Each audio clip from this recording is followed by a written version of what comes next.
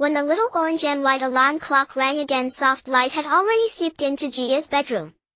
Rays of sunlight crept through the gap in the pale pink curtains, gilding the edges of the silk fabric with a thin layer of gold.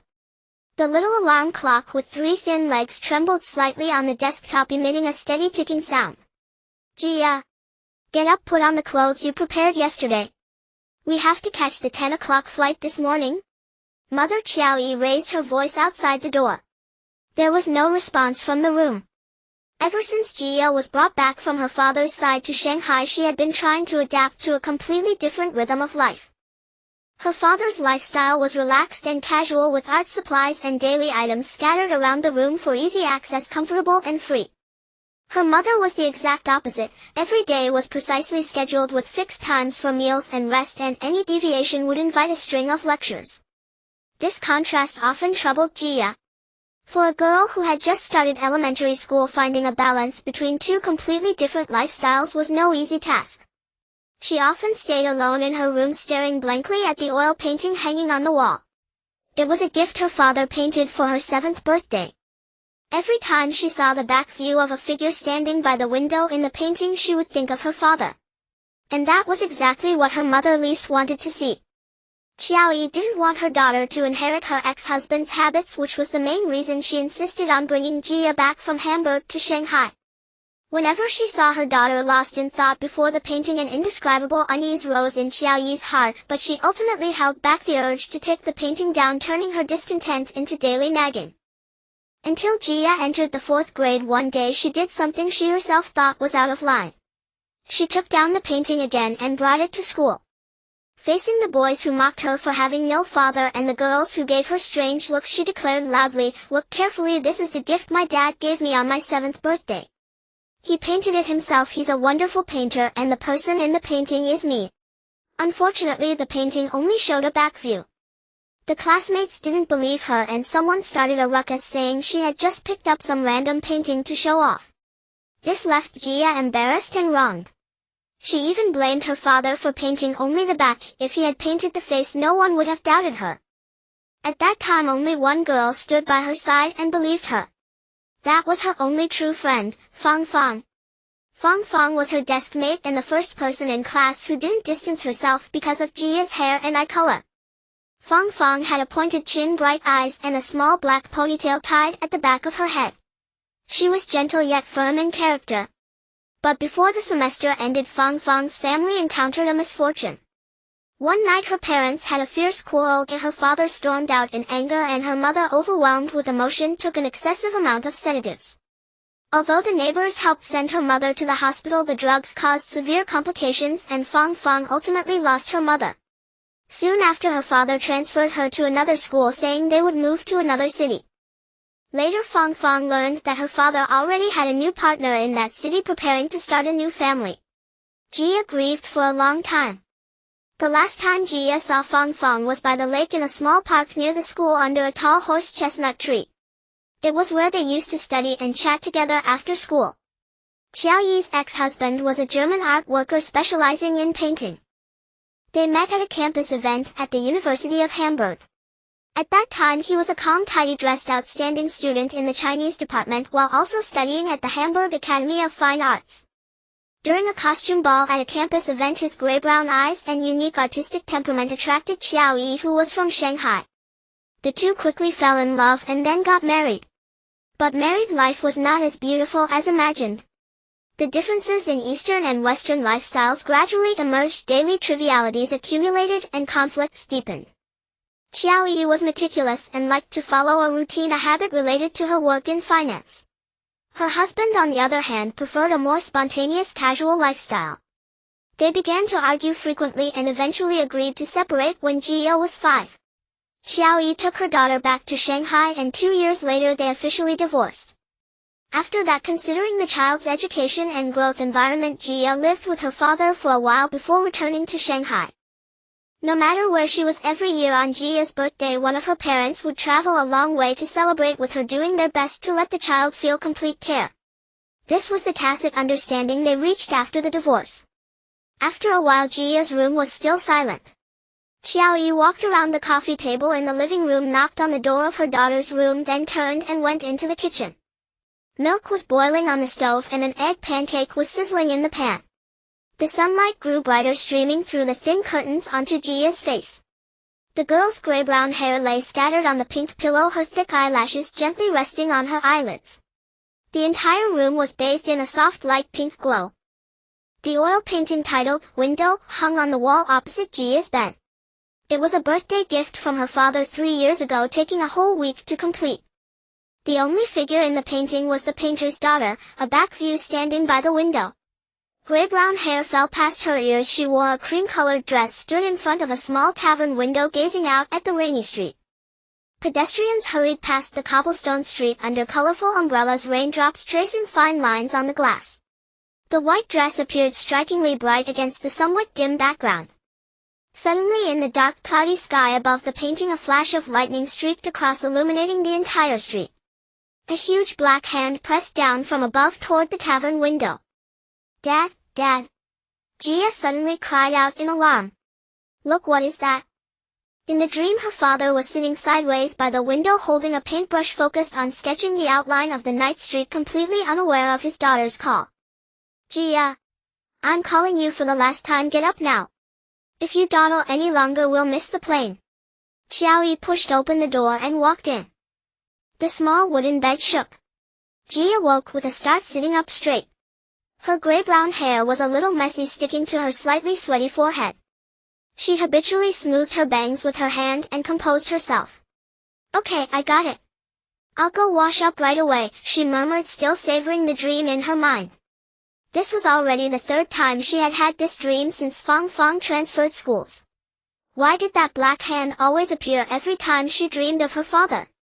She didn't speak it out loud, just silently kept it in her heart. Tell Mom? Forget it. She would only scold me for daydreaming and being absent-minded all day anyway. It's always the same annoying words every day. At this moment she remembered that today was the day to see her father in Hamburg, an opportunity that came only once a year. With this thought she immediately became excited. In a slightly run-down tavern on Catrapel Street in the old town of Hamburg, a man with a pale face enveloped in a brownish beard sat alone by the window, silently gazing at the empty street outside. They were a pair of deep, clear, yet slightly weary and melancholic light brown eyes. He occasionally scratched his itchy beard with his white vein-ridged hands, then let out a faint sigh. "Oh, my dear, my great artist. I bet you must be missing your precious daughter again, right? Well, it has been a long time since you saw her." The tavern landlady Tina spoke with a tone of concern faintly laced with a hint of implication. "Did she go to China?" "Oh, I mean Xiaoyi took the child to Shanghai. It's obvious you've been thinking about them both all this time." That's right, it's been exactly 2 years. The last time you saw her was on her birthday 2 years ago. But I'm sure you'll see her again soon. This Saturday, which is the day after tomorrow, is her birthday again." Keel turned his head, and in an instant a spirit of vitality like that felt on the eve of a major holiday infused his dazed, somewhat withered frame. His deep light brown eyes began to sparkle with brilliance. Tina wriggled her body out from behind the neatly stacked towering bar counter. A burgundy one-piece dress was tightly wrapped around her corpulent figure, as if every part of her body were struggling to squeeze out. The high heels beneath her feet, which caused her body to sway unsteadily, shone with a golden light. Although she was nearly 40, her glossy golden brown curls seemed to declare to everyone, "I am still charming." "Hi, my dear. How are the sales of your recent paintings?" Hans, Tina's cousin, heard the noise outside, quickly poked his head out from the compartment filled with oak beer barrels, looking like a shrimp boiled red in hot water, hunched over, and slowly walked out. Under that mop of reddish-brown curly hair a sly smile hung on his prematurely wrinkled purplish-red face. "If I remember correctly, 10 years ago." "Oh? No, it should be 12 years ago. Look how time flies. In the blink of an eye we've all grown old. Before Jia, that adorable little baby, was even born, you were already preparing for your art exhibition, but so many years have passed. What have you been busy with? It seems you've been wasting your time, right?" The young painter just smiled awkwardly, nodded to the ill-favored man before him as a greeting, but did not directly respond to his always provocative question. To some extent this indicated Keel's habit of avoiding problems. He hadn't visited this once familiar and beloved little tavern for quite some time. Perhaps he just didn't want to run into this guy who always liked to use a sarcastic tone to expose people's shortcomings. Hans. If you don't talk nonsense, no one will think you're mute. Go get to work. Tina glanced at her cousin with disgust and said, Don't forget to wash all the empty beer kegs today, they'll be needed for fresh beer in a few days. Understand. And the cleanliness of the hallway and hall, remember, hygiene is crucial. I have to remind you of these trivial things countless times every day, it really gives me a headache. Oh. Alright. My kind sister, I understand. If it weren't for you taking me in, there would surely be another homeless man on the street. I am a grateful person. I just wanted to chat a bit more with our old friend, nothing else. We've known each other for years. I believe he won't be so petty, right?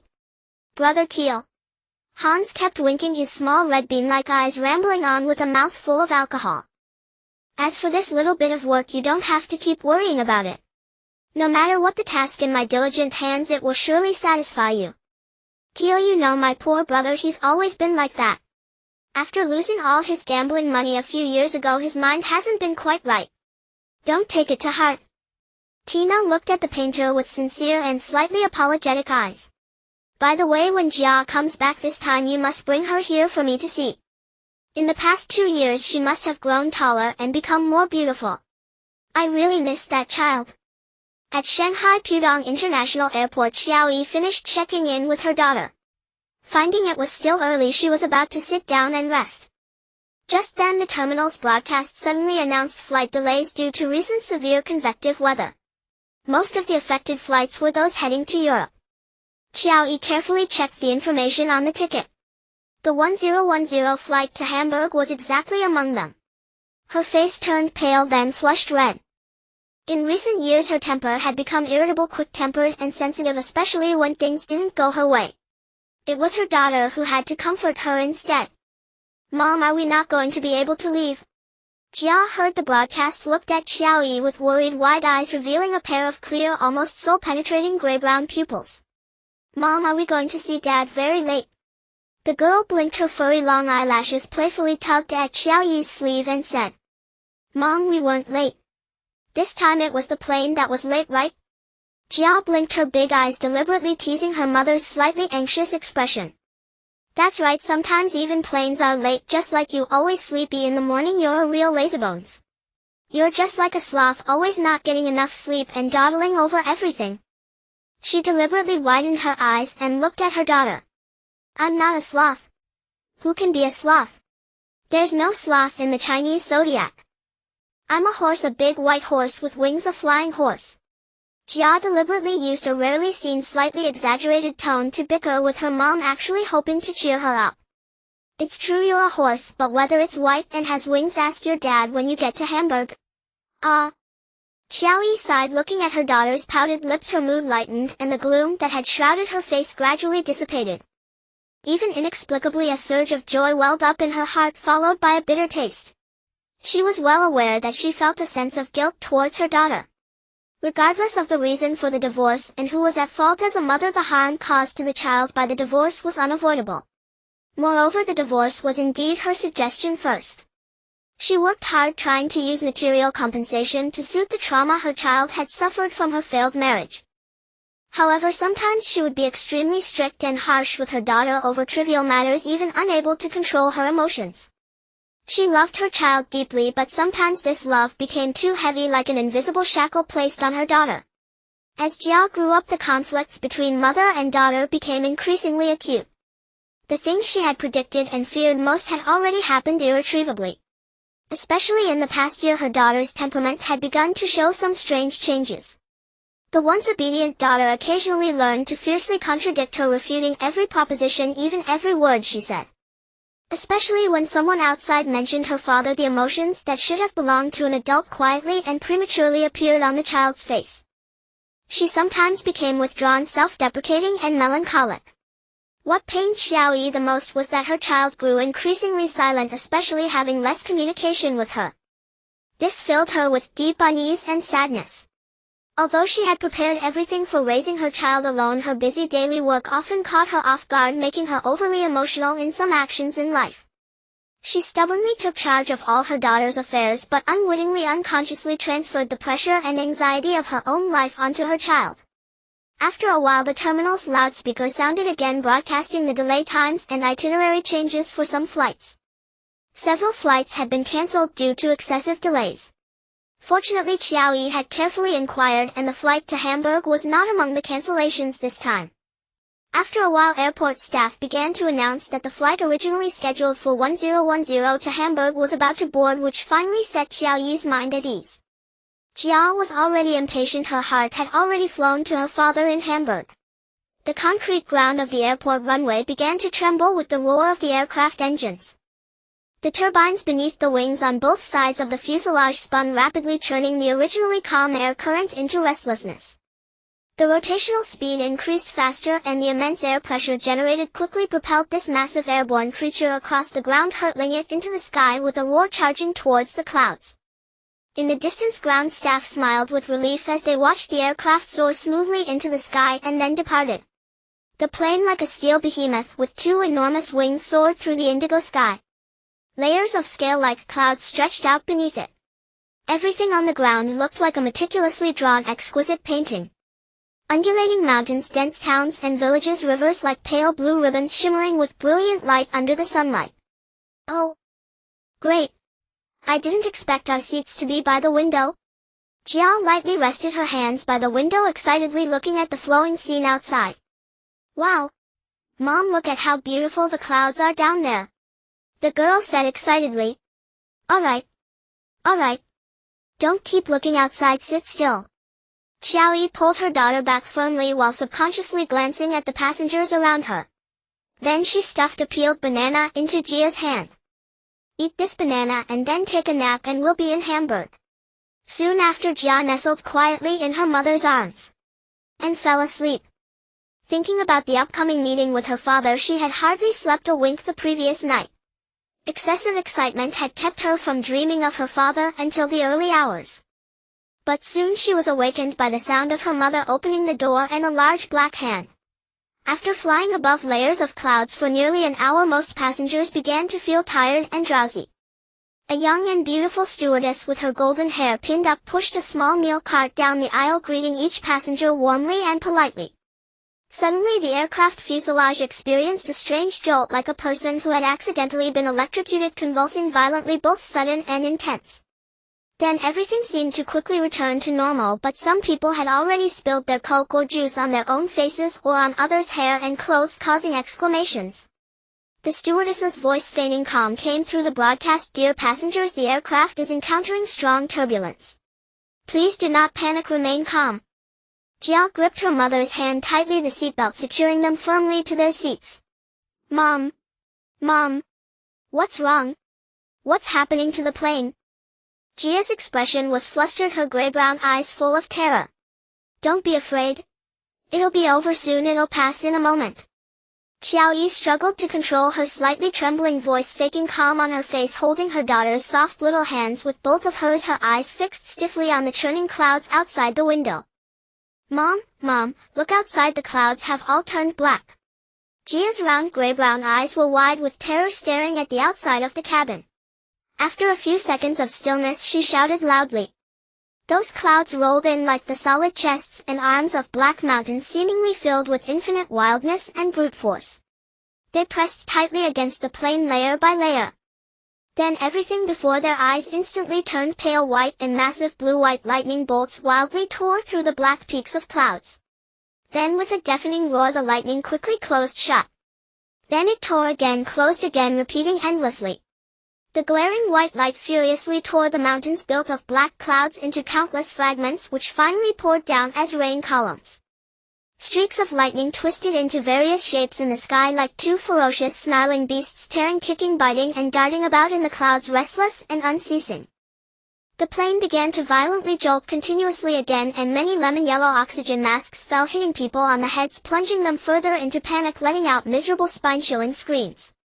The crew tried their best to comfort them with various methods, but they themselves were all pale-faced. The dark clouds engulfed the plane, which sometimes struggled to climb up, then suddenly plunged downwards, repeating this cycle. Xiaoyi and her daughter twisted together in the chaos.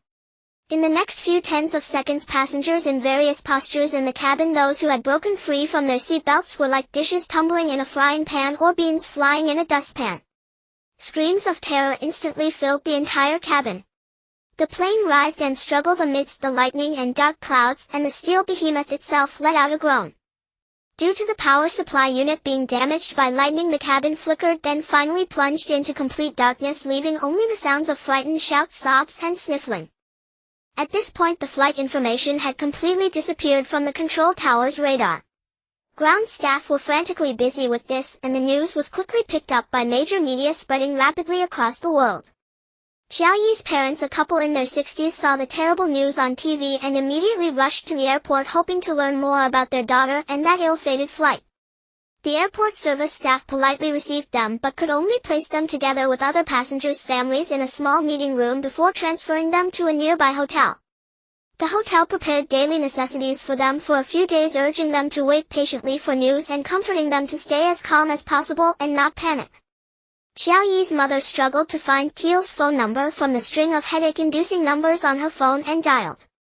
At this moment, Keel was imagining how he would dress himself up the next morning when he went to pick up his daughter. He knew Xiao Yi liked him best when he was neat and tidy. He specially found a stylishly decorated barbershop, found a somewhat famous barber, hoping to regain some confidence from his appearance.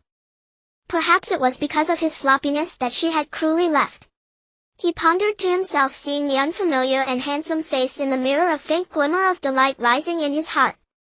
The long brownish beard was reduced to a thin layer, neatly clinging to his pale cheeks, mouth, and chin like unruly wild grass trimmed into order, looking from a distance as if painted on with light oil paint. His messy long brown hair was cut short, combed upwards, and fixed neatly on both sides of his forehead with fragrant gel. He had just pulled out a rarely worn navy blue suit jacket from the wardrobe, pondering which color shirt to match it with, whether to wear a light-colored t-shirt underneath for a more relaxed look or to tie a tie around the collar like others. He repeatedly held the clothes against his chest, gesturing for a long time, his face still carrying some unease and dissatisfaction. A year had passed. How much had his daughter really changed? She must have grown a lot. Would she be distant when she saw me? He felt a little uneasy in his heart. Just then the phone on the cabinet beside him suddenly rang.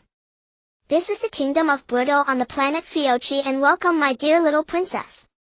Yet the voice sounded peculiar, though identical in timbre to every voice she had ever heard in Shanghai. Its intonation stretched unnaturally long, as if breath lingered deep within the throat before finally escaping. After all, they spoke Chinese, but sang it like melody. When Jiao woke from darkness, the aircraft had already settled firmly somewhere. Had they landed at the airport? Was this Hamburg? Or had the plane malfunctioned and returned to Shanghai? Yet she distinctly remembered, the plane had crashed. Stunned, Jia's mind reeled with frantic speculation. Suddenly the cabin flooded with light, not from the aircraft's own lamps. Instead, a brilliant alternating beam of orange and bluish-white light streamed from the cockpit, searing her eyes until everything around her blurred into indistinct shimmer. "Mother! Where are you?" Instinctively shielding her eyes, Jia cried out in alarm. As the sting subsided, she turned urgently toward the adjacent seat, only to find it empty. Worse still, the entire cabin seemed deserted, she alone remained. Rising, she scanned the space. Only chaotic light stirred her dread, otherwise silence reigned, so absolute it felt as though time itself had ceased. Jia felt her heart hammer wildly against her ribs. She recalled the moment disaster struck, the immense branching lightning tearing through churning thunderheads. Then from directly opposite, emerging slowly from the cockpit, came several figures whose appearance defied expectation. With each measured step the disordered light dimmed, allowing Jia to see them clearly. Nearly all possessed faces, almost square in shape with short thick necks. Their features resembled those of ordinary humans, yet their eyes, nose and mouth clustered unusually close together. Except for their ears, all facial features converged tightly at the center of the face. Their noses were low and flat, eyes and mouth sat unnervingly level across the mid-face, skin smooth and luminous as whipped cream. Below the back, waist and hips shared equal breadth, while shoulders appeared startlingly narrow. Thick necks merged seamlessly into broad chins, viewed from behind the body offered no curves, no contours, only smooth unbroken planes. Yet their expressions radiated gentle charm, perpetual smiles softened by fleeting glints of sly wit vanishing as swiftly as they appeared. The foremost group, short and stout, wore gray and white vertical striped uniforms crowned by berets of matching hue snugly fitted over their round heads. Those behind stood slightly taller and slimmer clad in blue-white-yellow vertical striped uniforms each cinched at the waist with a belt harmonizing with the ensemble, imparting an air of dignified authority and quiet solemnity. You. Who are you? Where am I? Where is my mother? Mother. Mother. Overwhelmed, Jia nearly burst into tears shouting desperately, Mother, where are you? Oh. Child, don't fret, don't fear. Everything, I shall explain it all to you. Dear one, you are our most honored guest specially summoned from afar. It took extraordinary effort to bring you here, do understand. May I call you little princess? You wouldn't object, would you? For you look, oh, absolutely radiant, especially in that white dress, brown leather shoes and lace-trimmed white socks. Though somewhat vintage, it suits you perfectly. The plump white-skinned figure nearest Jia wore an expression of warm benevolence. A single curl of crimson hair escaped his cap, draping playfully across his forehead like a whimsical curtain. Beneath his nose grew a crescent-shaped red mustache, reminiscent of those favored centuries ago by Turks and Russians alike. His hands never stilled, gesturing comically before his broad mouth and sturdy chest as if desperate to ensure Jia grasped every word. In truth, they had long since accessed Jia's full life history via advanced technology, even knowing she was born in Hamburg yet raised in Shanghai, fluent in both Mandarin and German. Thus he chose Mandarin from the outset, and knew her mother Qiaoyi was a native Shanghainese, their shared mother tongue being Mandarin.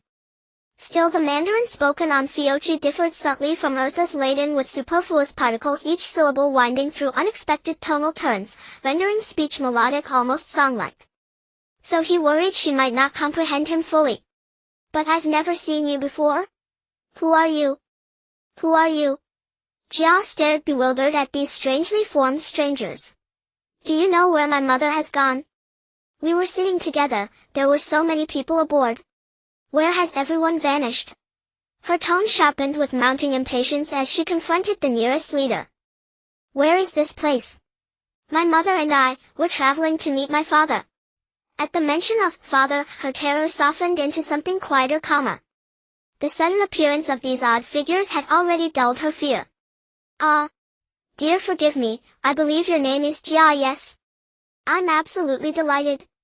Please pardon my oversight, I forgot to introduce myself. I am Danbru, sent expressly to welcome you.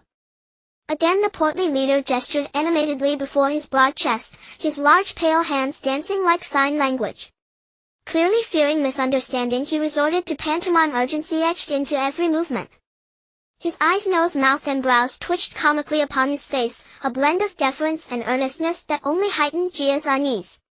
But I don't recall meeting you, surely we've never crossed paths. How could you possibly know my name? That seems most strange. Frowning deeply, Jia's gaze sharpened, her eyes widened, gleaming with intensified curiosity. She studied each peculiar face, then glanced down at herself, kinship mingled with profound difference. Her mind spun with eerie possibilities. Was this another bizarre dream? What's wrong with me? Am I ill? Why do I dream so vividly? Once in Hamburg, I'll tell father everything strange that's happened. Perhaps I truly am unwell. But I mustn't tell mother, she'd only scold me for poor sleep and wild imagination. She'd merely blame and reproach me. Amidst her suspicion and conjecture, Jia realized, astonishingly, the aircraft, though once stricken by catastrophe, now stood intact, unchanged from its state before takeoff at the airport. Yet she vividly recalled violent turbulence mid-flight, and the intercom announcement confirming severe wind shear.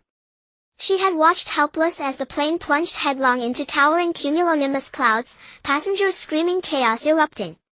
Now, however, seats aligned immaculately, even seat covers remained spotless, identical to how they appeared when she first boarded at the airport. Only the passengers and flight attendants, once filling the cabin, had vanished without trace. She vaguely remembered just before that terrible instant a beautiful blonde stewardess pushing a trolley down the aisle toward her, smiling sweetly, then in that very moment sliding violently backward with cart and all toward the tail. Then came screams of terror amid chaos, lingering for what felt like eternity, after which memory dissolved into void. Now only she remained in the vast silent cabin. Is this truly a dream? Where has mother gone? Wasn't she bringing me to Hamburg? Perhaps father is already en route to the airport to meet us. Instinctively Jia scanned the cabin windows and surrounding objects, seeking answers to her inner questions, and hoping to gauge the hour to determine how long she'd been unconscious. I must find a way, quickly, to board the plane again and reach Hamburg. Jia resolved silently. She refused to let father wait anxiously at the airport, searching in vain for her and her mother. Alas, all windows were shrouded by gray curtains, obscuring any view outside. Neither night nor day, storm nor sun could be discerned. Suddenly she recalled those roiling mountainous clouds pressing toward the cabin door, the jagged lightning, and her mother's trembling forced reassurance. That once mighty aircraft now resembled a solitary wounded goose, shuddering and keening amid the tempest's vast merciless fury. It struggled through dense murky violet-gray clouds, then flinched violently beneath the pallor of searing lightning. Passengers cried out instinctively, voices swallowed by encroaching silence until all fell still. "Hello, is this Kier?" Xiao Yi's mother's voice cracked, suddenly alien even to her own ears, the number unfamiliar, the name, Kier, awkward on her tongue. From the receiver Kier heard Mandarin, familiar yet distant, tinged with the Shanghai accent, and unmistakably laced with tears. Elderly people often struggle to master their emotions, especially when their own daughter and granddaughter hang in the balance. He dropped the coat he'd been adjusting for minutes, pressed the phone hard against his ear, and surmised this call couldn't be from Xiao Yi. Surely they were still airborne. "I'm the mother of Li Zhu, Xiao Yi's childhood name." "They boarded their flight this morning." Her voice brimmed with indignation, then faltered, before softening, lowering, "That plane may have crashed. The airline just called to inform me. I wanted you to know, you may never see Li Zhu or your daughter again." "Tell me, Li Zhu fine, but Jia is your flesh and blood. My daughter and granddaughter, why must they suffer such misfortune?" Before she could finish, the phone clattered onto the hard tile floor, and tears began falling heavy and silent. "What? Hello? Hello?" Kier couldn't believe his ears. He wondered if longing for his daughter had conjured hallucination. In that instant blood surged to his heart. Trembling, he dropped the phone and collapsed into the worn sofa beside him. His mind raced through grim post-crash scenarios. Perhaps there remained hope. He doubted the news's veracity, and tried fiercely to soothe himself to steady his thoughts.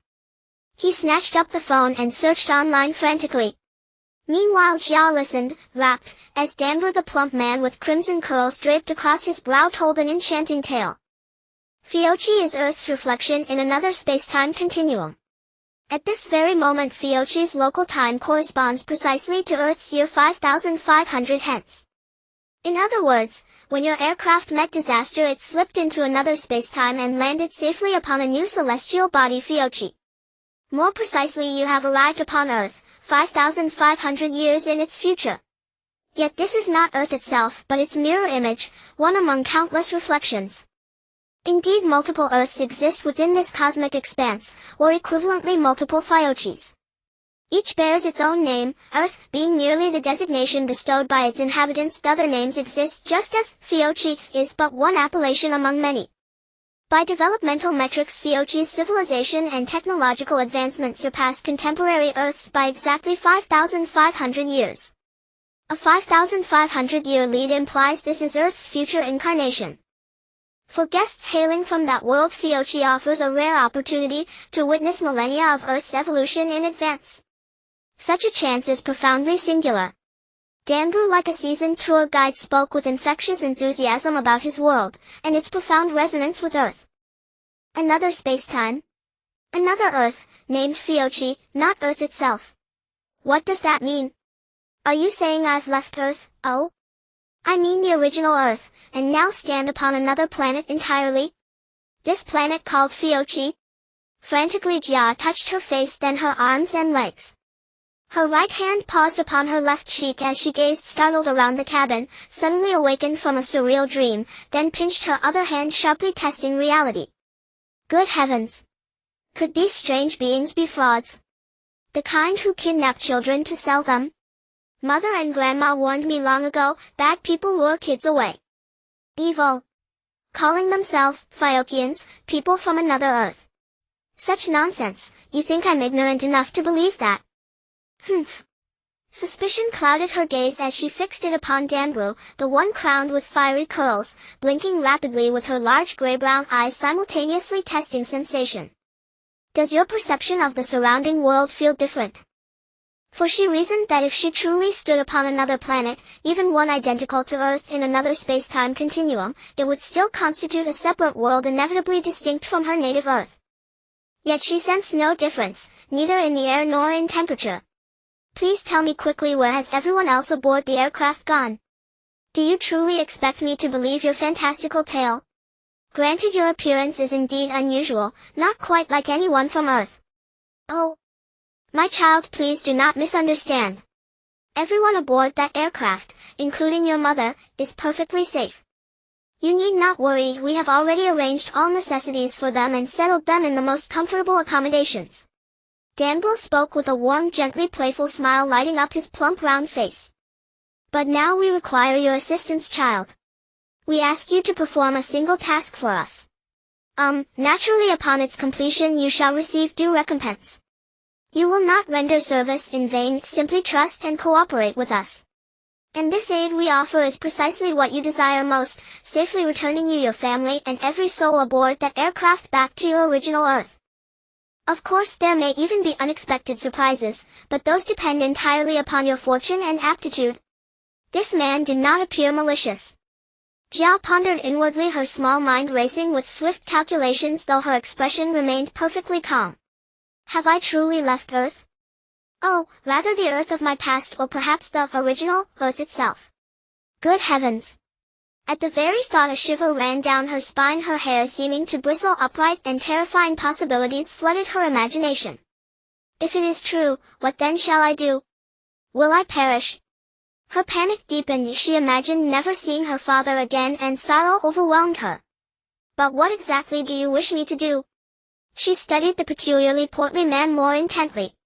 Truth be told, I have no idea what I am capable of. What precisely did you mean by that? I am merely a child. On Earth children my age attend school. Gia's demeanor softened hesitantly and timidly she voiced her thoughts, gazing at Danbro with quiet uncertainty. Clearly she longed to escape this predicament swiftly, to find her mother, then journey together to Hamburg to reunite with her father, or even return to Shanghai if necessary. And why me rather than any other passenger aboard the aircraft? She pressed further. The more confident and benevolent Danbro appeared, the more bewildered and unsettled she grew, her young mind now a whirlwind of unanswered questions. We were en route to Hamburg to celebrate my father's birthday. How could such a thing happen? What will become of my own birthday? She murmured softly to herself. I refuse to waste another moment on this accursed planet. I only wish to see my father. Oh, do not fret, child, everything has already been prepared for you. Danbro seemed to perceive the girl's inner turmoil. For me? Jia gasped, her mouth falling open in astonishment. Yes, precisely so. It is you. So long as you follow our instructions step by step, and with genuine focus, remember sincerity is paramount. With sincerity nothing lies beyond attainment. Add to that your exceptional intellect and innate kindness and success is assured. Danbro swayed his large head, gazing at the lovely little girl before him with unshakable confidence, as though he knew her intimately. All shall proceed smoothly, child. Trust me, you have no cause for concern. Have faith, we do not err in our choices. For nearly every citizen across fierce nations reveres the great prophet, and this moment too was foretold in his prophecy, including you. What a charming little one. He regarded Jia earnestly, murmuring softly to himself. As for why you, and not another? Please come with me, I shall explain everything gradually. Danbro gestured for Jia to descend the aircraft with him while others followed discreetly at a respectful distance. Only then did she realize the aircraft had landed atop the rooftop terrace of an immense gray cylindrical structure, a vast circular expanse easily twice the size of 2 standard football fields. Lush green grass carpeted the surface, vivid and almost blinding under the intense light. As she turned to glance once more at the aircraft she had just vacated, something astonishing occurred. The colossal machine vanished utterly without a trace. The aircraft. Where has our plane gone? Oh no. Without it how shall we ever return? The girl cried out. How could such a massive aircraft disappear so instantaneously? Not a single sound of engine ignition echoed. Recall the deafening roar of the engines during takeoff at the airport. I could scarcely close my mouth. Yet now utter silence reigns. How could it possibly have taken flight?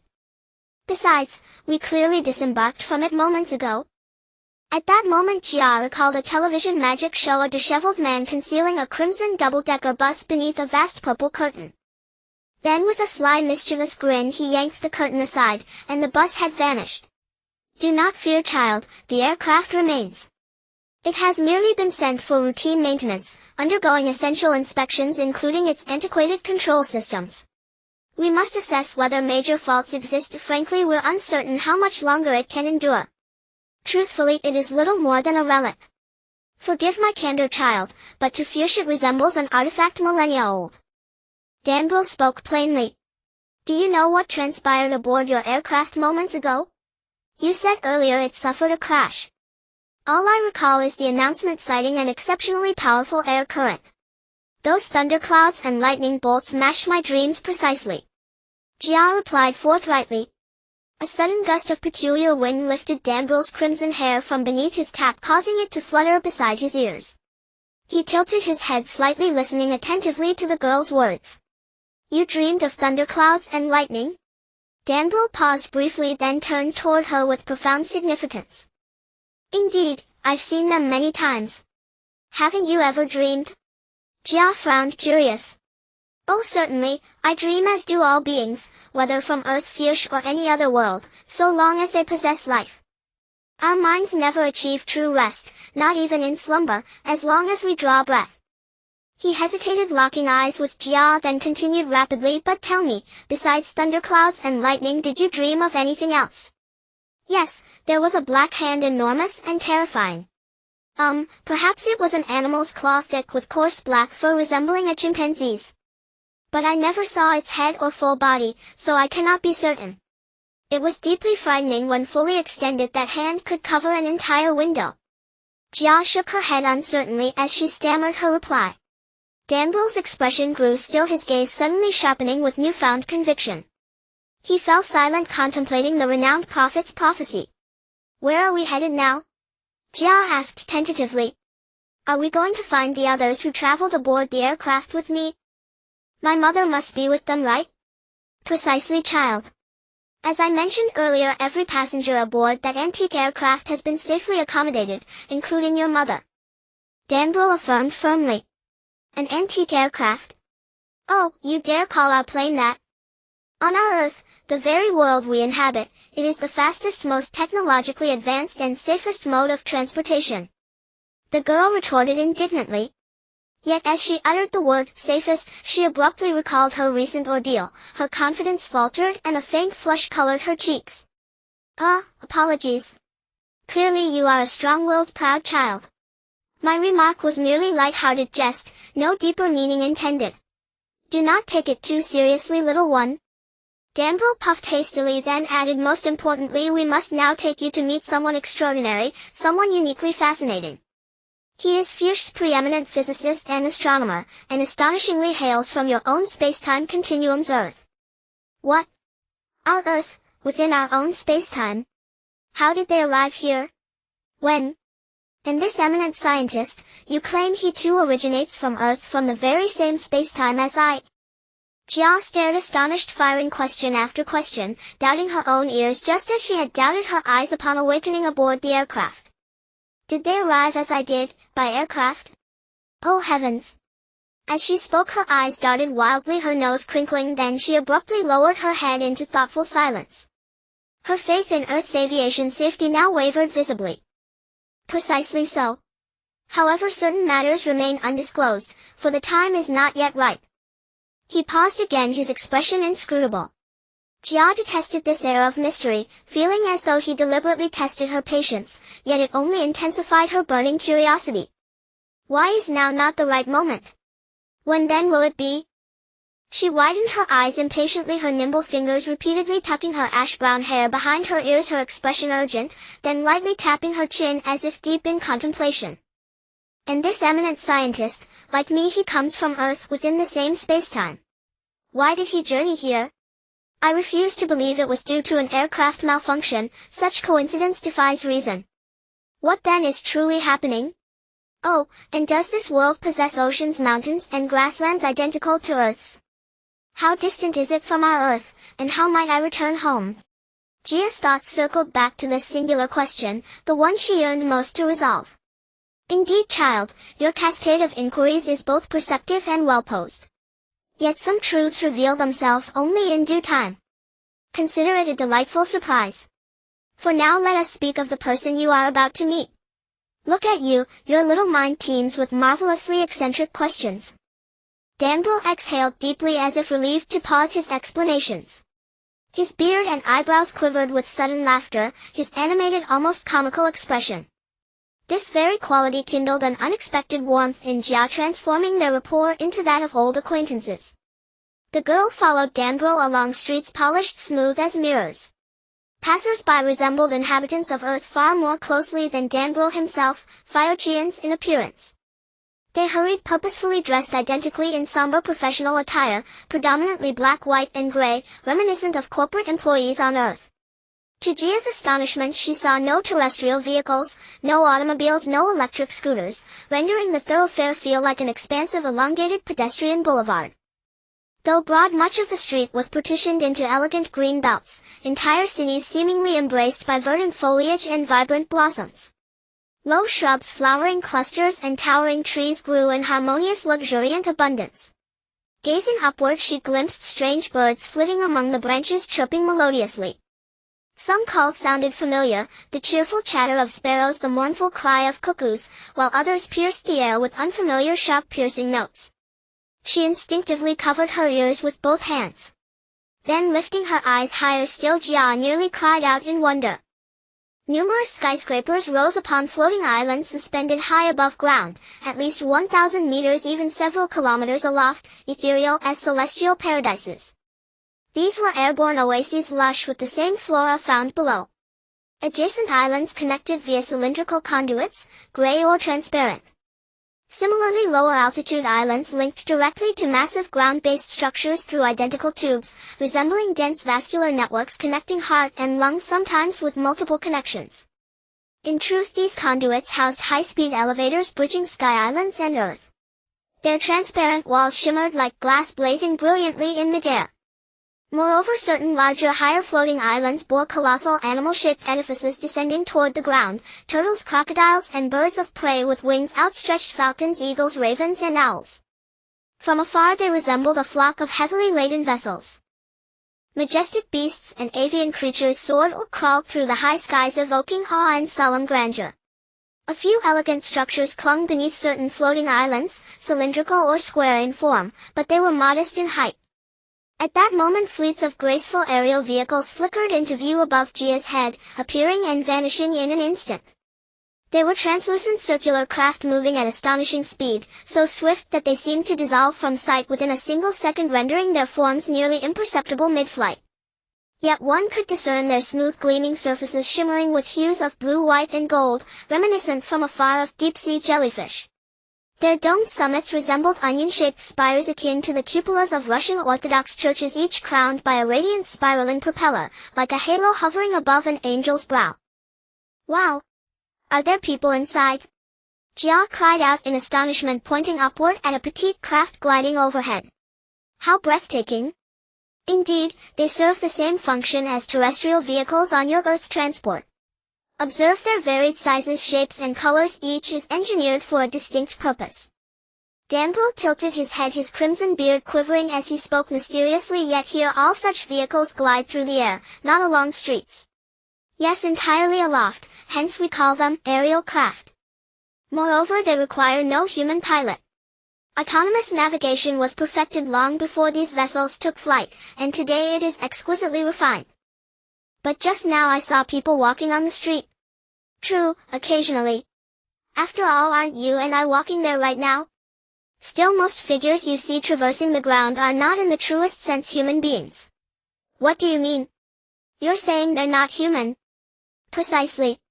Generally speaking, those throngs strolling the avenues, the very ones you see now, are merely biosynthetic androids. Androids? Ah, I understand. On Earth we call them robots. I've seen them in books and on television. Yet how can I tell they're machines? They're indistinguishable from living humans, every feature, every nuance identical. It's utterly bewildering. Well, in a certain sense the distinction blurs. Here on Fiorian Star we simply refer to them thus, creations born of human ingenuity designed to labor in our stead. Their appearance mirrors ours precisely, especially resembling humanity from your Earth. That is because the ancestors of the Fiorian people were in essence identical to those of your world. We sculpt them thus, to honor the visage of our forebears. Our present physiognomy, however, has been gradually reshaped across generations by deleterious habits. Bodies have grown bloated, facial features compressed and sunken, even temperament has grown increasingly lethargic, capricious, and timid. Indeed, laborers across Fiorian Star have largely been supplanted by androids, whose capabilities far surpass those of organic humanity.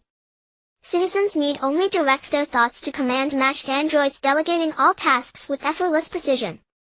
These biomechanical entities operate with extraordinary efficiency, propelling the planet's economy into sustained hypergrowth and its technology to unparalleled sophistication.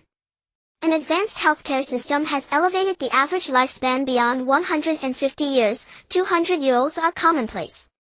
Daily life unfolds within immersive virtual realms, companionship and leisure shared with android caretakers or android partners. Many of the wealthy have abandoned Fiorian Star's native soil, establishing homes in off-world artificial floating continents, interstellar casinos, and orbital hotels, built using Fiorian Star's mastery of low-orbit suspended city engineering. Some magnates even commission bespoke aerial islands in distant stratospheric altitudes, erecting private sky cities styled and named according to personal vision, hence the animal-shaped aerial metropolises Jia beheld. Thus Fiorian Star appears to dwell in celestial ease, yet reality belies this illusion. An obsessive pursuit of material abundance coupled with profound neglect of spiritual cultivation has left this outwardly resplendent world inwardly moribund. Sublimated addiction, compulsive gambling, chronic intoxication, and vulgar exaggerated entertainments dominate the lives of over two-thirds of its populace. Though affluent and long-lived birth rates dwindle yearly, society grows alarmingly geriatric. Increasingly, individuals struggle to fulfill one another's hyper-personalized emotional needs. Most Fiorian citizens choose androids as lovers, or even spouses, making android matrimony a burgeoning cultural phenomenon. More perplexing still, annual mortality is dominated by suicides, often precipitated by trivial grievances, and mass self-annihilation events occur with chilling regularity. For the past century, this extreme societal condition has plunged Fiorian Star's rulers into unrelenting anxiety and dread, until the enigmatic legendary prophet Holes emerged. Legend holds he was born profoundly deaf, grotesquely disfigured, his irises shifting hue with time and environment. Cast aside by his parents for his strangeness, he was raised by his aunt.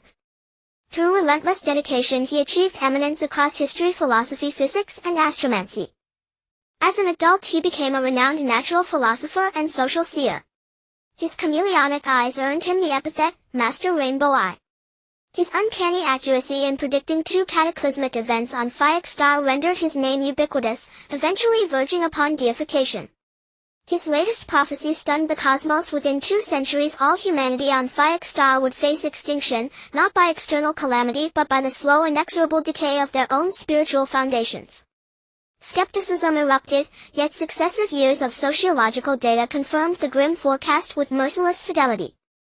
Rulers across Fiorian Star's nations extended urgent invitations to Holes, each vying to collaborate, first seeking salvation from this universal doom. After profound deliberation the prophet selected his homeland, the kingdom of Brito, as his sole partner, devising a clandestine plan to avert the prophecy. Soon after, a classified dossier reached the Brito monarch, whereupon Danbril, deputy director of national security, received a sovereign directive, a mission veiled in absolute secrecy. Having recounted Fiorian Star's dire state and the enigma of Holes to Jia, the girl wore an expression both bewildered and curious, yet beneath it flickered an unexpected quiet resolve. They arrived at an entrance concealed beneath a lush canopy of verdant foliage, a structure resembling a subterranean bunker. Danbril activated the heavy emerald doors with ocular biometric recognition, merely glancing at the amber-red screen above the threshold. Inside lay a luminous capacious corridor. After a lengthy passage, Danbril led Jia into a cramped, cluttered chamber, resembling a laboratory. "There, we've arrived. Wait here just a moment, child. I'll step in briefly to see what our old comrade has been occupied with during my absence." As Danbril slipped behind a gray curtain toward an inner chamber, Jia tiptoed into the small room, her gaze sweeping curiously about. The chamber was dim, almost shadowed. Cabinets lined the walls in asymmetrical tiers, brimming with arcane instruments whose names she could not fathom, many wholly unfamiliar. Then a slightly hoarse voice echoed from within. "Look who's here. A familiar timbre. Who else but you, dear old friend? Haven't rested properly lately, have you? Thank you for your concern. I'd welcome tranquility, yet weighty duties remain unfinished." The voice continued, "Still I trust your visits herald fortune. Speak, what tidings bring you today?" "Indeed, I've brought a young guest from afar. She is both radiant and exceptional," Danbril called back, glancing beyond the partition. By now Jia stood anxiously behind him. "She is the child singled out in Hole's plan, the very hope for Fiakstar's future." "Hole's? Sandra Hole's, the prophet?" The elder regarded the approaching girl with quiet astonishment, thoughtful and searching. "Child, the man I spoke of is him, Professor Jim." Beaming, Danbril gently touched Jia's shoulder, urging her forward. "He is our greatest physicist. Virtually every breakthrough in Fiakstar's physical sciences bears his hand." Jia gazed upon the elderly man whose voice had just resonated so strangely, gaunt, almost skeletal, yet vibrantly alert, his spirit undimmed. His features diverged subtly from those of other Fiak inhabitants, eyes the deep star-flecked blue of midnight cosmos, radiating incisive intelligence. High cheekbones and a pronounced nasal bridge framed sparse fine hair plastered tightly against his sunken forehead, his face like parchment, tawny, crumpled, then smoothed anew, speckled casually with dark ripe sesame seeds. "Truly hearing is believing, but Danbril praised you so highly. Meeting you, I'm utterly exhilarated." His wrinkles rippled rhythmically with emotion, his silver half-apron hung loosely upon him. "So, how shall I address this clever, bright little one?" "I'm Jia." She stepped forward, her lovely face alight with wonder and inquiry. Glancing at Danbril, she answered with crisp, unhesitating clarity. "I heard, you two came from our Earth?" she asked, voice hushed with quiet mystery. "Yes, never in my life did I imagine encountering another soul from Earth in this very star system," the elder replied in a singular cadence. Enough, old friend, let us attend to matters at hand," Danbril interjected with a warm smile. "There'll be ample time for reminiscence later. Ah, how fares the latest generation dimensional chronal shuttle?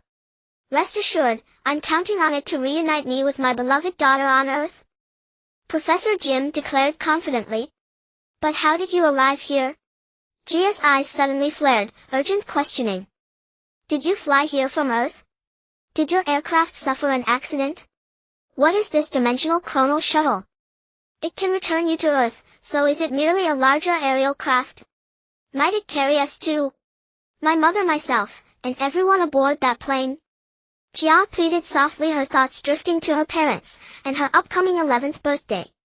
"Absolutely, it embodies over a decade of my devotion.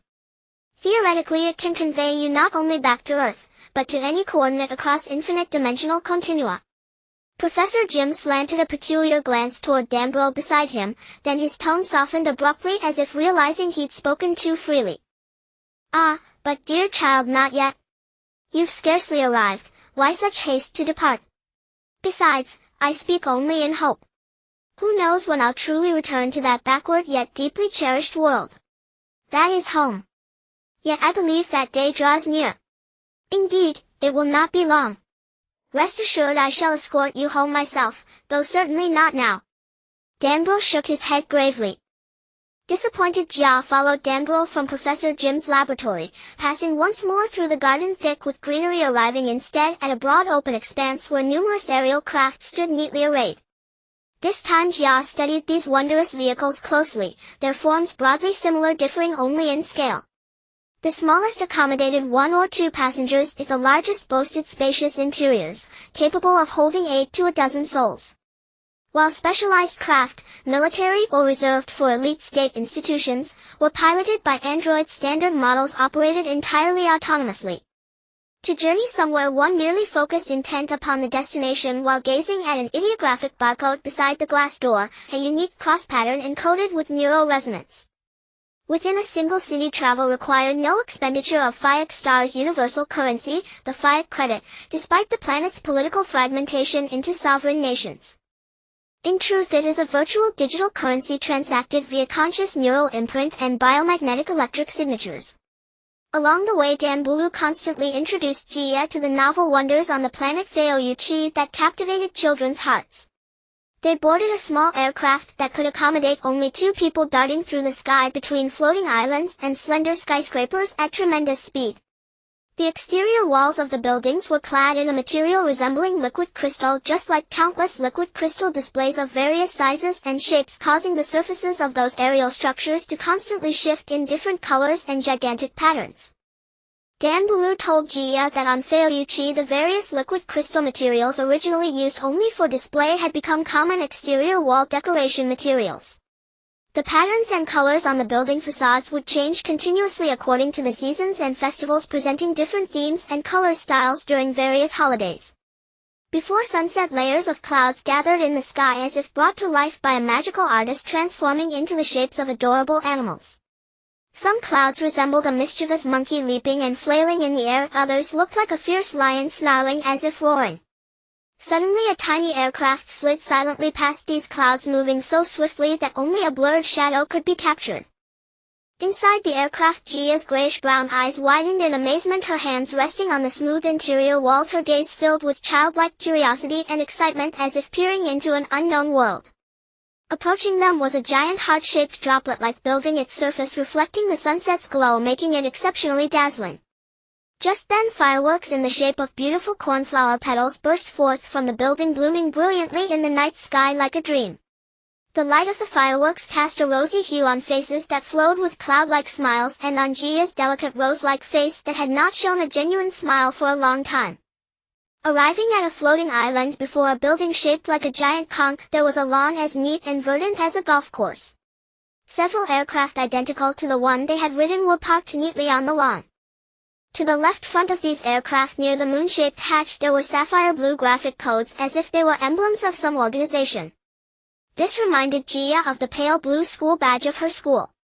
Passing through a silver circular door that automatically vanished like the metal aperture of a camera lens, they entered a spacious circular hall. Many people were busy inside, all wearing the same gray uniforms and the same hats. Stranger still, they all wore eerie smiles on their faces.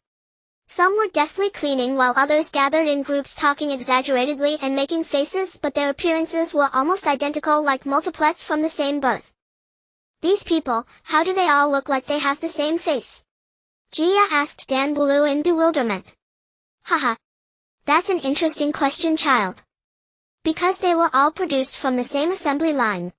To be precise, they are all siblings. Dan Bulu blinked his narrow eyes, pondered for a moment, gave a faint smile, gently patted Jia's little head, and looked at her with childlike amusement. They are the robots I just mentioned to you. You see, here you can encounter robots everywhere. On this planet they are also called androids. That's because not only do they look exactly like humans, but they also possess human thoughts and emotions. On Fioria, the number of robots has already surpassed that of humans themselves. Moreover, according to current data from the Kingdom of Pluton, their numbers are still increasing while the human population is declining year by year. Assembly line? But no matter how you look at them, they don't seem like products from a factory because their appearance is no different from us humans. I've never seen such beautiful robots. There are robots on Earth too, but they don't look like people. Jia's dark brown eyelashes fluttered constantly, the corners of her mouth twitching as if she were lost in thought. She seemed to be already deeply drawn to this world so different from Earth. Can they understand me? Of course, their biochips are implanted with over 700 languages, including dialects. They cover almost all the official languages of every intelligent planet in all known spacetime. This means they master more languages than any real human on Fioria. Fioria and your Earth are sister planets in different dimensions sharing many similar or identical civilizational traits. Dan Bulu explained, staring into Gia's big eyes full of curiosity and thirst for knowledge. By now they had passed through a long corridor.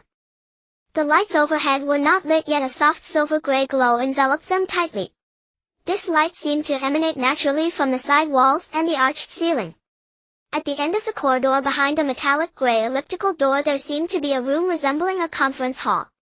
Directly above the elliptical door was a striking sapphire blue circular logo that looked very familiar. Gia remembered, this emblem was exactly the same as the one on the aircraft outside. Well, we've arrived. In a moment you'll meet a few friends from your Earth here, Dan Bulu said with a smile. Gia followed closely behind him. Whenever a young girl finds herself alone in a strange environment she always feels nervous, and Gia was no exception. Even though she had come to trust Dan Bulu, her heart was still full of vigilance. Dan Bulu used a mind identification system to unlock the door. The oval metal door instantly split into two semicircular halves that slid away to the sides, and they walked in one after the other. Those children are about your age. You'll be very happy to meet them, Dan Bulu continued in a confident tone. The interior space was much larger than expected, just like a spacious dance studio. The smooth grayish-brown floor stretched all the way to another new wooden door, suggesting there were more rooms ahead. A young woman who seemed like a teaching assistant was already waiting for them by the door. She greeted them with a polite smile and led them into the wooden door at the far end. Sure enough, there were several children about Gia's age, boys and girls with different skin tones, clearly from different countries. At that moment they were clustered around a middle-aged woman with short golden hair who looked like a teacher, crowding near what seemed like a giant window where light streamed in, completely absorbed as if listening to a story. In a moment everyone, let's welcome our last little companion, a beautiful little girl. The middle-aged woman with short golden hair tilted her head, revealing a very capable expression, and announced loudly. She raised her slender arms in the air like a conductor at a concert, signaling the children, who were whispering, their faces slightly pale but still bantering and arguing, to quiet down. Are we really going to that place? It's too terrifying, too absurd. What if we can't come back? Will we die? We might never return to the original Earth, never go home. Clearly all the children were worried about their fate. Gia followed Dan Bulu closely through the door. No sooner had she steadied herself than the large window suddenly transformed into a giant holographic screen. Oh! My God! So that wasn't a window? Gia was astonished. At that moment Gia's headshot, full body photo and some related identity information lit up on the screen like a huge model card. Then it displayed the identity information of each of the other children in turn. At the same time a voiceover narration began. The low female voice came from somewhere unknown. In any case, it didn't sound like the voice of the golden-haired woman because it was more like the voice of an electrified robot. Hello, Mr. Dan Bulu and our new friend. The middle-aged woman with yellow hair, her previously stiff expression suddenly changing, looked at Gia with a face full of joy. Hello. I'm Dan Yifu, very happy to meet you. You're truly a beautiful child. At that moment the little ones who had been sitting together almost simultaneously turned their heads to look at Gia, who had just entered. They exchanged glances, then looked at each other with a curious gaze as if examining exhibits in a museum. Alright children. This is the last member of our mission. Her name is Gia and she comes from the same Earth in the same space-time as you all. Dan Bulu deliberately raised his voice to announce, as if about to reveal some major news. I believe that at this moment you must have many questions waiting to be answered, the most crucial being why you have come to Fioria. In fact, some of you little friends already have a general idea of the situation, but some children may still not understand. I firmly believe that once you know the whole story, each of you will feel honored and proud of the mission you carry. The children, who had been strangers to each other at first, now regarded one another as the only hope of leaving Fioria, smoothly returning to Earth and reuniting with their families. They involuntarily became close friends who talked about everything. Of course Gia, who had joined them last, was an exception because she alone stood beside the two Fioria natives, Dan Bulu and Dan Yifu. The children began to murmur complaints among themselves. Their eyes wandered between the red-bearded Dan Bulu, the short-haired, yellow-haired Ms. Dan Yifu and the pretty little girl from Earth like themselves, their complex and anxious hearts making them feel as if they were waiting for some major event. Children, if I remember correctly, I seem to have mentioned to each of you the great prophecy. That prophet is the greatest Mr. Sangdila, Huarzi on our Fioria. He accurately predicted several major events on our planet that changed people's lifestyles and destinies. Dan Bulu announced with passion. At that moment a half-length portrait of a man with his hair combed high back appeared on the giant screen with his name and a long list of credentials displayed in several languages beside it. To help the children identify Dan Bulu and Ms. Dan Yifu specially chose English and Chinese, the most widely spoken languages on Earth today, as the narrative text. Dan Bulu had once said that the language of Fioria is similar to that of Earth, only slightly different in pronunciation habits. But what exactly is the relationship between our Earth and this Fioria? Jia began to doubt the reality of this world, yet that fleeting thought soon dissipated in her mind, which felt like paste. His prophecy this time, the catastrophic disaster that Fioria is about to encounter, is not as people previously guessed resource scarcity and environmental destruction, nor the invasion and plunder of alien life forms. Dan Bulu then continued with a serious expression. He said, his tone unusually solemn. To be honest, it was difficult for many Fioxi people to believe that this catastrophic disaster had originated from within ourselves, from the corruption deep within our thoughts and souls. Our society is in a phase of ultra-rapid development with unprecedented prosperity in technology and material wealth. On this dazzling planet we have overcome almost all external difficulties and adversaries, yet in the end we still failed to conquer ourselves. Our mental drive has deviated from the path of true civilization. People's hearts have gradually lost the guidance of faith and the wisdom of ancient sages, becoming intoxicated by excessive material desires. For the sake of pleasure and greed they have indulged in many vices that violate morality and goodness, unknowingly sinking deep into them and regarding them as normal. Mental illnesses have become frequent, leading to various harmful incidents and social phenomena such as not marrying or having children, which have caused a sharp decline in the young population and an aging crisis. People have lost the fundamental driving force of life, ultimately leading to a spiritual emptiness that has become a disaster. This is roughly the content of the unfortunate prophecy of Holtz. The final conclusion is that no matter how advanced our society becomes, the human spirit must prevail over material things, otherwise we will eventually lose everything. A giant holographic image then displayed unhealthy scenes of life such as alcoholism, gambling, and various bizarre suicides. Jia listened to Danbu's words, which she only half understood, and her expression grew serious. Though she was just a child of 11, there seemed to dwell within her a more mature soul. This caused her sometimes to think with the mind of her actual age, and at other times to discern right from wrong with a consciousness far more mature than her years. As she walked alongside Danbu, she saw that behind the dreamlike enviable scenes of life on Fioxi Star lay the hidden crisis of the race's extinction. The children's soft whispers suddenly turned into heated debates. But what can we do by being called here? Exactly. This is way too scary. The speaker was a boy named Efrad with dark shiny skin. A red and yellow plaid t-shirt clung tightly to his round balloon-like belly. His thick black hair curled like steel wool against his scalp. Another was a French boy named Ben with red hair and a fringe that covered half of his triangular eyes. His face was as pale as birch bark in the autumn wind. He wore a loose gray t-shirt on top and a pair of worn blue jeans with 2 holes. Their voices were the loudest. There was also a little British girl with chestnut wavy hair that fell softly over a clean, delicate face. A few freckles were scattered on either side of her nose. Her clear brown eyes seemed to sparkle with vitality. She wore a khaki dress in a forest style which almost covered her round, lovely knees. She occasionally joined in the boys' conversation, but from her frequently furrowed brows it was clear that her views were quite different from theirs.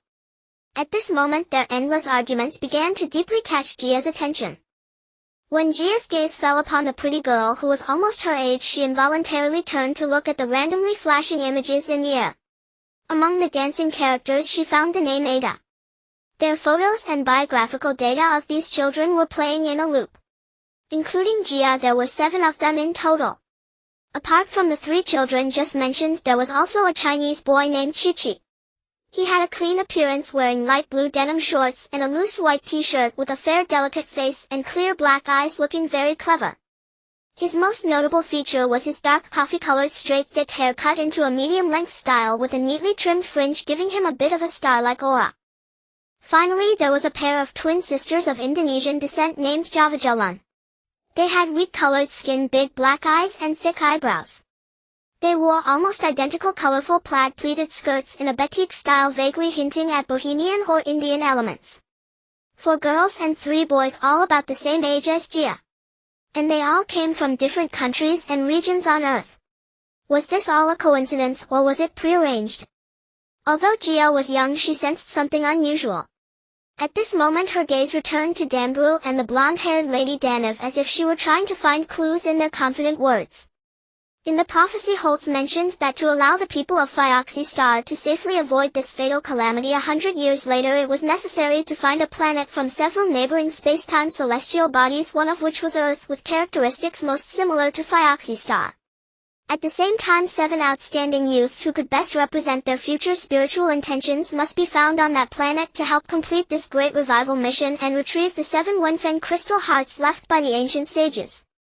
Dambru spoke with slight emotion, his gaze coincidentally meeting Gia's eyes.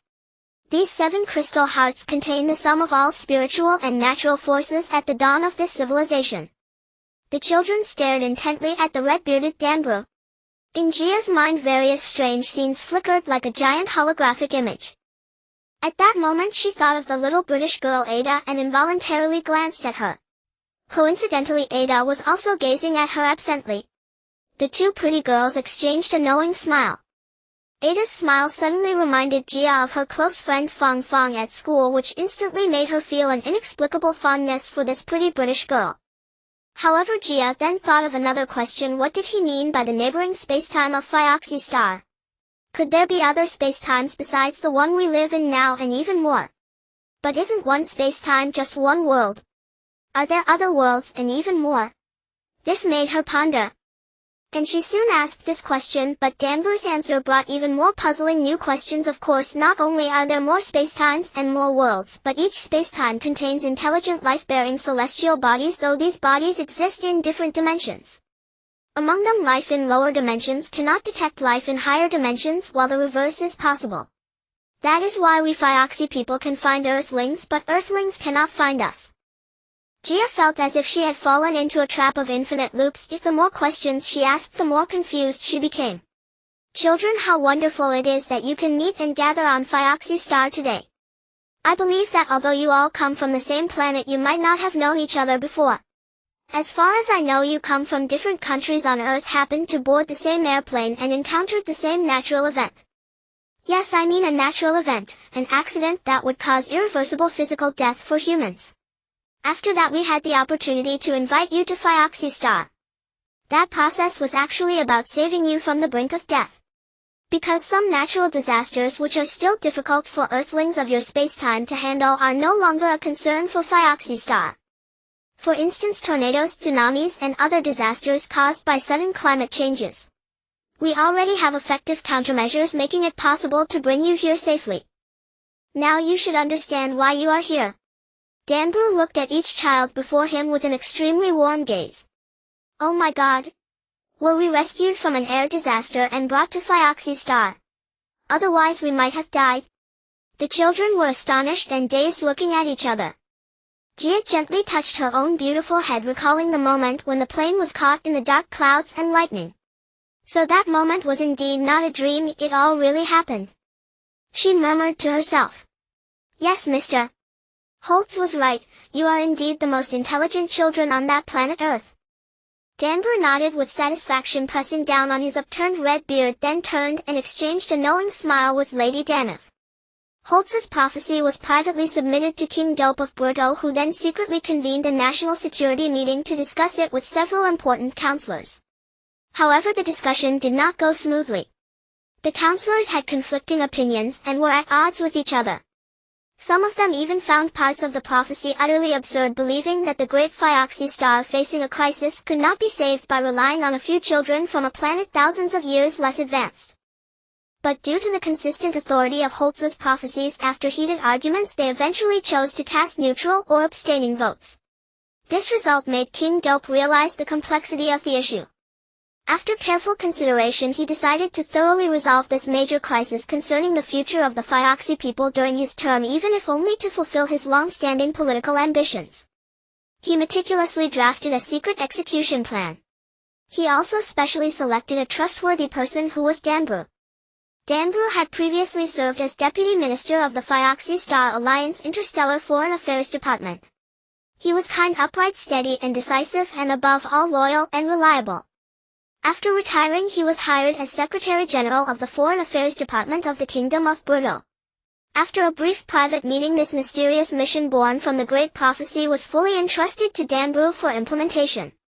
After a period of planning and preparation, he finally received news from the real-time observation room of the Interstellar Observation Station. At a certain time, a civil airliner at an altitude of 12000 meters above Earth, a low-dimensional celestial body in the nearest spacetime, was at risk of being drawn into the Beidou jet stream vortex.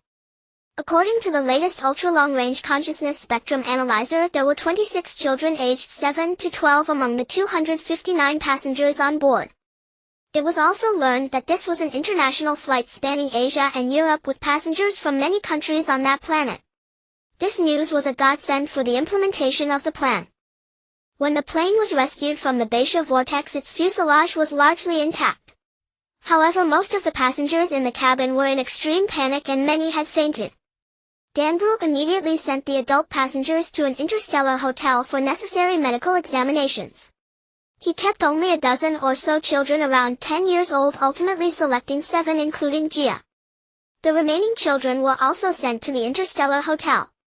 At that time, among the 7, only Gia remained unconscious. In the genetic comparison of conscious beings, an astonishing discovery emerged. Gia was likely the carrier of the super-strong mixed-race gene that Holtz had emphasized in his prophecy. Danbrew was overjoyed, further strengthening his belief in the reliability of this great prophecy. They did not rush to awaken the unconscious girl, but instead arranged for the other 6 children to be transported to the Special Action Plan base. The base was marked by a sapphire blue circular emblem depicting a stylized polar bear and penguin together. Using a cerebral cortex consciousness detection device, they discovered that the beautiful girl was immersed in a dream of living with her father. Some scenes in the dream eerily mirrored the premonition images of the aerial crisis. All this made Danbrew increasingly curious about the child. Could it be that she had already been mysteriously connected to Holtz's prophecy all along? It was truly wondrous and beyond belief. Yet these children were indeed adorable and outstanding. Could Sandra Holtz really become the savior of Fiochi Star? Danbrew pondered privately, as he had always harbored doubts about this prophecy. Gia finally recalled that strange experience, and her heart gradually calmed. The children cast grateful glances at the red-bearded Danbrew and Danif beside him. Regardless, they were truly grateful for saving everyone on the plane. Gia blinked her beautiful gray-brown eyes, speaking sincerely, then glanced at her companions beside her. But what should we do next? Exactly, we can't stay here forever, though we are grateful for your rescue. A crisp girl's voice came from a corner. It was Ida. Aren't you going to send us back to Earth? Since you saved us, why not go all the way and send us back? Yes. Even though this Fiochi Star isn't bad, we can't just stay here forever, right? The chubby dark-skinned Vlad glanced at Ben and Chi-Chi beside him, rolling his black round eyes, hinting that he wanted to hear their thoughts. Besides, it's just a prophecy. Sending us to the place mentioned in the prophecy, isn't that like sending us to our deaths? Look at us, just a bunch of kids. How could we handle such an important task? I wonder, could it be that after saving us you intend to harm us? Like a cat that toys with a mouse before eating it. At that moment, the children who had been silent began to mutter softly, as if quietly preparing to protest. Danbrew quickly raised his hand, signaling for everyone to calm down. Children, don't worry, don't be afraid. Come, listen to me slowly. Perhaps you don't know, but your arrival is a momentous event for the future of Fiochi Star. I once said that each of you will become extraordinary heroes. Perhaps on Earth, in the time you once lived, you thought of yourselves as ordinary children. But at this specific moment you have come to Fiochi Star, and you are destined to no longer be ordinary. All this will surely make your families deeply proud of you. Each of your names may be forever recorded in the history of Fiochi Star. As long as you are willing to cooperate with the Fiochi Star revival plan and walk with us hand in hand facing any difficulties or accidents with unwavering determination, victory will surely belong to you and to us. Danbulo spoke earnestly and sincerely, looking at each child. Gradually everyone quieted down, exchanging puzzled glances with their companions as if sensing that this sudden calamity was unavoidable. Strangely, all eyes slowly turned to Gia without exception. Gia instinctively glanced at Danbulo and Lady Daneth.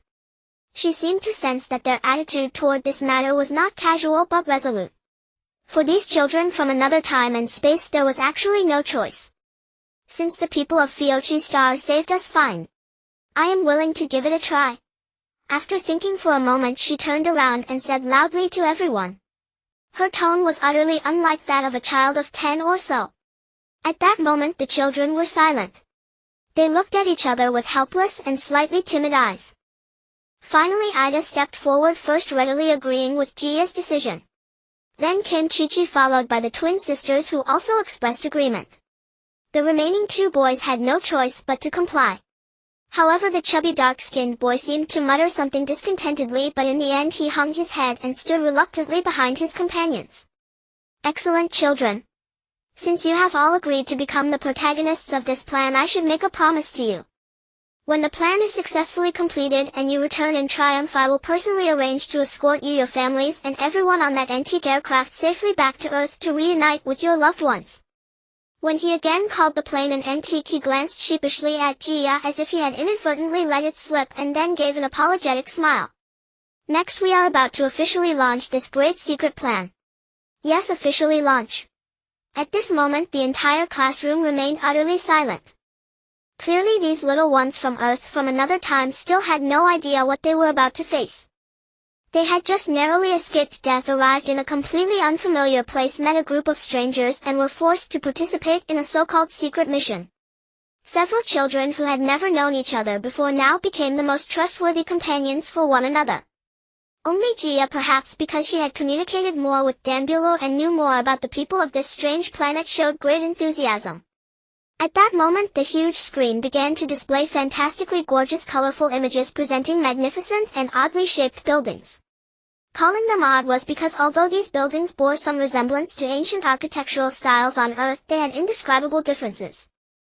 They resembled Gothic architecture with slender sky-piercing spires and huge circular windows of stained glass, like the sturdy matrix columns, corner tops, and vaulted arches along the Mediterranean coast, like the Byzantine domes, richly colored and exquisitely painted mosaics in the Christian world, like the intricate Baroque lines and piled decorations common in ancient Rome and Italy, and like the flying eaves, glazed tiles, and wooden corridors carved with windows in ancient China and Japan. Almost all classic architectural styles ever seen on Earth could be traced here.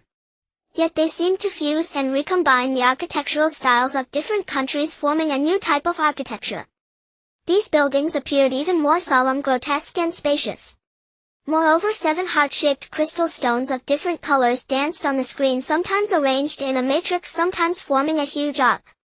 On the cross-section of one crystal stone, ancient characters were neatly and intricately carved, strangely resembling the cuneiform and pictographic scripts that once circulated on Earth. Danbulo and Daneth once again launched their vivid presentation. The speech naturally revolved around each frame displayed on the screen and the intriguing stories behind them. Holtz's prophecy was actually an extension of an even older prophecy, a mysterious legend that had circulated on Fiochi Star for thousands of years, the Millennium Chi legend. The survival and reproduction of the people of Fiochi Star followed this mysterious cycle approximately every 7,000 years. No matter how advanced or prosperous society became during those 7,000 years, once the time was up the spiritual chi would be exhausted and everything would start anew. This was essentially a cycle of civilization. Here chi referred to the sum of all spiritual and natural forces. The evolution of human appearance would not change much, but the spiritual chi backbone lock in their spiritual world would have to be reopened. Material and technology would not regress, only accumulate, while spiritual civilization might decline. At this moment the people of Fiochi Star were facing the signs of the impending exhaustion of the Millennium Chi. The only way to prevent the ancient prophecy from coming true was for someone to travel through time and space dimensions before this moment arrived, reaching the beginning of this cycle. When the chi was most abundant, they would bring back the 7 Wenfeng crystal hearts, which represented the purest natural and spiritual forces scattered across Fiochi star to the present Fiochi star. When gathered together, they would form a giant heart-shaped crystal stone containing all spiritual forces. It would be consecrated at the interstellar altar of Fiochi star before this cycle ended. The convergence of the 7 Wenfeng crystal hearts represented the gathering of all spiritual and intellectual powers of every sentient being on the planet, coalescing into an immensely powerful and singular force, allowing the spiritual civilization of Fiochi star to escape the calamity of chi, returning to zero, to continue developing and to ascend to a higher level. Returning to Holtz's prophecy, the key lay in the selection of the executor of this critical mission and the entire operation process. Holtz believed that the people of Fiochi star themselves were no longer suitable for this survival critical special task because their spiritual value lineage had been completely severed from their ancestors. The best candidates would be intelligent beings from several low-dimensional star bodies near Fiochi star. One of those bodies was Earth, and the intelligent beings there were naturally you Earthlings. The reason was that the thought lineage and spiritual value system of humans on Earth were much closer to the people of Fiochi star 7,000 years ago than the present Fiochi star people. This might play a crucial role in the successful completion of the mission and better align with the core requirements of the Millennium Chi legend. As for any deeper reasons, one would have to ask Mr. Holtz himself. After finishing his lengthy discourse, Dambula cleared his throat lightly and continued to look at the children. The little ones still looked half understanding, but they were noticeably more animated than before. They even began to discuss the stiff abstract terms in Holtz's prophecy, such as Millennium Chi, spiritual power and natural power. But what interested them most was the matter of the 7 Wenfeng crystal hearts. The chubby Vlad and the red-haired Ben argued heatedly, their faces flushed. The twin sisters were also whispering to each other. Chi-Chi in a white t-shirt and Ida with her beautiful chestnut shoulder-length hair were also arguing about some topic. Only Gia remained silent, her beautiful gray-brown eyes never leaving the strand of red hair on Dambula's forehead, as if she were deep in thought. Lady Daniful warmly arranged new accommodations for the 7 children from Earth. The new quarters were located at the far end of the spacious classroom. Beyond another door along a lengthy corridor, several small rooms were distributed. These rooms, modestly decorated, had been transformed into the children's new homes on Fiochi star. Several beds covered with bright gray sheets were quickly tidied up, and even some plush bears and toy sailboats common on Earth were neatly arranged on the display cabinet opposite the beds. At one end of each room was an unusually large window. Through the grayish-white silk curtains, soft light filtered in, making the room feel cozy and warm. This reminded Gia of her former home in Shanghai, where she once had a small room like this. It seemed no different from a home on Earth. "All right, children, this is your new home on Fiochi star," Lady Daniful announced, her face beaming with joy. After finishing everything, she led the children through 2 corridors and found the location of the public dining hall. She treated the children to a feast of Fiochi star cuisine, including some fish and vegetables never seen on Earth. There was a fish called Wuyuan with black fins and back, a silver-gray belly, and a somewhat terrifying head due to its large teeth, but its taste was extremely delicious, leaving a deep impression on Gia. Lady Daniful also taught them how to use the self-service meal selection in the dining hall and gave each of them a delicate square-shaped wristwatch. This watch could not only display the new time on Fiochi star, but also be used for ordering meals, communication, and riding public flying vehicles, especially since they were not yet accustomed to controlling flying vehicles with their minds. Each agenda on the watch had a corresponding mini-program. One only needed to follow the prompts. If one wished, it could even handle all affairs in one's life. The prerequisite was to open the relevant programs, which could be freely installed or uninstalled. When performing a task, one needed to go through the relevant consciousness authentication, i.e., the account's usage permission. But don't worry, these issues will be resolved for you easily in the future. Lady Daniful patiently taught the children, looking at the little ones with a magical and comforting expression. The new lifestyle on Fiochi star and those novel gadgets surprised the children for quite a while, temporarily making them forget their worries and concerns about their families far away on Earth and those temporarily staying in interstellar hotels. But using these new gadgets also led to many amusing jokes. For example, the magical toilet in the restroom would tell them stories and sing songs every time they used it. It was said to eliminate the loneliness of sitting on the toilet. Truly magical.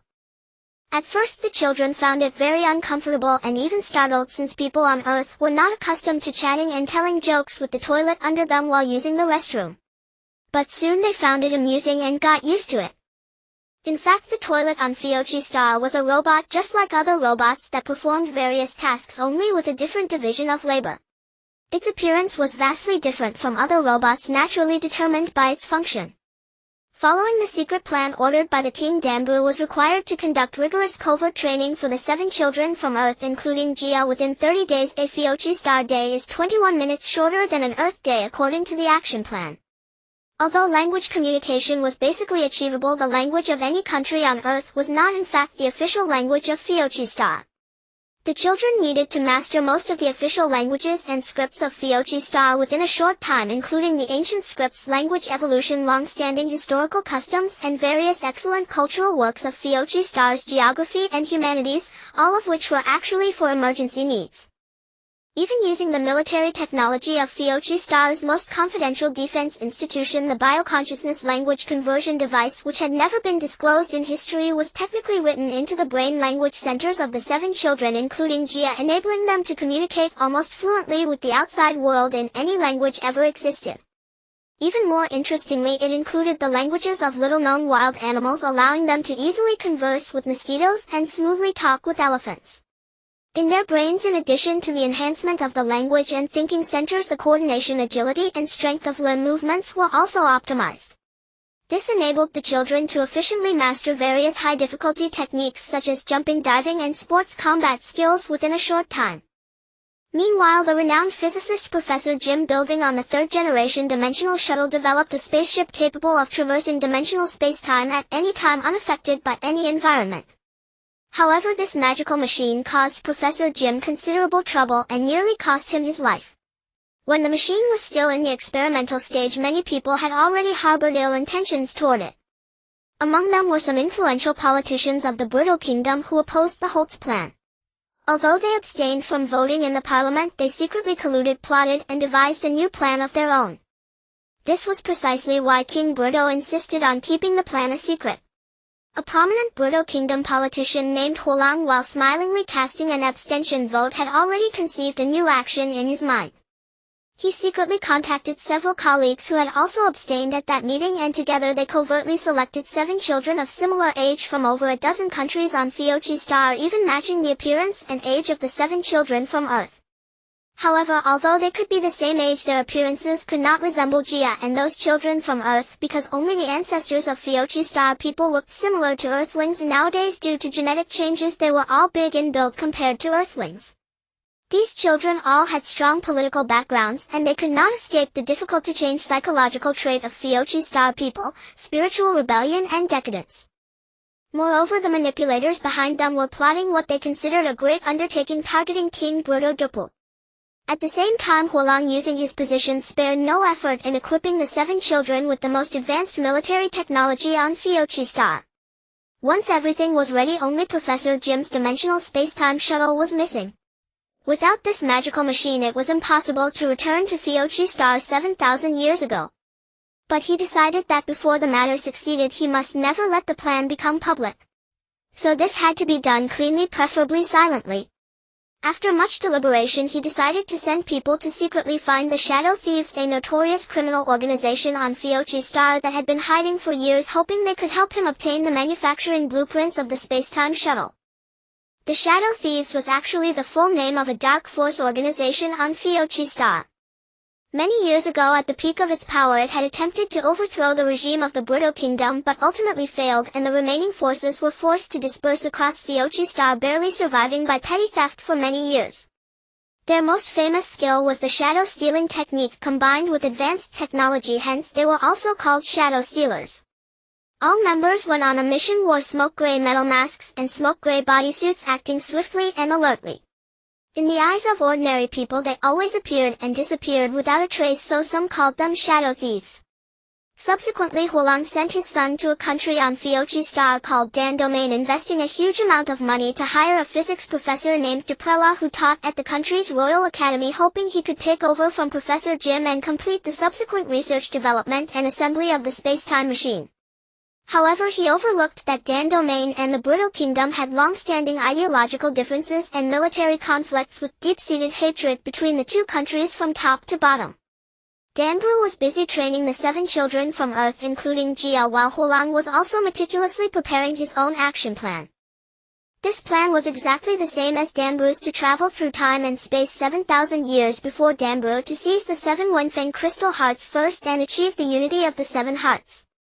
By doing so, he would win the support of many Brutal Kingdom citizens, fulfill his political ambitions, and ascend to the throne of the Brutal King. Clearly, he had coveted this position for many years. To obtain the production blueprints of the dimensional spacetime shuttle from Professor Jim, the leader of the Shadow Thieves Hengshan dispatched his most capable subordinate Ingio to infiltrate Jim's laboratory. Their stealing methods were notorious on Fiochi Star, which also reflected their extremely high thieving skills. However, Professor Jim's laboratory required high-precision consciousness pattern scanning to enter. Consciousness patterns were like the genetic sequences of living beings; each person's was unique. One had to capture the instant of brain consciousness thought, copy it, and convert it for storage. To obtain Professor Jim's consciousness pattern, Angel had to use a technique rarely used by the Shadow Thieves, centrifugal illusion, to make his consciousness enter Professor Jim's cerebral cortex and track it in real time. That day, before leaving work, Professor Jim as usual first dismissed his 2 assistants, then personally inspected the important areas of the laboratory, including the latest light carrier and all project materials on time and space and dimensional shuttling. After repeatedly confirming everything was normal, he left the laboratory alone with peace of mind. Perhaps he truly felt he was getting old, no longer trusting his still sharp eyes and still agile mind. He always had to personally check things several times before he could leave with confidence. In fact, he had developed a psychological disorder akin to obsessive-compulsive disorder. However, this time, just as he was about to step out of the laboratory, he suddenly felt a dizziness in his head and even experienced strange hallucinations. Jia gradually adapted to this new environment. She skillfully mastered and used that magical watch, which brought her endless joy, and also cultivated a new lifestyle habit. Perhaps this was the unique advantage of children: they could quickly adapt to and master all novel things in a new world and new life, making them a part of their own lives. She also became good friends with Ida, Chi-Chi, and the beautiful twin sisters as she wished. Especially with Ida, the two seemed to hit it off from the start, drawn to each other. That red-haired Ben and the little dark-skinned chubby Vlad were inseparable, all day chattering and discussing, sometimes arguing with the girls over trivial matters. However, they would quickly reconcile. After all, they had to undergo training together every day with Danbru and Lady Daniful, which was like attending school for the children. Every day Danbru encouraged the children, hoping they would become more confident and further unleash the unique power hidden in each person's nature. Lady Daniful, besides taking care of the children's daily lives, mainly taught them the unique spiritual white witchcraft of Fiochi Star to counter the possible evil forces, even supernatural powers, that might be encountered on this planet 7,000 years ago.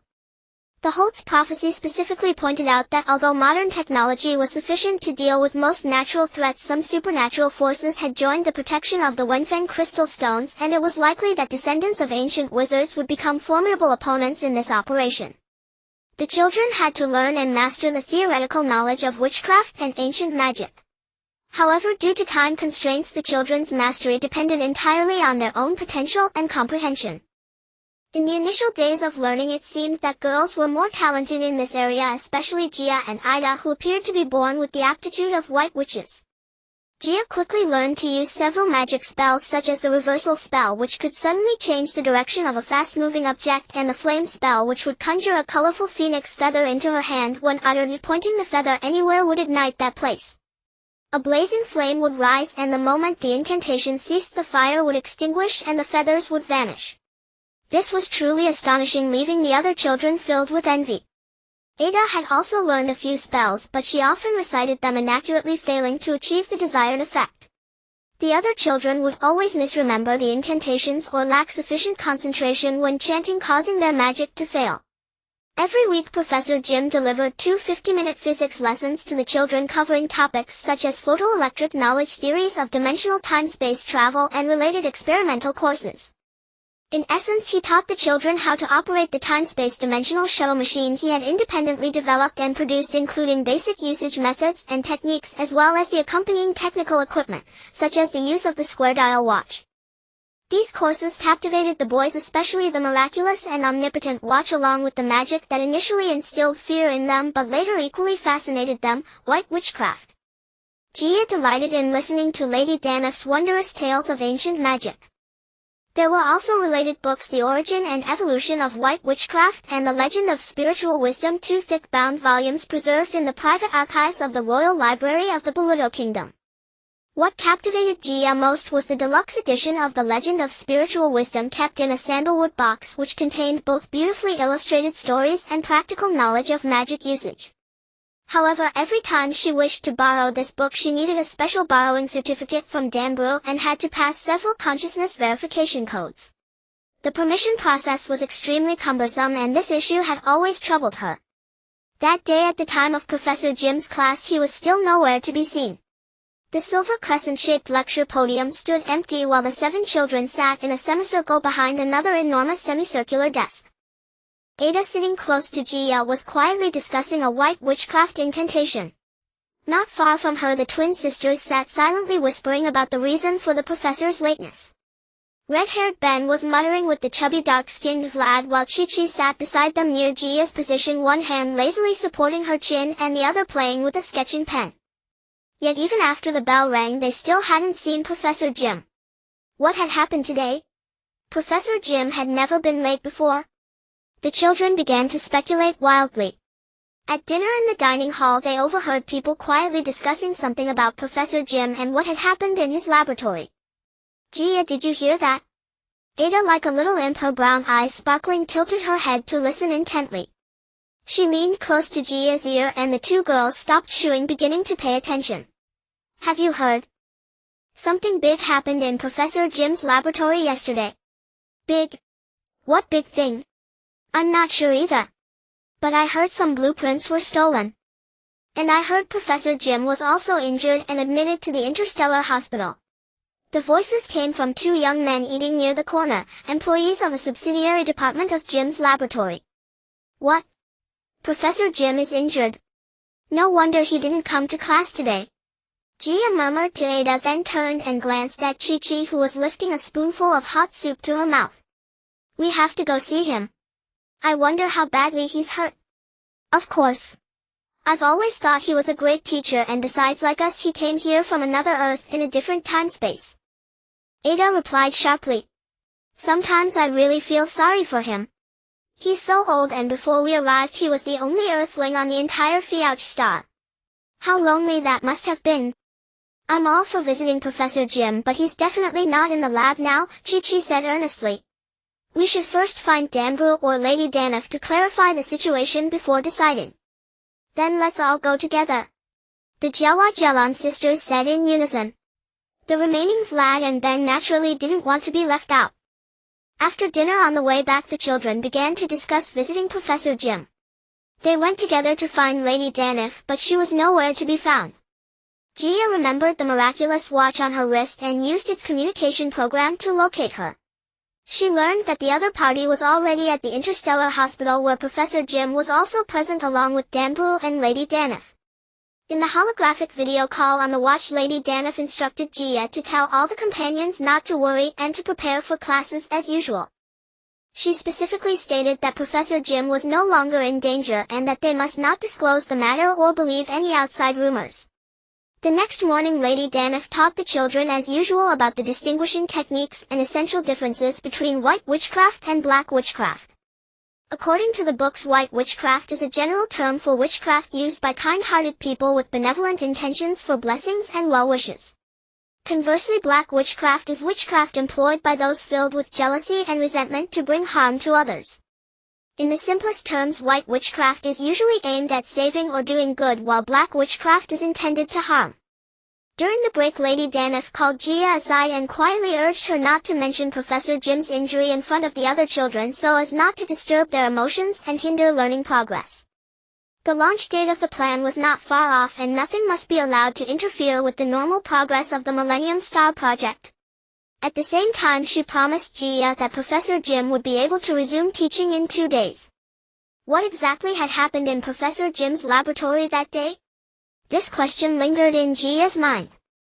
Moreover, all the children, seized by curiosity, bombarded Gia with questions, eager to know what Lady Daneth had privately told her during the break. At dinner that evening the children eagerly hoped to hear news about Professor Jim again, but strangely no one's conversation touched on the professor.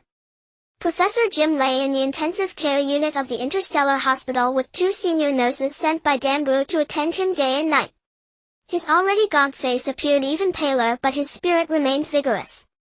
In truth, his physical injuries were minor, but he had suffered a great psychological shock and fright. Who could have easily taken the design blueprints of the latest dimensional time-space shuttle machine from his safe? What puzzled him most was that without his own consciousness scanning identification code, the intricately designed and highly sophisticated safe lock could never have been opened so easily. At the time of the incident he had checked everything as usual and was about to leave when he suddenly felt faint and lost consciousness. When he woke up the blueprints were gone. Who could have done this? And how did they infiltrate the laboratory? Was it solely to steal the blueprints? A vague figure suddenly emerged in the old man's mind, the last image imprinted on his visual consciousness before he fainted. While Danbrew assigned people to investigate the matter, he secretly reported the incident to King Dopu of Buluto. Strangely, Dopu did not seem particularly surprised or shocked, as if he had anticipated it all. After dinner, as Danbrew was taking a short rest, he suddenly sensed the activation of the multidimensional information window, the personal holographic communication system on Fiauch Star, similar to a video phone on Earth. On the screen appeared a full-body image of a person wearing a smoke-gray mask and a gray-black tight-fitting suit, accompanied by more detailed textual information. Shadow Thief. Danbrew murmured to himself. Could it be them? These remnants are still alive, they've returned. In a small, slightly elliptical and somewhat narrow meeting room, aside from a rectangular table placed in the center, there were only bookshelves lining the walls filled with various scrolls and 2 exquisite armchairs at opposite ends of the table. This was the private meeting place of King Buluto and Danbrew during their official breaks. Only Dopu and Danbrew were in the room, engaged in a somewhat heated argument with a slightly heavy tone. King Buluto appeared slightly younger than Danbrew. He wore a traditional brown simple suit of the kingdom's royal style, similar to a suit with gold-threaded collar and cuffs. His overly square head was topped with neatly combed back golden-brown short hair. His narrow eyes, square mouth, and nose exuded wisdom and gentlemanly demeanor. After a moment the two stared at each other, silent for a while. The dim lamplight swayed above their heads, casting 2 statue-like shadows from the large octagonal lampshade onto the glossy brown table. The night sky of Fiauch Star was not much different from Earth's. Summer was equally scorching, with little wind, exuding a dead stillness. The starlight seemed brighter, yet not sharp and piercing, but rather a deep and profound glow. Over 10 days had passed since Gia arrived on this planet. Converted to Earth time, a day and night on Fiauch Star lasted about 23 hours, meaning a day there was slightly shorter than on Earth. Lying in bed, her thoughts began to drift. What time was it on Earth now? How were her parents? And all the recent events. What did Holtz's prophecy signify or warn?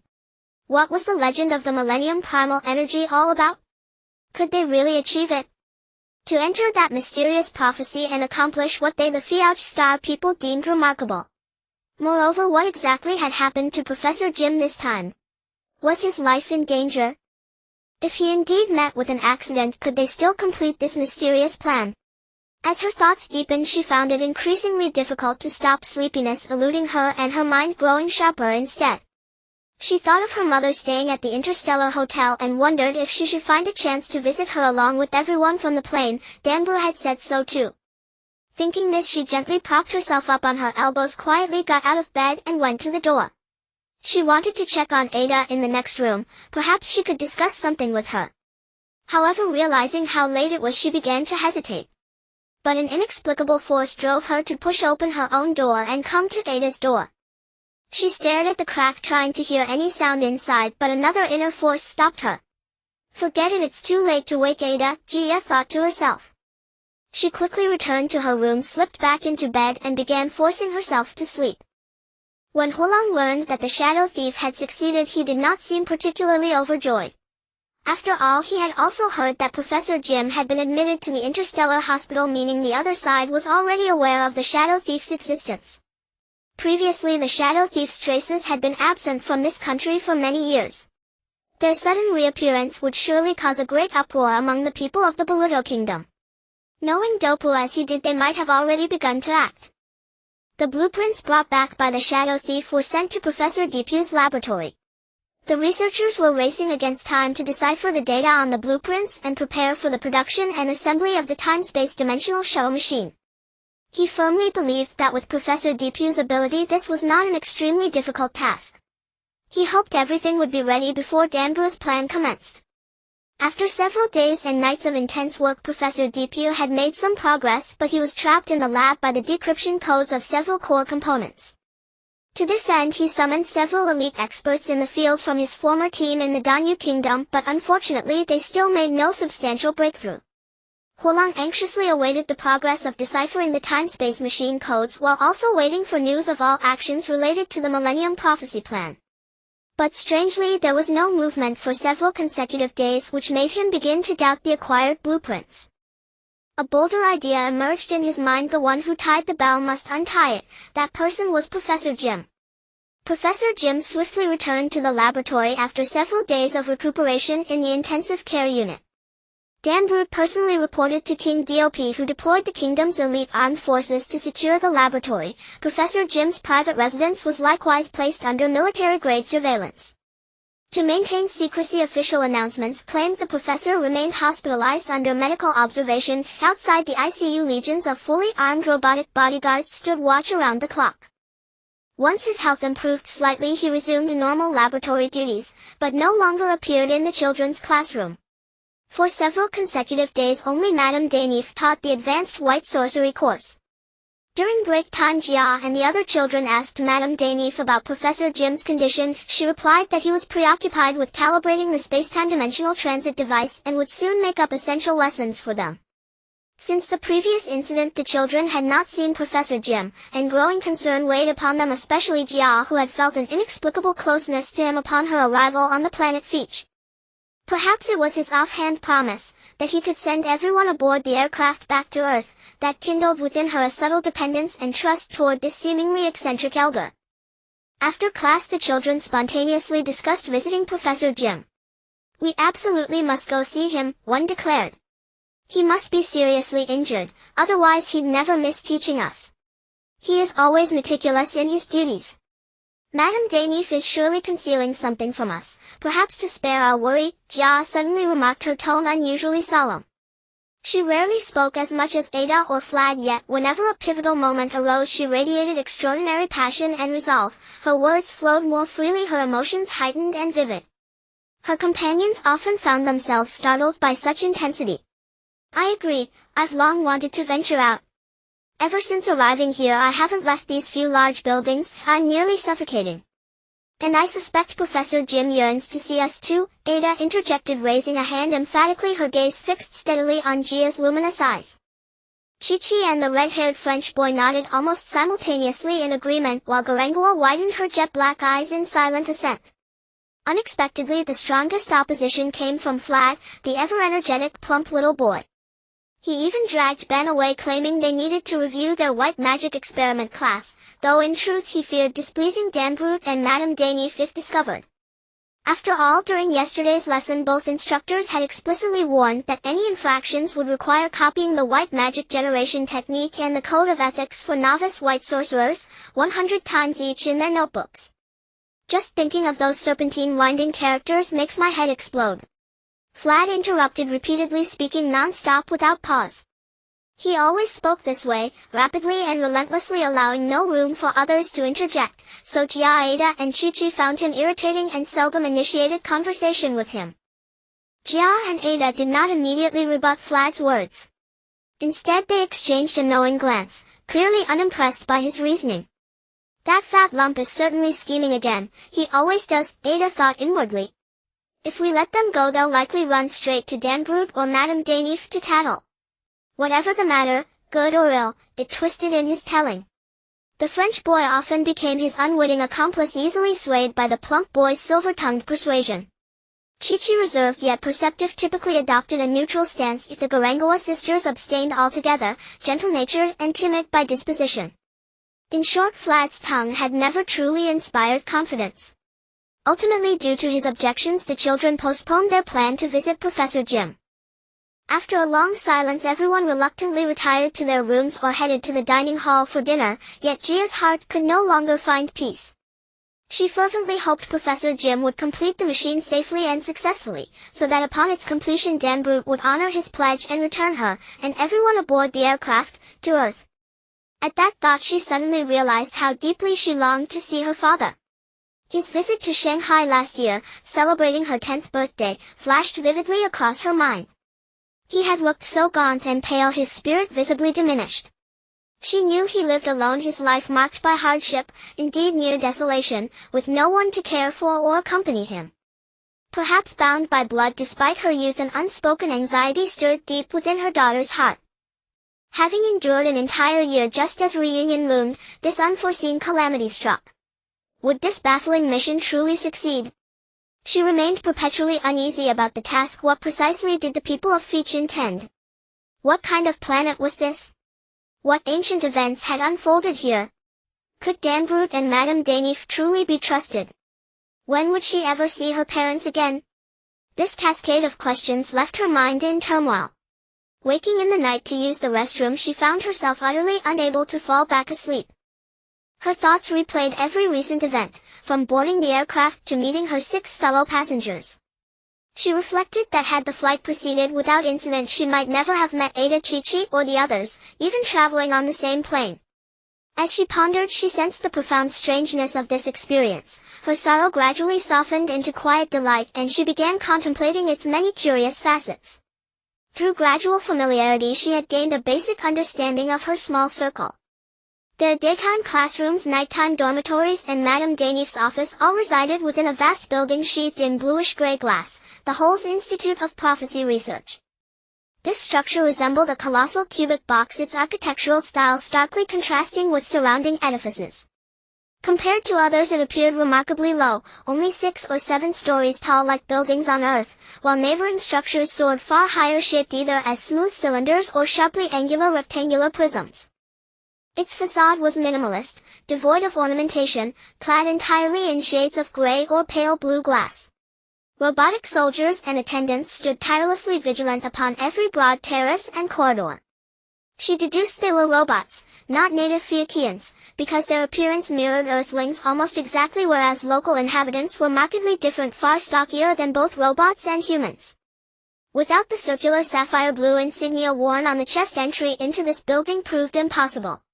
Though the distance to adjacent structures was short, travel between them required aerial transport. Jia silently catalogued everything she had witnessed, phenomena wholly unfamiliar from Earth. She also remained uncertain where the interstellar hotel housing her mother and the other passengers was located, or how they fared there. Neither Dan Brute nor Madame Denif had disclosed its precise location, perhaps fearing unauthorized visits and ensuing complications. She had already begun devising a covert excursion, intending to take only Ada, deliberately excluding the dark-skinned plump boy and the rest to avoid unnecessary entanglements. In ancient times, professional sorcerers, whether practicing white or black magic, relied upon wands or equally potent magical implements, such as blades or swords of various forms, accompanied by incantations to channel magic through focused intent.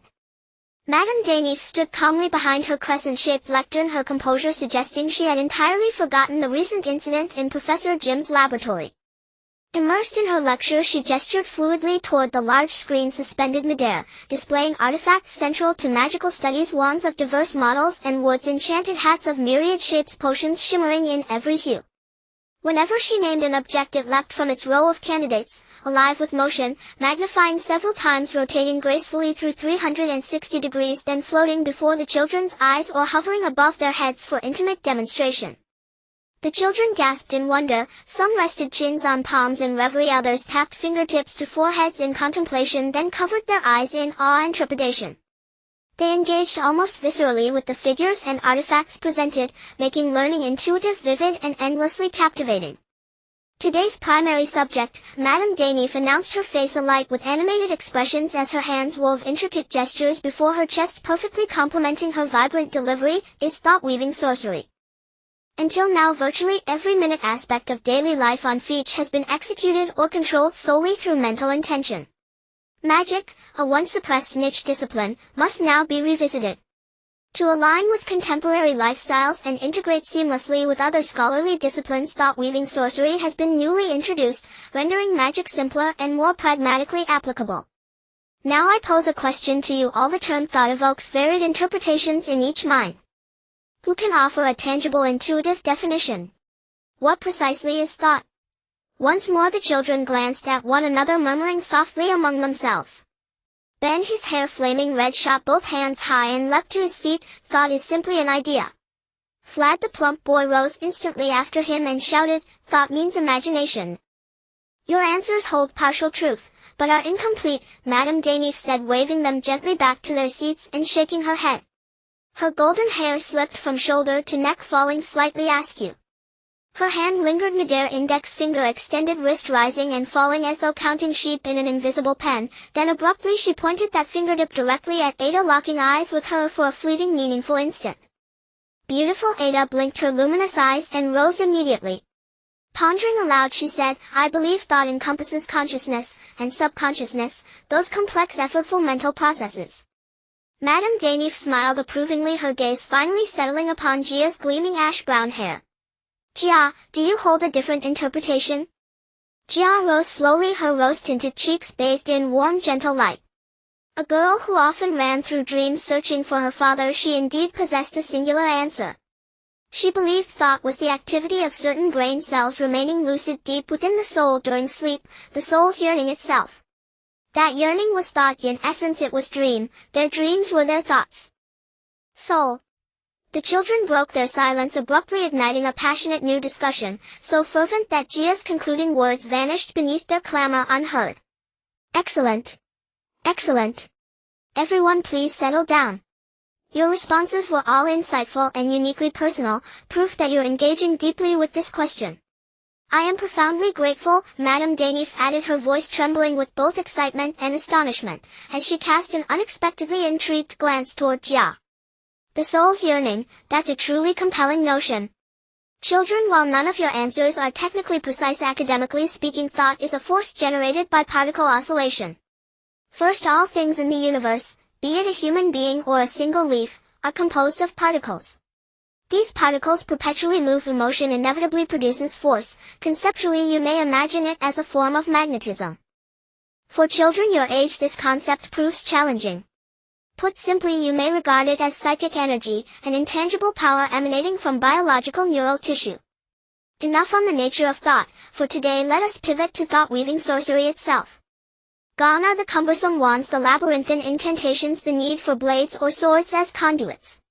With mere hand movements or a blink of the eye, you may now wield common spells fluidly and effectively against any adversary.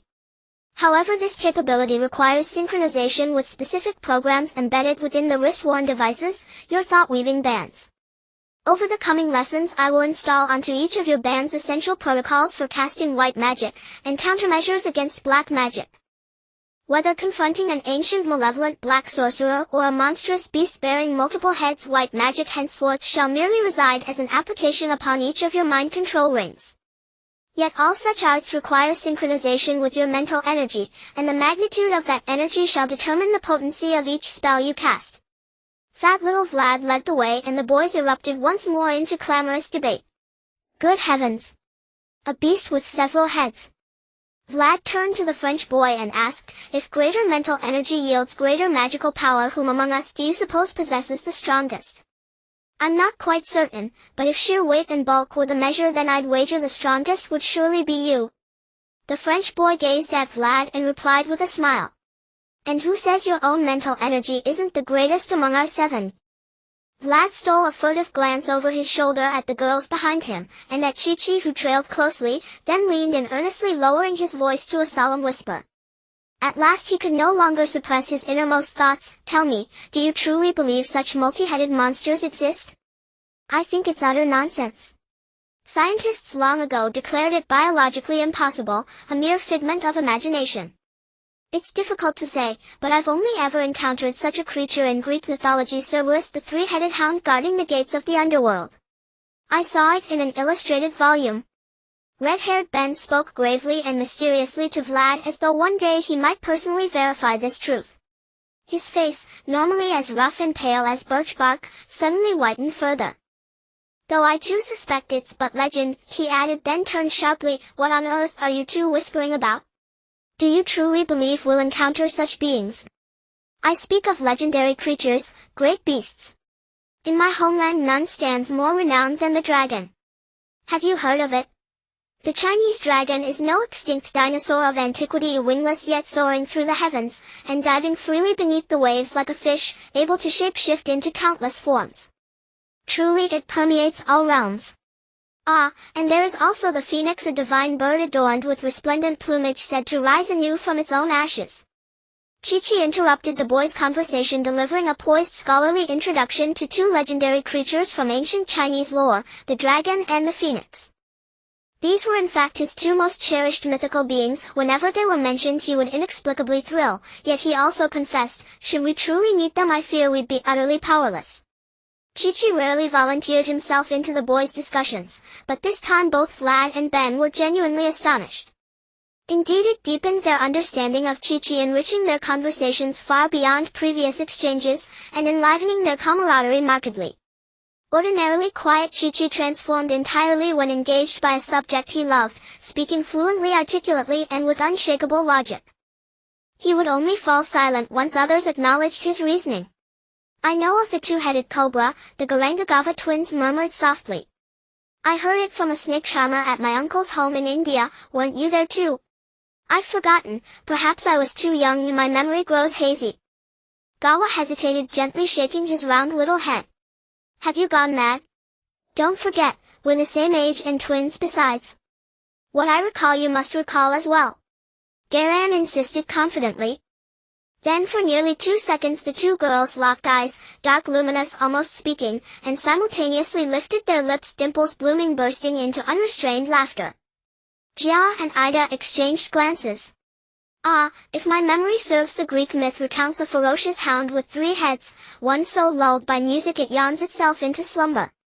Both instantly recalled Cerberus, the underworld's guardian hound, though Aida's tongue edged just slightly ahead of Jia's. The two girls fixed puzzled gazes upon teacher Denifu. After class they walked out together, debating fiercely, until vanishing down the shadowed corridor. That night Holong summoned his son Tro and Hengshan, the leader of the shadow thieves, to his side.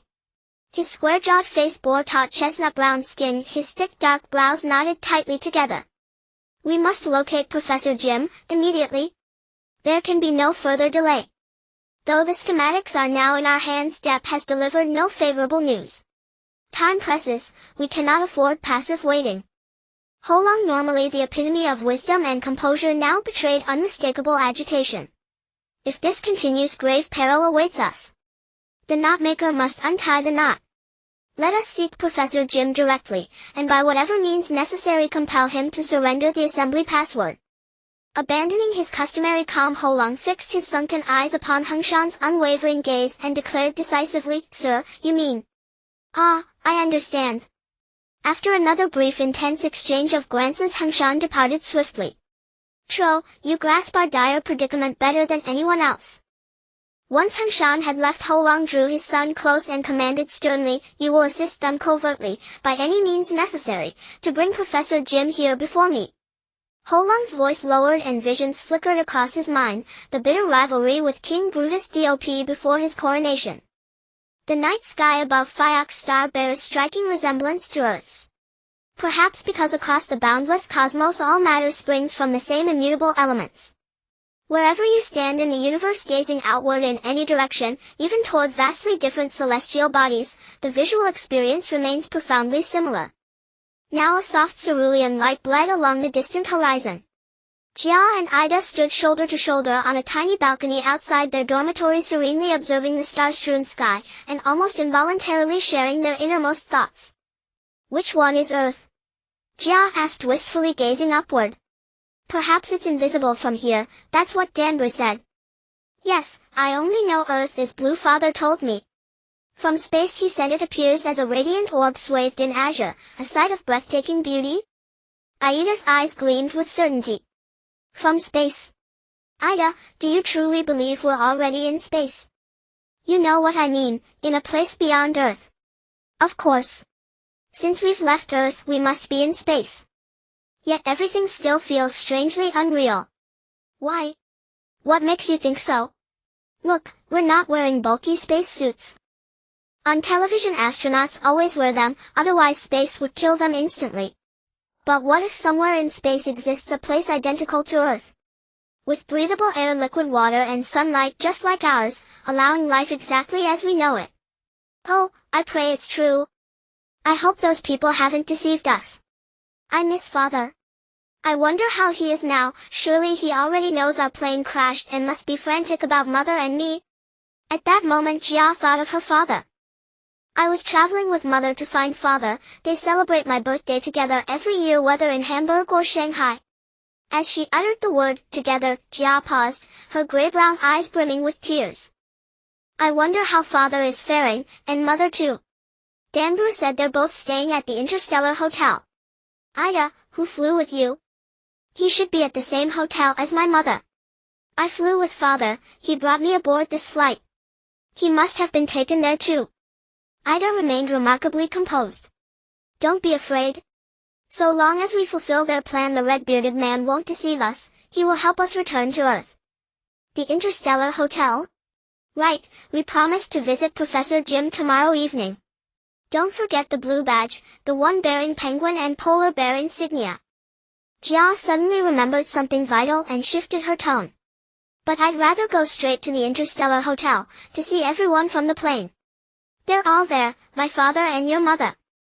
Ida countered. I understand, but we only know the hotel's name from Danbru, we've no idea how to locate it. Danbru and Denifu seem determined to keep us from going, deliberately withholding its address. Yet perhaps Professor Jim holds answers we seek. So let's visit Professor Jim first, that's our best path to finding the Interstellar Hotel. Jia spoke with newfound confidence. But Professor Jim is one of them, a native of Phiox Star. Including Danbru and Denifu, they treat us kindly only because they need us to complete the Millennium Star Prophecy project. Once other matters arise, I'm certain they'll conspire in silence against us. No. Professor Jim is not from Phiox Star. When I first arrived, Danbru personally escorted me to his laboratory. I don't know why he's here, or how he came to Phiox Star, but he once told me he hailed from Earth. And indeed his appearance differs markedly from other Phioxians, far closer to ours. Oh, I think I've heard that too. Ida said, and suddenly laughed oddly. Why are you laughing? Jia asked, perplexed. Professor Jim simply doesn't look like a Phioxian. Ida replied, her expression tinged with eerie amusement. Suddenly both fell silent, staring intently into each other's eyes, then burst into simultaneous bubbling giggles. Exactly, he's too slender. Phioxians all seem plump, his jaw isn't square, his hips aren't broad, his neck isn't thick. He's clearly one of us. A rare smile softened Jia's delicate features, cheeks flushing faintly as she and Ida chattered animatedly about Phioxian physiognomy. Did you notice? Everyone here has enormous hips, and stubby necks. Ida teased, her face alight with mischievous delight. Most importantly, when Professor Jim first saw me he radiated a profound sense of kinship, as if brimming with unspoken words. Jia frowned in thought. What do you mean, brimming with words? How could you tell? Ida asked curiously. Well, he didn't say it outright. It's only my intuition. But he did mention he has a daughter still on Earth. Perhaps knowing I'm from Earth stirred memories of her, and awakened that warmth within him. Jia stepped toward the balcony's edge, jutting like a beast's tongue into the void, and lightly rested her hands on its iridescent glass railing, gazing out over Phiox Star's nocturnal cityscape. Vast aerial islands, each sprawling as a metropolis, glowed with dazzling kaleidoscopic neon lights scattered across Phiox Star's skies. Every floating island teemed with lush greenery, every flower, shrub and tree known on Earth flourished here. As dusk descended, festive illumination bathed each island in vibrant hues. Occasionally sleek craft streaked past their brilliant cobalt trails, harmonizing with architectural neon. Yet this breathtaking spectacle failed to captivate the children. It held no power to suit their longing. Their hearts beat only for home, Earth. Gazing together, they began envisioning the trials and tribulations awaiting them within the unfolding Millennium Star Project. This habit of vivid imagination brought them fleeting joy, but also deepened their sorrow. The following morning in class, Denifue installed numerous new applications onto the wrist-mounted consciousness generators, also known as thought inducers, of the 7 children from Earth. The devices had originally come preloaded only with everyday life utilities. These new applications were designed specifically to augment the newly learned white magic. Additionally, several physical conditioning and skill enhancement programs were included, tailored to reinforce newly acquired abilities such as hand-to-hand combat, sprinting, and leaping, each optimized through seamless integration with the consciousness generator. Denifue personally demonstrated in front of the class how each white magic technique and every physical skill synchronized with the consciousness generator, and emphasized strict protocols governing those magic and skill-linked applications. Many of these applications were authorized for official use only during future operational missions, and their usage was strictly limited in frequency, otherwise violators would face penalties under the laws of the Bruto Kingdom. Children, should you breach these stringent statutes, you may be compelled to remain on Fiorians Star permanently, as citizens of the Bruto Kingdom. In that case, you would never return to Earth nor ever see your families again, never. This includes everyone who boarded that aircraft with you. Denifue delivered this warning with grave solemnity, utterly devoid of jest. Her words tightened the children's nerves. They now understood they must memorize every regulation governing magical usage, or risk committing irrevocable errors in moments of urgency. To master the calibration and application of these skills and spells, and avoid missteps during real-world deployment, they spent the entire afternoon practicing on a vast sun-dappled terrace adorned with vibrant flora and crowned by a breathtaking waterfall. They practiced one by one the integration of white magic with the consciousness generator. Seeing their intense focus, teacher Denifue decided to administer impromptu assessments for each child. Every inch of the terrace floor was carpeted in soft verdant moss. Around its perimeter bloomed multicolored flowers and low shrubs interspersed with tall tawny brown deciduous trees. Far beyond, where the great waterfall cascaded over moss-covered hills into a shallow sunlit pool, the westering light animated the still landscape, dancing, refracting, and shimmering across their forms. It was as though emotion and essence fused infinitely, breathing boundless vitality into all things. First to volunteer for demonstration was Vlad, the dark-skinned, round-cheeked boy. He had already shed his itchy red and yellow checkered t-shirt and donned the multifunctional hooded uniform specially tailored for the 7 Earth-born warriors by order of the King of Bruto, each bearing one of 7 distinct base colors. His uniform featured a bold crimson base overlaid with geometric stripes of shadowy orange and black. On the left chest rested a sapphire blue circular insignia, embroidered as if stitched, bearing a stylized half-portrait of a penguin and a polar bear. His chosen discipline was a variant of windwalking, a natural arcane art rooted in mental command. His slightly plump legs stood rigidly straight, deliberately posed with imposing authority, feet planted wider than shoulder-width apart. His expression was stern, as though bracing for sudden crisis, yet unmistakable uncertainty flickered beneath his resolve. Though seemingly complex, he had privately rehearsed this spell countless times, yet each attempt ended in failure, often accompanied by absurd mishaps. He transformed himself into a roiling black vapor, careening wildly, utterly unresponsive to will. His head silhouette occasionally emerged twisted in pain from repeated collisions, his grimace both awkward and comical. Mastery of this spell hinged upon deep mental focus, followed by activating a designated application on the consciousness generator. Now Vlad had become a shrieking black gale spiraling above everyone's heads with terrifying force. His form fluctuated between translucent shadow and dense humanoid silhouette, flickering in and out of visibility, clear evidence he had not yet met assessment standards. A successful execution would render him entirely invisible, or at most a faint smoky gray breeze, leaving no trace of human shape. After several minutes, Denifue instructed him to halt the imperfect trial, simply by retapping the same application, and patiently analyzed the root causes of his failure. In truth, this public field-based assessment marked the children's first formal evaluation on Fiorians Star, and all stood on edge. Still, Denifu found Vlad's performance deeply satisfying. As the swirling black vortex settled smoothly, Vlad nearly toppled into the waterfall's pool, unsteady on his feet. A collective gasp rose from the children. 2 boys and Chi-Chi rushed forward, straining mightily to haul the stout Vlad upright. Vlad shouted, "I'm fine. I'm fine," then feigned calm as he stepped beside his teacher. Though results fell short, relief washed over him. Silently he thought, "Now it's your turn, don't just laugh at me."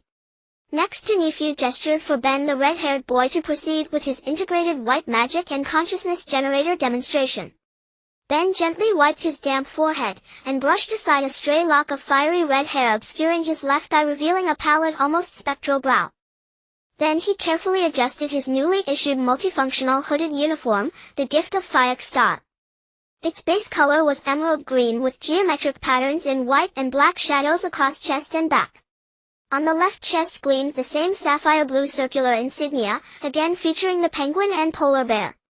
He cleared his throat with an oddly resonant timbre, as though about to commence a momentous ceremonial address. Yet his assigned discipline mirrored Vlad's exactly, requiring no vocalization. He strode to the center of the grassy clearing, assuming nearly identical posture. Recalling Denifu's earlier counsel to Vlad, he strained to center his mind and still his breath. With a tap on the red icon of his left wrist consciousness generator, he closed his eyes tightly, raised both arms high, palms outward, then slowly lowered them until level with his shoulders. Instantly, twin flames ignited in his upturned palms, shaped and colored like crimson rose petals. Though prepared, the children erupted in spontaneous awe. "Wow! Incredible!" the girls cried almost in unison. Vlad and Chi-Chi stared astonished, and raised their hands in enthusiastic applause. The French boy cradled 2 roaring flames aloft, spun once in place with triumphant flair, head tilted high, eyes half closed, long brown lashes seeming to brush against irises that had subtly shifted toward pale blue. Yet just as he prepared to dispel the magic, calamity struck, nearly singeing his red hair, several strands already curling with grayish smoke. Chi-Chi acted swiftly, summoning water from the distant shallows with his own magic, dousing Ben in a torrential downpour. The fire vanished, but Ben stood drenched, provoking fresh cries and laughter from all. Chi-Chi completed his magical demonstration flawlessly, and ahead of schedule, while simultaneously rescuing his comrade, earning warm praise from teacher Denifu. She commended his quick wit and exceptional presence of mind. The children too marveled at his decisive brilliance, especially the girls, whose perception of this usually reticent boy transformed entirely. Chi-Chi wore a navy blue hooded uniform accented with yellow and white geometric motifs in subtle shadow. Upon this ensemble, the sapphire blue insignia appeared especially harmonious and elegant. Of East Asian descent, Chi-Chi hailed from Suzhou, China, possessing luminous jet black eyes with startling clarity. His slender fair face framed a sleek shoulder-length black-brown fringe, resembling a tender ink-washed youth sprung from Japanese manga. Quiet by nature, he studied with unwavering diligence, truly a modest, serene young scholar. His demonstrated white magic was the aquatic stellar nebula art, a technique enabling him to command any nearby water source with absolute sovereignty. Next, it was the girls' turn to shine. Teacher Denifu extended her arm, inviting the Garangawa sisters to step into the open space, where the children formed a wide, respectful semicircle. Their pair of lustrous dark eyes first offered shy smiles, then releasing each other's hands, they parted to stand apart. Their hooded uniforms bore contrasting palettes, one pink, the other yellow, both enriched with interwoven white and black geometric shadows. Naturally, the sapphire blue insignia graced each chest.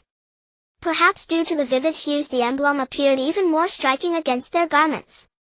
Their joint discipline was the peacock and Chongming bird aerial mirage art, allowing the 2 sisters to simultaneously transform into a peacock and the legendary Chongming bird, soaring and dancing in radiant unison. Legend held that both creatures hunted tigers, wolves, demons, and all manner of malevolent beasts. 2 luminous avians, gleaming with golden-silver radiance, soared playfully across the sunlit terrace. They darted through the thundering waterfall, skimmed the rippling silver-sparkled pool, transforming the vast terrace in an instant into a realm of pure enchantment. Gia and Ada tilted their heads upward, breathless with wonder, eyes tracking the bird's ethereal flight. Ah! So beautiful! Gia, dreamer by heart, felt herself slipping into a vision as exquisite as the cherished dreams she'd shared with her father. Her hazel brown eyes shimmered with prismatic light, her straight hazel brown hair cascaded like a second waterfall, glistening with inner radiance. Jia. Jia. Teacher Denifeu called her name several times, but Jia heard nothing. Meanwhile, Hangshan, having circled Jim's laboratory, confirmed the installation of additional automated sentinels. He immediately convened the principal shadow thieves stationed on Fiak Star, and deployed their signature technique Phantom Replication Art, perfectly duplicating every member of Jim's lab, including Professor Jim himself, leaving flawless simulacra behind. Then he extracted the real Professor Jim to Horlang's specially prepared laboratory. Upon seeing his stolen blueprints in Horlang's possession, Jim felt an unexpected sense of calm, and his lingering doubts dissolved. Those schematics represented over 2 decades of relentless devotion. Professor Jim, long have I admired your renown. Horlang entered the temporary confinement chamber, actually a capacious rectangular conference room, with deliberate unhurried strides clapping softly as he walked. The room lay dim, occupied only by the two of them, the 2 shadow thieves who had escorted Jim in having since departed. Jim sat slumped in a sturdy oak chair behind a long table, his face gaunt and weary. Welcome, you are now among us. It is you? Their suspicions were correct. Professor Jim showed little surprise. Professor Jim, though we meet formally for the first time, your name has echoed in my ears for years. Horlang seated himself calmly across the table, his left hand idly turning a gleaming silver eagle totem badge, the brutal kingdom's personal honor bestowed upon him, while his right rested casually atop the table, fingertips tapping rhythmically against the gray-brown surface. If my memory serves, you've resided on Fiak Star for over 20 years. Your groundbreaking research has brought immense prestige to both the Brutal Kingdom and yourself. Truly remarkable. Their sharp gazes met and lingered in the muted light, Jim's ashen hollow-cheeked visage exuding icy composure as though he had already deciphered every unspoken word poised on Horlang's tongue. A silence stretched for several long moments, then Horlang pressed the silver eagle badge firmly onto the tabletop. Very well. You are extraordinarily perceptive, I recognize that. So I'll dispense with pretense, you know precisely why I've invited you here. Horlang's expression softened into earnest sincerity. I understand you've lived far from home, estranged from family for many years, yet you've received everything you've earned. I mean it, the King of Brutto has granted you full recognition, reputation, material rewards, all duly conferred. He cupped his broad fleshy chin in one hand, eyes narrowing thoughtfully. But I am certain I can offer you far more, greater honors, deeper fulfillment, if you choose to align with me. He gazed intently into Jim's weathered hollow eyes, eyes worn thin by time. Indeed, if politics should awaken your interest, that would be ideal. Jim hesitated, gazing quietly at Horlang's eyes glinting with veiled cunning, before drawing a slow deep breath, then exhaling it steadily through dry, tightly pressed lips. You know well, I have never left my laboratory. Nor did I ever contemplate leaving. And should I depart, I cannot imagine what purpose I would serve. Jim shook his head gently and spoke softly. Ha ha ha. Ha ha ha. Horlang suddenly chuckled. Rest assured, if you join me, I will secure your unprecedented entry into Parliament for candidacy. Given your decades-long reputation across Brutal Kingdom, your prospects would be dazzling. And should politics hold no appeal, I pledge to increase your stipend tenfold. Moreover, I can arrange your immediate return to Earth, and bring your entire family here to Fiak Star, for residence or travel without restriction. The choice rests entirely with you. They say you've succeeded, you understand what I imply. Know this, Dambril and His Majesty the King are not. Only I am willing to grant your request to return to Earth ahead of schedule, and only I am willing to help you do so. I can override those rigid, inflexible regulations. Indeed, this green light shines exclusively for you. As Horan spoke these words, he slowly rose from his seat and paced back and forth beside the table, circling it several times. Jim remained silent for a long while, saying nothing. Yet he had already sensed that misfortune had befallen him. He forced himself to remain composed, striving to clear his mind. Within mere seconds his brain processed an immense torrent of data, and reason at last compelled him to resolutely refuse. Suddenly he felt exhilarated and unburdened by his own decision, as if in that instant Dambril were nodding at him in quiet approval, and as if the gentle innocent smile of the little girl, Jia, whom he had adored upon first sight, now shimmered before him. Atop the serene sun-dappled open-air terrace, Gia had already activated her consciousness generator in tandem with white magic. She wore a hooded sweatshirt in pristine white, its surface subtly patterned with geometric motifs in charcoal gray and black. A sapphire blue emblem depicting a penguin and polar bear adorned her chest, elegant, dignified, and refined. This complemented her rose-petal soft features, chestnut brown hair cascading straight past her shoulders, and warm amber-flecked eyes that glinted with quiet luminescence. She stood centered upon the velvety long legs poised with natural symmetry. Her arms lifted effortlessly to either side of her head while a champagne gold consciousness generator glowed softly around her right wrist. Her left index finger gently touched the luminous core, and the radiance swelled, expanding outward. Gradually a radiant golden halo coalesced and spun above her crown as though a miniature sun had just been born. In that single breathless moment it scattered life's light, humanity's warmth, and boundless strength across every corner of existence. This light could banish fear and timidity from every kind-hearted soul, and reduce any malevolent spirit to ash in an instant, the love-warmed, all-enlightening radiance technique. Indeed, the newly installed composite programs on each of the 7 children's consciousness generators were not identical, rather each was utterly unique, mirroring the irreplaceable biological signature of its bearer. These programs had been meticulously designed on Fia's star using the latest telepathic sampling instruments to analyze each child's innate biosource energy type, then individually calibrated and refined. Only Ada remained, and she was already brimming with anticipation. A bright, quick-witted British girl, Ada hailed from Wapping, an ancient mist-shrouded street in London's Old City, and carried about her the quiet grace of a fairy tale princess. She possessed rich chestnut curls, warm brown eyes, and a scattering of freckles across her nose and cheekbones, marking her with an innate nobility and ethereal charm. Her hooded uniform was violet-hued, likewise embroidered with subtle white and black geometric patterns, and bore the same sapphire blue penguin and polar bear insignia upon her chest. The garment fit snugly, exuding youthful vigor and unself-conscious vitality. Ada and Gia exchanged a spirited high-five. Then with nimble grace she dashed toward the lawn center, pressing her selected program button en route.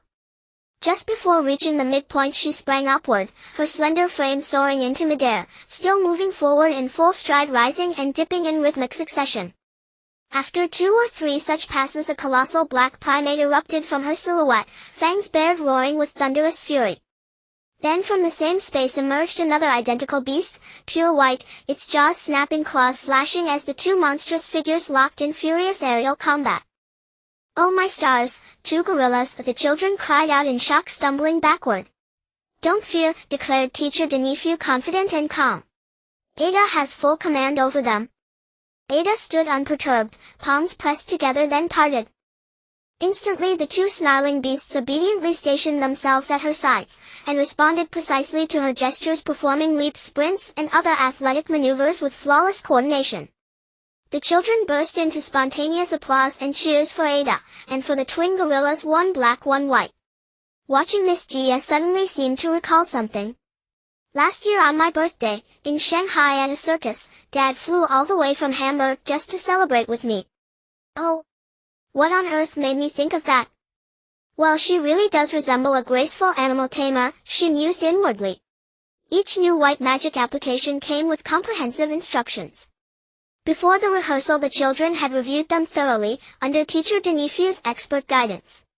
At last the practical demonstration by all 7 children concluded. A satisfied smile spread across Teacher Denifriou's face, one even exceeding her highest expectations. Clearly our selection of these 7 children was impeccable. She thought, heart swelling with quiet triumph, "I must immediately inform Danbrew, he will surely rejoice more than any of us." The grand-scale integration of white magic and consciousness generators had succeeded flawlessly, heralding that Professor Jim's multidimensional space-time traverser, once completed, would stand fully prepared to launch the Millennium Star Project, the most anticipated undertaking across all Fia's star. That evening Danbrew personally hosted a celebratory banquet for the children alongside Teacher Denifriou, in the dining hall where they normally took their meals. Though modest in size, the hall usually served only the children and staff from several research laboratories, including Professor Jim's. But tonight nearly the entire facility suspended regular service, dedicated solely to honoring these 7 children. To ensure their delight, Danbrew had specially invited the Brittle Kingdom's robotic music and dance ensemble. As if enchanted, every table and chair reconfigured itself into a seamless elliptical arena, with the lifelike robotic musicians and dancers occupying its luminous center. Strangely, these robots bore uncanny resemblance to humans, slim, harmoniously proportioned with elegant curves. Yet each face was nearly identical, suggesting mass production, distinctly unlike the Fiorians, whose broad square faces featured tightly clustered features centered on the face, flat noses, eyes and mouths evenly spaced along the central axis. Their skin gleamed like fresh cream, hips and waist shared equal breadth, shoulders were strikingly narrow, and thick necks merged seamlessly into wide sturdy chins. Wow, these are robots. Truly indistinguishable, the children exclaimed, voices overlapping in wonder. They're absolutely beautiful. Why do Fiorian-made robots look more exquisite than Fiorians themselves? Ada asked, astonished. What foolish notion, that if you built one you'd deliberately make it uglier than yourself. Red-haired Ben squinted skeptically. Maybe they think they're ugly too. If I were designing one, I'd certainly make it more beautiful than me. The following afternoon, the children's designated rest day, Gia and Ada honored their prior agreement to visit Professor Jim. We must hurry, we must arrive before he finishes work, Gia urged as they met. And we'll share this wonderful news, the white magic and consciousness generator demonstration, with him too. Ada replied, bubbling with excitement. The thought of Professor Jim's joy amplified their own elation. Upon arriving at Jim's laboratory, they found 2 Brutal Kingdom guards standing sentinel at either side of the entrance. Clad head to toe in sleek gunmetal gray tactical uniforms and matching helmets, they carried heavy-caliber firearms. Their weapons bore no resemblance to Earth's. They resembled simple gray cylinders with large curved grips studded with gray buttons and a circular LCD display flickering with streams of cryptic data. From afar they appeared oddly alien, yet undeniably imposing. Because both girls wore sapphire blue insignias on their chests, they passed through the outer lab gate without hesitation. Yet entry into the inner chamber required biometric consciousness authentication, a light touch of the right index fingertip upon a cross-pattern neural collector, each child's consciousness signature having been pre-registered within the system. Alternatively, they could also trigger the door via their consciousness emitters. 1 second of focused gaze upon the collector sufficed. The massive metal door then slid open. Its mechanism unfolded like a camera's iris, petal-like metallic segments rotating outward from a central point blossoming into an octagonal aperture. Inside, the lab staff members wore pale luminous uniforms, faces taut with quiet tension, absorbed in urgent unseen tasks. Some scribbled notes in small notebooks, murmuring under their breath. When they spotted Gia and Ada entering, astonishment flashed across every face. Oh! Who are you 2 darling little ones? How did you find your way here? This is no playground, or children's amusement park. How did you get in, children asked one staffer, bewildered. Gia recognized him instantly, Lee's Professor Jim's personal assistant. Surely she knows us, the girls wondered, perplexed. Most lab personnel had met them before, especially Lee's, who had accompanied Professor Jim to numerous physics labs for the children. Each time she saw them, she'd offer a warm, courteous smile. Why now, as if meeting strangers? Has she truly forgotten us? Ada frowned, incredulous. Gia stared at Lise, then at Ada. How can she not remember us at all? She's visited our classroom with Professor Jim, and I first met her right here in Jim's lab, the girl murmured to herself. Oh, you don't recall? I'm Gia, and this is my dear friend Ada. We're both Professor Jim's students. Miss Lise, do you really not recognize us? Gia pleaded, growing anxious. You've taught in our classroom. Children, please, don't speak nonsense. When have I ever seen you? Lise retorted, her expression wounded. Regardless of who you are, I simply ask how you entered and why you're here. This place is strictly off limits to you. You'd be far better suited to playgrounds, or children's parks, wouldn't you, lovely young ladies? No, it's not that. We've come to see Professor Jim. We truly are his students, and we urgently need to speak with him. Gia continued earnestly. Yes, we haven't seen him in ages and we wanted to visit. Plus we have important news to share with him. Ada quickly added her support. Their heated exchange drew the attention of nearby staff, who promptly relayed the incident to Professor Jim deep within the inner lab. To their utter shock when Professor Jim arrived, he claimed, without hesitation, that he had never laid eyes on Gia or Ada. The girls stood frozen in mortified disbelief. No matter how fervently they protested, Jim merely shook his brittle dry head, blank uncomprehending. Disheartened, the two girls departed the lab. Could Professor Jim's mind have failed him? No wonder he hasn't taught us in so long. Ada pouted, dejected. Was he injured in the head during that theft? Did he lose his memory? Yet something feels deeply wrong here, Gia said gravely, her expression far too solemn for a child her age. We must tell Danbru and Teacher Denifeu immediately. But they'll surely punish us, Ada added shrewdly. Remember, we came here without permission. No matter, Gia replied firmly. I sense this matters infinitely more than any punishment. Upon learning of the incident, Danbru rushed directly to Jim's laboratory, only to find it completely deserted. It turned out that the moment Gia and Ada left, Yokoyama learned of the visit, and of the two Earth-born girls who had come calling. He knew full well that these simulacra, though physically indistinguishable from lab staff, possessed near-vacant memory matrices, and any interaction would inevitably expose their artifice. Their oversight stemmed from sheer disbelief that the girls would dare approach this restricted domain, a place expressly forbidden to all Earth-born children. Though Gia had visited Jim's lab once upon arriving on Fia's star, arranged by Danbru under special upper-level authorization, that had been a singular sanctioned encounter. None of the other 6 children had ever set foot inside Professor Jim's laboratory. To avoid detection, Danbru swiftly transmitted a secure neural message via Fia's star's encrypted consciousness network, the silver band on his wrist flashing once, summoning King Dop's holographic image visible only to him. He recounted the entire incident to the monarch. Before the Millennium Star Project launches, Horan's secrets must be uncovered, and Professor Jim rescued, by any means necessary. King Bruto issued explicit orders to Danbru, mobilize all available armed forces if required. Since his imprisonment in a conference chamber by Horan, Professor Jim had steadfastly refused all offers of collaboration. Frustrated beyond measure, Horan entrusted Jim's custody to his son Trollo, employing both coercion and persuasion. Yet progress remained as elusive as the stolen blueprints themselves. Just as Horan's anxiety peaked, Yokoyama's urgent report arrived. The simulacra in Jim's lab had been exposed, and Danbru was already advancing with a robotic strike force. In desperation, Horan decided to take Professor Jim with him, to Danyu, a neighboring realm of the Bruto Kingdom. Tello personally led the Horan family's private guard, a mixed unit of robots and Fiochi Star natives, escorting Professor Jimu aboard a military spiral aircraft distinct from ordinary spiral gyrocopters, capable of fully invisible flight when necessary, closely following behind Horan's luxurious private spiral aircraft.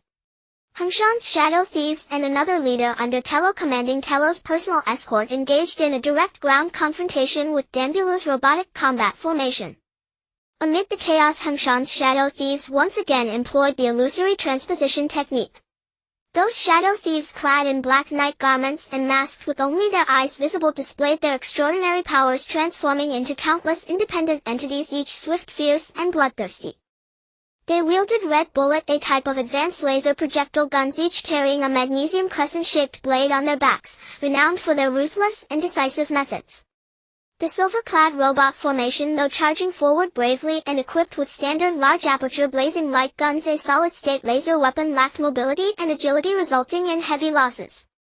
Seeing Horan and Tello about to cross the border of Baluto with Professor Jimu, Danbulu in the Ground Combat Command Center grew frantic, regretting not having acted sooner. On the consciousness monitor, the icons representing the trajectories of Horan and Jimu's spiral aircraft steadily approached the aerial border between Baluto and Danyu. Soon they would successfully leave the airspace of the Baluto Kingdom. Once they reached Danyu's airspace, rescuing Professor Jimu would become exceedingly difficult. Horan sat sullenly in the spacious, comfortable leather seat of the spiral aircraft, gazing coldly through the bright glass wall at the carnage below. A sneer curled at the corner of his mouth as he calculated inwardly, as long as Professor Jimu is in my hands, your Millennium Prophecy Star plan will never proceed smoothly. His cold, disdainful expression flickered faintly across his square face, heavily lined like ridges of flesh. Just as he was gloating, he suddenly noticed behind the patches of scale-like white clouds several silver-glinting spiral aircraft hurtling toward him at top speed. On the windshields of each spiral aircraft gleamed a sapphire blue emblem. These were the 4 aircraft carrying the 7 companions Jia, Ida, Falad, and the others. They had learned from Danny Fu that Danbulu was pursuing Horan and Professor Jimu and that Jimu was about to be taken out of the Baluto kingdom. Thus they jointly requested that Danny Fu allow them to participate in the rescue mission. Initially Danny Fu flatly refused. First, this unexpected incident was not within the scope of the Millennium Star rescue plan. It was entirely a product of internal political strife within the Baluto kingdom and should be resolved by Baluto's own military forces. Second, if the children got involved, they would inevitably use the combined power of the newly practiced white magic and the consciousness generator, which violated the current laws of the Fiochi Star and the Baluto kingdom. The Baluto national law stipulated that all sorcery, including the powers of white magic and black magic, could only be used for the Millennium Prophecy and the Millennium Star rescue plan. Moreover, the children lacked practical combat experience with white magic. If unforeseen consequences occurred, it would inevitably affect the smooth implementation of the entire prophecy plan with disastrous results. However, upon learning that Professor Jimu was about to enter Danyu's national airspace and that Danbulu's robotic formation had suffered severe losses, Danny Fu hesitated and eventually granted the children's request. At the same time, she secretly hoped that this unexpected operation would serve as a practical training opportunity for the children. Before departure, she solemnly instructed them that the primary objective was to successfully rescue Professor Jimu. Moreover, the operation would be mainly carried out by Jia and Ida if the other children were not to act on their own but to observe and assist. Clearly, she seemed to harbor a special trust in these 2 girls. This trust stemmed from her comprehensive assessment and mutual understanding of them during this period. Especially Jia, based on her daily observations of this kind and resolute girl, she made this decision in a moment of urgency. Finally, she called Jia and Ida aside for a special word of advice. Jia, using the program on the consciousness generator, conducted a consciousness information location search and successfully locked onto the target. She discovered that the spiral aircraft carrying Professor Jimu was the latest military-grade product of the Fiochi Star, equipped with highly lethal meteor bullets, a new type of laser projectile, and capable of invisibility. At that moment, they were already positioned above the border of the 2 countries. Soon Danyu's airspace defense system would identify them if they had to intercept Professor Jimu's aircraft before that. However, it was clear that the children's aircraft could not make it in time. Meanwhile, they saw the shadow thieves on the ground frantically attacking Danbulu's robot formation. The ground was strewn with smoke and sparks from fallen robot warriors. From afar, the land was nearly reduced to a sea of fire and ruins. Oh heavens! It seems we're too late. The few freckles on Aida's little face seemed to flush with anxiety. What should we do?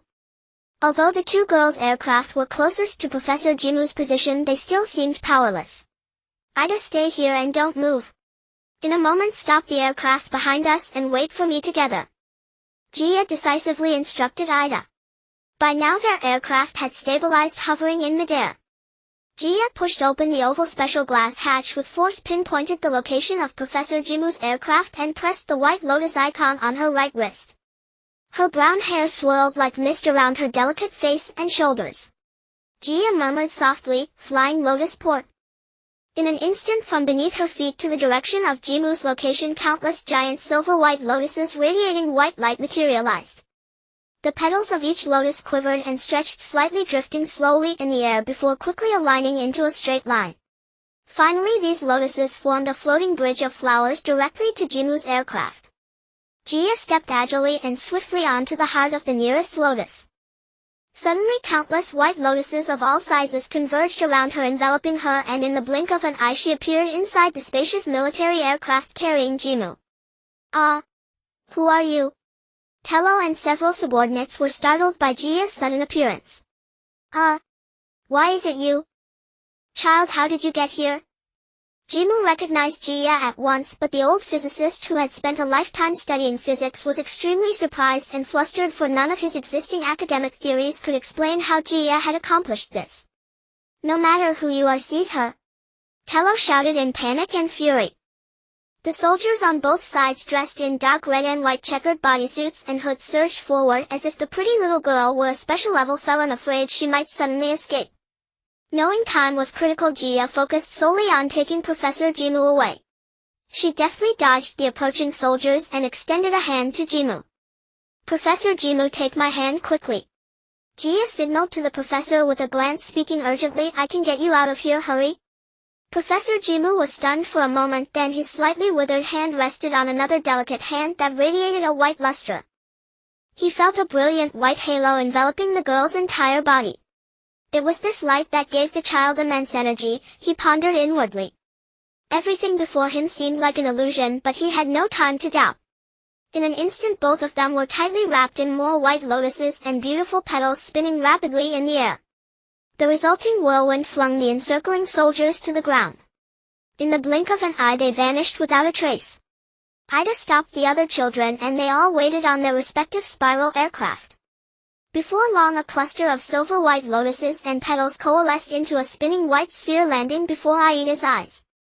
The lotuses and petals slowly scattered, revealing Jia and the professor safe before the children. Chichi, Jilanjua, Ben and Fulan each piloted their agile little aircraft, gathering around like strangely shaped blue or yellow glowing insects, joyfully circling the larger aircraft of Jia and Ida. At this moment everyone behind the clear glass windows wore joyful smiles. As they prepared to return, the children noticed that the ground battle was still ongoing. Danbulo had dispatched a large number of additional robot warriors. Despite heavy losses, they still managed to hold back the frenzied shadow thieves. Grayish-brown smoke grew denser, shrouding the once beautiful trees, rivers, and mountains. Scarlet flames hissed and spread everywhere. Jia again pushed open the oval glass hatch, pressed her right index finger lightly against her brow, and chanted, Flying Lotus Port, transform into Lotus Rain. Then she pointed both index fingers toward the war-torn ground. The white lotuses and petals, which had been slowly receding, began to spin and converge again under the force of a new power, all the lotuses scattering into petals. Then these petals transformed into countless tiny silver-white specks of light, like a sky-covering swarm of silver locusts hurtling rapidly toward the ground. In truth, the lotus petals had metamorphosed into gleaming petal-shaped blades, raining down upon the black-clad shadow thieves. In an instant the countless warriors conjured by the shadow thieves dissipated like smoke, as if a refreshing rain had extinguished the raging forest fire. Although most of the fallen shadow thieves were illusory warriors, the original warriors had already fled to Danyu with the Cunningham. Nevertheless, the battle had finally ended. Danbulo's robot warriors suffered heavy losses. Horan and Tello both escaped to Danyu. Professor Jimu was rescued and returned to his intense work. However, the other staff from Jimu's laboratory along with the blueprints were taken to Danyu. Jia, Ida, and the other children had rendered great service in this battle. Unfortunately, they had also violated the Fiochi Star's wartime general decree, which forbade the use of magical illusions in ordinary warfare. Later, Danbulo voluntarily reported the details. The National Security Bureau of the Fiochi Star International Military Alliance unanimously determined that this was a special case, as the enemy had first violated the decree by using illusions, which also breached relevant clauses of the Fiochi Star International law, causing heavy losses to Danbulo's robot formation. Ultimately, the Stellar Military Alliance's Weapon Limitation Committee decided to handle this special case on an exceptional basis. Danny Fu and the children finally broke free from the shackles of the obsolete provisions in Fiochi Star's international law. At the same time, King Dopu of Buludo personally received each child. This was the first time the king had seen these children from Earth since their arrival on the Fiochi Star. The king was greatly gratified and warmly praised their courage and wisdom. The Dimensional Time-Space Shuttle, after repeated testing and experimentation by Professor Jimu, was declared essentially successful. Each child's consciousness generator was equipped with a corresponding control program, its icon being a thumbnail of this massive device. It resembled a huge silver-gray capsule, a perfect fusion of special glass, the latest aerospace-grade material on Fiochi Star, transparent like ordinary aircraft but switchable to opaque from the outside, and silver-white chromium metal. It was equipped with retractable wings, wheeled feet, and a boarding ladder, and could accommodate up to 12 people inside besides the pilot. Besides dimensional time-space travel, it could function like an ordinary vehicle operating in water, on land, or in the air with a maximum speed exceeding that of light. Professor Jimu returned to the children's classroom, supplementing their physics lessons and, more importantly, teaching them the operation and control techniques of the silver capsule, the Dimensional Time-Space Shuttle. Each of the 7 children had to pass rigorous assessments demonstrating the ability to independently pilot and maneuver freely. In the following days they participated in 2 more demonstration exercises of the new white magic and the consciousness generator. Though each exercise had minor flaws, they were within negligible limits, as Danny Fu informed the children. Perhaps this was to boost their confidence and their potential for free expression. She always encouraged them in this way. Under the joint careful guidance of teacher Danny Fu and Professor Jimu, the children were able to develop freely and fully. On the contrary, it allowed every new independent individual to manifest their best potential. The 30 Fiochi Star Days of special training for the Millennium Star Rescue Plan, part of the Belittle Kingdom's Millennium Prophecy, were drawing to a close. The children passed every final assessment with near-perfect scores. Everyone was eager to uncover the final mystery of this operation, for completing the Millennium Star Plan would allow them to return to Earth with their families. At the celebration party marking the end of the training, Danbulo once again invited the robot dance troupe to perform for the children.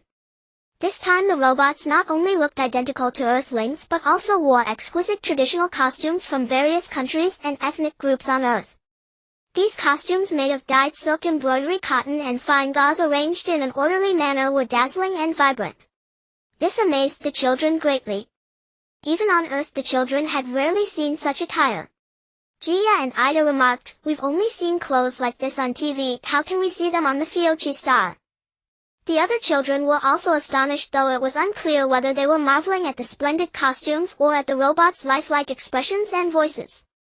Perhaps this only heightened the children's curiosity and bewilderment about this so-called sister planet of Earth. It seems the robots on the Fiochi Star are better suited for singing and dancing than for fighting. Chi-Chi, usually quiet, suddenly muttered to himself with a strange complaint, "These are completely different from the powerful robot warriors I've seen on TV." "Why do you think that?" Gia walked up behind him, her large gray-brown eyes flashing with confusion as she looked at him. "Oh, nothing. I just think they're too beautiful." Chi-Chi said, "They're nothing like the robots I imagined. Sending them to battle would be sending them to their deaths." "Then what do you think robots should be like?" Gia's delicate face was full of doubt. "Are they all made of cold hard metal, devoid of emotion and thought, knowing only how to fight and be aggressive?" "Don't talk nonsense. Being beautiful and pretty doesn't mean they can't fight or go to battle." Ida, nearby, quickly attracted by their conversation, said with a provocative tone. Chi-Chi regretted his rash remark and looked awkwardly at the 2 pretty and intelligent girls beside him, offering no defense. After a moment Ida turned her head and added abruptly, "Anyone can fight for their ideals. Don't you think Gia and I are pretty? And we're about to go into battle. By the way, who do you think is prettier, Gia or me? Be honest." Ida pressed aggressively. Chi-Chi's thin cheeks flushed slightly for the first time. This just turned 12 handsome boy experienced his face heating up in front of 2 pretty girls for the first time. His bright black eyes darted and evaded between the 2 charming girls, not daring to look directly, especially at Gia's starry gray-brown eyes. He stammered for a long time without clearly answering the question. "Oh, you little rascal, you're not. Your face is red, come here and look at him." Chubby Falad suddenly appeared, pulling red-haired Ben along to join the fun. They both chimed in. The others mocked Chi-Chi for behaving like a girl, until Ada stepped in to defuse the situation. With her exceptional eloquence and encyclopedic knowledge of arcane curiosities, every one of her rebuttals carried irresistible conviction. Vlad too commanded attention with his razor-sharp tongue, yet whenever he crossed paths with Ada he retreated within a few exchanges, tail tucked and dignity diminished. He often dragged Ben along as a human shield, sparking frequent quarrels between the 2 boys. On the eve of departure the children were spared their usual lessons and instead immersed themselves in final preparations for this pivotal mission. Danbrew first solemnly outlined essential operational protocols, each tied directly to the ancient prophecy. Then he announced that Jia would assume command of the expedition. Effective immediately, she would become the undisputed heart and guiding will of the entire team. Once launched, all logistical decisions, assignments, and directives would flow solely from Jia. Every member was expected to comply without hesitation. Upon hearing this, the 3 boys exchanged distinctly reluctant glances. First came Chi-Chi and Vlad. Chi-Chi thought, to entrust such a momentous task to a girl whose beauty rivals a porcelain vase, how absurd. What on earth was Danbrew thinking? Clearly the appointment wounded his sense of masculine pride. Vlad operated under an even more peculiar logic. Among the 7 of us I am tallest and broadest, why should leadership not fall to me? He muttered this grievance repeatedly under his breath. Only Ada and the twin sisters Galen and Gala embraced the news with genuine enthusiasm. Ada in particular clapped her hands in delight. Finally Dambru unveiled the secret, and the profound rationale behind appointing Jia as captain. Children, silence please, he interjected over the murmurs of male discontent, speaking with grave solemnity. Jia's ascension is neither my private decision nor Dame Dainif's, nor does it reflect King Bruto's will. It was ordained long ago, in the sacred words of the ancient prophecy. Perhaps it was the preordained design of the great seer Holes himself. Naturally you may wonder how could Holes, who has never laid eyes upon any of you, have foreseen such an arrangement. Recall that he is the rainbow-eyed master, the most revered prophet of Phaeac Star. Such a decree must therefore carry immutable wisdom. Thus you must wholeheartedly support Jia's leadership. Only through unity and unwavering cooperation can this vital mission succeed, and earn you the highest honor bestowed by Phaeac Star itself. Returning home to Earth with that distinction, to reunite with your families bearing such glory, will be an unparalleled joy, a transcendent blessing. As Dambru spoke these words his voice trembled with quiet fervor. Upon the wide rooftop terrace of Professor Jim's laboratory stood 7 children, Dambru, Dame Dainif and Professor Jim, gathered around the sleek silver-gray capsule, the dimensional chronotransporter, as if inaugurating a sacred rite. Even King Bruto had dispatched the royal guard and military bands standing in perfect formation on either side. Over the course of 1,000 stellar cycles the children had spent more time with Dame Dainif than with anyone else, forging deep enduring bonds. On the eve of the Millennium Star Initiative's launch each child bade Dambru and Dame Dainif a brief private farewell. Red-bearded Dambru and golden-haired Dainif offered heartfelt encouragement to each. Especially for Jia, the 11-year-old entrusted with such monumental responsibility, Dame Dainif felt profound trepidation. Though Jia had excelled in every assessment surpassing all peers, she remained after all a child. Thus Dame Dainif specifically charged the 3 boys to support her actively throughout the mission. Professor Jim likewise delivered a concise farewell outlining potential challenges they might face, and strategies to meet them, much like a teacher offering reassurance and inspiration before a decisive examination. Dambru then meticulously assigned each child their principal role within the operation. Finally he installed a holographic map application, encoded with consciousness-linked coordinates, onto each child's mind generator. Leveraging its built-in microcobalt projection system, the map could magnify and render any terrain in full 3-dimensional holography. The map employed cutting-edge multidimensional immersive display technology. Rivers shimmered with liquid clarity, deserts and steppes lay hushed, and vast forests glowed emerald and radiant. Snow-capped mountains pierced cloudless skies, and extraordinary architecture gleamed in ultra-high resolution. Strange, I've seen this style before. Ada exclaimed in astonishment. These are ancient terrestrial structures, the very ones we watched on television. Chi followed up. Could it be, we're returning to Earth? Vlad cried out elated. Impossible. Ben retorted. At the sight of familiar architectural forms the children burst into delighted exclamations. Ah, truly brilliant minds. You've grasped it perfectly, absolutely correct. Dambru affirmed with unwavering certainty, these ancient edifices do exist on Earth, but they also stand as relics of Phaeac Star's own antiquity. Recall how I introduced Phaeac Star upon your arrival. It is Earth's sister planet, existing across parallel dimensions. Their civilizations evolved nearly identically across shared temporal frameworks, yet Phaeac Star currently resides 5,500 years ahead of Earth's present era. Here on Phaeac Star these precious vestiges of antiquity have long since vanished. Dambru spoke with solemn reverence and quiet sorrow. He continued, the map highlights 7 locations, marked in crimson, scattered across ancient Phaeac Star's sovereign realms, much as you hail from distinct nations on Earth. Each site conceals a crystal of unique chromatic energy, one crystallized essence of that region's highest wisdom and civilizational zenith. Your collective task is to retrieve them, each crystal secured through mutual aid and individual resolve. Along the way you may confront unforeseen trials, only by surmounting them may you successfully return the crystals to present-day Phaeac Star, and thereby complete your mission. Simultaneously each of you embodies a distinct source of spiritual energy, represented by a specific chromatic resonance. Now I shall declare your assigned hues, memorize them without fail.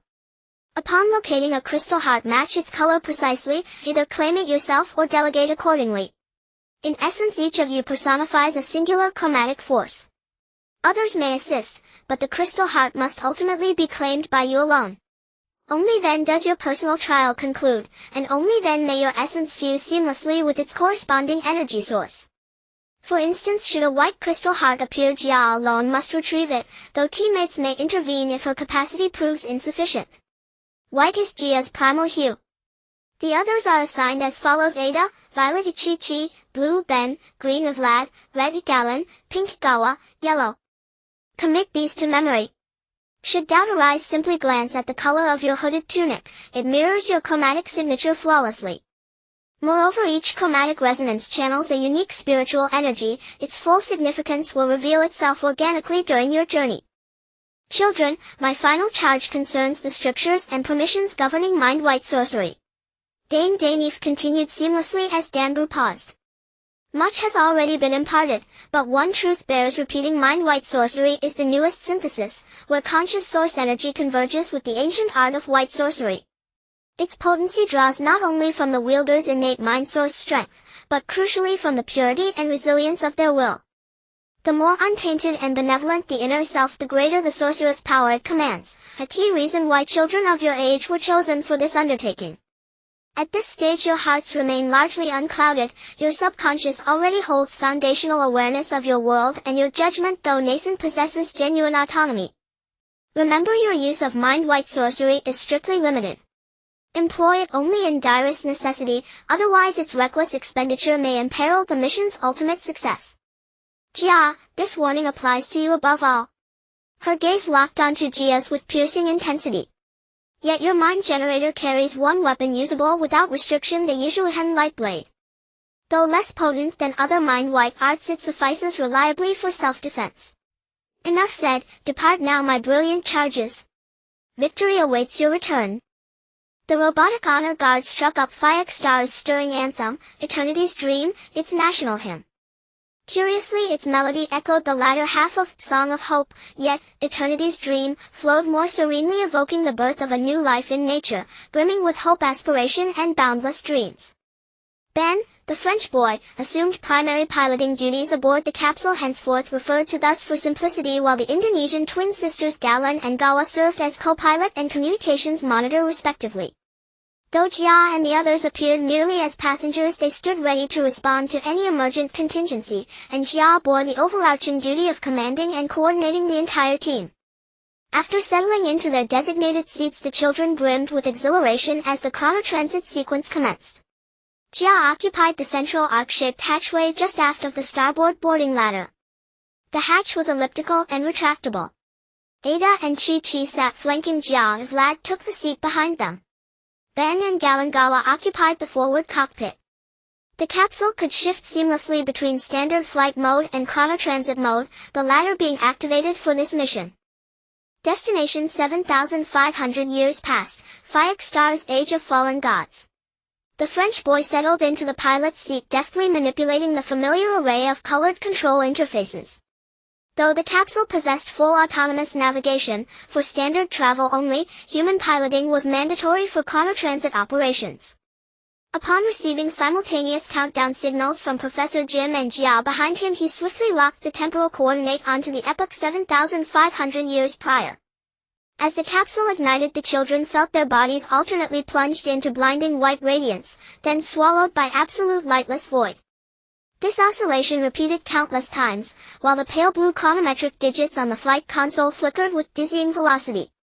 During this passage, all sense of time and space dissolved, leaving only the relentless alternating immersion in pure light and utter darkness. Yet the capsule rode with flawless stability, no tremor, no jolt. Jia alternately shielded her face with her hand, then fixed her gray-brown eyes intently upon the pulsing blue chronometer. Gazing outward revealed only infinite emptiness, black and white flashing in rapid succession. Ada and the others kept their hands tightly over their eyes, averting their gaze. Suddenly the violent alternation between searing brilliance and consuming blackness ceased, abruptly, utterly. Jia and her companions simultaneously lowered their hands, and turned toward the console's right side chronometer where the aquamarine digits had finally stabilized at 7500 BC. The capsule settled silently onto a tranquil open expanse. External conditions displayed on the console: clear skies, gentle breeze, air quality, excellent high oxygen concentration. Ambient temperature 21°C. Jia gasped. She had arrived in a realm mirroring the idyllic, peach blossom spring she'd read about in books and online. As the elliptical hatch slid open, the murmur of a nearby stream filled her ears, while fragrant currents surged into her nostrils and lungs. She instinctively drew 2 deep breaths, nearly sneezing. Once acclimated, the children radiated renewed vitality, perhaps invigorated by those aromatic air currents. Galen, Gawa and Ben monitored the high-precision consciousness scanner, a device capable of detecting all life signs within a 50 square kilometer radius in real time. Currently it registered no large or high-intelligence lifeforms. Though size need not correlate with intellect, high-intelligence beings emit uniquely powerful bioconscious signatures, far exceeding those of lesser cognition. Only small avian species showed notable activity, elsewhere the land stretched empty and silent. Looks like true wilderness, Galen murmured softly. Whoa, genuinely remote. Ben exclaimed, lowering his head and turning back. Quick, tell me, where exactly have we landed? How amusing, you're the driver yet ask others where you've driven, Vlad teased, feigning disdain. Fatso, spare your sarcasm. This isn't mere transport, it's a dimensional karma vessel. Piloting demands precision beyond ordinary skill. The French boy retorted, unyielding. I kept my eyes shut just as you did, relying on the preset auto-navigation protocol. Jia stepped first from the hatch, finding the ambient temperature and air quality refreshingly ideal. Ada and Chi-Chi followed closely, scanning the surroundings with keen curiosity. Good heavens, is this Fiac star 7,500 years ago? Ada asked, glancing incredulously at Chi-Chi ahead of her. Does that mean humans haven't emerged yet? No, I meant no civilized Fiac star inhabitants. Chi-Chi hastily corrected himself upon noticing Ada's skeptical nose-wrinkling glance, recalling textbook passages stating that humanity had existed on Earth for over 1 million years. Even if early forms blended ape and human traits, they remained ancestral kin. After a pause, Ada asked Chi-Chi, what truly is the bond between Fiac star people and Earthlings? Siblings? I suspect none at all, Chi-Chi replied offhandedly. Meanwhile, Jia followed the stream's melodic murmur to a massive boulder. She observed the crystal-clear water veering sharply around the rock's base, then traced its path behind the stone's rear face, where astonishment seized her. There, carved into the smooth shaded surface of the boulder, lay the recessed silhouette of an elephant, trunk extended, torch raised high. Though partially eroded, the image's power endured. The trunk coiled firmly around the flame, the foreleg lifted skyward in a triumphant cry, indelibly etched into her consciousness. Indeed, it felt as though the symbol already resided within her memory, and at that instant the external carving and her internal imprint fused with startling exactitude. Is this it? Jia pressed the brown mountain icon on her wrist-mounted mind generator. Instantly a translucent 50-inch panoramic interface unfolded before the children. It displayed the multidimensional dynamic map Danbrew had gifted them before departure, with 7 crimson-marked locations. One bore the inscription, Bali, precisely matching this scene. Yet the elephant motif appeared on a commemorative steel labeled, Bali Town, and no trace of town or settlement remained here. Not a soul, not even a shadow. Only the stream and the open plain echoed the map's depiction, faintly hauntingly. What's that, boss, did you find something? Ada hurried over upon hearing the sound, her expression as if she feared being left behind by the entire team, muttering incessantly. Ever since Jia became their leader, she had grown accustomed to addressing her that way. Using the term, boss, felt both natural and apt to her. Chi-Chi followed silently behind Ada, feeling that calling Jia, boss, made him somewhat uncomfortable and even a bit awkward. Yet he couldn't quite articulate the reason. Vlad and Ben were also rushing over from the capsule, leaving only Galangawa inside the dimensional time-space shuttle. This is our first stop. Jia explained swiftly. The place circled in red on the map is a small town called Bekele. It seems this big capsule has delivered us directly to our destination. Ada bounced over, leaving Chi-Chi behind, and was the first to reach Jia's side. Bekele town, boss, but there seems to be nothing here at all. Could the map be marked incorrectly? The two girls almost simultaneously stared blankly at the map hovering in midair. In the first red circle at the bottom of the map there was a small village nestled by a stream modest in scale. At the entrance of the village stood an identical massive boulder adorned with a pattern of an elephant raising its two front hooves, its trunk coiled around a blazing torch. The pattern appeared vivid and beautiful, yet there was no stone inscribed with the words Bekele, nor the small town mentioned on the map. It can't be wrong. This is the place. Gia confirmed again. Chi-Chi quickly caught up and examined the map alongside the others, then glanced at the elephant pattern on the boulder, muttering, Bekele town, no, it's not right. Only the boulder and the elephant pattern are exactly the same. He tried his best to assume a thoughtful expression. How could this be? Not a trace of the village, not even a single person in sight. Gia raised her hand to tuck away the stray lock of hair that kept falling over her eyes, her brow furrowed. But, how can this boulder and the pattern on it be exactly the same? I told you. Did you think finding the crystal heart would be that easy? Vlad's chubby black head leaned in, his tone disgruntled. You're thinking too simply. He panted heavily, glaring with his big black eyes, rolling them even wider as he looked at the group, then glanced at the little redhead, the French boy who had just caught up. He raised his head to look at the map before him, striking a self-righteous pose as if to say, if I were in charge things would be going much smoother. The little redhead remained silent, his gaze fixed on the map as if pondering something. From time to time he carefully examined the boulder beside Gia and the peculiar pattern on it. Perhaps we arrived too late and the town no longer exists. But the boulder, due to its massive size, has survived. Ada murmured softly, maybe an accident happened, like an earthquake or something. Dambulo and the others might not know and naturally wouldn't mention it to us. Chi-Chi walked up to the boulder and tentatively reached out to touch the grooves of the elephant pattern.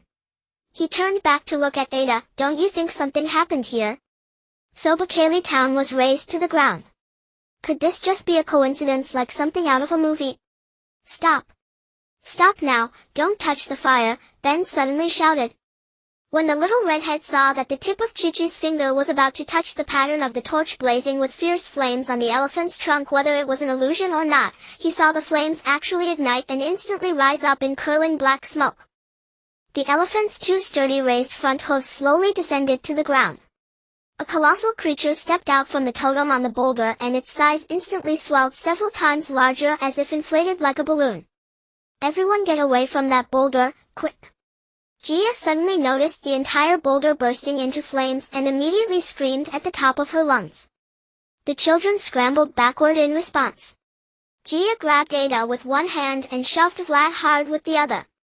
In an instant the entire boulder transformed into a massive ball of raging fire, like a burning meteorite from the heavens. This was no illusion. The moment Chi-Chi's fingertip touched the flame on the pattern, the fire glowed like blazing gold, radiating a brilliant golden light. Chi-Chi yanked his finger back in fright, but it felt as if he had been electrocuted, sending him tumbling far away. Fortunately he was agile and quick to react, escaping without injury. His companions swiftly gathered around. Gia and the little redhead both helped him up and dragged him backward. Just as they were about to retreat toward the capsule, a huge crack suddenly split open beneath the burning boulder. With a thunderous rumble the boulder sank into the ground. The children huddled together in terror, bending over to support one another. Gia wanted to see what had happened. Perhaps the crack in the ground was both wide and deep, and the burning stone had fallen in without a trace, not even a sound of impact. She cautiously crept forward to peer down, but saw nothing. After a moment everything returned to stillness. Even the thick black smoke had vanished. The gash, torn open by some strange force, had transformed into a bottomless abyss. The children lay at the edge of the fractured cliff. Gia habitually tucked a stray strand of hair behind her ear, tremblingly took a step and ventured closer to the chasm where the boulder had fallen. Ada and Ben followed cautiously, step by step. Whoa! Slow down, be careful, the little redhead called out warily. Just then Chi-Chi stared blankly at his fingertip that had touched the golden flame, as if checking if it was intact. His pale little face was already beaded with fine sweat. He quickly hurried after his companions. Though Vlad was the tallest and largest, he was also the most timid. He stood rooted to the spot, legs trembling, muttering, "Oh my God! Don't go over there, there's definitely lava down there." I know what's happening, this is an earthquake, I'm sure of it.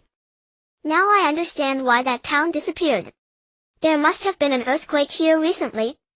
We arrived at just the wrong time. That was probably an aftershock. How unfortunate. I wonder why the townspeople chose to live in such an earthquake-prone place. Gia walked at the front with Ada close behind, gripping one of her hands tightly. Both tried to lean forward as much as possible to get a better view below, but their legs seemed to pull back involuntarily.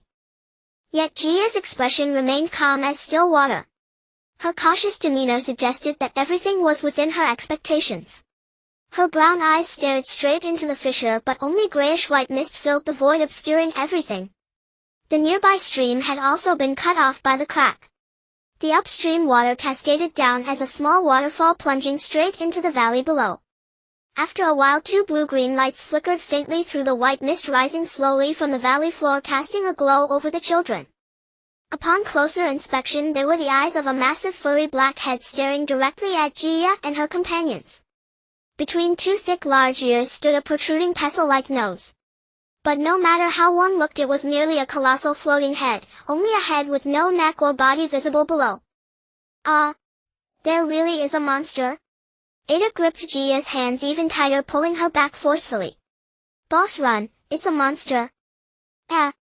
Who do I see? A bunch of adorable little puddings. Haha. Who brought you here? You should be safely tucked in your warm little nests, not here. This is a place you shouldn't be. The voice was kind and deep, as if it made the babbling brook tremble and cease its flow. By the way, I must solemnly clarify, I am no monster. When meeting someone for the first time, it's impolite to call them rude names. That's disrespectful. Am I right? Children. Don't be afraid, Ada. Gia held tight to Ada's trembling hand. Did you hear that? It can understand what we're saying. Ada pressed herself against Gia in terror. Who are you? Why are you here? Gia asked, startled yet composed. Just then a gust of eerie wind shot up from the cliff, creeping into her neck. Her grayish-brown hair was whipped onto her shoulders and face fluttering wildly. Me? Are you asking me, child? Oh. You're a pretty little one. The two beams of blue-green light suddenly pulsed with greater rhythm than before. But why have you brought these timid little ones to Babia Gorge? This is no place for you. Babia Gorge is under the rule of the Bakali Kingdom, and it has been forbidden for years. What?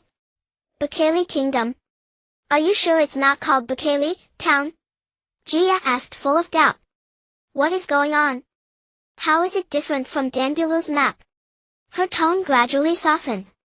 Who is this creature before me? Sorry. I mean, who are you? Why are you down this cliff, child? I am not hiding here. The word, hiding, is not quite accurate. In this kingdom, as long as people carry me in their hearts, I am everywhere. I am the spiritual guardian of the Bakali Kingdom, Shijiani. I am no monster.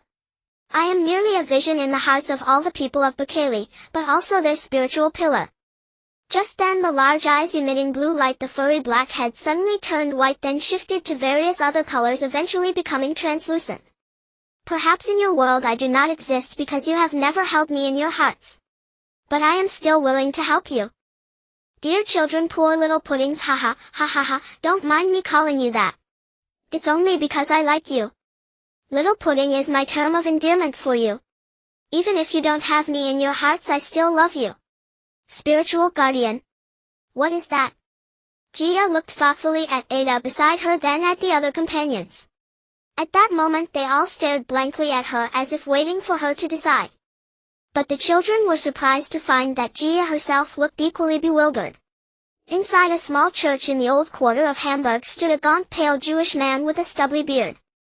In his right hand he held a delicately featured little girl of about 5 or 6. The two stood devoutly before a shrine. After exchanging a few brief words with a white-haired priest around 60, the man bent down and prayed reverently with a kind, innocent demeanor. The little girl imitated the man, closing her bright brown eyes, making the sign of the cross over her chest with her smooth, fair little hands like her father, her rose-petal lips moving in silent prayer. Boss, what's wrong? What are you thinking about? Ada asked, panic-stricken, giving the dazed Gia a hard push. What should we do now? I see. Gia exclaimed in astonishment. She quickly turned her head toward those large eyes glowing with azure light. You said your name is Shijiani, she stammered. You offered to help us, is that truly so? Indeed. The massive head shimmered, becoming as translucent as still water, except for those deep cavernous eyes which continued to emit a soft blue radiance, piercing and wise as if seeing through all things. Children, speak freely. Tell me all your troubles. Is this real? Do you truly swear you won't deceive us? We've come from the planet Fios 7,500 years into the future. Gia hesitated, faltering long before finally uttering the words. Suddenly she felt her own words sounded strangely hollow. We must find a town called Backley. Gia paused again as though seeking silent consent from the others. Yet she withheld mention of the 7 Wenfeng crystal hearts and the millennium-old prophecy, her silence betraying inner hesitation. What? Foolish child, Backley town does not exist at all. It is but a legend. Here lies only the kingdom of Backley. The kingdom of Backley lies beneath this chasm stretching southward all the way to the sea, its countless islets and reefs all part of its sovereign domain. By the way, what did you just say? How many millennia ago did you come, from thousands of years past? That sounds utterly preposterous. What kind of place could that possibly be? Within the primordial chaos of thought and wisdom, time has no existence. It is merely an abstract metric invented by humankind. Ha, ha, ha, ha. As the laughter thundered forth, the 2 flickering azure lights gradually faded and the colossal translucent head dissolved entirely into transparency, vanishing without trace. The children hurried to the chasm's edge, peering downward with equal parts trepidation and anticipation. Only swirling white mist filled the abyss, and nothing else was visible. What did he just say? That Backley town is only a myth. What on earth is going on? Vlad's face tightened with suspicion. That creature is certainly lying, and refuses even to admit he's a monster. Vlad launched once more into his torrent of complaints. Exactly. Look at him, what else could he be but a monster? Ada declared, he's not just any monster, he's the monarch of monsters, the sovereign of demons. Oh, and didn't he also say he doesn't believe we're from Fios 7,500 years in the future? And he claims time doesn't exist. He calls us absurd, yet he is the most absurd of all. Utterly bizarre, Chichi remarked. Still, what he said about the kingdom of Backley lying beneath the chasm must be true. Perhaps, that very kingdom is the Backley town we seek. Absolutely correct. Xiao Hongmao gazed intently at Jia, his expression unwavering. The children swiftly retraced their steps back to the dimensional chronovessel. Jia Lanjiwa watched with keen curiosity as Jia and Ada recounted what had just transpired.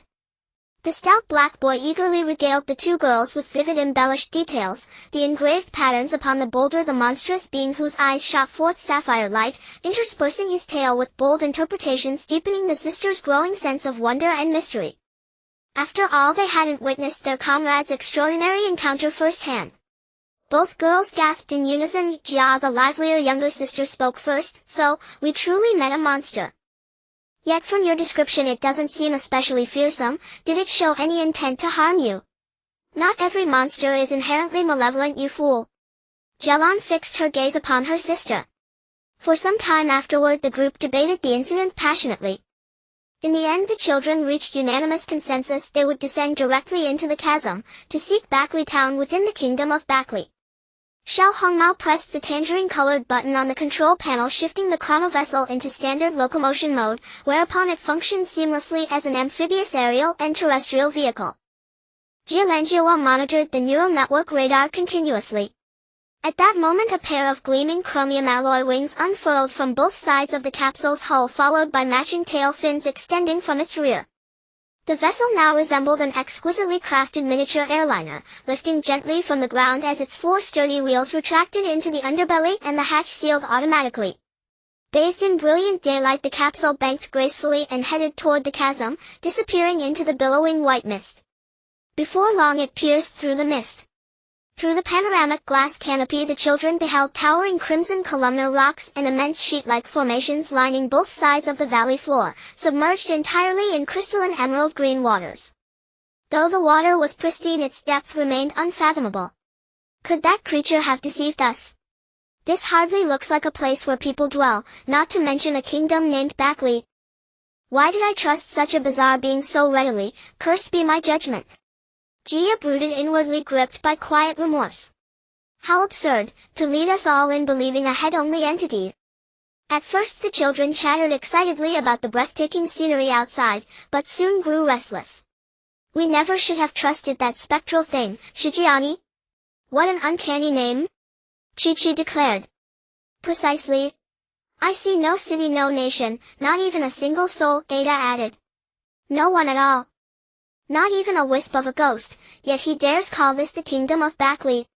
Look, clearly we've been duped again, Vlad muttered. The chrono vessel flew over the jagged valley floor for quite some time, finding nothing. Just as despair began to settle, the valley floor widened dramatically. Gradually the crimson boulders clinging to both slopes vanished, and ahead lay a broad serene alluvial plain. Jia's heart skipped, a sudden jolt of recognition. Isn't this exactly where we saw that massive boulder earlier, etched with the pictogram of a torch held aloft by a nose? How strange. That very boulder, once ablaze and plunging into the abyss, stood intact before them now, its hieroglyphic carvings vivid and undimmed upon the rock face. Damn it, we've circled back to where we started. Xiao Hongmao cried out. Terrible. We must be lost, Ada said. Look, you're right. We're back where we began. Impossible. At the speed we flew, we should have traversed hundreds of kilometers after descending. Jia murmured to herself. The translucent azure-eyed giant's visage rose unbidden in her mind. Her companions erupted in startled exclamations. Chi-Chi even insisted they'd been flying in circles. But the chrono vessel had descended vertically from above, there could be no error. Doubt crept into their minds. Was what they saw real, or mere illusion? They exchanged glances, then collectively turned questioning eyes toward Jia. Before departure, Danbru had entrusted her as expedition leader. When crisis struck, leadership naturally fell to her, and silently each child affirmed her authority.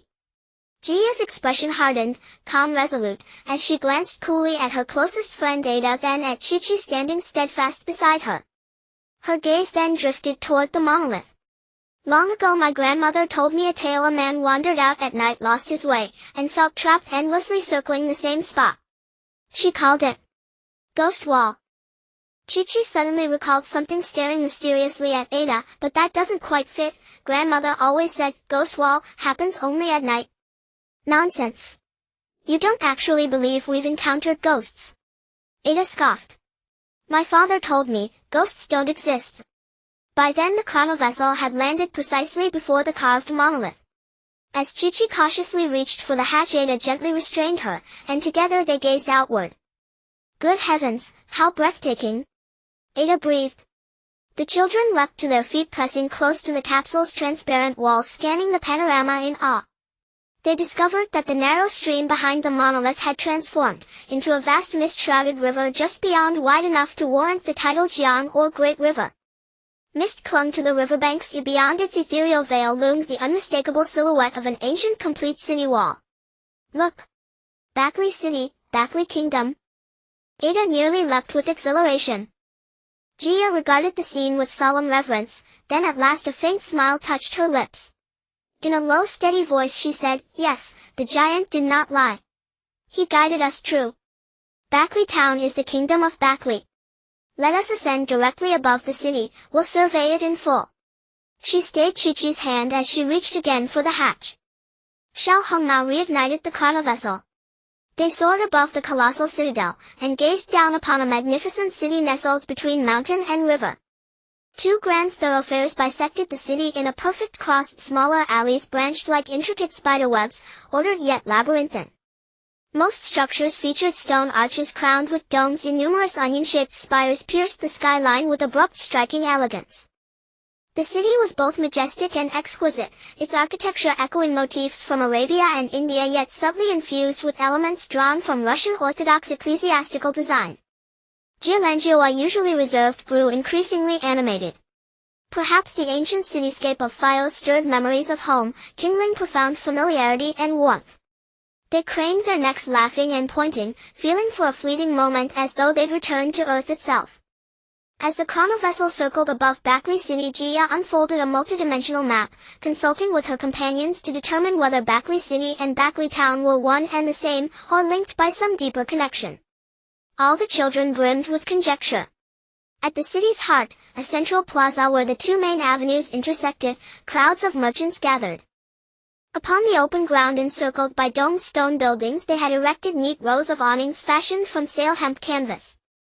Many vendors sold hand-thrown pottery demonstrating masterful techniques on site while offering finished wares, jars, vases, bowls, and platters in abundant variety.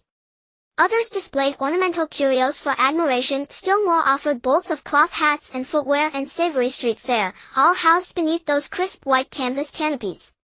Farther afield stood larger timber-framed establishments, ironworks, tanneries, and expansive stables for mules and horses. The market, bustling with activity, presented a lively and prosperous street scene. The streets were thronged with pedestrians, men and women, young and old, all dressed in brightly colored exotic attire. Most people had bronze or wheat-colored skin. The adult men had deep-set brows, high-bridged noses, and two jet-black mustaches that spread distinctly under their thick lips in a figure-8 shape. They wrapped their heads in turbans of various colors, wore loose linen shirts on their upper bodies, and paired them with cotton and linen-wrapped skirts of different hues. Women mostly wore tight-fitting bodices that accentuated their body curves paired with various skirts, and their heads and faces were covered with cloth, adding a touch of mystery. Jia repeatedly calibrated the geographical positions on the map, confirming that what the big-headed man had said was indeed correct. Bakali City of the Bakali Kingdom was exactly the Bakali town they were searching for. And the pink heart-shaped crystal from the 1,000-year prophecy was most likely hidden in the only temple in this city. According to the map data, Bakali City was actually the capital of the Bakali Kingdom, and its predecessor should have been that Bakali town. And that ancient temple happened to be the residence of the Bakali Kingdom's guardian mage. To avoid alarming the ordinary citizens of Bakali City, what would the people of 7,500 years ago think if they saw their capsule ship? The red-haired boy, before being discovered, smoothly parked the dimensional space-time shuttle in the remote big green woods outside the city. Through the detection of the conscious microwave radar, the children had learned the approximate locations of the pink crystal and the Bakali City Guardian Temple. They also knew that 4 mages proficient in witchcraft guarded the temple together, and outside the temple a large number of Bakali Kingdom soldiers stood guard. Jia opened the panoramic map of the entire city. The full view of Bakali City appeared in midair on one side of the capsule ship's cabin, clearly visible to all companions. The dynamic display showed pedestrians strolling leisurely on the streets with a peaceful atmosphere everywhere. Seeing such a magnificent scene of Bakali City, the children could not suppress their inner excitement, thinking they could show their skills. However, Jia's heart began to be filled with conflict and confusion. Was it possible to take the most precious thing from others without harming their interests? This was essentially theft and robbery. If they were facing evil people, it would be easier to justify, but these were innocent, ordinary people.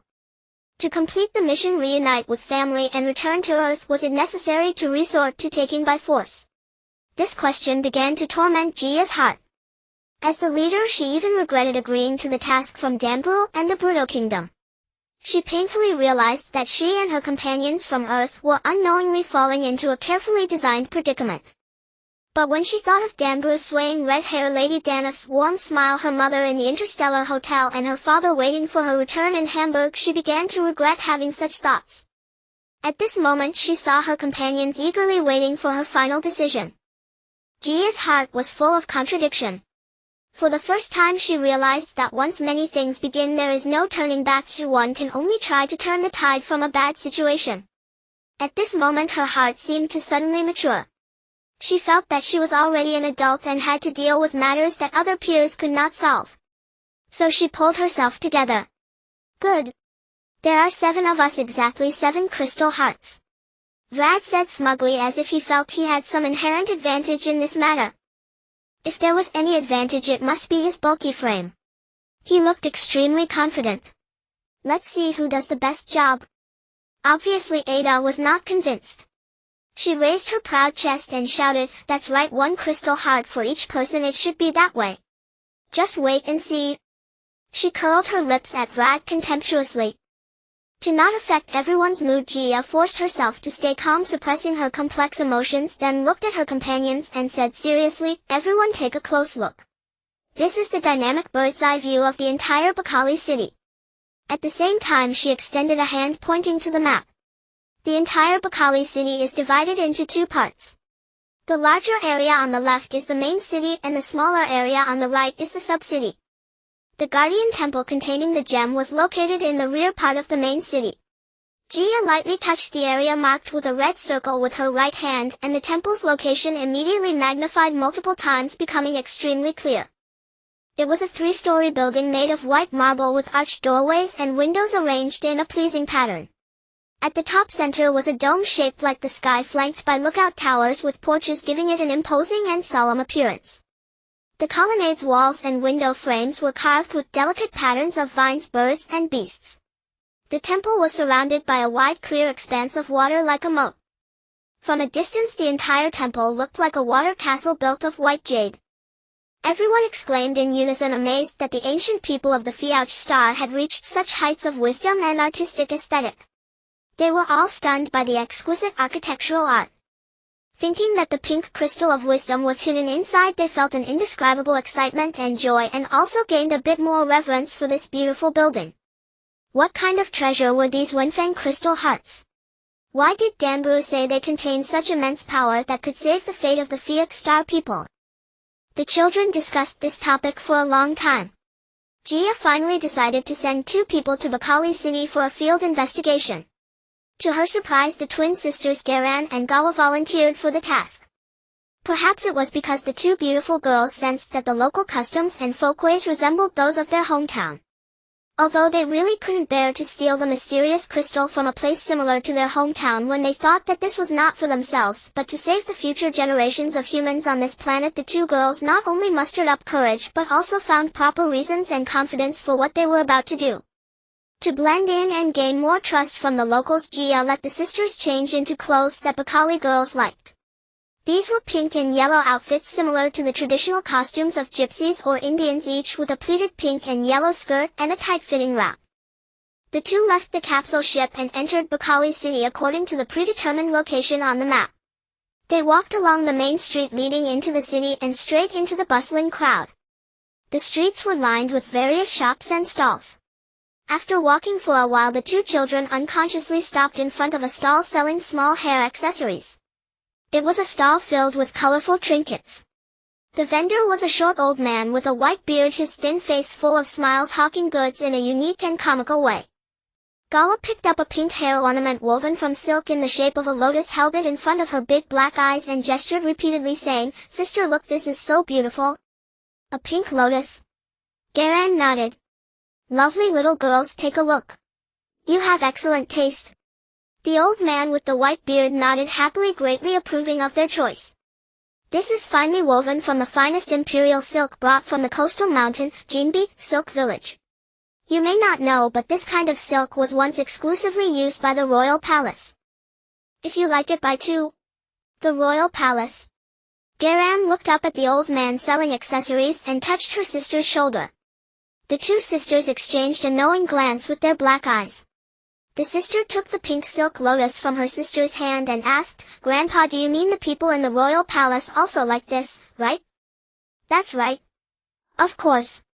Those wealthy ladies and young misses and even the current king's queen all love clothes and trinkets made from this silk called jinbi. Of course they call it art. And every year large quantities of jinbi silk are transported from the coastal mountain to the palace. Skilled weavers use it to make various gorgeous koka, a type of embroidery used for ancestor worship, devotion, and decoration in the Bakali kingdom, especially during festivals." Although the old man selling trinkets had graying hair, his speech was very clear and fluent. "I have a fellow townsman who used to work as a music attendant assistant to a musician in the palace. He told me all these strange stories, otherwise how would I know so much? Grandpa, I want to ask you something. I've heard there is a very magnificent guardian temple in Bakali city. Have you heard of it?" Garan quickly asked, cutting off the old man's words.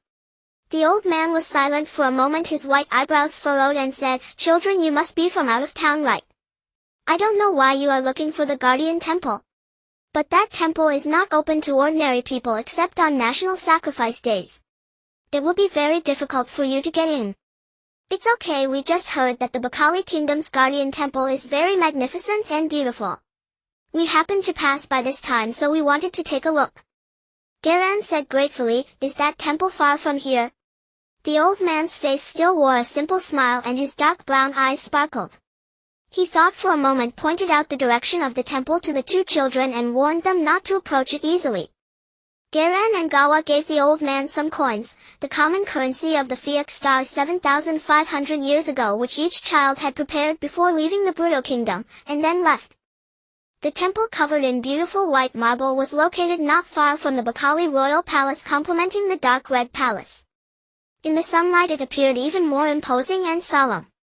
Around the temple stood soldiers clad in silver armor, standing as still as stone statues, basking in the sun. The two girls soon arrived at the bank opposite the water margin, similar to a moat in front of the stone temple. Listening to the white-bearded old man's advice, Garan did not approach immediately but watched the row of rigid soldiers by the river from a distance. A wooden drawbridge spanned the stone slabs on both sides of the river, and the solemn and magnificent white marble building was right before their eyes. Since most surrounding buildings were brown, dark red, and wheat yellow, only this guardian temple stood out prominently. Sister, what should we do? Gawa tugged Garan's hand and asked. Although Jia only told us to scout, since we're here I think we should find a way to enter the temple and have a look, otherwise this trip will be wasted.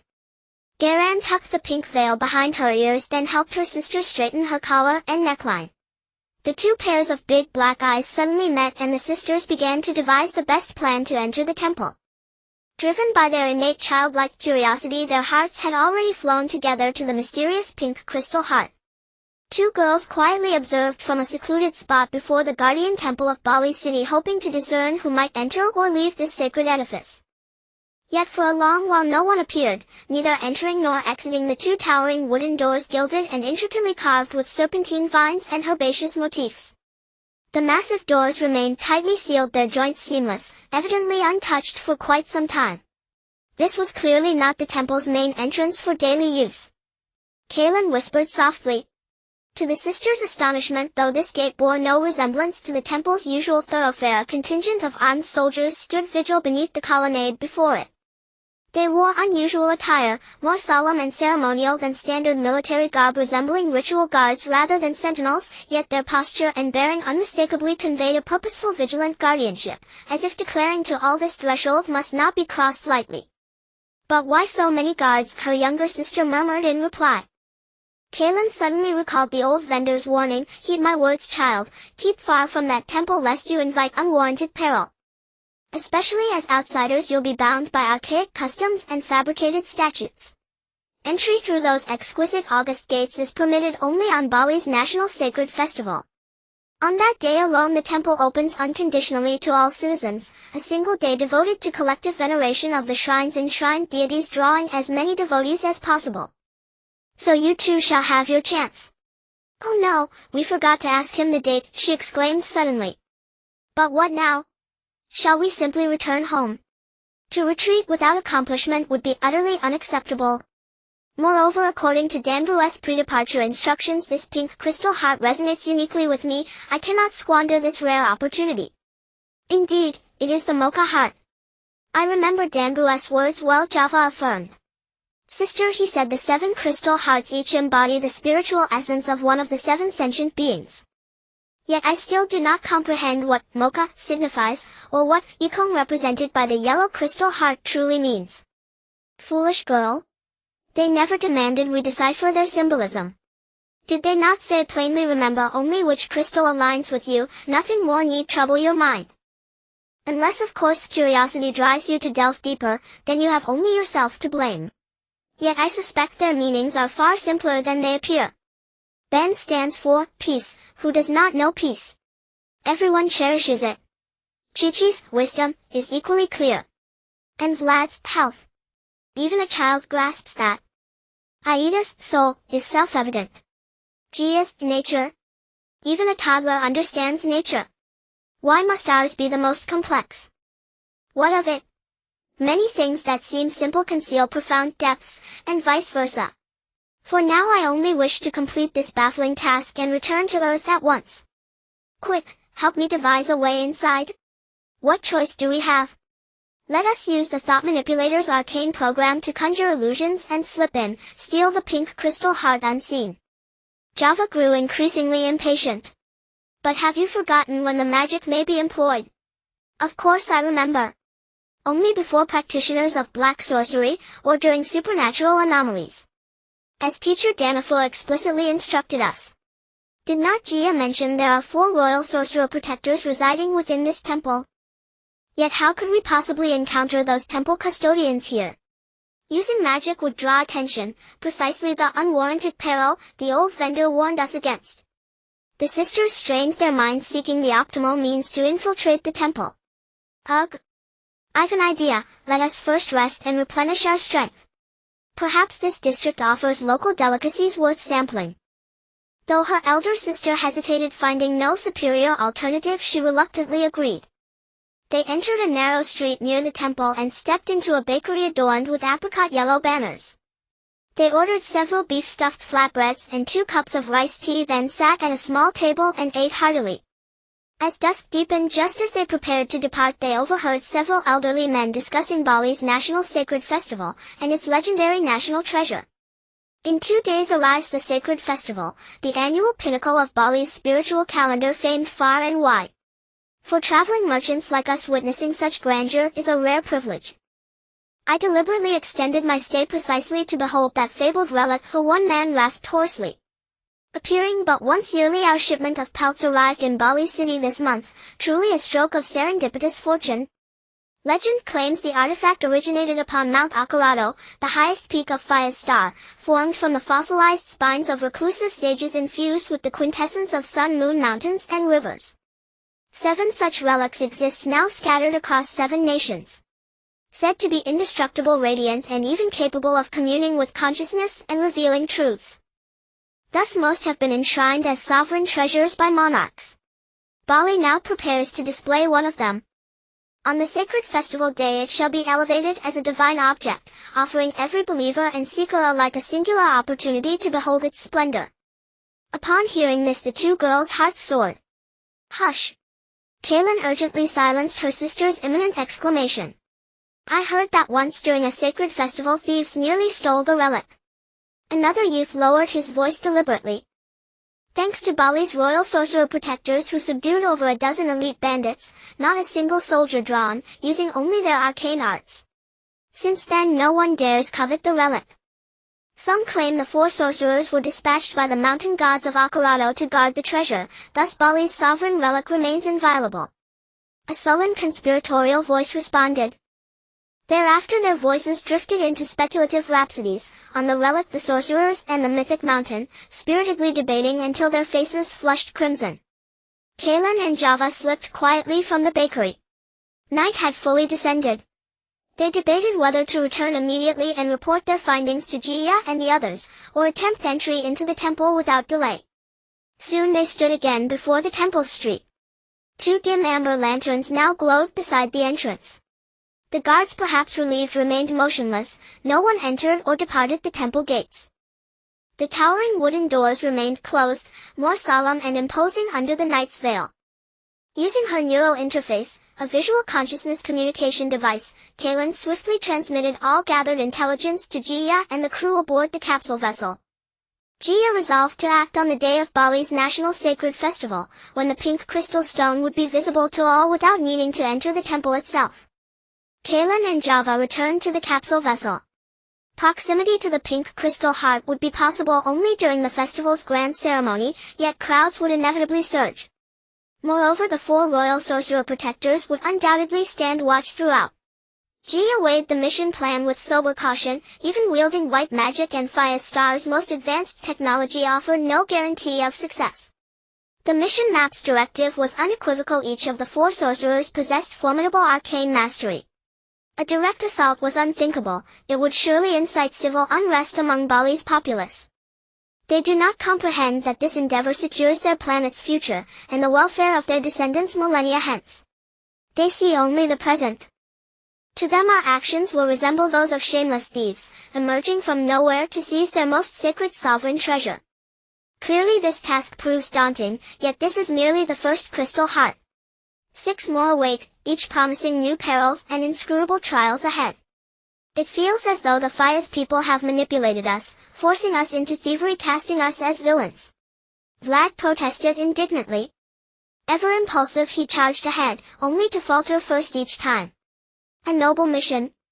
More likely they exploit our youth and innocence, deceiving us into committing their misdeeds. Perhaps King Bruto anticipated precisely this outcome, deliberately recruiting us Earthlings to bear the blame, fabricating prophecies and inventing prophets outright. Ida pouted again, her voice rising in frustration, her freckles flushing deep crimson. Chi-Chi remained unusually composed. Her pale face held large dark eyes gleaming with quiet intensity. Yet if we refuse, they will not permit us, or any of our kin aboard the aircraft, to return to Earth. And indeed the Fias people saved every one of us, that truth is irrefutable. Hearing this, Kaylin and Java sank into despondent uncertainty. But what shall we do? Her younger sister asked, instinctively turning to her elder sibling as always. What shall we do? Who cares? After all, we are not Fias natives. Once the task concludes, we return home to Earth, and what can these ancient Fias, relics, do to us? Red Hair spoke with uncharacteristic resolve. Either way, without the crystal we neither see our loved ones nor return to Earth. Gia watched emotions flare across the conference chamber, passionate declarations colliding, voices rising, the scene verging on chaos. Clearly anxiety and unease had taken hold. In truth, she had foreseen this very crisis. Now we possess no alternative. Chi-Chi is right, we owe them our lives and the lives of everyone aboard that aircraft. Perhaps that is paramount. Though we acquire these objects from others, it is neither for our own gain nor to claim them for Earth. Ultimately these treasures remain upon Fias, serving solely to safeguard their descendants. This is entirely for their own posterity. This mission must be completed. There is no other path forward. Gia's voice resonated through the chamber, firm, resolute, imbued with duty, seeking to calm their agitation while underscoring the mission's urgency and gravity. She knew this decision bristled with controversy and moral ambiguity, yet survival and long-term benefit demanded action. Her gaze swept across each face, urging understanding and acceptance of this agonizing choice. The children ultimately resolved, they must become cunning thieves, however unwillingly. This consensus emerged only after prolonged deliberation. Yet they also pledged to execute this distasteful task with utmost peacefulness and restraint. Per Danbrou's directive, the pink crystal heart corresponds uniquely to Kaylin, the others serve as support. All understood their assigned colors, distinguishable by the hues of their hooded jackets. This color coding signified not mere identity, but unity. Clearly Danbrou and King Bruto orchestrated this meticulously, as they themselves declared this as the cryptic prophecy's fulfillment. To fulfill the mission, compliance was inevitable. Gia's brown eyes, flecked with silver starlight, blinked behind long elegant lashes as she delivered an impassioned rallying address to the children sharing her plight. We must also consider, once the task concludes, will Bruto's kingdom uphold its end? They must honor their pledge, to return us and everyone aboard the aircraft safely home to Earth. May this not end as fairy tales often do, with hollow joy and bitter disappointment. 7 companions from Earth traversed millennia upon Fia's star. Their greatest trial proved this, repaying a life-saving debt, and securing their own and their families' return home, required acts violating their deepest convictions and values. They must seize what others cherish most, testing not only courage and intellect but moral fortitude and emotional resilience. For the first time they bore full responsibility for their choices, judging right from wrong, advancing without retreat. Was this virtue, or villainy? Doubt lingered perpetually in their hearts. Often beneath starlit skies they pondered their roles, and the true meaning behind it all. They yearned for understanding, and for freedom, yet on this alien world growth demanded confronting the unknown. 2 days later Bali's National Sacred Festival commenced precisely as foretold. At the city's central plaza, where the 2 principal avenues intersected, the usual scattered vendors had vanished, replaced by a transformed festive tableau. All had donned what they deemed their most opulent dignified garments, tailored silks and cottons fitted trousers and waistcoats alongside flowing Bohemian and Indian-inspired tunics and wraps. Women wore square umbrella-shaped and fishtail skirts draped in scarves and saris. As they walked, their garments billowed, evoking ethereal grace. Young women's scarves mostly veiled their faces, revealing only large luminous black eyes fringed with thick lashes, each pair seeming to whisper a distinct enigmatic tale. At the plaza's center arose a vast temporary elliptical dais encircled by lacquered greenwood railings gleaming with gold leaf. One side ascended via red-carpeted steps to a raised platform bearing a royal throne backed by a gilded Namu screen carved with avian and bestial totems. The remaining three sides featured red-carpeted staircases descending to ground level flanked by soldiers standing in precise formation around the dais. Near noon, a shrill theatrical cry, "His Majesty the King! Her Majesty the Queen!" sent the crowd surging aside like parted waters. Bathed in sunlight, a procession of dazzlingly attired figures emerged slowly from the center. Leading them were two ceremonial guards, towering almost unnaturally tall, clad in golden armor that shimmered with blinding brilliance like living statues forged from molten light. Behind them marched a resplendent ensemble of a dozen musicians, each pair holding enormous rhinoceros horn trumpets.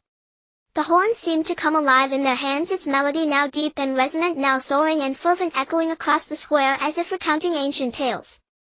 The crowd's spirits soared, they cheered from afar, their faces radiant with excitement and anticipation.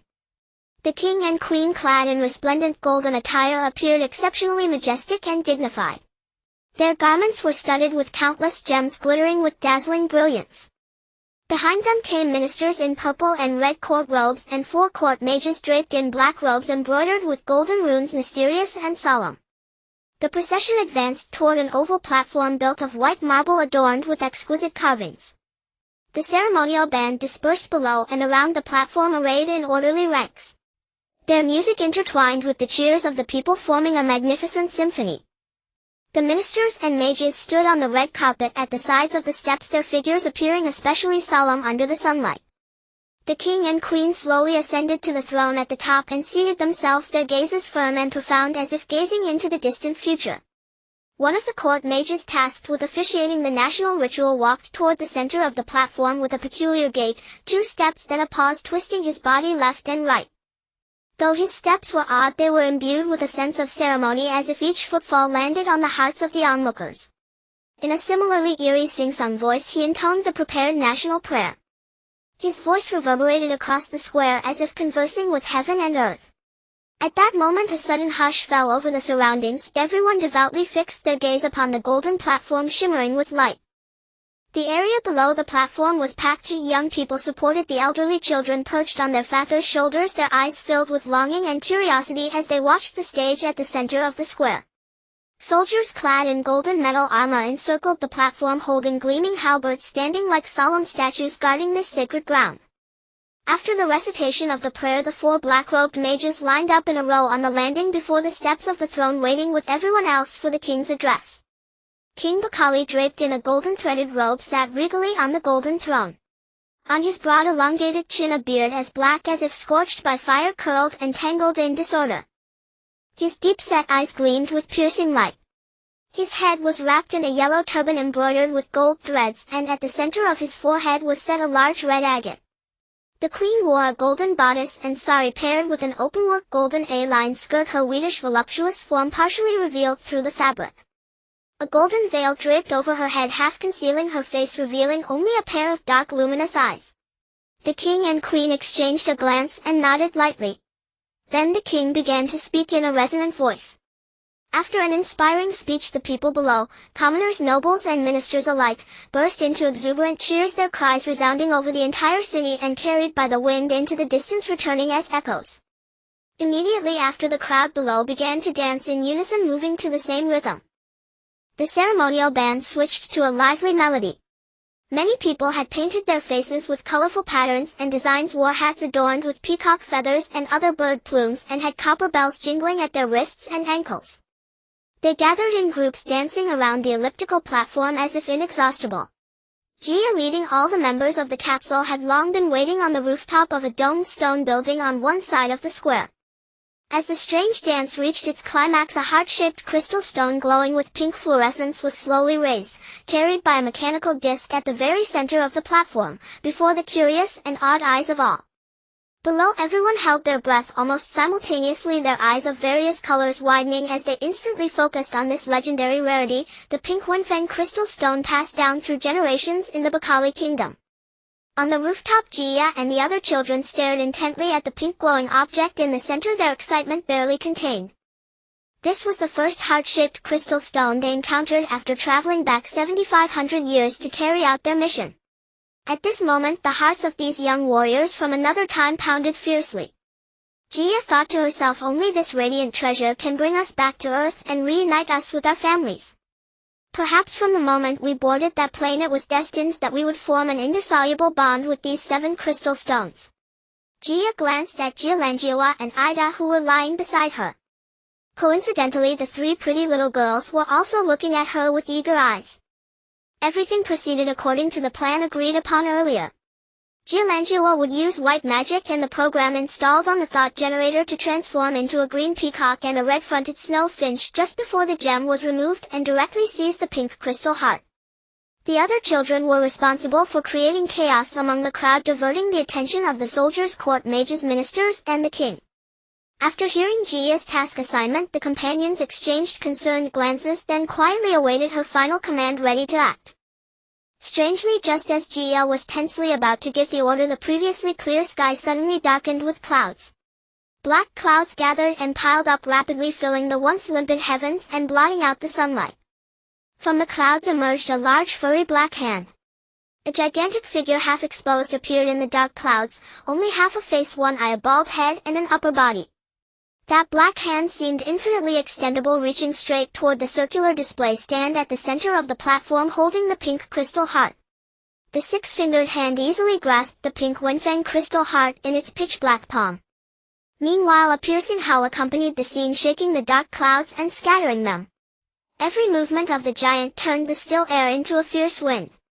At first people thought its other half was hidden in the thick clouds, but when the clouds dispersed they discovered it had only half a body, one retractable arm, and a 6-fingered hand covered in black fur.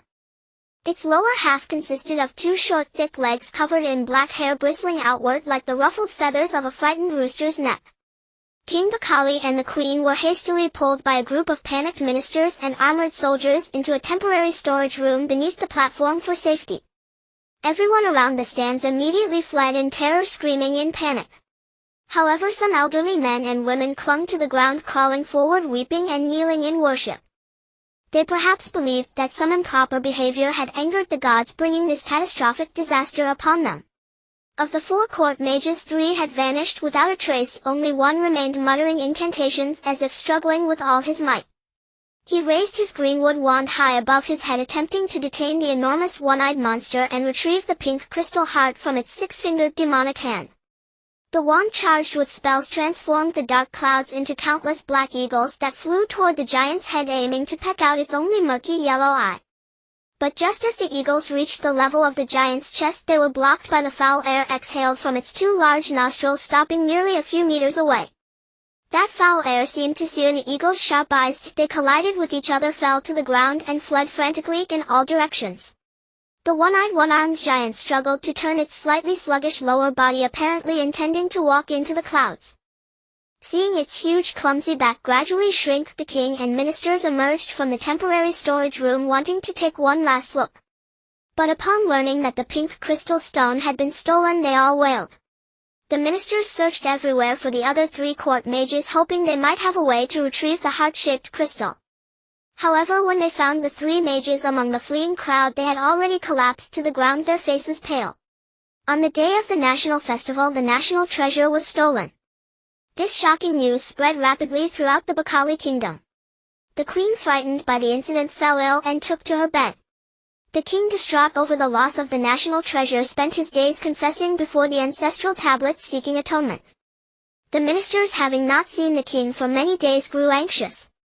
One elderly minister with graying hair and beard, the oldest among them, approached the king and requested that a nationwide bounty be offered for a powerful grand mage to retrieve the national treasure and comfort the people and ancestors. The king naturally agreed and immediately posted reward notices throughout the city, even adding a note: if anyone successfully retrieved the national treasure, they would be granted a fief and a title to be inherited by their descendants. Under the heavy reward, brave men emerged. Many young poor aspirants, charlatans, and astrologers came upon hearing the news. However, most of them never returned, and no news was heard of them. The king and ministers were all downcast and deeply anxious. The entire city, and indeed the whole kingdom, the Bakali kingdom, actually ruled over many islands and coastal areas, had fallen into a state of unease. The pink crystal heart had become an invisible pillar in the hearts of the Bakali people. Once the pillar collapsed, people felt lost and without direction in whatever they did. The people of Bakali originally had two spiritual pillars. Apart from this pink Wenfeng crystal heart, the other was a head with two big blue glowing eyes that could become transparent, Shijiani, the bodiless god worshipped by the Bakali people. Shijiani was originally the most famous among the many gods of Bakali and also the god closest to the bloodline of the Bakali people. It was said that several hundred years ago, at the founding of the Bakali kingdom, a young and handsome prince sacrificed himself to save the kingdom while fighting a giant beast named Dushaye. His body, tightly entwined with Dushaye, transformed into an island off the coast of Bakali. Because his soul could not bear to leave his kind people and family, he eventually turned into the bodiless guardian god named Shijiani. Some also said that the pink crystal heart was actually the crystal refined from the third eye on Shijiani's head. Therefore, these two objects held supreme status in the hearts of the Bakali people. Jia and her companions witnessed with their own eyes the beautiful pink crystal heart being easily snatched by a huge, terrifying, one-eyed, one-armed monster on the day of the national festival. Only then did they realize that the Millennium Star Plan task entrusted to them by Danbulu was far more difficult than they had imagined. During the chaos in the square, they had already returned to the capsule, busy tracking the monster's trail. The children nervously tracked the one-eyed monster's whereabouts through the mind radar tracker. They saw a faint yellow thought wave signal moving rapidly toward a small island in the waters of the Bakali kingdom. The enormous figure descended from the clouds into the sea, half of its body submerged in the deep blue water. It howled inexplicably, wiggling its bulky buttocks, stepping unsteadily on the smooth seabed and charging toward the previously calm waters. The fish, shrimp, turtles, and crabs on the seabed were thrown into turmoil. They signaled their companions with their own special calls and fled in all directions. Ben piloted the capsule, sometimes extending chrome metal wings to fly through the air, sometimes sprouting silvery propellers to float on the sea like a boat, speeding after the one-eyed, one-armed monster that never looked back. When the seawater was about to submerge its chest, it plunged headfirst into the sea and remained still for a long time. When Little Redhead pressed the inconspicuous white button on the control panel, the capsule transformed into the most beautiful submarine ever, sinking smoothly into the water like a whale. However, Jia and her companions did not detect the monster's latest movements. Even the yellow thought wave signal on the mind radar disappeared without a trace. Falad rubbed his eyes, looking tired and helplessly at Jia, Ida, and Chi-Chi. "It's over. We've lost it. What should we do?" "Unexpectedly, this bastard is a good swimmer. How did it vanish as soon as it dove into the water?" Ben exclaimed in surprise. "I guess it must have headed toward some island. Let's ascend to a high altitude and survey how many islands are in this surrounding sea area." Since the start of this mission, Jia had matured a lot. Her eyes, as clear as lake water, remained calm and unruffled. But in reality, the pressure she bore inside was far greater than anyone else's. On one hand, there was the special entrustment from Danbulu and Lady Danafo at the time of departure. On the other hand, there was an even more perplexing mystery. Why did that strange prophecy designate her as the leader of this operation? But there are no fewer than dozens of islands around here. How do we search? Chi-Chi stood before the mind radar display, staring intently at the screen. Ida pursed her little lips, her brown gem-like eyes sparkling with liveliness. "I think we should return to Bakali City and find the old king. According to the map data, these islands all belong to the Bakali kingdom. If we want to quickly learn about the situation on each island, naturally we should ask them." "Right? I agree. I also agree.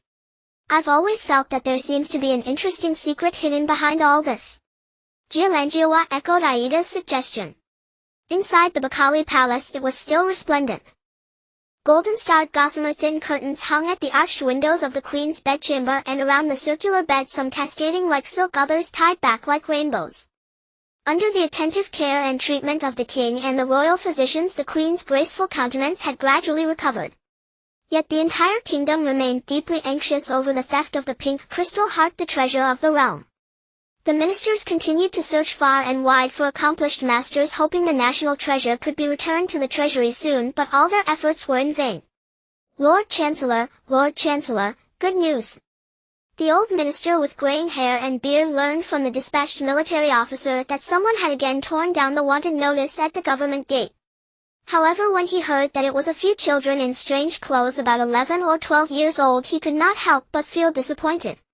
He thought to himself, this is nonsense.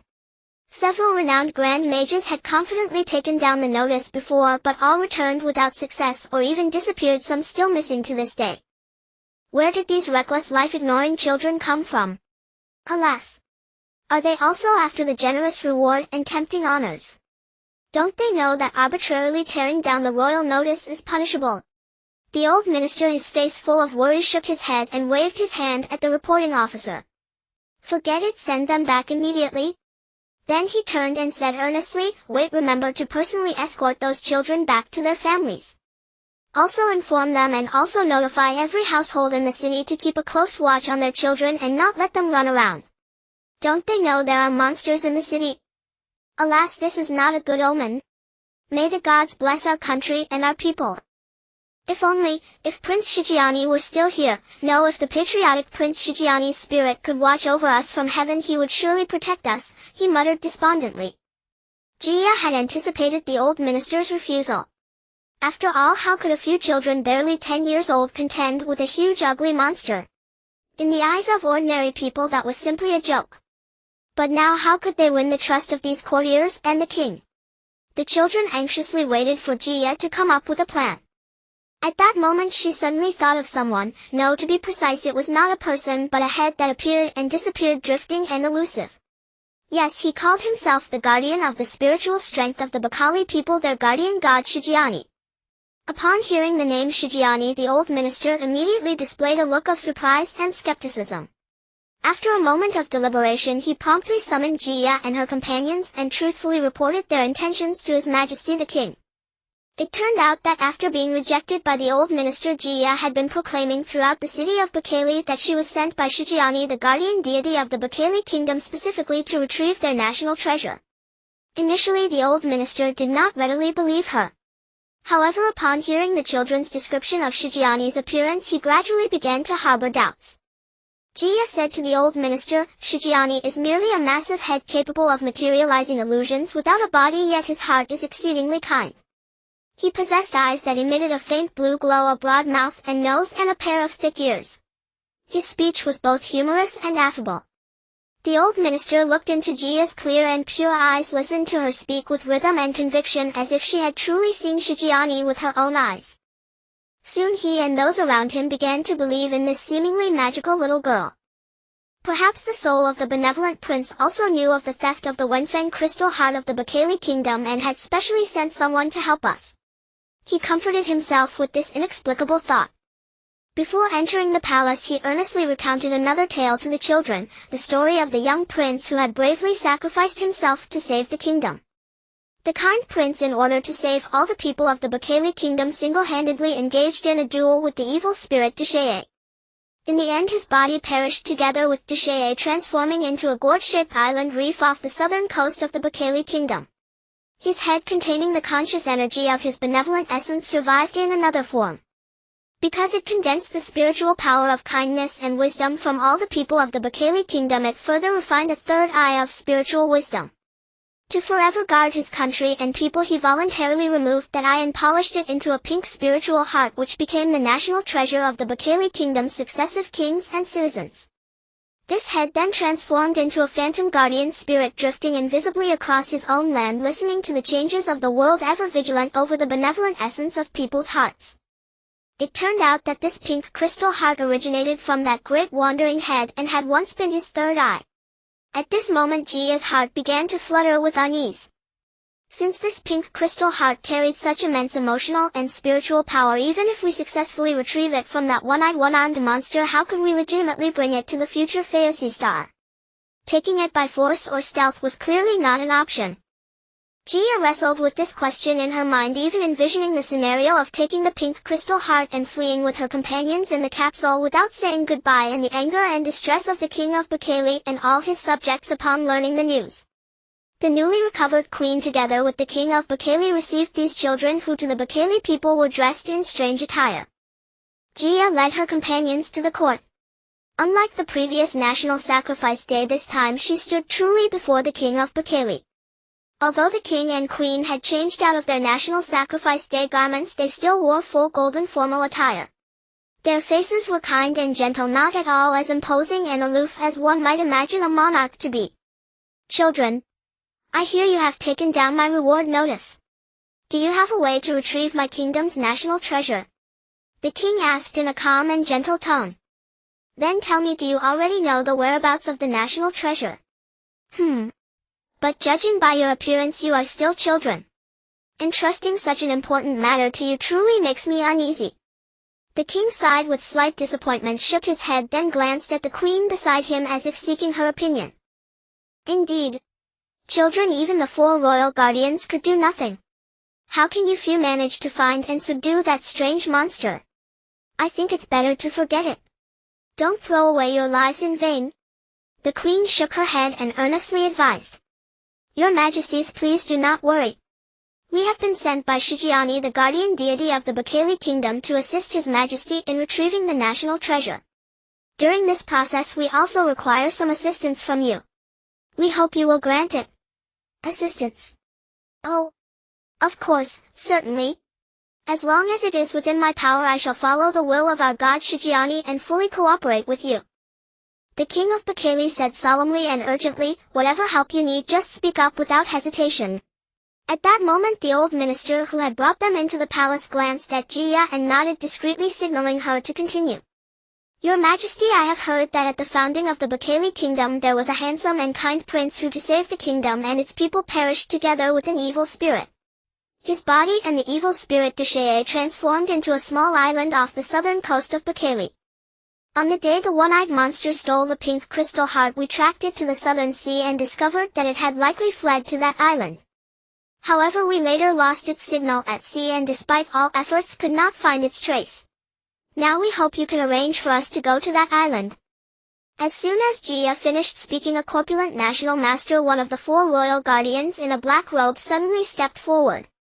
"Your Majesty, absolutely not," he said slyly and nervously. "Legend has it that the gourd-shaped island imprisons many ferocious demons from the south and west. If they are disturbed and released, they will surely bring disaster to all of Bekele." "Your Majesty?" The king glanced at him with hesitation, as if saying, "Do you have a better plan?" Then he side-stroked his full beard and looked at Gia and the old minister beside her. "What do you think we should do? Are we willing to give up searching for the national treasure? Especially now that we know its whereabouts? Did you not hear what this child just said, my great national master? This crystal spirit stone has been passed down through several generations of monarchs in our Bekele kingdom. Must it truly be lost during my reign? And in broad daylight, snatched right before our eyes, how can I face my ancestors and my subjects?" "Your Majesty, do not worry. In my humble opinion it is worth a try," said the old minister in purple court robes, bowing slightly, speaking with respect and sincerity.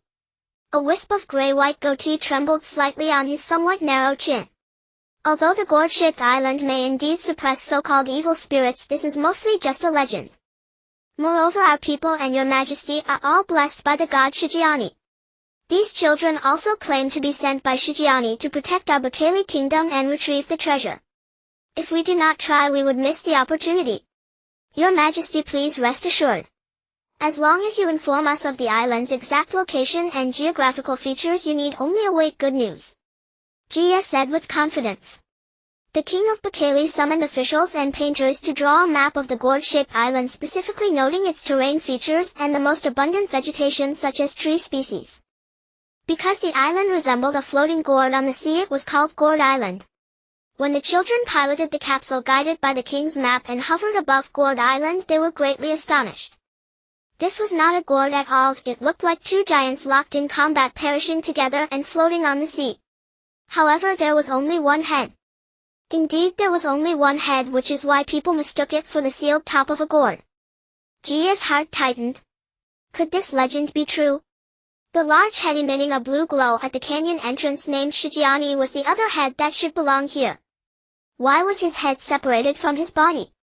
Could it be that his body embraced the enemy and turned into this mountain while his head survived alone, becoming an independent deity symbolizing the immortality of consciousness? The capsule soon descended and flew slowly at low altitude over Gourd Island.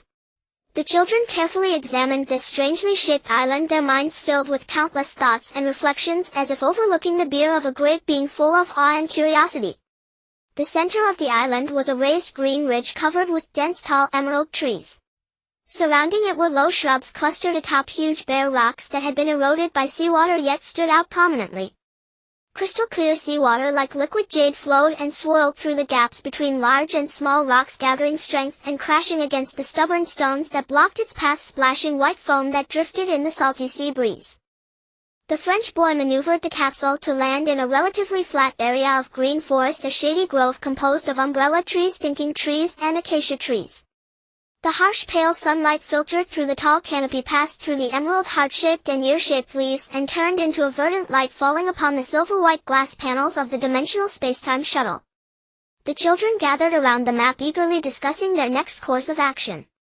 They had conducted a detailed scan using the new conscious highlighter signal radar and found no anomalies. Flad and Little Redfur intended to leave the capsule, but Gia stopped them. She made a decisive decision to divide the children into 3 groups, Galangawa and Chi-Chi as one group temporarily staying inside the capsule, with Flad and the French boy as another heading toward the end resembling the bottom of the gourd, and the last group consisting of Gia and her sister Ida advancing toward the gourd's opening. The 3 groups would maintain close communication at all times using conscious signals and the information window on the thought generator to report abnormal movements and emergencies. The operation began and everyone was in high spirits. After all, they had arrived in a completely unfamiliar place and curiosity drove them to act enthusiastically. Only Chi-Chi seemed somewhat dejected. He was not happy that Gia insisted on leaving him a boy inside the capsule to keep watch. However, he found it hard to argue, as he had gradually come to accept Gia's leadership as the team leader. Previously, Chi-Chi often muttered to himself, "Why was she chosen? She's just a pretty little girl. It seems everyone admires her, including Redbeard Dambrul and teacher Danif." Now he seemed to have adapted to it all. Under Gia's careful arrangement, the children quickly began their search for the pink crystal heart. So why was the national treasure of the Bakali Kingdom, the pink crystal heart, stolen by that one-eyed, one-armed monster on National Sacrifice Day? What was the origin of this monster? This matter must be traced back to the story of the god Shijiani over 200 years ago on a fertile land extending south from the highest peak of Fayosi Star, Mount Akurado, covered with dense tropical jungles. A small village gradually developed into a kingdom, the Bakali Kingdom. By the time of the second king, the Bakali Kingdom reached its zenith of power. Its territory expanded continuously, stretching southward to the once barbaric seas encompassing numerous islands, and westward to the perpetually hot and barren desert wastelands. The entire nation enjoyed a prosperous and free life, with every face in the kingdom beaming with satisfaction and happiness. However, just when the Bakali Kingdom was at its most prosperous and the people were well off, a ferocious beast covered in long green fur suddenly appeared from nowhere, named Desheye. It stood upright like a human, and when erect it measured several zhang in height. Its huge withered yellow eyes burned with crimson flames. It had a neck like a lion, and a pair of sharp horns like an antelope grew from the back of its head. Its physique was extremely robust. Most terrifying of all, each meal it actually. They fed on the fresh entrails of young men and women. Within less than a year, tens of thousands of youths in the Bailai Kingdom had perished, throwing the entire nation into a state of panic and dread. The king at the time searched far and wide for mages and supreme warriors attempting to subdue the malevolent spirit and appease the people, but all efforts proved futile. In desperation, the king mobilized the kingdom's entire army to drive it away, yet pitting mortal flesh against a spiritual beast resulted in devastating casualties. As the entire Bailai Kingdom teetered on the brink of collapse due to this monster, the kind and courageous prince, determined to save his homeland, resolved to venture into danger alone. In his youth he had studied under a master on Mount Akurado, learning certain mystical arts. Though his master had only taught him methods to strengthen the body and cultivate the mind, upon parting the master imparted this wisdom: the virtuous possess unwavering resolve, and those with unwavering resolve possess boundless strength. Finally the master gifted him a special blade, the concealed edge sword, a righteous weapon bathed in blood. The sword was shaped like solid ice, its radiance rivaling that of the sun and moon. It could discern good from evil, its edge would emerge when facing evil and retract when encountering good. This kind and courageous prince would later become known as Shurjiani. In the fierce battle against Desheye, he transformed into a giant towering several zhang in height, and the concealed edge sword also split into a double-edged blade growing dozens of times larger alongside its master. Desheye's long green fur bristled angrily like a lion's mane, and the antelope-like sharp horns on its head transformed into scorching, dazzling double halberds which it wielded with effortless grace in its eagle-like green claws. The two colossal beings soon clashed in a ferocious melee. The clash of weapons and the roar of their battle shook the branches of the peacock trees and flame trees, causing them to tremble, while dust and dirt obscured the light of the sun and moon. One represented righteousness, the other evil. One was good, the other wicked. They fought fiercely for 5 days and 5 nights without a decisive victor. The concealed edge sword transformed into countless silver shards of cold light hurtling toward Desheye's weary massive body. Yet the great green-furred beast was not to be outdone, its long green fur metamorphosed into innumerable green needles surging toward the kind and courageous prince. The silver light and green needles created a new battlefield of slaughter between them, causing the peaks to shake, the ancient trees to weep in sorrow, and the heavens and earth to fall into a chaos devoid of light. The giant and the beast engaged in a primal struggle of good versus evil. By the 9th day they had embraced each other, helplessly plunging through sunlight, wind and rain into the southern sea of the Bailai kingdom, vanishing without a trace. On the 10th day a new reef was discovered at sea, shaped like a floating gourd. This was the very spot where the prince and the beast had sunk into the depths, and thus people believed the island was formed from their corpses after death. To express their remembrance and longing for the kind and courageous prince, the people named the island Shurjiani Island. Later, because the reef resembled a floating gourd, it was also called Gourd-shaped Island and Calabash Island. However, the story did not end there. Soon after, the king of Bailai at the time saw his son Shurjiani in a dream, but only a head appeared with no body to be seen. In the dream his son urged his father, telling him that his soul had not perished. The heavenly emperor, unwilling to let the head bearing his virtuous soul mingle with the evil spirit, kept his head and kind soul by his side, appointing him as the guardian deity of the Bailai kingdom, still bearing the name Shurjiani. The heavenly emperor also granted his head the ability to transform into any form or appearance, and no matter the change his kind and courageous soul remained within. In addition to serving as the guardian deity of the Bailai kingdom, he was also tasked with teaching the conduct and consciousness of all sentient beings far and wide across the seas. Later, through his cultivation of supreme virtue and goodness, he developed the spirit-gathering eye, capable of discerning good and evil on its own. To ensure that the Bailai kingdom would forever be a land that promotes goodness and suppresses evil, he used his benevolent light to refine the spirit-gathering eye into a pink crystal sacred heart, the Wenfeng crystal heart, and presented it to the Bailai kingdom, making it the nation's most treasured artifact.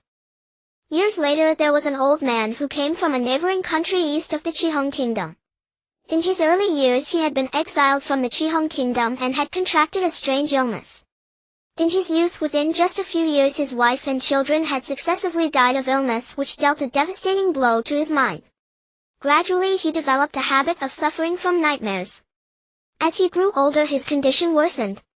In his dreams he not only saw his wife and children, but also frequently encountered strange beings from various bizarre lands. During the day he would speak recklessly in the markets and bazaars, disturbing the people's peace of mind, and was thus reported. The king of the Qihong kingdom deemed him a spreader of heresy and sentenced him to exile, essentially banishing him from the kingdom's borders. The old man decided to explore the places he had seen in his dreams. Unexpectedly, by the seaside, he mistakenly ate a strange fish with only one eye. The venom glands of the fish invaded his body, and he gradually began to mutate. Later, during a fierce struggle with a shark, he unfortunately lost an arm. However, before long he discovered that he could move freely through seawater. His body grew increasingly massive, his legs became thicker and covered with black bristles. His head looked as if half of it had been cut away, leaving only one eye. His single arm, however, became extremely developed, also covered in black bristles. From then on he fed on fish and shrimp in the sea, and his temperament became exceedingly brutal and ferocious. He swam leisurely in the ocean, sometimes overturning fishing boats and merchant vessels, striking terror into the hearts of fishermen and traders alike. Though both the Bailai kingdom and the Chihong kingdom sent troops to hunt him down, their efforts ended in failure. Since he often appeared and dwelled in the waters near gourd-shaped island, the benevolent Shijiani deity learned that the one-eyed one-armed monster was originally an unfortunate old man who had been poisoned and mutated into a savage beast after eating a one-eyed mysterious fish. Deity Shijiani decided to enlighten him and restore his human form. He used the spirit-gathering energy to slowly heal the old man, but the method was slow to take effect. Moreover, the transformed old man had to stay by the side of deity Shijiani every day, or the spirit-gathering energy would lose its potency. By chance, the old man learned from a few followers of deity Shijiani that the Bailai kingdom's national treasure, the pink Wenfeng crystal heart, could help him rapidly and completely expel the fish venom from his body and restore his original human form. One day, during a conversation with deity Shijiani's followers, the old man learned that the Bailai kingdom was preparing for its annual National Day celebration. At that time, countless citizens and foreign merchants and vagrants would have the opportunity to see the pink Wenfeng crystal heart with their own eyes. This is a once-in-a-lifetime opportunity, the old man murmured to himself. Indeed, on the National Day of the Bailai kingdom, the one-eyed one-armed monster sneaked out behind deity Shijiani's back, successfully obtained the pink Wenfeng crystal heart, and brought it to the underwater rocky cave on gourd-shaped island where he had previously dwelled. Every morning and evening he would hold the pink crystal heart in his palm, place it close to his nose, and take deep breaths. Strangely enough, after several consecutive days, although his appearance hadn't changed, his temperament had become much milder and kinder. Now let us turn our attention back to Jia and Ada. After dividing into 3 groups, they swiftly began their operations. 2 of the groups departed from the thinking tree where the capsule was docked, heading deep into the dense forest where acacia trees intertwined and grew.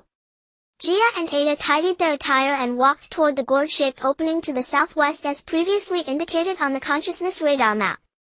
This direction happened to follow the flow of a clear stream. On one side of the stream grew tall verdant trees such as thinking trees, flame trees, and phoenix legumes. On the other side were low scattered shrubs along with sparse and tangled weeds flashing green and pink lights through the blood-colored stones and sand grains. Jia, how strange. Why are the stones and gravel here all red? Ada, unable to contain her curiosity, blinked her brown elfin eyes and asked. Darling, do you think it could be stained by the blood of the prince and that green-furred giant beast from long ago? She then added with a hint of a mysterious expression. Jia carefully examined the ground beneath her feet and the stream, finding that both the rocks and sand were red. Yet the stream water was crystal clear, displaying a mysterious blend of blue and green. It seemed that no traces of humans or other animals had been left here, meaning this place had remained undisturbed for many years. She turned back and replied to Ada in a low voice, perhaps. But don't forget, that's just a story. However, Ada hesitated. All right, my dear lady. Our immediate priority is to find that monster and retrieve the pink crystal heart. Jia reached out and pulled Ada along. Let's hurry up. Since arriving in the past on the planet Fiashixin, the Bailai kingdom, Jia's demeanor had become much more composed than her actual age and appearance would suggest. Perhaps when people face greater pressure, their original temperament is directly affected, and this seems to have little to do with age. The 2 walked along the stream and the water grew wider. The rocks remained red from wind erosion and the scenery became increasingly beautiful and expansive. After walking for a while, both Jia and Ada felt tired and sat down to rest on a smooth red rock. Jia activated the light blue consciousness communication program on the consciousness generator strapped to her right wrist. A transparent blue holographic video window instantly appeared before the 2 children. In the window was the plump head and shoulders image of Vlad along with the red-haired French boy Ben. They seemed to be standing on a patch of equally red rubble with a white waterfall as their backdrop. Hello, my dears. Vlad started chattering again. I wonder what new discoveries my little beauties have made. And a reminder, stay safe, okay? As he grew more familiar with the children, this chubby black man began to often speak flippantly in front of the little girls. Oh my! That big black-headed fellow who never misses a chance to tease. Ha ha, ha ha, Ada laughed joyfully, and then both girls burst into hearty laughter together. Nothing new on our end, but the mountain roads here are really tough to walk. Look at Fatty, he's already drenched in sweat. The French boy gasped, interrupting. At that moment Vlad extended his fleshy black fist and gave the red-haired boy a heavy knock on the head, signaling him to stop talking nonsense. The two girls found this scene quite amusing. They knew in their hearts that boys always love to show off their superiority in front of girls. It seemed to be an innate instinct. Alright, this island isn't large.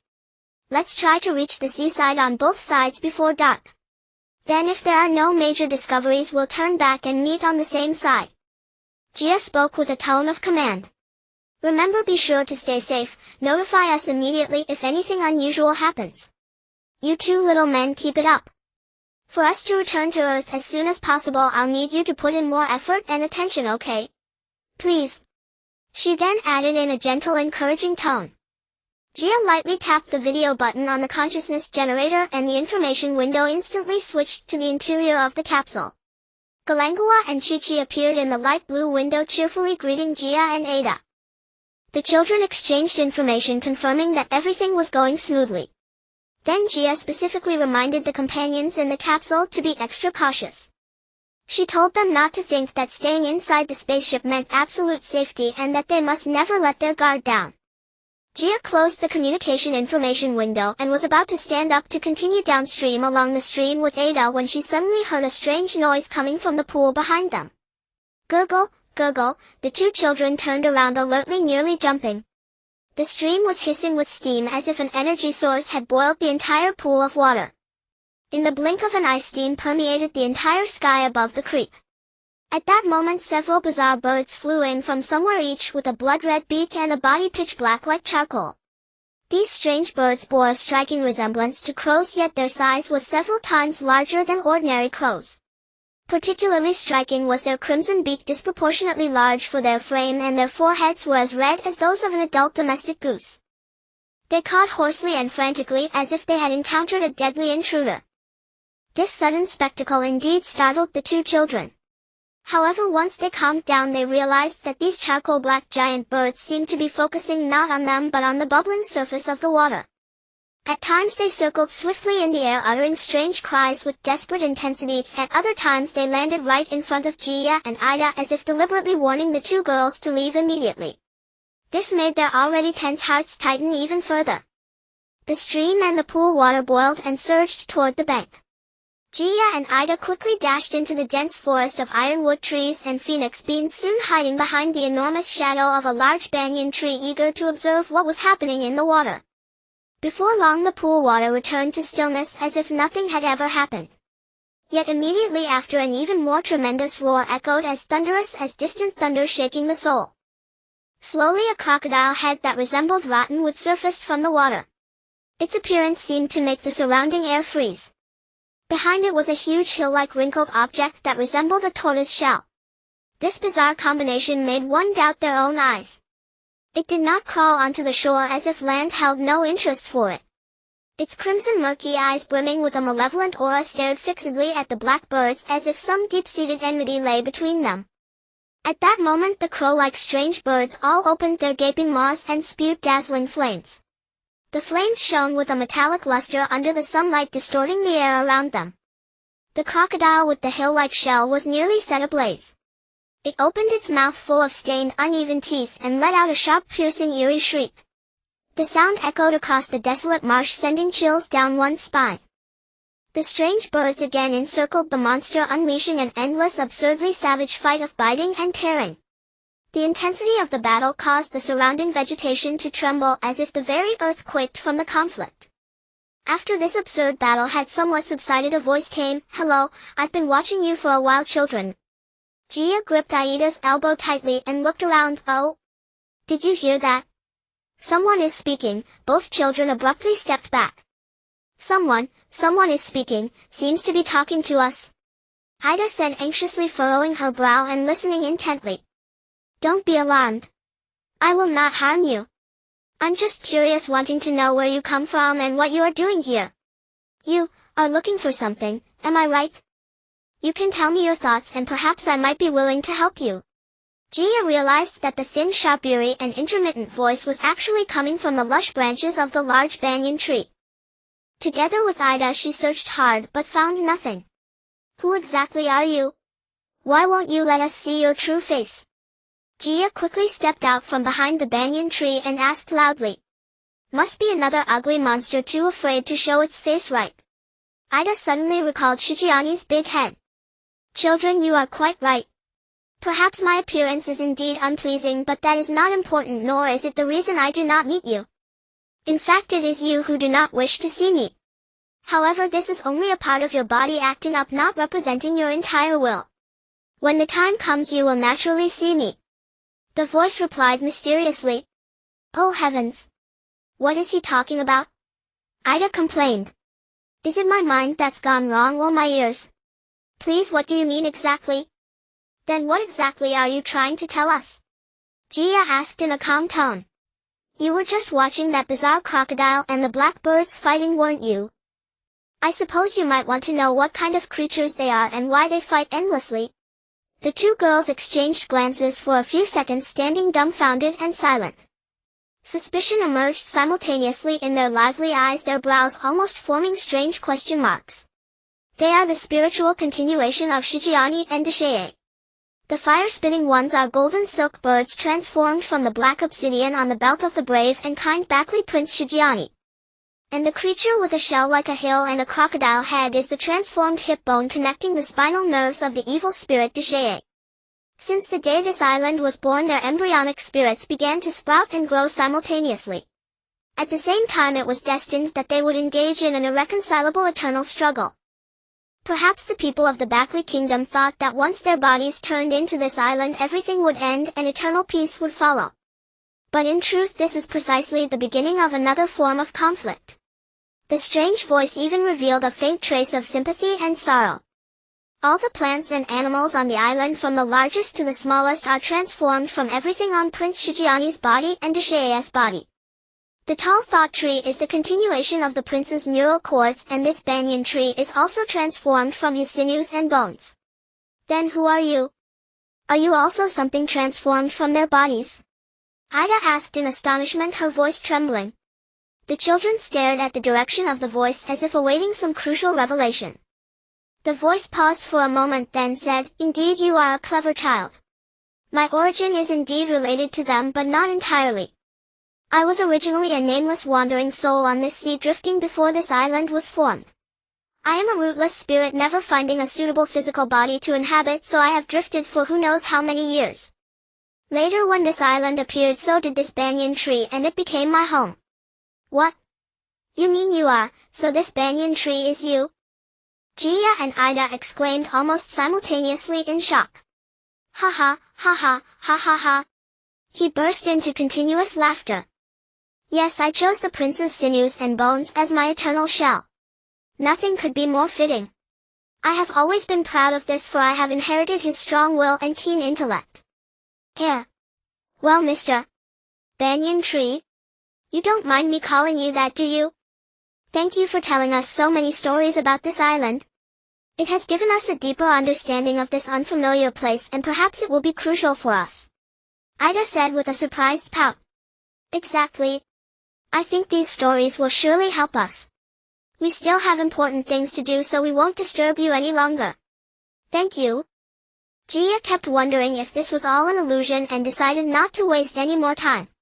She grabbed Ida, casting a strange lingering glance at the vigorous thick-branched tree trunk, then turned to leave. Oh, don't be in such a hurry, children. I think I still have one last kind word of advice that I haven't yet said. Let me think. Strange, my memory seems to be fading lately. Oh, look, I remember now. I just mentioned that almost all creatures on this island are transformed from different parts of Shijiani and Deshaye after their deaths. Isn't that right? The strange voice became sluggish and hurried, much like an old man with a failing memory trying hard to recall the past. Yes. You have already mentioned that. Thank you very much for telling us many things we didn't know before. Gia responded with a grateful tone. Before the voice could continue, the two girls once again proceeded downstream along the creek. Unwittingly, they stepped into a mountain hollow permeated with a colorful miasma. Iron trees, wasabi, and unusually tall ferns and fungi grew wildly, blotting out the sun. The red stones were nowhere to be seen. Everything was covered in green mossy plants, and the air grew increasingly humid. They stopped beside several towering, almost absurdly large fungi, colorful giant mushrooms. Gia and Ida were filled with awe and curiosity. Never in their lives had they seen such enormous mushrooms. Look how beautiful they are. The caps were thick and massive, the stems sturdy and strong. They looked like little houses painted in various colors, huddled closely together. Such a sight could only be found in fairy tales and cartoons. This thought flashed through both children's minds almost simultaneously. A rich mushroomy fragrance drifted into Gia and Aida's nostrils, penetrating deep into their lungs. A strange smile appeared on the two beautiful girls' faces. They raised their soft little hands high and began to dance lightly. Gia seemed to see a bizarre round face peeking out from the thick stem of a brown mushroom. Ida collapsed onto the soft grass, feeling her feet unsteady and without support. She extended her weak, powerless hand to grab Gia's, but Gia placed her hands on her own head as if not seeing her at all. She tilted her head back, facing the crown of the giant mushroom. At that moment, a certain program on the consciousness generator on Gia's right hand flickered. She tried to press the button on the consciousness generator, but her arm and body felt like a puppet whose strings had been cut, no longer obeying her will.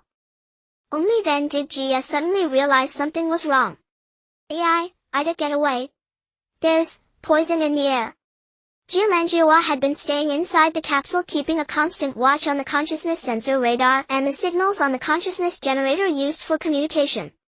Chi-Chi, feeling restless, flipped through the map of the gourd-shaped island given to them by the Bakli King over and over again.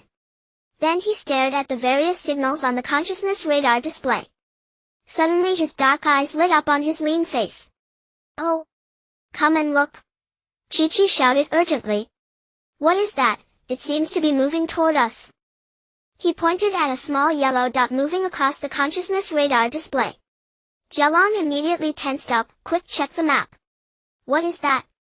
It's right in the forest behind us. Jiahua frowned deeply. It must be that monster. It's coming, it has to be. It was right near us. We need to inform Gia quickly. Don't rush. You two stay inside. Chi-Chi, who had been secretly complaining that Gia hadn't assigned him to go out, muttered to himself, so this guy is actually near us. Let me deal with you, you one-eyed monster. He quickly jumped out of the capsule's hatch alone, intending to gently close the door behind him. Chi-Chi, wait for me. Sister, you stay inside and wait for news. Galen also hurried out. Chi-Chi and Galen quietly slipped into the depths of the forest indicated on the map. Chi-Chi activated the consciousness radar system on the consciousness generator, carefully tracking the movement of the yellow signal. After a long time there was no movement around. Java planned to notify Gia and Vlad.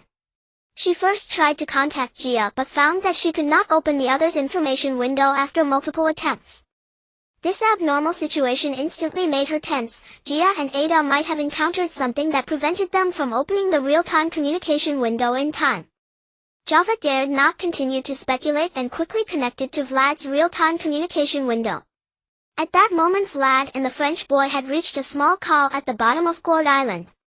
To their relief, the two boys had been quite smooth all along the way. The lively and active Vlad, even more at ease, picked up a red stone and threw it into the blue-green pool beneath the waterfall, telling the French boy he wanted to test the depth of the water.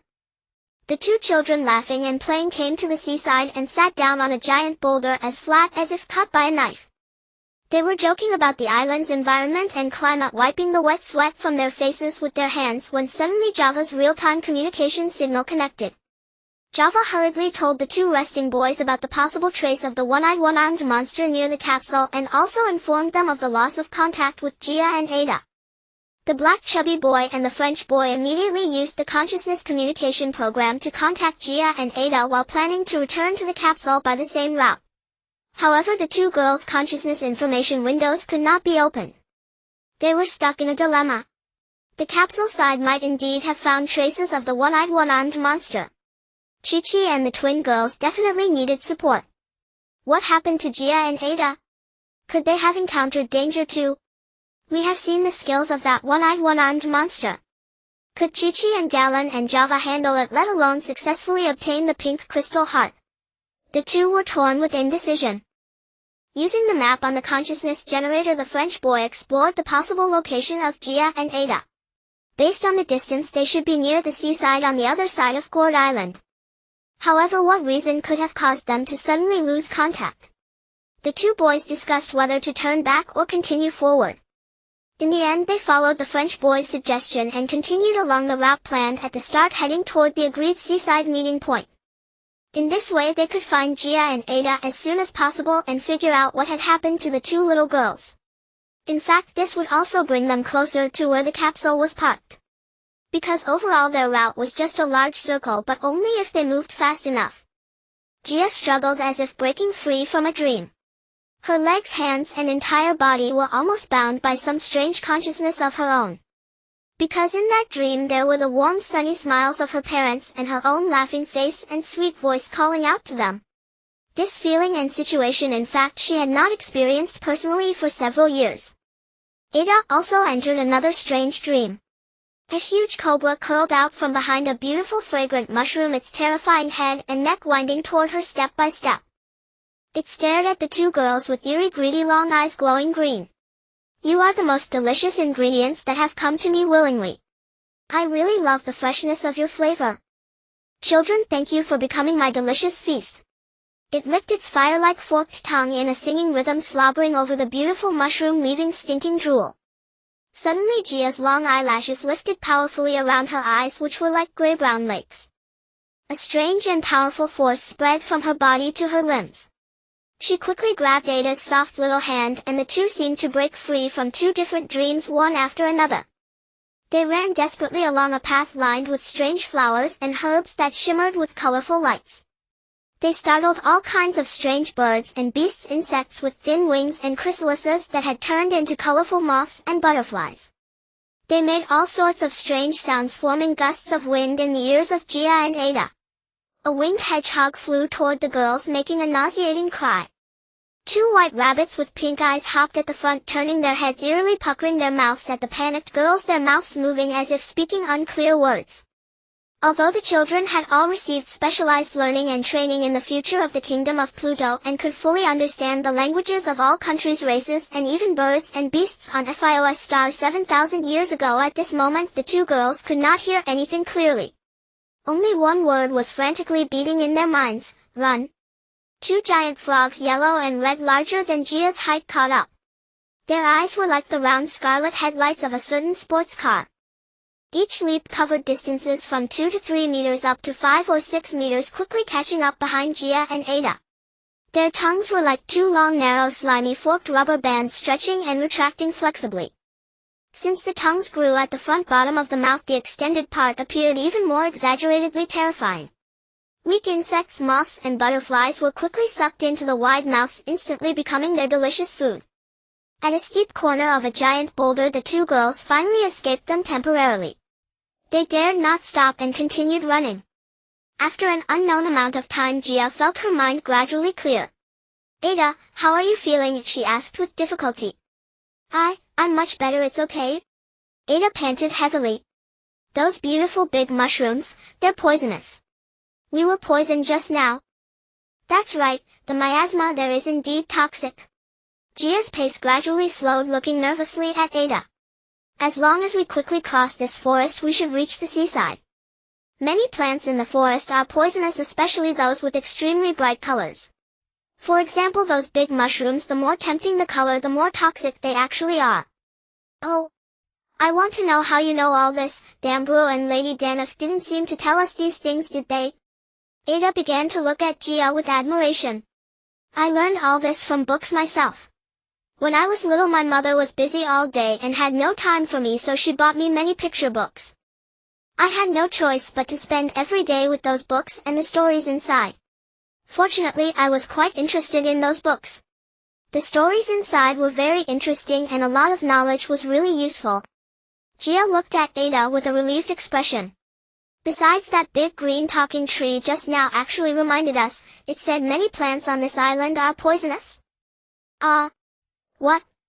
I didn't hear that voice say the colorful mushrooms were poisonous." Ada asked, full of confusion. He indeed didn't say the mushrooms were poisonous. But he mentioned that many plants and animals on this island are related to the essence threads of the dead Sigiani and Tishaye. Sigiani is not a problem, but Tishaye is another matter. The plants bred by his essence threads are definitely problematic, poisonous. Gia answered with a sure tone. Oh, my goodness. You have so many thoughts in your head. By the way, you mentioned you spent all your time reading picture books when you were little. Do you remember the exact age? Anyway, I'm not very keen on reading. My head hurts as soon as I pick up a book, and sometimes I get sleepy, especially with books that have few pictures and many words. Ada asked Gia curiously. She even thought that a person who could read all day without getting a headache must be both remarkable and magical. Gia looked at Ada with a smile, gently shook her head, and remained silent. Her gaze was like that of an elder sister looking at a younger sister. However, whenever she was alone with Ada, she would inexplicably think of Fong Fong. In fact, the two of them had very different personalities. Really, I envy you so much. No wonder the FIOS star people made you our leader. They must have their reasons. I absolutely mean it. I've always thought so. Ada stared straight into Gia's eyes, chattering incessantly as if afraid Gia wouldn't believe her. But it's really a bit hard to believe. We almost died just now, right? Now that I think about it, death seems to come easily. I used to think death was far away from me and even thought I would live forever, but I know that's impossible. I was just daydreaming. The two delicate little girls chatted with great interest about reading and death, two seemingly unrelated topics, while hurriedly walking downhill. At that moment, Gia suddenly felt the ground shake and the jagged leaves of shepherd's purse and dandelion trembled along with it. A larger, longer forked tongue dripping with thick slime stretched flexibly behind the two girls. It was an even larger reddish-brown creature covered in fiery red spines on its back, shaped like a frog king. Its roar seemed to freeze the air with high and low pitch and a wide range, as if it could penetrate everything. Gia and Ada quickly lay on the ground, then rolled behind a large boulder, narrowly dodging the sticky tongue's sudden attack. The monster's eyes were as blood-red as tomatoes, protruding oddly on either side of its orange nose. The two children desperately fled toward the direction behind the boulder. The Frog King nimbly twisted its bulky body and chased after them. Its large tongue effortlessly snapped a young iron knife tree in half. With only 2 leaps, it had already caught up to a place not far from Gia and Ada. The two children felt escape seemed impossible. Just then they spotted a large green tree on each side ahead. They immediately split in 2 directions, hiding behind the 2 massive trunks. They pressed their bodies tightly against the trees, trying to hold their breath. The tongue, dripping with slime like a giant rubber band, missed the spot where the 2 children had hidden. 2 eyes like huge pumpkins swiveled flexibly on its triangular head, as if pondering whether to go left or right. After pausing for only a few seconds, the Frog King's tongue suddenly stuck to the thick trunk behind Gia. Gia sat down quietly, leaning against the tree. Ada quickly closed her eyes, held her breath, and pressed a black and white icon on the square dial with her right index finger. This was exactly the subject she had demonstrated in her first Danath magic class. 2 clouds of smoke rose from behind her, one as black as ink, the other as white as snow. The 2 clouds of smoke ascended into the air. They transformed into 2 ape-like beasts, each towering several zhang tall, one snow-white, the other jet-black. Obedient to their master's command, they roared and charged toward their foe, the monstrous Frog King, who loomed hungrily over the young mistress. The grotesque Frog King, seeing the 2 shrieking apes hurtling toward him like a gale, showed not the slightest trace of fear. Instead, he bellowed an even more deafening, unearthly cry, his fury igniting the spines along his back into blazing crimson, as if molten lava churned beneath his skin. Already comparable in size to his adversary, he swelled instantly, his body inflating as though filled with volatile gas, rounding into a colossal incandescent fireball radiating searing heat and blinding light. The 2 magically conjured apes stood frozen at the periphery, roaring in fury and bracing themselves in defiance, pounding their thick muscular chests with thunderous fists, yet dared not draw nearer. Clearly they feared being reduced to ash in an instant by that scorching orb. Ida sprinted forward, seized Gia's hand, and bolted desperately toward the coast. They knew full well creatures born of white magic would fade naturally as the caster's focus waned. That blazing fireball monster would surely pursue them again. Before arriving on the planet Fiosek 7,500 years ago, teacher Daneve had expressly warned them unless one maintained a tightly knit spiritual knot, sustaining the spell through unwavering mental intent, magically conjured forms could not endure. Indeed, during the children's training in white magical intent, teacher Daneve had already clarified its strict parameters. All white sorcery learned on Fiosek was permitted solely for the Millennium Star mission. Once the 7 crystal hearts were gathered, every child's magical power would vanish spontaneously. Until each acquired their designated crystal heart, all shared equal opportunities to wield white magic, though individual aptitude, temperament, and intellectual inclination shaped both the nature and magnitude of their manifested power. Another intriguing rule held that according to prophecy, each of the 7 children corresponded to a crystal heart of a distinct hue. Before claiming their own crystal heart, each additional use of white magic heightened the difficulty of acquiring it. Moreover, the moment a crystal heart was successfully claimed, its destined child immediately lost all magical ability. Thus the teacher admonished them white magic must never be invoked lightly, only in direst necessity, lest it jeopardize not only their personal quest but the entire Millennium Star mission. How long had passed? They could no longer recall, yet at last they fled the dense shadowed forest. Scaling a windswept sea-eroded cliff, they beheld black reefs studded with shattered shells of clams and oysters, and Jia and Ida burst into jubilant cries. At last they stood upon a serene sun-dappled beach. Jia mused inwardly, Vlad and Ben should arrive here soon. The two hastened forward along their predetermined path, exchanging playful jibes about the fiery Frog King. Jia praised Aida's extraordinary wit and swift reflexes. The very moment she conjured the black and white apes to block the raging fireball had secured their escape. Soon 100 meters ahead, amid loosely piled smooth boulders veiled in mist, 2 figures emerged, one dark-skinned and stout, the other pale and slender. The children had split into 3 teams. After over an hour, 2 groups converged on the shore. Vlad and the French boy recounted to Jia and Ida what they'd witnessed inside the capsule vessel, Chi-Chi and Garangawa's situation. Ida, equally animated, recounted her and Jia's journey, especially the fireball-like Frog King, with vivid detail and dramatic flourish. Enough. Jia interrupted. We must return to the capsule vessel. No one knows what's happening there. She activated her consciousness-mapped navigation system, seeking the shortest route. Yet it was no path at all, merely a tangle of jagged rocks and thorny undergrowth across ravines and slopes, untouched by any human or beast. Ida attempted to open Chi-Chi's communication window, but received no reply.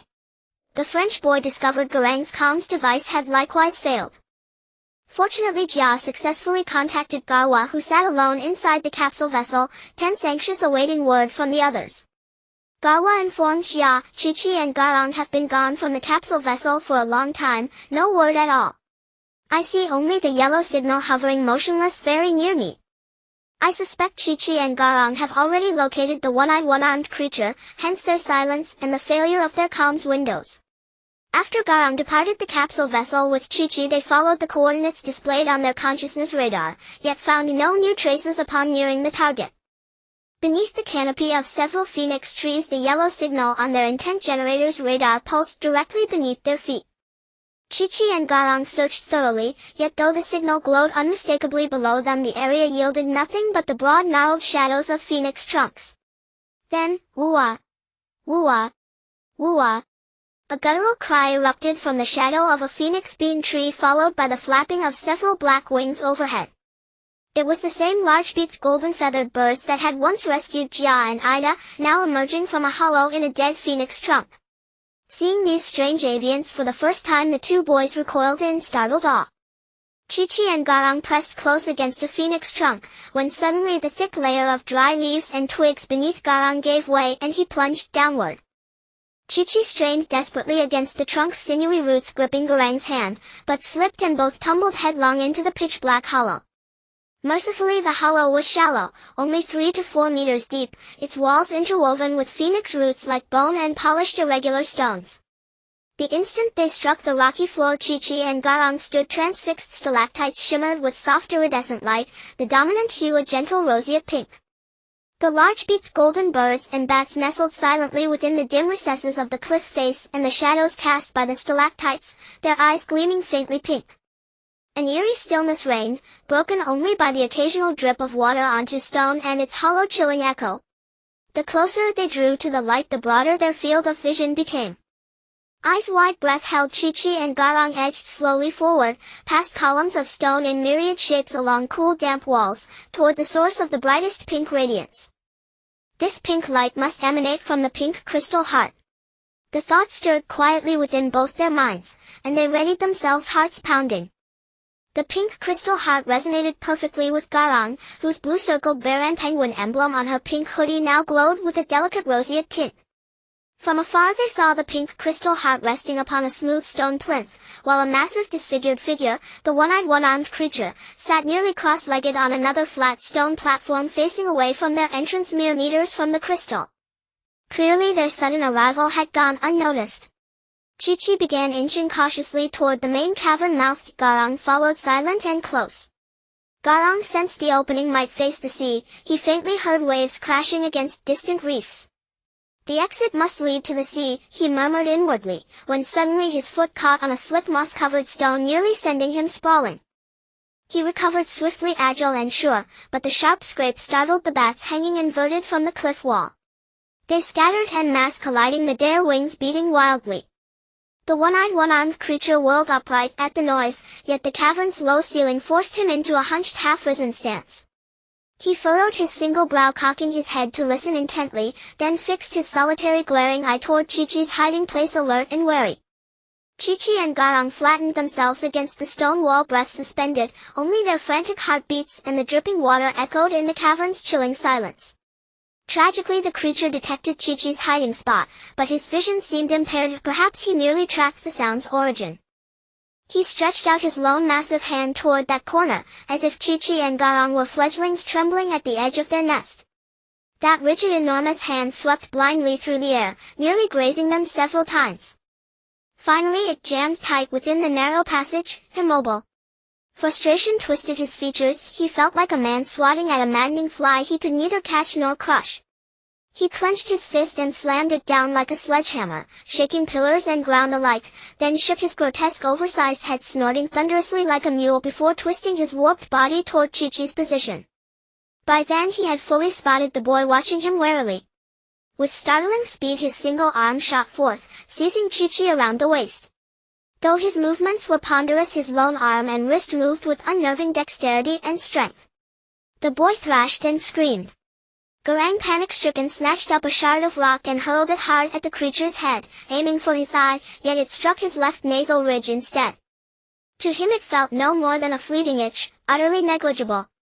Yet at that instant he broke into a violent, uncontrollable fit of sneezing. Chi-Chi wrenched himself free from the creature's grasp. In swift irritation the one-eyed being freed one hand to rub his nose, then seized Chi-Chi's ankle with two thick fingers before he could hit the ground, hoisting him aloft to examine him closely with his murky singular eye, his thick lips twitching fiercely as he muttered unintelligibly. Chi-Chi feigned calm, staring unflinchingly into that hideous malformed visage, terror and astonishment warring in his gaze. Yet instinct whispered this creature was no irredeemable fiend. Summoning courage he craned his neck and cried out, "Garang, grab the crystal heart. Forget me, go now." Garang obeyed instantly, slipping behind the creature to the plinth where the pink crystal heart rested. As her fingers closed around it the pink crystal heart flickered twice, then propelled by some unseen force shot upward into the air. The creature turned frantic, releasing Chi-Chi to lunge wildly after the floating crystal. Seeing the prize slip from her grasp, Garang focused sharply at her brow's center and pressed the pink icon on her intent generator. Instantly she transformed into a peacock, pink-beaked, emerald-plumed, let out a piercing cry, soared skyward, opened her sharp beak, seized the pink crystal heart and streaked straight toward the cavern's great mouth. To everyone's astonishment, the one-eyed one-armed freak, after witnessing the sudden events unfolding before him, ceased his rage and agitation. Instead he smiled foolishly like a child gazing blankly at the peacock transformed by Jiao Lan as it took the pink crystal heart into its beak. Chi-Chi, overjoyed that Jiao Lan had successfully obtained the pink crystal stone, hurriedly dashed toward the large cave entrance. At that moment the one-eyed freak seemed to awaken from a dream and quickly followed. Upon exiting the cave they found themselves at the seaside, exactly where Jia Ai de, the French boy, and Fu Lada had originally planned to rendezvous. As luck would have it, they had just arrived not far from the cave entrance, nearly colliding with the one-eyed one-armed freak. That wondrous and splendid moment was truly beyond imagination. Jia and her companions stared in amazement at the monster whose face was twisted with irritation and whose features twitched grotesquely. In truth, when the children, Jia de Fulada and the French boy, were still some distance from the cave, they had spotted a pink peacock with a faint iridescent glow suddenly flying out from it. At first they thought it was some kind of spiritual bird of the mountains like the few black toucans they had seen. But as they drew nearer and noticed that the shimmering pink light was emanating from the peacock's beak, they guessed it must be related to Jia Lan Chi and the pink crystal heart. They quickened their pace. Chi swiftly reached Jia Lan, who had now reverted to her original form. The one-eyed one-armed freak sluggishly shook his hideous, bizarre, and enormous head, fixing them with a dull, stubborn eye from about a dozen meters away. Jia Lan clutched the pink Wenfeng crystal heart tightly in one hand, afraid it might slip. Her dark eyes sparkled with joy and excitement as she approached Jia and the other companions. All the children gathered around Jia Lan, thrilled and envious, gazing at the pink crystal heart with surprised curiosity and admiration, carefully examining this rare and magical object. One of the treasures that Dan Bulu and Dan Nvifu had spoken of day and night, the salvation of the planet Fios, was now in their hands. The children secretly rejoiced. At that moment the one-eyed freak began to tremble, his terrifying massive body. His single anomalously large black eye stared in shock at the children, who were prematurely celebrating their first victory. When the companions turned to look at him, they saw this peculiar creature wearing a strange, bewildered expression.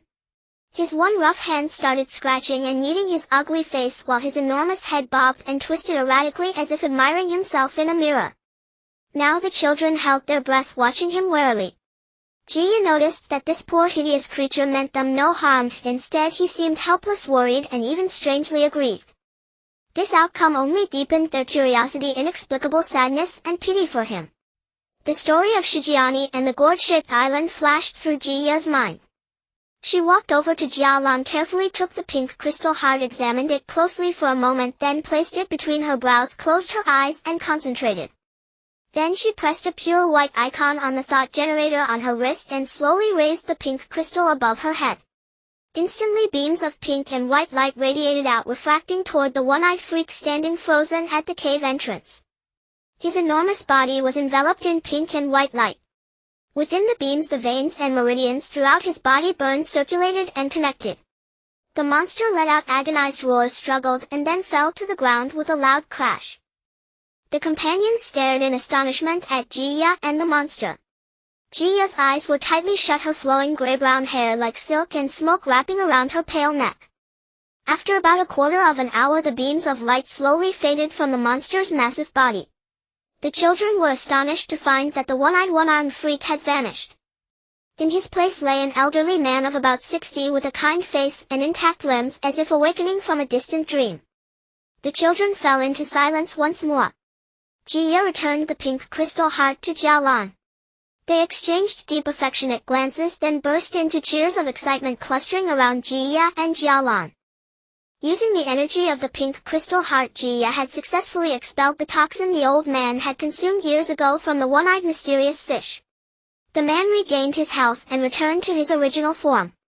The little ones hurried back to the capsule, then returned to the palace of the kingdom of Bakari, where they met the king, the queen, and the elderly minister who had strongly recommended them. That very evening the king and queen of Bakari hosted a grand celebration banquet in their honor.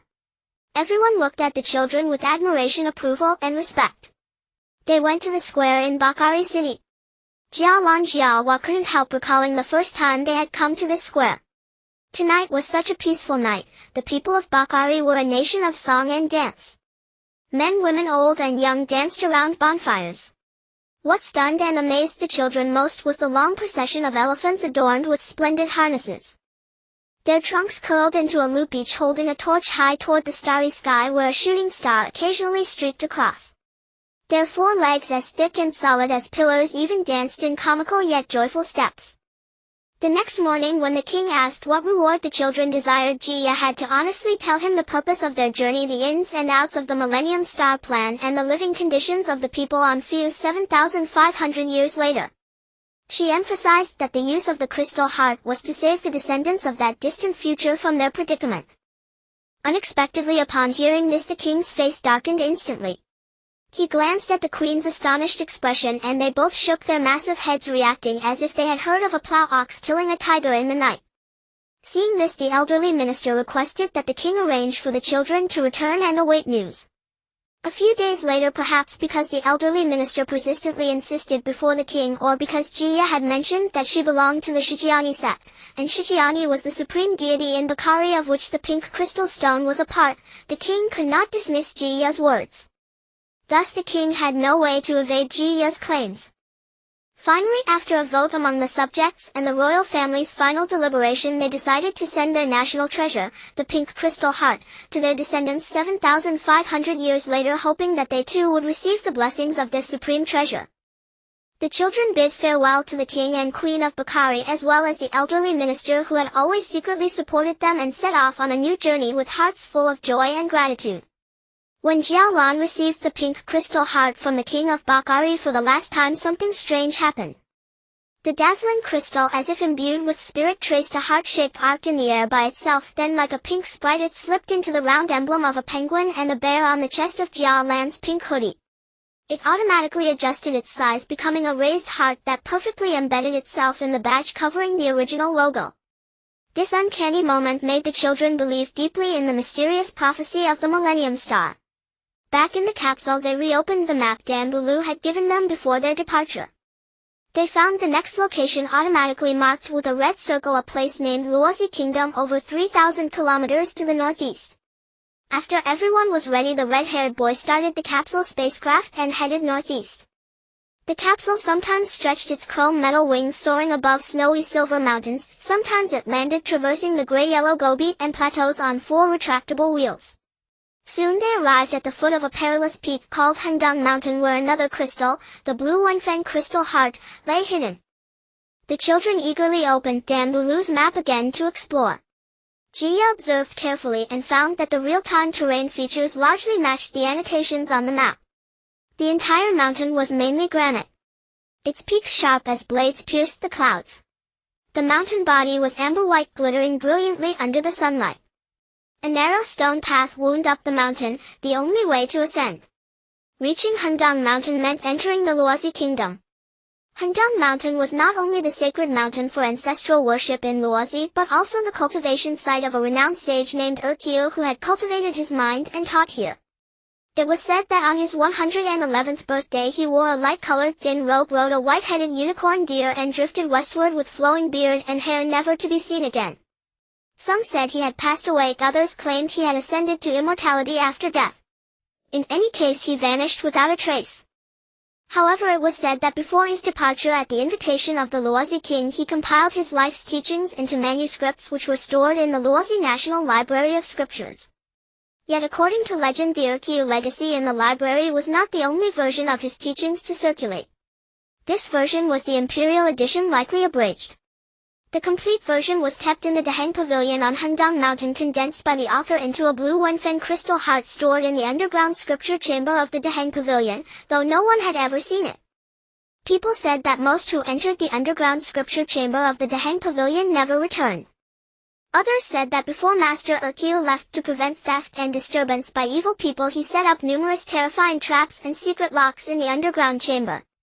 He also used talismans to summon a 3-headed white python from the spiritual tomb of the Four Directions Mountain in the southwest to guard the chamber, ensuring its safety.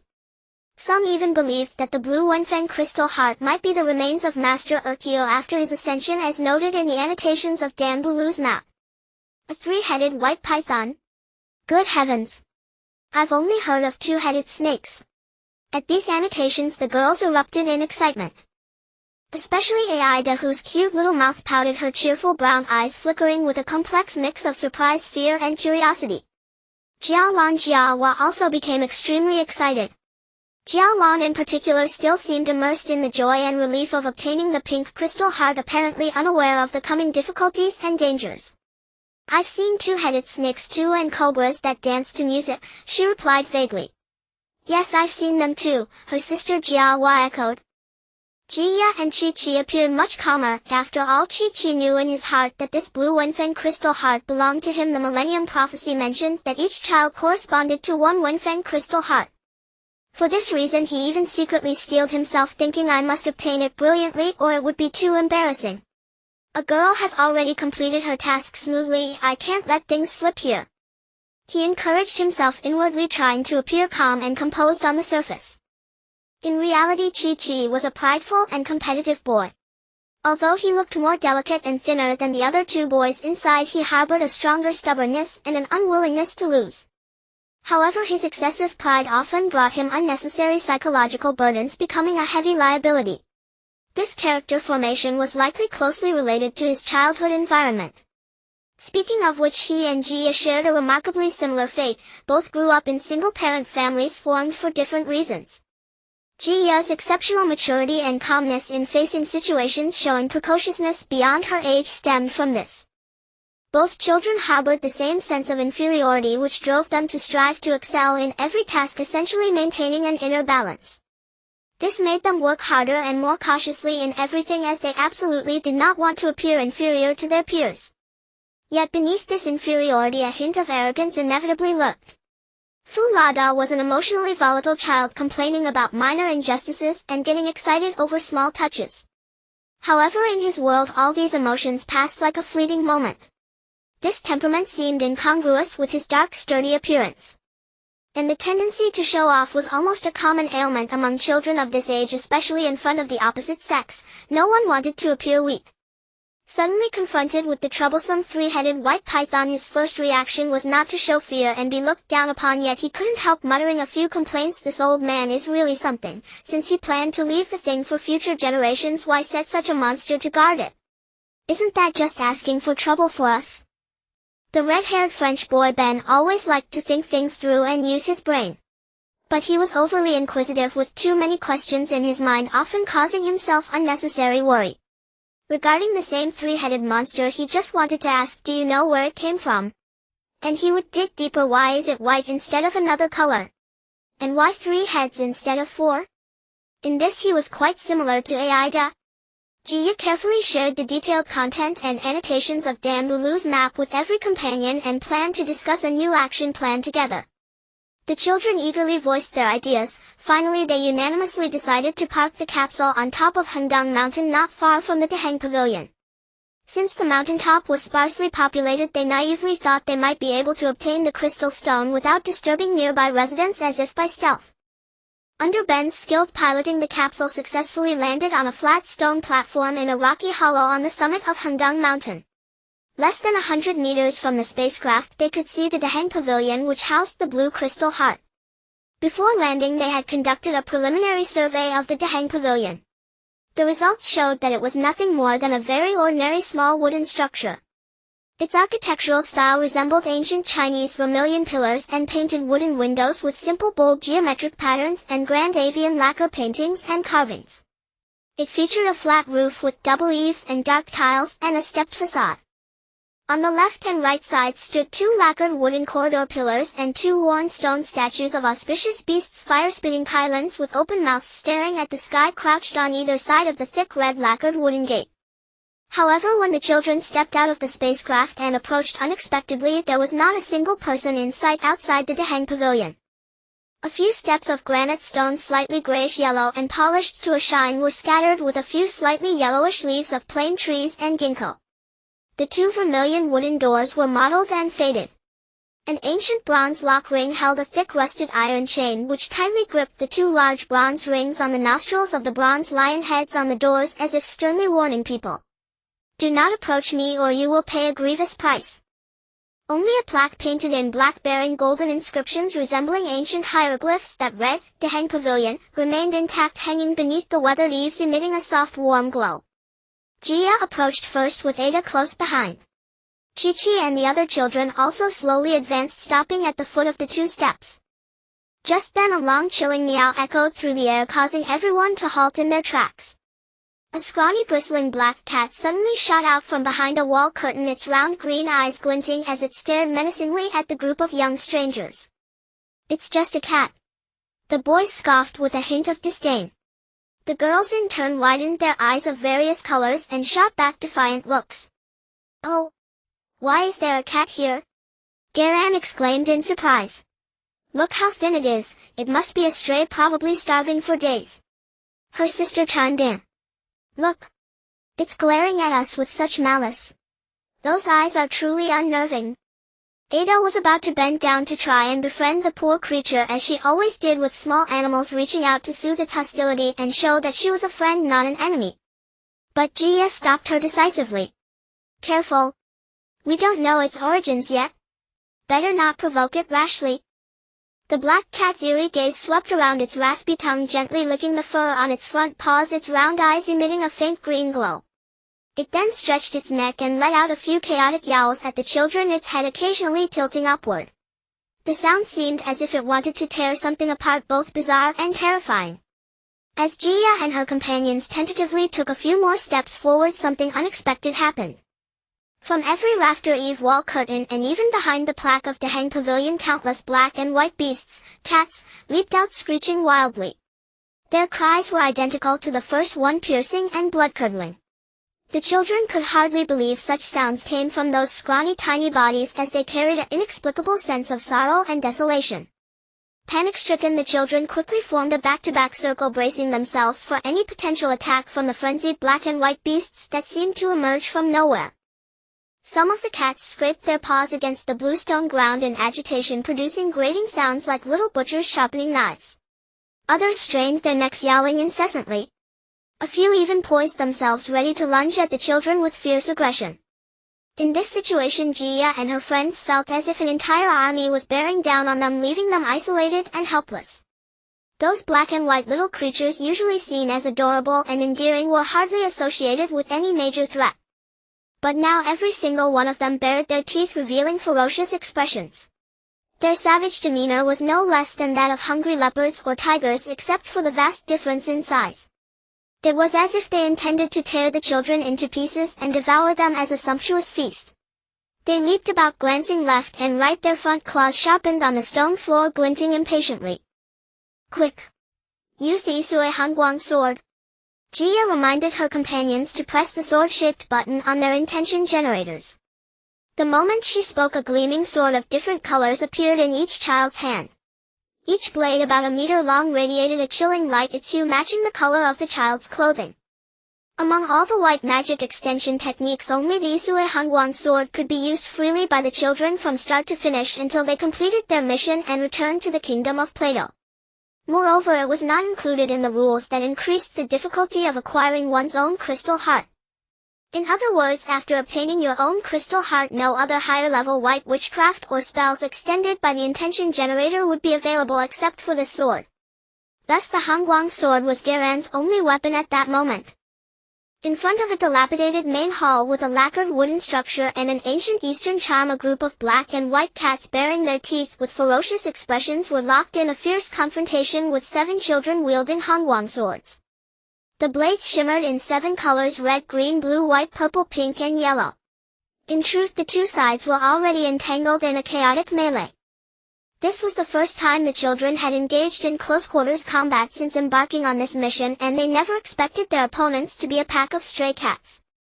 Cats were beloved pets to most girls. At this moment, kind-hearted Gia was filled with inner conflict. She could not bear to see blood splatter, but the cats had made them their mortal enemies, and a brutal fight was inevitable. However, shortly after the battle began, the children were astonished to find that despite having slain many cats with the Hangguang swords, not a single corpse of the frenzied beasts remained. Moreover, the number of these detestable felines showed no sign of decreasing, which filled the children with confusion. Countless possibilities flashed through their minds, mostly eerie tales about cats they had heard years ago, such as the cat demon legends broadcast daily on TV, or the notion that cats had 9 lives after becoming spirits. Even the chubby boy recalled a time when, out of mischief and curiosity, he had chased a large black tabby cat under a giant hollow bread tree, only to have it suddenly swipe a claw across his forehead, nearly leaving a bloody scar between his brows. The other friends also involuntarily recalled their own unpleasant encounters with cats. But Gia's mind was blank. She began to speculate that these cats might be mere illusions, or perhaps someone was manipulating them from behind. Maybe an old cat had cultivated into human form. She pondered this absurd notion silently. After a long while, the children were utterly exhausted, yet the black and white beasts remained as energetic as ever. By now Gia and her friends were truly panicking. This can't go on. Gia's mind raced for a solution. Why didn't anyone tell us there would be so many suicidal stray cats? This might be even harder to deal with than those 3 monsters. Vlad, looking like he could barely hold on his black face turning purplish, gasped out a complaint. I mean, the map didn't mention so many desperate wild cats, only 3 white pythons. The French boy, finally finding a moment to breathe, chipped in, that's right. 1 snake is nowhere near as hard to deal with as so many cats. But as soon as he said it, he felt something was off. Which is more aggressive, a snake or a cat? Oh heavens! Definitely a snake, he muttered under his breath. The children's circle grew smaller and smaller until they were packed tightly together. Chi-Chi's once fair face was now covered in exhaustion and grime. Maybe we should go back to the capsule and think of another plan, he suddenly shouted with all his might. Are you going to run away and be a coward? Don't forget you always boast about being a man. Poor Chi-Chi never expected to be mercilessly teased by Ada at such a moment. Just as Gia was racking her brain for a way to get everyone out of there, a woman's eerie voice came from somewhere. Can you all be quiet? Who's making such a racket here? Oh, it's a few children. In such strange clothes. Where are you from and what business do you have on Mount Hendong? The voice temporarily silenced the agitated little quadrupeds. All the children looked around searching for the source but saw no one. The children stood frozen for a long moment, staring at each other as if communicating in some strange way. However, before long the voice also stopped abruptly. Sorry, maybe we disturbed you. Actually, we just came here to carry out a mission. Gia tried to compose herself, her gaze fixed on the upturned eaves of Daheng Pavilion as she spoke. After all, she had no idea where the person she was speaking to was, not even the general direction. It was as if the voice was everywhere and nowhere at once. While answering the question, Gia's bright brown eyes nervously searched for the source of the voice. If we truly offended you unintentionally, we are deeply sorry and we beg your forgiveness. Could you tell us who you really are? Gia asked in a very polite but slightly stiff tone. Ada and Chi-Chi looked at her with both caution and hope. Among the 7 children, these 2 trusted and supported Gia the most, so they tended to rely on her excessively in times of trouble. Gia glanced down at them and made a gesture for them to stay quiet. Sure enough, after a moment the voice spoke again. Who am I? Haven't you already seen me? I am the black cat you first encountered. As it spoke, the voice began to choke slightly, then suddenly turned into a cold laugh echoing eerily under the eaves of Daheng Pavilion and across the entire mountain. Gia and her companions were genuinely startled by this strange voice. At the same time, the children widened their eyes, trying to spot the scrawny black stray cat that had first leaped into their sight.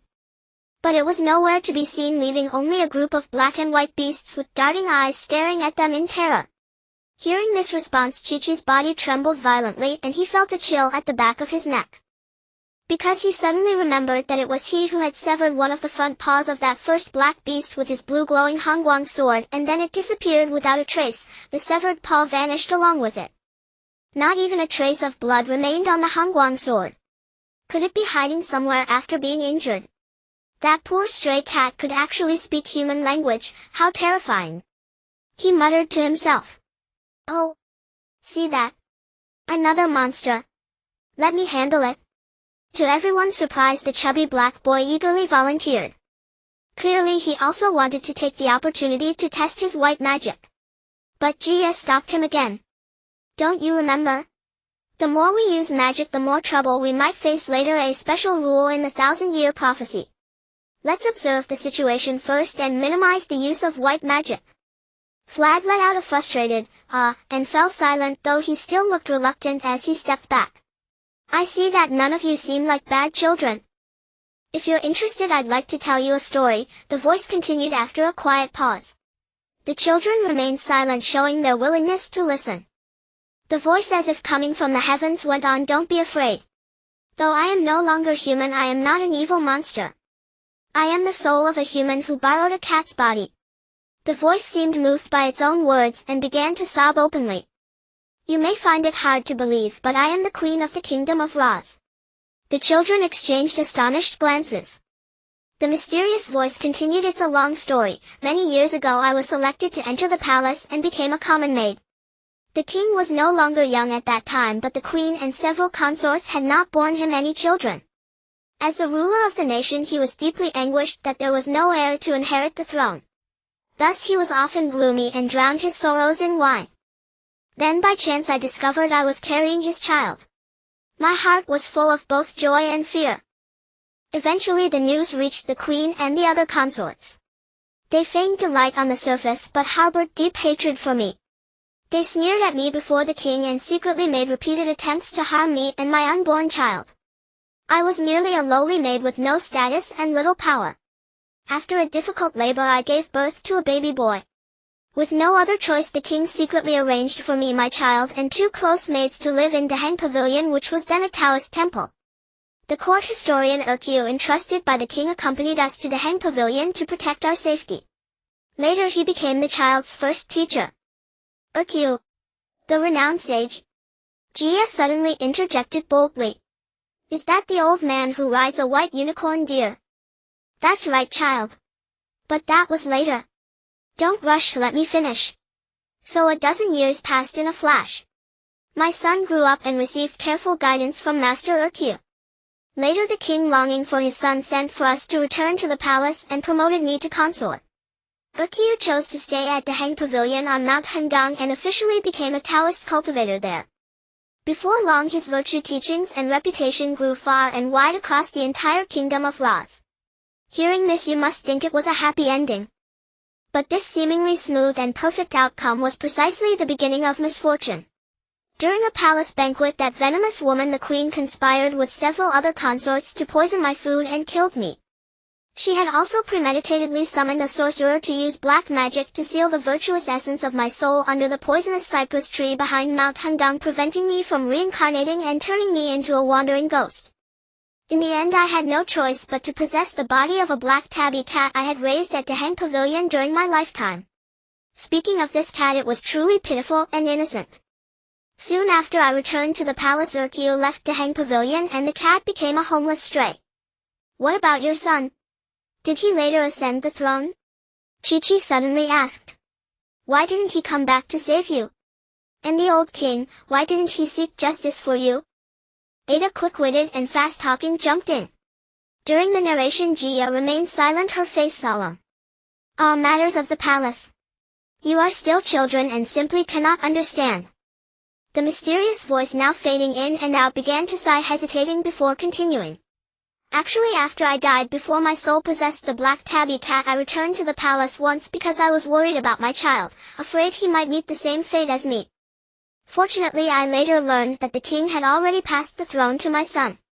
The queen was deposed and imprisoned in the deposed garden for poisoning me. Yet there was one thing I had never fully grasped, and found deeply unsettling. You claim the black cat was possessed by you, yet why were there so many black and white cats accompanying it, all bearing near identical appearances? Where then did they originate? And why only black and white, never any other hue? This time the French boy spoke first, deliberately raising his voice to articulate the very doubt that haunted every child present. Perhaps they truly had been terrified, utterly unnerved, by the countless black and white cats.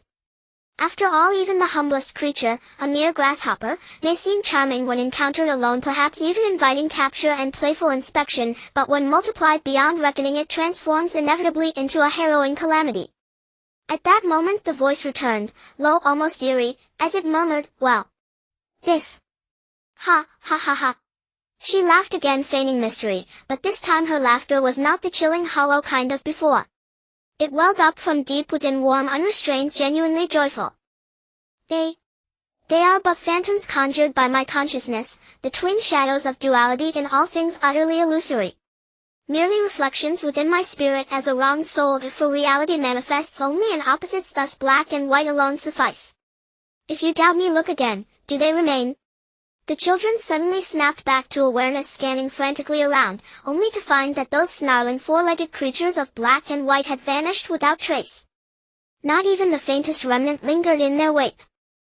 Only the first black feline, its fur coarse, brittle and bristling, stood intact upon the stone steps before the hang pavilion facing the children, its emerald eyes gleaming fixedly upon them as though the voice itself had emanated from its throat. Ah, good heavens! Its legs! Chi-Chi cried out in shock. Children, fear not, I bear no injury. Behold, I stand whole and unharmed. What you glimpsed just now was merely a vision conjured by your own minds. Ha ha ha! At your age imagination runs boundless. With that it threw back its head and laughed heartily, almost as if long acquainted with these children. On the stone steps the black raccoon dog cautiously advanced 2 paces, deliberately waving its nimble forepaws and vigorously sharpening its claws against the weathered flagstones, clearly intent on proving its limbs remained perfectly sound. Then its luminous green eyes settled upon the children, not with menace but with an emotion profoundly singular. Jia felt a shiver race down her spine. Was this then the supernatural phenomenon Dambril had described? Chi-Chi murmured softly, half to herself half toward Ada beside her, yet I sense you hold something far more vital to impart, though you withheld it earlier. Jia's gaze, clouded with bewilderment, met precisely the small beast's own faintly somber eyes. Child, it said gently, I have not misjudged you, you are both wise and kind. It gazed at Jia, momentarily lost in thought, then edged closer to the children. I halted your passage for a purpose, I require your aid. I have waited long for those who might assist me. Since Master Urkia departed, this Taoist temple has fallen nearly into ruin, and the Hang Pavilion too sees few visitors. Its expression softened as it gazed intently into Jia's limpid eyes, as if seeking solace in that pure, unclouded gaze. The task is not arduous, only you and your friends need act. It glanced warmly toward the children behind Jia. Circumvent Hundang Mountain to its rear, enter the cypress grove, locate the venomous cypress tree that binds my benevolent essence, and sever it at the root. Once freed, my dispersed soul essence shall reunite. But, Jia's brow furrowed with deep uncertainty.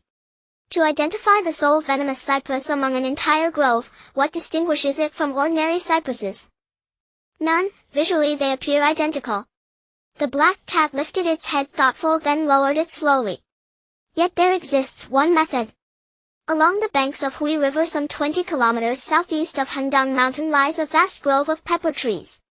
Legend holds that pepperwood repels malevolence, and can discern the precise location of any evil spirit. You may gather branches and leaves. Once touched to an evil presence, the leaves of pepperwood glow with a soft verdant light. This may guide you to the venomous cypress. It added, should you liberate my soul and restore my full soul essence, I vow to grant you one wish in return, any wish within my power to fulfill. Jia turned to glance at her companions, silently seeking their counsel. Ada and Chi-Chi nodded instantly, the others hesitated, yet acquiesced, perhaps not fully grasping the black cat's words. Yet each understood instinctively refusing aid to this pitiful stray would leave their predicament unsolved. In truth, without compliance, this seemingly forlorn feline would never permit them entry into the Hang Pavilion, nor allow them to claim the azure crystal heart. The children bade farewell to the black cat and returned to the nearby capsule vessel.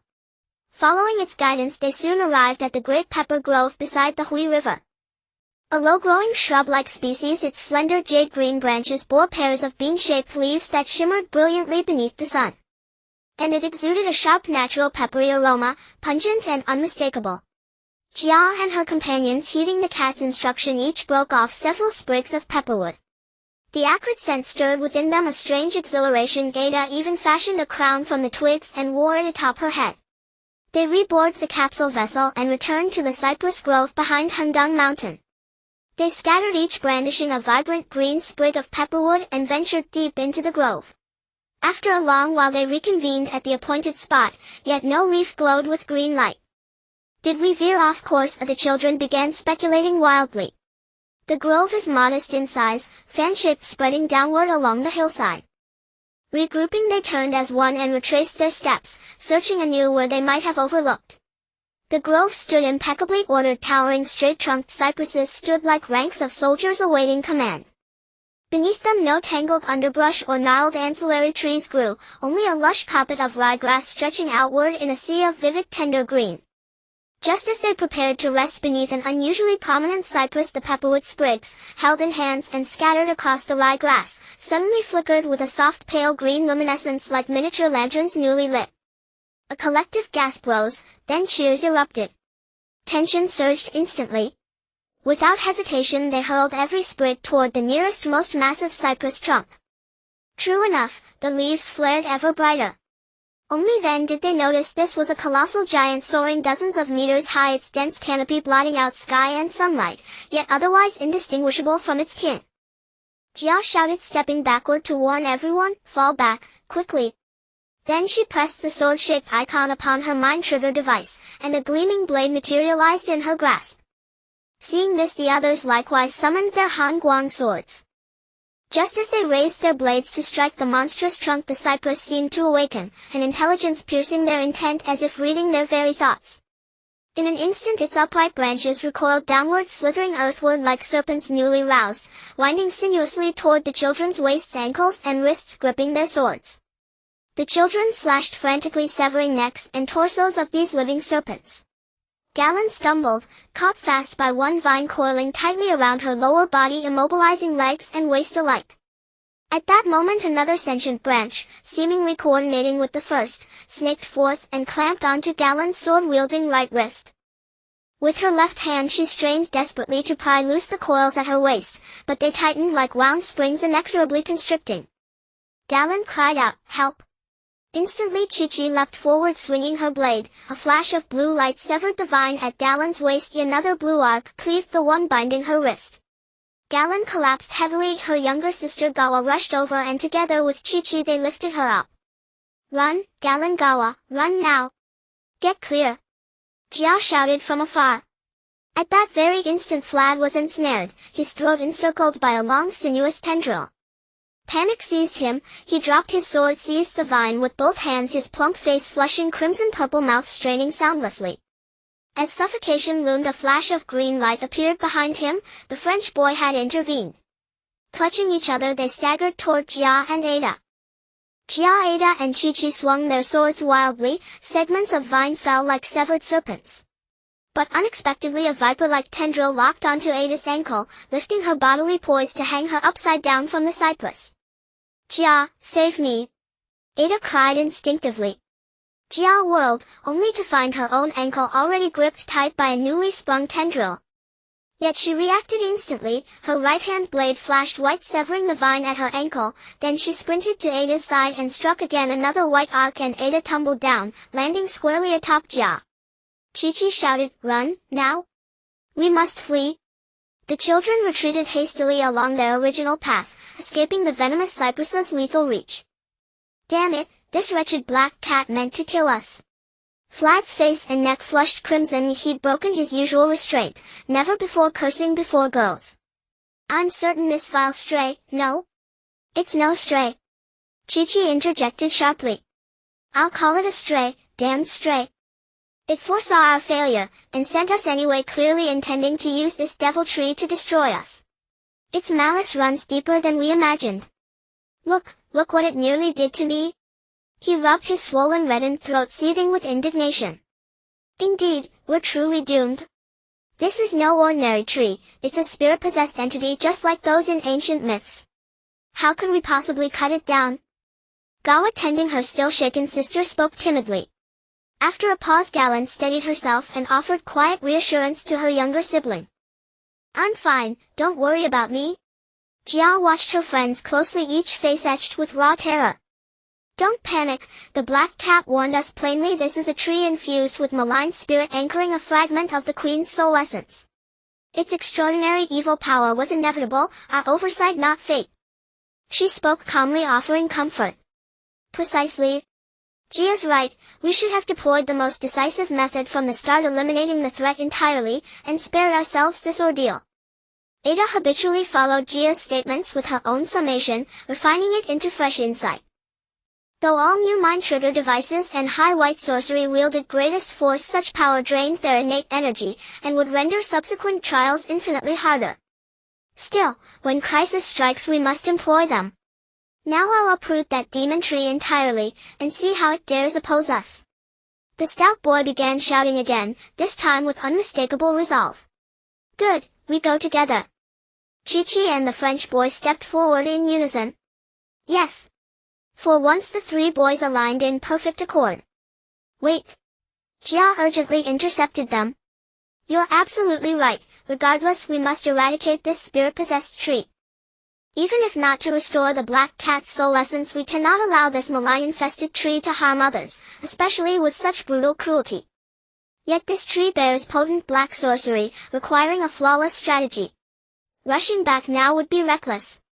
As you've witnessed, it seeks to kill us all. Her words hung silent. All 7 children fell still, turning as one to Jia, their expressions hardening, the very air seeming to thicken around them. Remember, they were barely 10 years old. What does it mean truly to confront mortality, their first encounter with death, a specter that ought to dwell far beyond childhood's horizon? I mean, the hidden black sorcerer. We must find him. Jia looked earnestly at her companions. The black sorcerer, the one summoned by the queen? Chi-Chi blurted, cheeks flushed. I've observed carefully. This cypress stands dozens of meters tall, its trunk so vast that 3 or 4 of us, arms outstretched, could barely encircle it. At first glance it appears no different from the others. Jia paused, watching her friends' bewildered faces. Now, listen. This is no venomous cypress, it is simply an ordinary cypress. Its fate may mirror that of the black raccoon dog, not inherently evil but exploited by a malignant spirit. The difference? It voices no lament, no plea for justice. Jia's eyes brightened. Yes, the pepperwood. She murmured to herself. If only a malignant spirit's intrusion has twisted the cypress, imbuing it with resentment and hostility, then surely we can purge that spirit, dispel the black sorcery, and restore this tree to its natural state. No axe need fall. Surely once the black sorcery is undone, the soul essence, no, the queen's, will return to her. A single act yielding dual salvation. But what if it isn't so? What if, like the black cat claimed, it truly is an inherently evil venomous cypress akin to those grotesque flora encountered on Hu Island in Bali Kingdom? Then we waste precious time here, better to deploy white sorcery and rip it from the earth outright. Vlad scowled defiantly, his excitement surging blood into capillaries, staining his dark skin with broad patches of violet red. He clearly bore a grudge against the ancient cypress. Chi-Chi smoothed her collar, torn during the struggle, and stepped forward. I believe Jia is right. A tree of such magnitude, how many centuries has it lived? To fell it blindly merely because a black sorcerer cursed it would be a profound tragedy. Moreover, our white sorcery exists to aid all beings in need, primarily to secure the 7 crystals. There is no need to waste our strength, or our spiritual essence, on an ordinary tree. Employing white sorcery in tandem with a consciousness generator consumes the practitioner's mental spiritual core, a vital force of the mind. Indeed, Jia is absolutely right, we must conserve our energy. Ida always wears that unwavering look of confidence, eagerly stepping forward to endorse Jia's final decisions without reservation. Garland and Gawa bowed their heads in silent assent. Very well then, we'll follow your lead. What shall we do now? The French boy shrugged helplessly at Vlad, tilting his shoulders and head in quiet gesture, urging him to set aside his pride and defer to the group's consensus. He stepped forward a few paces, gazing steadily at Jia, Ida, and Chi-Chi. Though he had nodded in agreement, his tone carried a subtle undercurrent of skepticism, as if silently challenging her. Let's see how you handle this. A hush fell over them, each lost in private contemplation, until almost imperceptibly their thoughts converged once more upon the same path. Jia murmured thoughtfully, the pepper tree, the black cat mentioned its power to ward off evil. Since it guided us to the cypress cursed by dark sorcery, it must likewise hold the key to breaking that curse. Go on, tell us what to do. We're all listening, the children urged in overlapping voices, especially Ben and Vlad, who seemed eager, almost impatient for the spectacle they'd anticipated. Ida cast a sidelong glance, her warm brown eyes sweeping over the 2 boys, one clad in red, the other in green, one fair-skinned, the other dark, one stout, the other slender, Ben and Vlad. Her expression clearly conveyed, we'll wait and see. Then, chin lifted high, she strode to Jia's side as though awaiting orders from her commander. Strange as it was, Aida's trust and loyalty toward Jia, unshaken, unwavering, had deepened over time, as steadfast and natural as sisterhood itself. Jia met Aida's gaze with quiet warmth and quiet confidence, a fleeting spark of unspoken pride and tenderness shimmered in her hazel brown eyes. In that moment Jia recalled Fang Fang, her dearest friend back at school, her seatmate who trusted her above all others, a girl as beautiful and brilliant as Ida, gentle and perceptive beyond her years, with a face so radiant it melted hearts, yet whose eyes held a faint lingering sorrow absent in Aida's. Objects ensorcelled by dark sorcery invariably bear traces, however carefully concealed, subtle yet discernible. Jia suddenly broke free from memory and spoke calmly, "I've found a way. Let us begin, now." She tapped her temple lightly, then lifted her head and issued her command clear and decisive, "At once we seven shall divide into two teams." After a brief pause her gaze flickered toward Vlad and Ben's stubborn expressions before settling on Ida. "Very well, boys in one group, girls in the other. The boys will venture into the pepper grove, gather additional branches, sharpen their bases into needle-like points, and carefully pluck leaves, separating them for later use. The girls will thread the harvested pepper leaves with silk, fashioning necklaces, belts, and bracelets, then distribute them for everyone to wear around wrists, necks, and waists. Finally each of us shall advance silently from 4 cardinal directions, armed with our sharpened pepper branches, closing in on the cursed cypress. No sound must betray our approach. Once near the tree each of us shall search its surface from a different angle. Surely we shall find the mark of dark sorcery." Jia fixed her companions with resolute eyes, detailing every step with precision. Pepperwood inherently resists dark sorcery, thus it should not attack us outright, at least not immediately. Yet we must locate the cursed sigil swiftly, and drive the sharpened branch deep into its heart. True to Jia's prediction, as the group encircled the great cypress, a soft emerald glow shimmered simultaneously upon wrists, necks, and waists, like fireflies pulsing with verdant light dancing gently across skin and cloth, breathtakingly beautiful. Compared to before, the massive cypress stood inert, its spirit seemingly departed, motionless and indistinguishable from any other cypress in the grove. Recalling Jia's words, the children combed the trunk meticulously, but after circling the colossal canopy again and again they found nothing. Just as anxiety and bewilderment mounted, the entire tree convulsed, a sudden shuddering tremor as if rousing from a deep slumber. Startled, the children recoiled several steps. Thicker boughs, like limbs stirred by dormant nerves, began slowly to twitch and unfurl. At the very instant the malevolent spirit within the cypress stirred awake, Jia leapt upward with startling agility, scaled its trunk, and plunged the prepared sharpened pepper branch deep into the writhing base where branch met trunk, the spot akin to the human armpit. Whether it felt pain or mirage, the effect was immediate. The serpentine undulation ceased at once. The sight confirmed Jia's conviction, yet just as she allowed herself a fleeting moment of triumph, her foot caught on an ancient gnarled root protruding from the earth, nearly sending her sprawling. Staggering, she barely steadied herself, palms pressing into the damp carpet of fallen leaves and brittle twigs. As she bent to rise, "Good heavens, what is this?" she cried aloud. There, nestled beneath decaying foliage along the inner curve of that old root, something sprang forth like a startled frog. It was a small wooden box. Though weathered and slightly corroded, its craftsmanship was unmistakably exquisite. Rectangular in form, its surface gleamed with deep burgundy lacquer. Intricate unsettling bas-reliefs adorned all 4 sides and the lid. The front panel depicted a barefoot woman with flowing hair and simple robes, her hands cradling a bleeding heart poised to feed it to a soaring eagle with outstretched wings and arched neck. Jia instinctively recoiled. The image struck her with visceral shock, unlike anything she had ever seen. Her cry drew the others closely. Wide-eyed and breathless, they gathered round, murmuring in hushed awe edged with dread. Ida bent beside Jia, peering curiously. "Oh, what is this?" she whispered, not quite to Jia nor entirely to herself. Jia remained silent, lifting her right index finger to her lips in a gentle, urgent gesture. "Hush." With infinite care she shifted the box. It felt hollow, feather-light. Her fingertip brushed the copper clasp, thick with bluish-green patina. With the faintest twist the lid sprang open.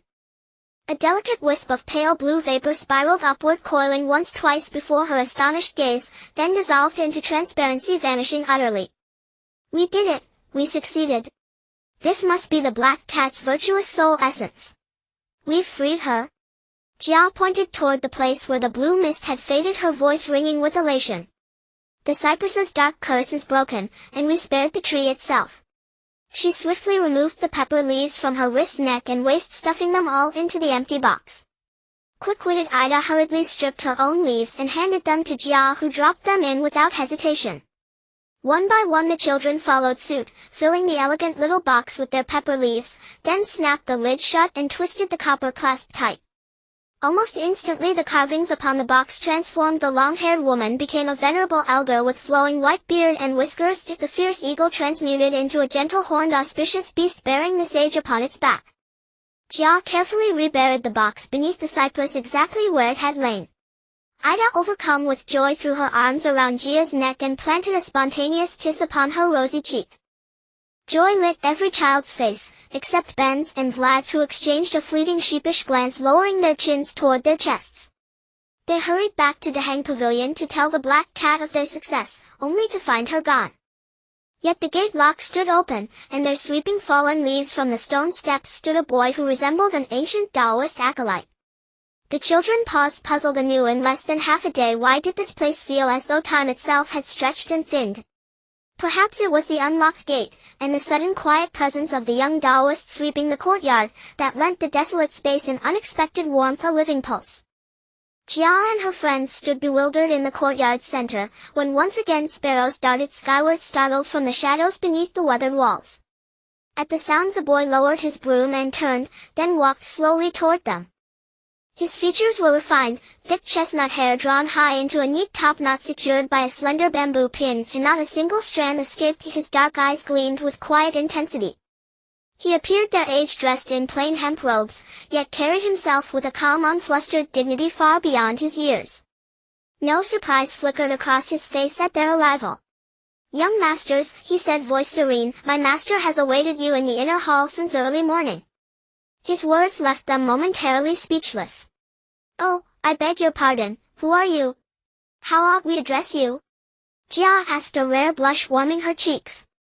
Instinctively the children gathered close beside Jia, leaning in attentively, as if every syllable might unlock some profound secret. All their gazes lingered upon the boy's clear, composed countenance, curious, expectant, unblinking. Fortunately, under the tutelage of Masters Danbru and Denifu, they had mastered the languages and scripts of every known race and era across this planet, including those spoken 7,500 years ago on the world of Fiat. Even with auxiliary applications on their consciousness generators, they could interpret the calls of birds and beasts. Yet this boy, so like a Taoist acolyte, felt profoundly, inexplicably different. Those dark eyes, meeting hers for the first time, stirred a strange, haunting familiarity, yet the memory slipped away, elusive and out of reach. Following the young Taoist, they crossed the tall russet-stained wooden threshold, and entered the first courtyard of the Hang Pavilion. A few paces onward they passed a lower threshold onto a flagstone path flanked by ancient pines and cypresses, their gnarled branches casting intricate shifting shadows. Now and then birdsong drifted down from emerald canopies, swaying boughs and the depths of weathered tile leaves. Truly a sanctuary for cultivation and stillness. No wonder Master Urkyu had chosen seclusion here, willingly forsaking his return to court. Jia and her companions stood awestruck. At the path's end, rising above perhaps a dozen granite steps, loomed a solemn, majestic pavilion. A plaque hung above its entrance, dark slate background etched with soft blue characters resembling ancient Chinese script, Dao De Guan, the Hall of Virtue and the Way. The scene felt intimately familiar to Jia and Chichi. It was a faithful reconstruction of Earth's ancient Chinese architecture. Jia hailed from Shanghai, Chichi from Suzhou. From earliest childhood such architectural motifs had been imprinted upon their minds, yet something here felt subtly, deeply other. Why 7,000 years ago on Fiat would Earth's 2,000-year-old architectural language appear? Was Danbru right, that Fiat is Earth's mirror world, another Earth reflected across dimensions? It defied belief. Could Earth have siblings, perhaps many, scattered across the cosmos? How could two planets, nearly identical in form, culture, and historical trajectory, exist within the same universe, differing only in dimensional resonance? Danbru and the Fiat people had told no lies. A curious, ineffable sensation rose within Jia, quiet, certain, profound. Yet her teacher had always taught, there is only one Earth in the universe. Perhaps the teacher meant, so far humanity has discovered only one life-bearing planet, Earth. But countless others may exist, second, third, even countless Earths, for the cosmos is vaster than human comprehension, boundless and unfathomable. Humanity has yet to chart the universe's edge, thus the existence of multiple Earths remains neither disproven nor confirmed, merely beyond current perception or beyond the reach of our present civilization. Sometimes she wished none of it were real, sometimes she felt precisely the opposite, leaving too many things inexplicable. She often divided herself inwardly, asking and answering her own questions, a habit both playful and profound cultivated long before arriving on Fiat, like a solitary game played between selves. Now she realized, deep in her core, she had never truly believed in Fiat. Her outward acceptance was merely pragmatic, a tentative experiment born of necessity. Initially she sought only to witness the future they described, a curiosity-driven quest, little more than an intellectual game. In school, Friday's final period was always spent this way. As for Xiaoyi and everyone aboard that ill-fated flight, including herself and her companions, she trusted that their return to Earth would unfold as it must. She longed to untangle so many mysteries, conversing inwardly with her other self, analyzing, resolving what had long troubled her. But now her mind was a tangled storm. "This way, please, this way." The young Taoist courteously interrupted her swirling thoughts, gesturing gently with open palms. They followed him through timber corridors beneath the dappled ancient shadows of pines and cypresses, straight into an inner hall steeped in timeless grace. Before them stood a screen, its design minimalist yet evocative, the elegant skeletal silhouette of a crane rendered in clean flowing lines. The boy paused, gesturing politely toward the screen's rear. "My master awaits behind this screen. Please select one representative to meet him." His luminous black eyes lingered meaningfully upon Jia, drawing her into a cascade of half-remembered images. She glanced at Ida and the others, nodded silently, and followed the boy behind the screen. Peering deeper, she gasped, only the boy's swift hand prevented her cry. "You're here?" Jia exclaimed, surprised yet buoyant. Almost immediately she noticed this cat's fur lay sleek and lustrous, no longer bristling, its body fuller, softer, yet its emerald eyes lacked something. Though still bright, they held no spark, no depth, no knowing glint, just vacant placid light. It lounged lazily atop a small circular rush mat behind the screen. At their approach it lifted its head with feline alertness, flexing sharp claws instinctively, yet regarded them with languid, detached curiosity, as if meeting the lovely girl for the first time. "Good heavens, it doesn't remember me at all." "Why?"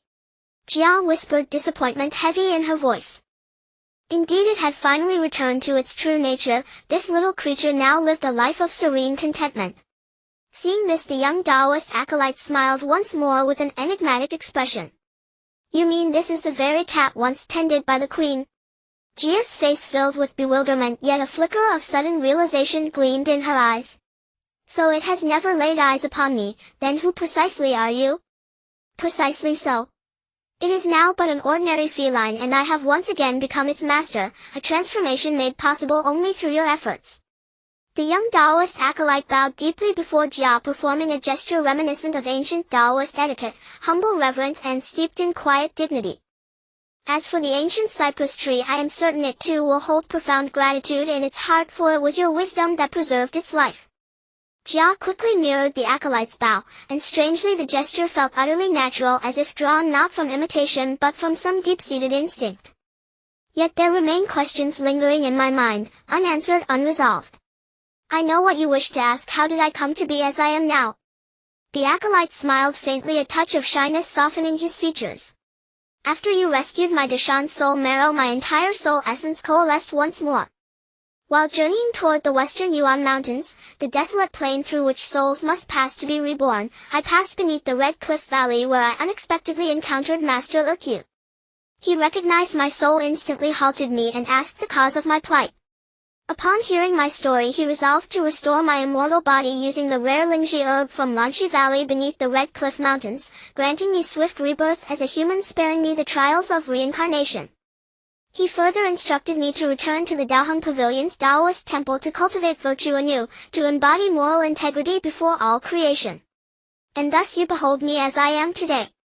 Then Jia studied the acolyte anew, the clarity of his brows, the quiet grace of his smile. Though his form was that of a child, his bearing radiated the ethereal serenity of an immortal sage. A quiet marvel stirred within her. How many secrets lie hidden across this world, or indeed across the entire cosmos, forever beyond mortal grasp? My physical form is in truth a manifestation of the Lingji herb from Lanchi Valley beneath the Red Cliff Mountains, yet my soul has fully coalesced into that of an ordinary human being. This of course is owed entirely to your noble deed, the liberation of my Dashan soul essence. He lowered his head humbly once more, paused in silence, then added softly, I once pledged to aid you in one matter. At last that vow may now be fulfilled. I understand, you have journeyed to this moral virtue temple because you face grave difficulty, otherwise why would you traverse such vast remote distances to reach this secluded haven? Those who came here before sought Master Urkia's counsel, but he has long since departed. Speak freely to me instead. Moreover, our covenant stands firm. Rest assured I shall spare no effort in your service. Seeing the acolyte's sincerity, Jia recounted, almost without reservation, the tale of her mission from the kingdom of Bluto 7,500 years hence, undertaken to fulfill the Millennium Star prophecy. The acolyte listened intently, his expression one of gentle perplexity, much as Jia and her companions had looked when first hearing the black cat recount its own history, a sensation suspended between dream and reality, elusive as mist yet undeniably present before them. Only by returning these 7 Wenfeng crystal hearts to the future planet Fiaset can the waning intellect and withering souls of that era be restored. And according to the prophecy's clues, the blue Wenfeng crystal heart resides somewhere within this temple. Jia's warm brown eyes shimmered, alive with both reverence and unwavering conviction. Naturally, those future generations also include the descendants of the people of Laz. She added, observing the acolyte's gaze suddenly freeze.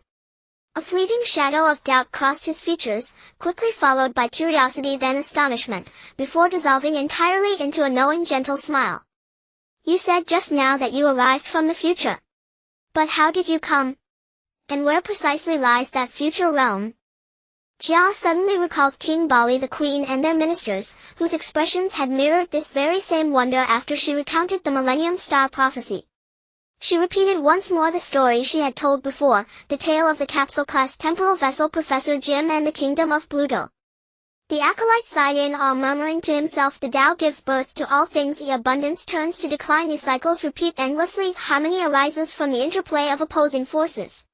Such wisdom passed down through millennia by the master is truly a priceless treasure. What did you just say? Jia stared at him astonished. Oh, nothing of consequence. I merely recalled my master's teachings, moved by sudden reflection. Please do not dwell on my words. The acolyte hastened to clarify. You said, you hail from the future? And you've come specifically for a crystal heart. A Wenfeng crystal heart? Jia corrected him firmly. We have confirmed the blue Wenfeng crystal heart lies somewhere within this building, perhaps concealed in a hidden chamber. Jia continued candidly. A hidden chamber? I'd be glad to assist you. I've heard rumors of one behind the temple's inner hall. Yet no one has ever entered it, or if they did, none ever emerged.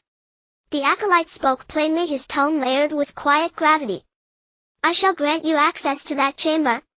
Whether you find what you seek, however, rests entirely upon fate, and your own resolve. He offered Jia a kind, humble glance. Together they stepped out from behind the screen and joined the other children. Jia succinctly recounted her conversation with the young acolyte. Ada's chestnut eyes widened with astonishment as she gazed fixedly at Jia and the acolyte, as though the two had been absent for ages. Vlad's neck flushed crimson as he cried out repeatedly, it's miraculous. Like witnessing an ancient Greek myth reborn before our eyes. The young acolyte led the way briskly, and they all entered the innermost side chamber simultaneously. The room was modest in size, its 3 walls lined with towering wooden bookshelves, each shelf neatly stacked with bundles of bamboo slips and wooden tablets alongside scattered tortoise shells and seashells. Some slips and tablets lay bare, yellowed and smooth with age, while others were rolled and stored in coarse unbleached cloth sacks. Piles of tortoise shells thick with dust stood stacked in corners. Upon a thin reed mat rested a simple rectangular table supported by 4 legs, its surface barren save for a thick layer of dust suggesting decades of abandonment. Faint amber-hued light filtered through delicate wooden lattices covered with rough grayish-white cloth, casting dappled trembling shadows across the empty floor before the table. To better locate the unknown mechanism of the hidden chamber, the acolyte lit a deep red pine oil lamp and the group began searching methodically. At last, behind a stack of bamboo scrolls, they discovered a single upright bundle of wooden tablets, an anomaly amid the uniform arrangement. With everyone watching in hushed astonishment, Jia cautiously shifted it aside. Instantly a low grating sound echoed from beneath the reed mat before a wooden shelf, stone grinding against stone. Chi-Chi and Ada rushed forward, lifted the mat together, and revealed unmistakably a rectangular opening leading down into a subterranean chamber. Into the darkness stretched a flight of stone steps vanishing into unseen depths. The acolyte knelt, lowering the pine oil lamp to peer farther, his brow furrowed in concentration. Finally he resolved to descend with the children. Lighting a second pine oil lamp, he handed it to Jia. After a moment's silence, she decided that Garanga and Weva, the twin sisters, would remain above to await news. Born gentle and compliant, the twins rarely contested others' decisions, and having placed absolute trust in Jia from the outset, they had already formed an unspoken bond of mutual understanding. With arrangements swiftly settled, the group prepared to enter the secret passage. The acolyte and Jia led the way, each holding aloft a pine oil lamp to illuminate the descending stone steps. Chi-Chi and Ada followed closely behind, while Ben and Flag brought up the rear. The stairs descended gently, flanked by rough-hewn stone walls. After a long descent, they finally reached a broad level expanse of flagstone. Strangely flickering flames now danced along the walls ahead. Jia's pulse quickened. This space must have remained sealed for centuries. How could fire exist within? Drawing nearer, they found a massive stone door. Jia and the acolyte separately examined the adjacent walls, searching for the hidden mechanism they imagined must lie concealed there. Ada pressed close behind Jia, vigilantly attuned to every whisper of movement within the cavern. Chi-Chi stayed just behind the acolyte, while Flad and Ben followed in tight formation. Beneath the dim glow of a wall-mounted oil lamp beside the stone door, the acolyte spotted a rusted metal ring lodged in a recessed groove. His breath caught, he glanced back at Jia and the others, then whispered the discovery. They exchanged silent nods, signals of shared caution, before he cautiously tugged the corroded ring. Nothing stirred. He tried lifting it upward with greater force, and slowly the great stone door began to rise. With a resonant groan of stone meeting stone, the heavy door ascended, bathing the children's faces, tense with anticipation and wonder, in warm amber light. Gradually an extraordinary alien realm unfolded before them, its surrounding walls shimmering with a soft golden luminescence. This indicated the chamber was not airtight, yet the presence of flame suggested ample oxygen. Jia murmured quietly, recalling her physics teacher's lessons. By the wavering light they discerned numerous coarse cloth sacks, neatly arranged in all four corners of the chamber, each brimming with contents. Treading carefully across the rough stone floor, they approached the nearest pile. Chi-Chi reached out first, her fingers brushing the sack's surface, and discovered it held nothing but aged wooden tablets and bamboo slips. Ah! If my intuition serves me, this must be a dedicated archive, a repository for texts and records. He murmured softly. Jia and the acolyte likewise extended their hands, gently sifting through several bundles. Where might the blue crystal heart be concealed? Jia murmured. Yet why separate the scroll sacks into four corners? What purpose could such arrangement serve? Shall we open one and see what lies inside? Ada suggested. Yes, I want to read what's inscribed upon them. The acolyte nodded and began untying the hemp cord. In moments his nimble fingers drew forth a bundle of yellowed bamboo slips, mottled with age, spilling forth with a soft rustling cascade. His eyes widened under the dim light. How could this be? He whispered, stunned. What does it say? Jia asked, her voice edged with urgent curiosity. Everyone gathered close. Let me see. Though the children understood the ancient tongue of Fiasek, the script baffled them, composed not of letters but of intricate pictograms and geometric glyphs. Just as the acolyte began tentatively reciting the text, and attempting to translate it aloud, the ceiling of the chamber erupted with a thunderous roar, splitting open a circular aperture nearly 2 meters wide. An intense blue radiance flooded forth, growing ever brighter, until it resembled a colossal sapphire lantern descending slowly from above. Oh heavens! Look, it's the blue crystal heart! Ada cried out first. Instantly every gaze lifted skyward, the entire chamber bathed in luminous cerulean. 6 or 7 bronze sculptures shaped like monkeys embraced one another, each gripping the waist of the next. The topmost monkey perched its hind legs upon a ceiling beam, while the lowest cradled the blue Wenfeng crystal heart in its hands, descending slowly from midair. All stood transfixed, whispers of awe rippling among them. Chi-Chi in particular had long awaited this moment, having sworn silently to claim this crystal heart, his own, with his own hands. As he stepped forward, Jia seized his arm from behind. "Stop." But he paid her no heed. With his prize within reach, his stubbornness flared uncontrollably. "What's there to fear? Watch me," he declared, and leapt upward, reaching desperately for the blue crystal heart clutched in the monkey's grasp. The moment his right hand touched the glowing crystal, every child screamed, and scrambled backward in terror. For in that instant the bronze monkey chain transformed into a colossal snow-white serpent, its neck and body coiling with blinding brilliance. 3 heads crowned its length, each bearing a pair of ominous sapphire eyes, and the blue crystal heart now rested deep within the maw of the central head. In a flash Chi-Chi vanished, swallowed whole alongside the crystal heart. The serpent then flexed the neck supporting its central head as if swallowing with a satisfied sigh. A monstrous white serpent, 3-headed, perpetually hissing, waved 3 dark red tongues and writhed its immense terrifying body. Suddenly the 6 sapphire eyes blazing upon its 3 heads turned blood red, glaring with chilling malevolence upon Jia and the children. Jia, the young acolyte, and all the children cried out in unison. They cried out, recoiling in panic, falling into disarray. Poor Falad, the largest in stature but the most timid of heart, instantly hid behind the French boy still retreating rapidly. In the chaos he stepped on something, perhaps a stone, and fell hard on his backside. His pitiable state need not be described in detail. Jia pulled Ida and Ben, retreating together with the young acolyte until they leaned against the uneven stone wall alongside Falad. At first the 3-headed white serpent seemed to deliberately intimidate, striving to display its immense size and inviolability. Yet upon realizing how insignificant its opponents appeared, it visibly relaxed its guard. It shook its revolting massive body, once again emitting a terrifying hissing sound. Jia forcefully steadied her faltering companions and said, "Everyone, don't panic. Stay calm, otherwise the programs on the mind generator won't coordinate with the white witchcraft. The priority now is to find a way to rescue Chi-Chi as quickly as possible." At that moment the dark-skinned plump boy, who had been so terrified he forgot he could still wield white witchcraft, suddenly felt a surge of aggression overtaking him. He pushed his way out from behind the others. "Get back, let me handle this." He gallantly extended his chubby dark little hand to block Ida and Jia behind him, deliberately putting on a show of manly bravado. He quickly covered half of his dark forehead with his right hand, first assuming a thoughtful expression, then raising his left arm to glance at the mind generator for a long moment, as if selecting the most effective spell program. He pressed a red icon button that he had never shown Miss Daniful or the others during previous practice sessions.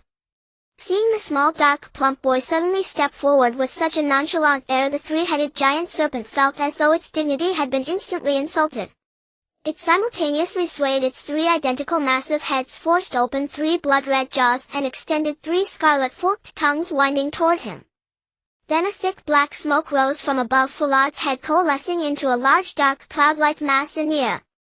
As it dispersed, it transformed into countless black bats that instantly swooped toward the white 3-headed serpent. The serpent shuddered its terrifying body, trying to shake off the first wave of black blood-sucking bats clinging to it, but they accumulated in waves, growing denser and denser. Soon the white serpent's head and neck were wrapped in a black cloud. The bats clung relentlessly to its body, using razor-edged teeth to carve bloody gashes into the fearsome behemoth. However, the serpent's hide was exceptionally thick and tough. As its neck and 3 heads thrashed and convulsed violently, many black bats were shaken off like raindrops, crashing heavily onto the ground or slamming into the dark stone walls. The black bats grew denser in the air, accumulating without any sign of retreat, and continued to emit terrifying, piercing cries as if preparing to form some kind of formation and launch another attack. The battle between the black bats and the white 3-headed serpent was fierce, with neither side seeming to back down. Suddenly the serpent became enraged. It opened its central mouth and a powerful blue flame burst from its terrifying throat, precisely igniting the cluster of black bats that was gathering for another assault. The bats' formation collapsed, they flew and crashed about, wildly engulfed in blue flames, clearly fleeing in panic. Some were quickly reduced to ashes, while others struck the cavern walls and fell to the ground. Seeing the bats he had conjured about to be defeated, Falad's legs gave way and his plump body slumped back onto the ground. Everyone rushed forward to pull him away, then retreated into the shadows of the stone wall behind them. The children instinctively huddled together, shrinking back. The French boy flicked his red hair back and shouted, "Watch me. My turn." He closed his eyes instinctively and pressed a certain program. Instantly 2 crimson flames burst from his palms. He spread his arms and swung repeatedly toward the serpent's head and neck, hurling blazing fireballs like arrows at the 3-headed monster. The serpent seemed to shudder, suddenly jerking its neck back. Its eyes blazed with fury, in its grayish-blue pupils patches of scarlet flames flickered as it glared malevolently around. At that moment red fireballs flew at its head, one after another.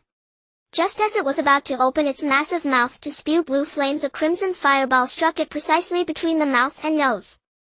The serpent seemed choked by the smoke, its neck contracting and writhing, its eyes blinking incessantly, followed by a series of loud snorts.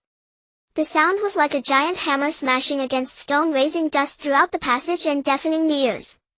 The children quickly covered their ears with their hands and lowered their heads to shield themselves from the sudden enormous sound waves and choking dust. Then the central mouth of the white serpent opened again and a stronger blue light flickered faintly.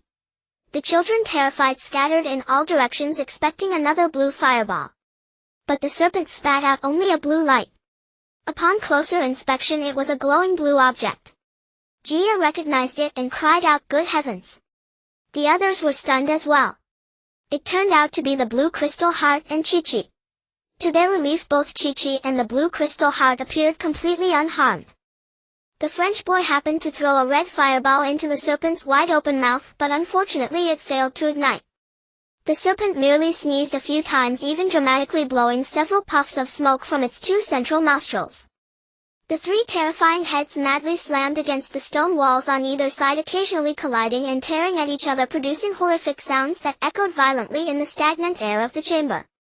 The children were looking for a chance to check on Chi-Chi and the blue crystal heart. Gia, Ida, and the young acolyte were driven back several times by the serpent's jaws, and it was about to spew another blue flame. Ben's red flames seemed no longer able to inflict significant damage. Gia forced herself to calm down and think carefully. The white serpent lived in the chamber, perhaps it feared bright light the most. She touched her right index finger to her brow, then raised her left arm and pressed a milky white icon button on the mind generator. Instantly a pale light radiated from behind her. Before long the entire chamber was as bright as day and the white serpent was completely engulfed in white light. The children strained to locate the fearsome creature in the white light. Suddenly they noticed it seemed to have lost its sight. Its movements became clumsy and sluggish, as if it could no longer distinguish anyone's position, only emitting more terrifying sounds in the blinding light. It turned out that the intense light released by Gia had severely damaged the serpent's vision, which had long adapted to darkness, even causing temporary blindness. Naturally, it could no longer see the children's positions. While the white serpent was frantically banging its head against the surrounding stone walls in agitation, Ida and the young acolyte quickly darted forward a few steps, intending to retrieve Chi-Chi and the blue crystal heart. Gia continued to release dazzling white light with all her might, numbing and stimulating the serpent's optic nerve cells. Ben and Falad also hurried over to help Chi-Chi up. Ida successfully held the glowing blue crystal heart in her palms, weighed it carefully several times, her face beaming with surprise. She tried to hand it to Gia, but Gia was fully focused on using the white witchcraft to control the serpent's movements. "Take the crystal heart and Chi-Chi immediately.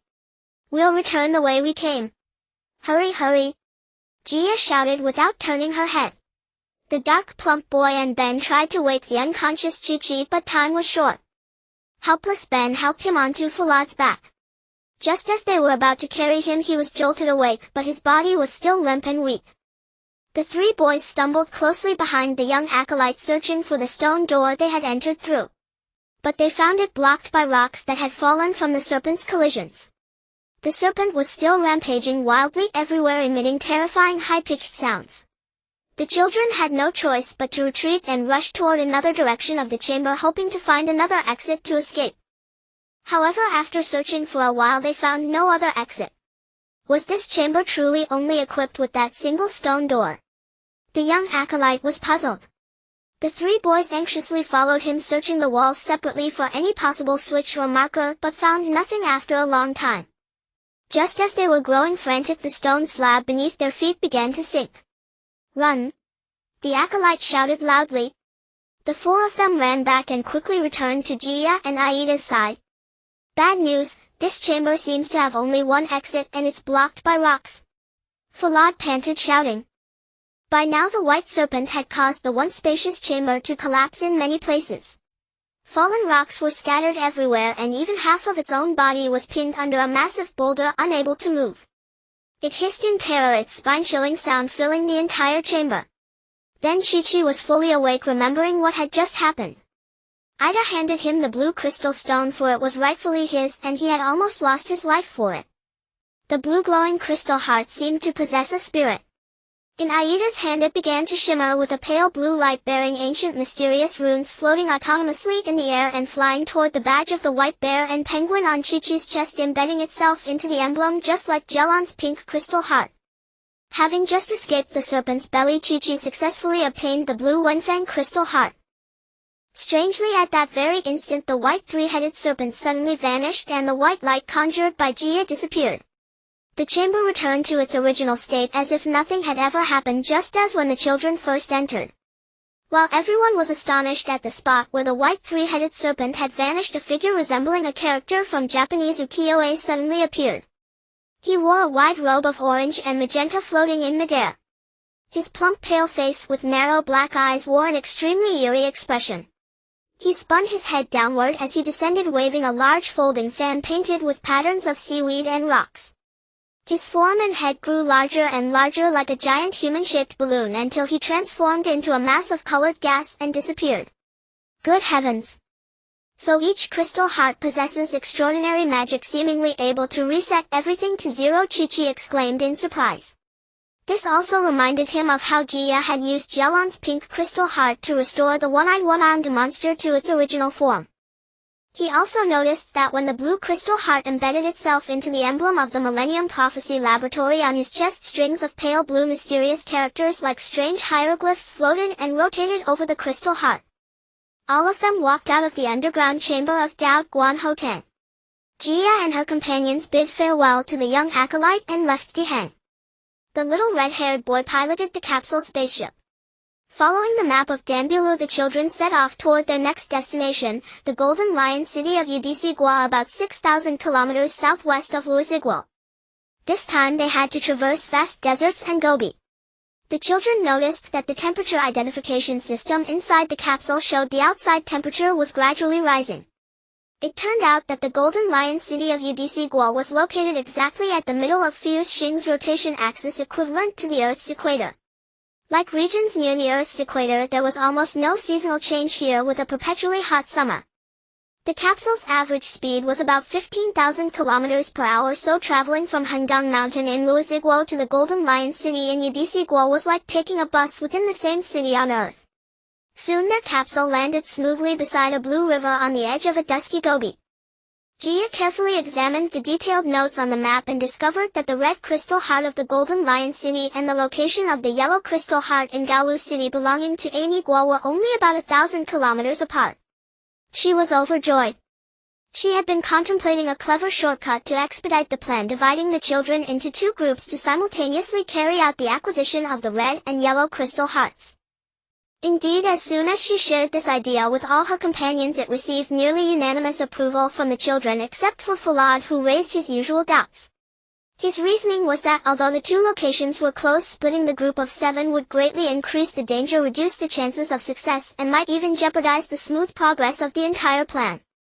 What worried him most was the potential loss of life. The incident where Chi-Chi was swallowed by the white serpent still haunted him.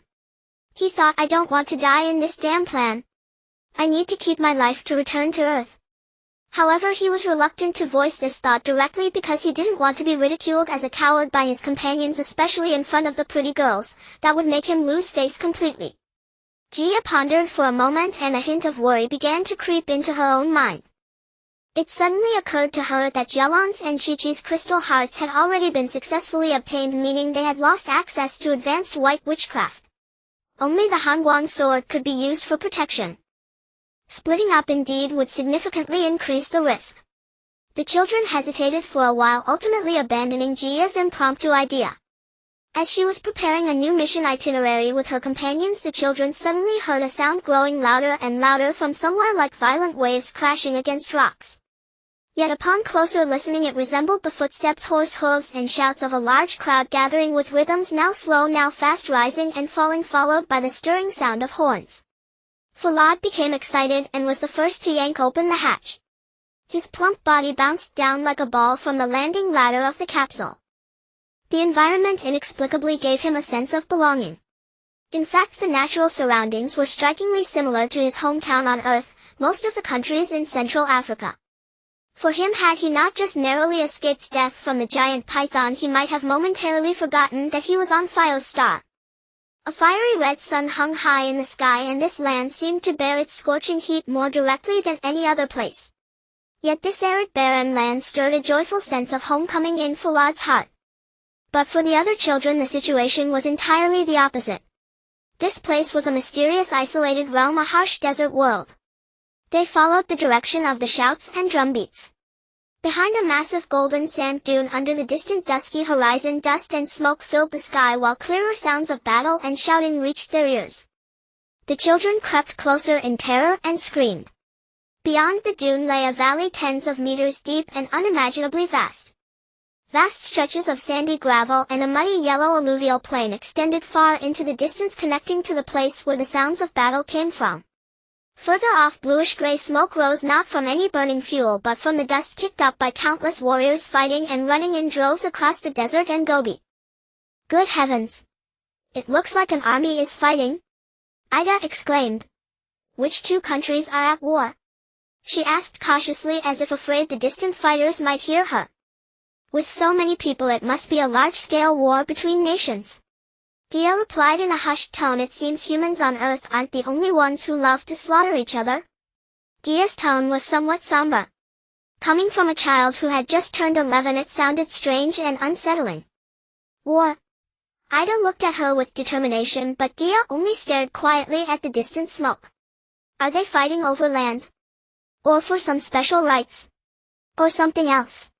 Either way, how many lives will be lost? Ida complained like an ordinary girl about the sudden war. I'm sure children from any country or any planet want peace and hate war. So many innocent people will suffer. Dia continued, these poor souls will die without knowing why. It seems we have arrived just in time. Ben suddenly frowned and said, Look at this scene, only seen in movies before. Now I never expected to experience it firsthand. Why bring that up? I don't want to be dragged into anyone's war. The dark chubby boy said with a hint of displeasure. Chi-Chi and Gialangiawa arrived last and squeezed next to Ida. Oh my God! These people are insane. In such scorching heat they launch a brutal war running through the desert and Gobi under the blazing sun. Unbelievable. What on earth are they after? Nonsense, what does war have to do with the heat? Ida shot him a contemptuous glance. But what should we do? Jalan asked Gia. Only Jawa remained silent, staring blankly at the scene as if deciphering some strange puzzle. We are close to Jinshur city now. Let's go there first and find out what this war is all about. Gia said, wearing a calm and thoughtful expression as if all this had not surprised her much. They all returned to the capsule time-space ship and flew directly to the bank of a clear river beside a small village outside Jinshur city. Finding a secluded spot, the capsule docked steadily. The children then walked into the village, intending to ask the locals about the scene they had witnessed. However, they found the village nearly deserted, a desolate sight. After searching most of the village, they didn't see a single soul. It seems the villagers fled in fear of the war. This place is exactly like my hometown, not only the scorching climate but also the people's habits and circumstances. Falad said, his eyes slightly reddening. When I was little I often heard of people being killed for no reason. Father said I would understand when I grew up, but until now I still can't comprehend why people wage war, endlessly slaughter each other and make the innocent bleed and die. Can't we all live in peace and enjoy our lives? Idiot. That's because you haven't grown up yet. You're still a child, we all are. When you grow up you'll understand. It's not just those things, there are many things you only understand after growing up. That's what adults say. The French boy said with a mix of consolation and mockery. I get it. Ida suddenly shouted, as usual, drawing everyone's attention. Oh. I mean, I know why those people are fighting, why there's a war here. You know. Chi-Chi shot Ida a disdainful glance and asked, I don't believe you know everything. Why? Why don't you believe me? Why can't I know? Ida questioned Chi-Chi indignantly, her words tumbling out like rapid fire, and she pushed his arm hard. Chi-Chi turned away without replying, as if deliberately annoying her. Because why? Because you haven't grown up either? Gia gently patted her small round shoulder and then teased. If that's the case, then none of us have grown up. Ida argued defiantly, speaking even faster as if challenging Gia's leadership. But unexpectedly her words provoked laughter from everyone. If you don't believe me, I can tell you right now. Just as Ida was about to continue arguing, an old woman emerged trembling from a rundown round mud house ahead.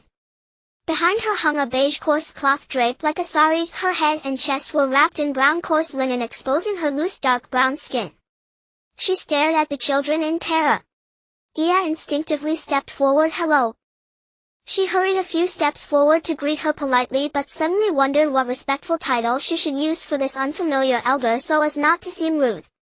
At that moment Fulad, who had been walking behind, waddled his chubby black head forward and began communicating fluently with the old woman in his native dialect and customs.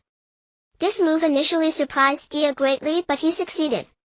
When Fulad asked the old woman about Jinshur city and the war scene they had encountered, the old woman's eyes filled with tears, her emotions nearly out of control, and she began rambling about her tragic experiences.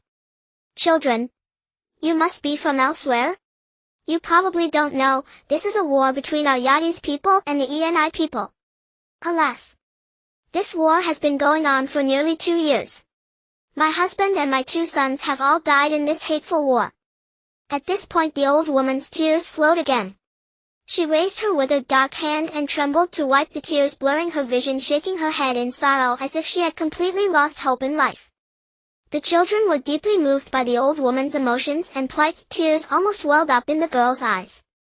Fulad intended to ask more about the situation inside Jinshur city, but seeing the old woman's state he couldn't bear to reopen her wounds. Gia decided to lead the companions to Jinshur city to see for themselves. As the 2 countries were at war, the city gates were tightly shut and the guards were on high alert. Daily entry and exit required thorough checks, and the gates opened and closed on schedule. They had to pilot the capsule down from the sky under cover of night, landing directly inside the city. In the dead of night, Jinshur city was utterly silent, devoid of life, not a single glimmer of light. Broken street shadows flickered, the alleys were empty. Occasionally dim yellow light seeped from houses along the street, flickering faintly like candle shadows trembling in the night breeze. Under the cover of darkness the children parked the capsule in a secluded street corner. They wandered the streets for a while and headed toward a shop lit by a firefly-like glow. It was a very crude little inn. In the moonlight they could faintly see a high wooden pole before the brushwood gate with a pale yellow tattered banner bearing strange symbols that occasionally unfurled and folded in the weak night breeze. Finally, from a frightened old man in the inn whose eyes darted nervously, the children learned the detailed situation of the danger facing Jinshur city. It turned out that Jinshur city, the capital of Yadis, had been besieged by the Eni army for months. The noble officials had long fled to neighboring countries or safe places, taking large amounts of wealth and valuables. Those left behind were on one hand loyal imperial guards making a last stand, and on the other common people who for various reasons had not evacuated in time. They could only hide in their homes, afraid to go out. Originally the old man had planned to leave the city with his child before dark, but when they reached the streets they learned the gates were already closed. In desperation they had to stay overnight at this crude inn, planning to find a way out the next morning. Gia and her companions also checked into this inn. That night they talked late into the night with a younger shopkeeper before falling asleep, learning some secrets behind the war, a story about the king of Yadis. 2 years ago the king of Yadis seized the throne in a palace coup, killing his father and brother. This sparked resistance from many subjects. Among them a highly respected minister secretly colluded with the king's half-brother and fled to Galwu city, the capital of the neighboring Eni kingdom. After a year of preparation the Eni king agreed to send troops to Yadis. The escaped prince launched the war under the pretext of avenging his father and brother against his half-brother. In reality, the Eni king also wanted to use this opportunity under the banner of justice to annihilate this neighboring country he had always regarded as a thorn in his side. However, once war broke out, the ones who suffered were all the people of Jinshur city. In these 2 years, hundreds of thousands of able-bodied men, old, weak women and children either died in the brutal flames of war or were trapped in it. As dawn approached, Gia hurried back to the capsule with her companions and opened the map Danbulur had given them. The map clearly showed that the red crystal heart was inside the palace of this capital, specifically on the crown of the Yadi's king, which was adorned with many jewels as the annotation recorded. Now Yadi's was on the verge of collapse, yet the red crystal heart was on the king's crown. Gia thought, we need to find a way to sneak into the palace as soon as possible and find this unfortunate king. If we are too late once he is captured or killed by the enemy, all his valuables, including the red crystal heart on his crown, will likely be seized by the enemy. But even though the capital is already in peril, entering the palace given our identities seems no easy task. Chi-Chi looked at the map closely and said in a tone almost like an adult, what if we claim we have a way to help the Yadi's king repel the enemy and request an audience on that basis? I think this plan is feasible. At this moment that unfortunate king must be restless, and what troubles him most is undoubtedly the unfavorable war. Ida took over, imitating Chi-Chi's tone. I disagree. Look at how many people this war has made homeless. Are we really going to help them kill people? Getting ourselves involved in this war and using white magic against ordinary people, that violates the rules of white magic. The dark chubby boy shouted, his face and neck reddening. Have you forgotten the old woman in the village outside the city? How pitiful she is. She lost almost all her family, left alone, all because of this war. After Fulad's words, everyone fell silent. I think the fat guy is right. We can't blindly get involved in war just to complete a mission. Moreover, neither of these two countries is a righteous army. If we want to achieve our goal, we'll have to use white magic. In any case, we shouldn't use magic against these ordinary soldiers, or the consequences would be disastrous. Gia said in a somewhat heavy tone. Besides, each of us has a limited number of times we can use white magic. That's right indeed. Giolangioa, who had been silent for a long time, said in unison. Unless we can truly stop this war and without using white magic. The French boy broke the long silence. But that's almost impossible for us. Without white magic, we're just ordinary children. Nonsense, that's like saying nothing. Saying something impossible, what's the point? Ida pouted playfully, glancing at him disdainfully. I was just saying it casually. So what? None of your business. Red Hair's hair nearly stood on end. Seeing the companions arguing over this, Gia seemed to have an idea and said, all right. Then let's find a way to stop this war. That's absolutely impossible. How can a few children like us have the power to halt a war of this scale? It's a fantasy. The children all cast astonished glances at Gia as if thinking privately, boss, have you lost your mind? In fact, at this moment Gia recalled some interesting historical stories her father had told her when she was a child. Her father had told her, on the earth we live on, whether in the east or west, the eastern or western hemisphere, almost all countries and regions in ancient times, thousands of years ago, the earliest forms of culture and art mostly evolved from various myths and legends. That is, they originated from the rich imagination of human beings in daily production and life. At that time, people's worship and reverence for gods were irreplaceable. Every monarch believed himself to be personally appointed by the gods to rule the world, considering himself a descendant of the gods whose main duty was to exercise all power on behalf of the gods, governing the people and the land under the authority and rules bestowed by the gods. Since Dambula once said that Fio star is a mirror image of Earth in another time and space, meaning the two planets are actually the same planet existing in different tenses, this indicates that their cultural heritage and civilization types should be extremely similar, even identical. I have an idea. Gia seemed to have a sudden flash of inspiration. She gathered Fulad and Giolangioa, perhaps because their appearances were more similar to the locals of this country, and quietly told them her plan to go and see the king of Jinshur city, saying they had a way to help him repel the enemy, save Jinshur city, and free the people from the suffering of war. Indeed, Yadi. Upon hearing this news, the king of Sea was overjoyed and immediately decreed that anyone who could help them quell the war and save the Golden Lion city would be granted almost any request they made, with lavish rewards of gold, silver, or official titles. However, when Vlad proposed the red crystal heart from the king's crown as the price for peace, the king and his ministers hesitated. Yet after much deliberation and dispute, they reluctantly agreed to Vlad's demand. The children piloted the capsule away from the Golden Lion City, heading toward the ENI capital blast furnace city 1,000 kilometers away. Accompanied by sunlight and clouds all the way, the capsule sped forward and soon arrived at a triangular stone mountain outside the furnace city. The furnace city, also situated in the vast desert, was encircled by a wide river. That river was clear and azure, as ancient as the mysterious gray-brown land, the two coexisting for countless ages. Gia arranged for all companions to stay in the capsule awaiting news, deciding to complete this interesting yet challenging task she had devised alone. Entering the furnace city, Gia found that the customs bore the imprint of Bakli city, whether in the people's attire, diet, or the gray-brown stone buildings. Perhaps due to the abundant sunlight year-round, the people's skin was almost universally brown-black. However, compared to the Golden Lion City residents, who were almost uniformly black despite being only 1,000 miles away, there were some differences. In short, the two nations' people shared a common trait: whether black or brown-black, their skin was glistening from the sun. No wonder Vlad felt like he had returned to his hometown on Earth upon arriving in the Golden Lion City. The people, like those in Bakli City, wrapped their heads in colorful felt scarves, especially the women, who only revealed a pair of black bright eyes.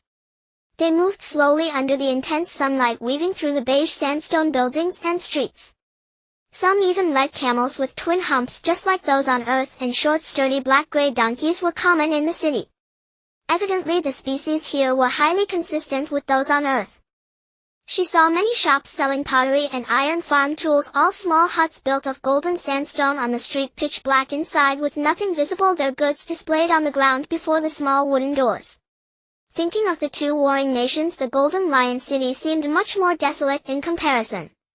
After walking a long distance, she came to a small house and asked a woman in the local language for the location of the furnace city's royal palace. The woman looked at Gia with curiosity, perhaps due to her appearance and attire. In their eyes, Gia's looks and clothing must have been strange and unconventional.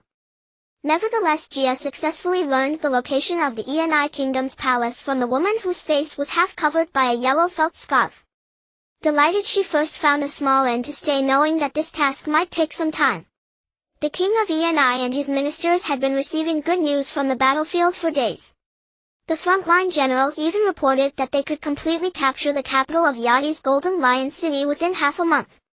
Such joyful tidings filled the ENI palace with ecstasy. From the king to the ministers, everyone was jubilant, and the palace began celebrating with song and dance ahead of time. However, after Gia entered the city and checked into the small inn, strange events began to plague the furnace city's palace. First, news reached the palace that someone had witnessed a dog-headed humanoid creature with a pair of feathered wings. Every midnight it appeared on the rooftops of houses, barking loudly, flying and leaping about, emitting eerie wails that were heard throughout the city, disturbing the residents' peace. Later, someone saw the creature standing on the golden roof of the palace at night, lingering for a long time. Sure enough, not long after, the king was startled awake from his dream by the strange wailing sound. The next morning at court, the king frantically summoned the historian and the national advisor. They pored over history books and various texts that could guide the nation's fortune, and after much effort finally found the origin of this dog-headed winged creature. The national advisor's answer left the ministers and the king utterly astonished. One of the ancient texts clearly recorded that this dog-headed winged being was not a monster, but an incarnation of an ancient ENI deity governing agriculture and war. Its sudden appearance likely indicated discontent with the current national fortune and the frequent warfare. Upon learning this, the king of Furnace City naturally became anxious. He had to halt the preparations for the celebration and considered discussing with his ministers whether to end the war. Yet, seeing the imminent large-scale victory, he was reluctant to give up easily. While tossing and turning with worry the next night, he was jolted awake from a nightmare, glimpsing a strange shadow darting past his window and hearing odd sounds. "I am the ancient ENI deity Orija, overseeing the unjust war. Because of your selfish desires, you have ignited this unrighteous war, plunging both ENI and Yadis into endless conflict, causing suffering and misery among the people. Do you not know the sins you have committed? I command you now to immediately cease the current hostilities, or else the entire ENI nation will suffer a terrible calamity and you will be the culprit. Do you not know the sins you have committed? I command you now to immediately cease the current hostilities or else the entire Eni nation will suffer a terrible calamity and you will be the culprit. The voice came and went as if drifting around his bedchamber. This time the king of Furnace City was truly terrified, breaking out in a cold sweat. For days he could neither eat nor sleep peacefully. Finally one night, with a sharp pain in his chest, he issued an order to the front lines to cease all hostilities. After completing her mission, Gia returned to the capsule and everyone eagerly asked about her experience. Especially Ada and Vlad, each with their own motives, vied to question Gia, wanting to know what method she had used, whether things had gone smoothly, and if she had succeeded. Gia calmly recounted the events. It turned out that after settling into the small inn in the Furnace City, she had found an old fortune teller on the street. From the old man she learned the ancient myths and legends of Eni and Yadis, particularly the stories of Eni's deities governing warfare and agriculture. Naturally, the dog-headed winged creature was conjured by Gia using white witchcraft based on the old man's description. Well, now we can legitimately return to the Golden Lion City and get that red crystal heart from the king, Ada said in a cheerful tone. Exactly, the king will surely be grateful to us. He can't deny it, Vlad said. At this moment the children were all in high spirits, but Gia deliberately pretended to be very calm. She opened Denburu's map again and studied it carefully. Do you know that the yellow crystal heart is also near this Furnace City?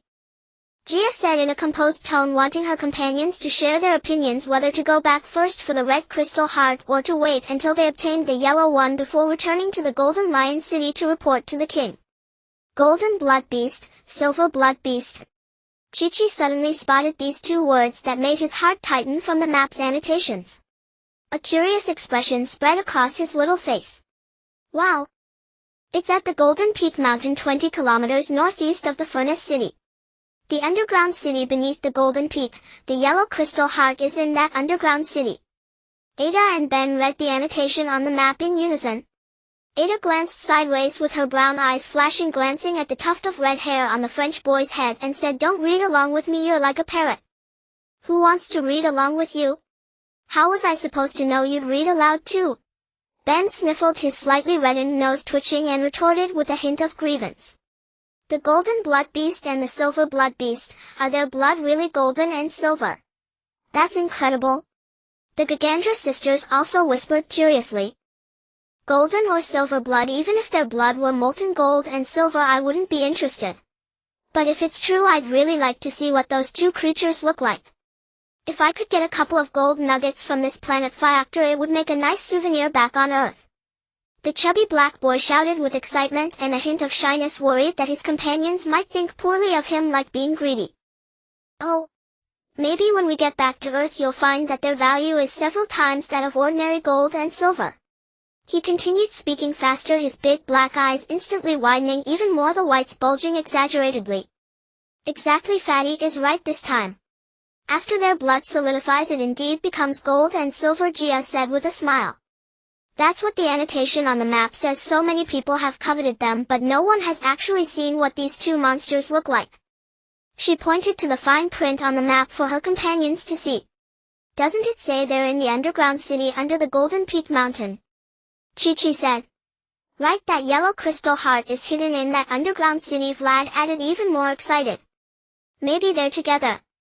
If we kill the golden blood beast and solidify its blood into gold nuggets, we'll be rich. We're helping Denburu find the crystal hearts anyway. Collecting some Fiactor gold as a local specialty to bring back to Earth wouldn't be a wasted trip." After saying this, Vlad's face showed a trace of embarrassment, as if afraid of being called greedy, but he couldn't help blurting out his true thoughts. "Alright. Don't think about that for now. Let's first return to the Golden Lion City, get the red crystal heart from the Yadi's king, and then go to the underground city under the Golden Peak for the golden blood beast. I think that's more reliable." Gia spoke in a somewhat commanding tone, the way she always did when making important decisions, unconsciously adopting an adult-like expression. The children piloted the capsule back to the Golden Lion City. This time, compared to their first arrival in the night, the city looked completely different. With the Eni army completely withdrawn from the city, the people of Golden Lion City gradually returned to normal and orderly life, and the city was filled with joy. Many people, knowing that Gia and her little friends had helped drive away the enemy, spontaneously surrounded the 7 children, young and old, dancing peculiar dances. They raised hand drums swaying their bodies, their waists, necks and heads adorned with clothing, necklaces and feathered hats made from animal fur, bones and bird feathers. Among their gleaming black smiles the most striking were their rows of white teeth, perhaps a sign of their robust health. Some women draped in coarse robes and wrapped in felt scarves also danced gracefully, celebrating the end of the war in their own way. This was an optimistic and cheerful race. As soon as the pain passed, they threw themselves wholeheartedly into passionate life. It was also a resilient race, thriving despite poor living conditions and harsh natural surroundings. At this moment the children's emotions were completely infected by them, and they couldn't help but join in the dancing, albeit clumsily. Among them Vlad and Gagandra danced the most impressively. As soon as Gia and her companions stepped into the palace, the king led all the civil and military officials to greet them. The entire palace had already prepared a grand victory banquet for the children. However, throughout the entire banquet until its conclusion, the king of Yadis did not mention the red crystal stone at all. He only promised to reward the children with some gold and silver and earnestly invited them to stay in the palace's separate villa for a few days to rest and adjust. This infuriated Vlad, as it was he who had originally negotiated with the Yadis king. Now the king was clearly reneging on his promise, completely tearing up the verbal contract. It turned out that when the king first met Vlad, he thought they were just a group of children and never expected them to actually succeed in forcing the enemy to retreat. So he had never intended to fulfill their request. But later many ministers advised that it was worth a try, since they had reached a point of last resort. If it succeeded, it would only cost a crystal stone. Although it was indeed a treasure to them, it was just an ornament. Compared to the safety of the nation, what was it worth? Thus the king reluctantly agreed. However, to his surprise, the Eni army really did withdraw. The king of Yadis was both shocked and overjoyed, yet also helpless. He specially summoned a few trusted ministers to discuss the matter of the red crystal stone. These ministers shared the king's opinion. The red crystal stone on the crown was a symbol of the Yadis king's authority and could not be easily transferred to others, especially to a few unknown children. If word got out, it would surely make the people of Yadis and neighboring countries laugh at them. So they unanimously decided to break the verbal contract and never mention the red crystal stone again. After the children returned to their quarters in the palace, everyone was in low spirits and began to argue about the matter. Vlad, furious, wanted to use his witchcraft to directly snatch the red crystal stone and leave, immediately disregarding the king and ministers. Such a king was not worth respecting in terms of etiquette or integrity. But Gia decisively rejected this idea, not wanting him to use white witchcraft against ordinary people.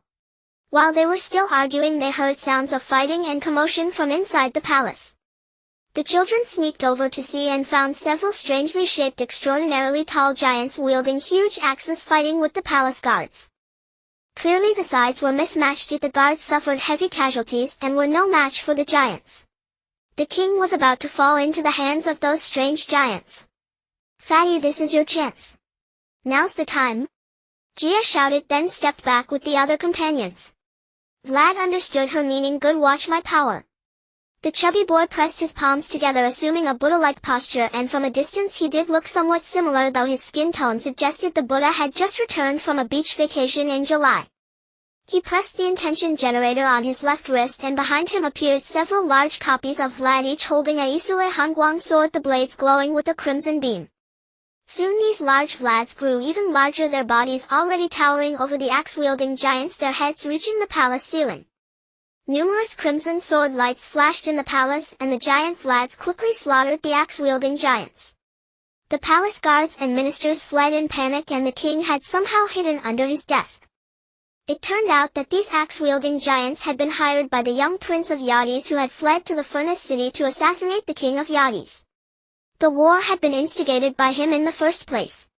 As soon as he heard the Eni king announced a ceasefire, he in desperation came up with the assassination plot. He had hoped to use the Eni army to kill his brother, the current king of Yadis. But to his great disappointment, just when success was imminent, the Eni king suddenly declared a ceasefire. In despair, he hired the axe-wielding giant assassins from the island of brutality, but in the end even that failed through a twist of fate. The king of Yadis was saved. This time he was full of praise for Vlad, deeply impressed by his abilities, and readily agreed to all his requests, which were only the red crystal stone from his crown. This time the king personally removed the red crystal stone from his crown and handed it to Vlad.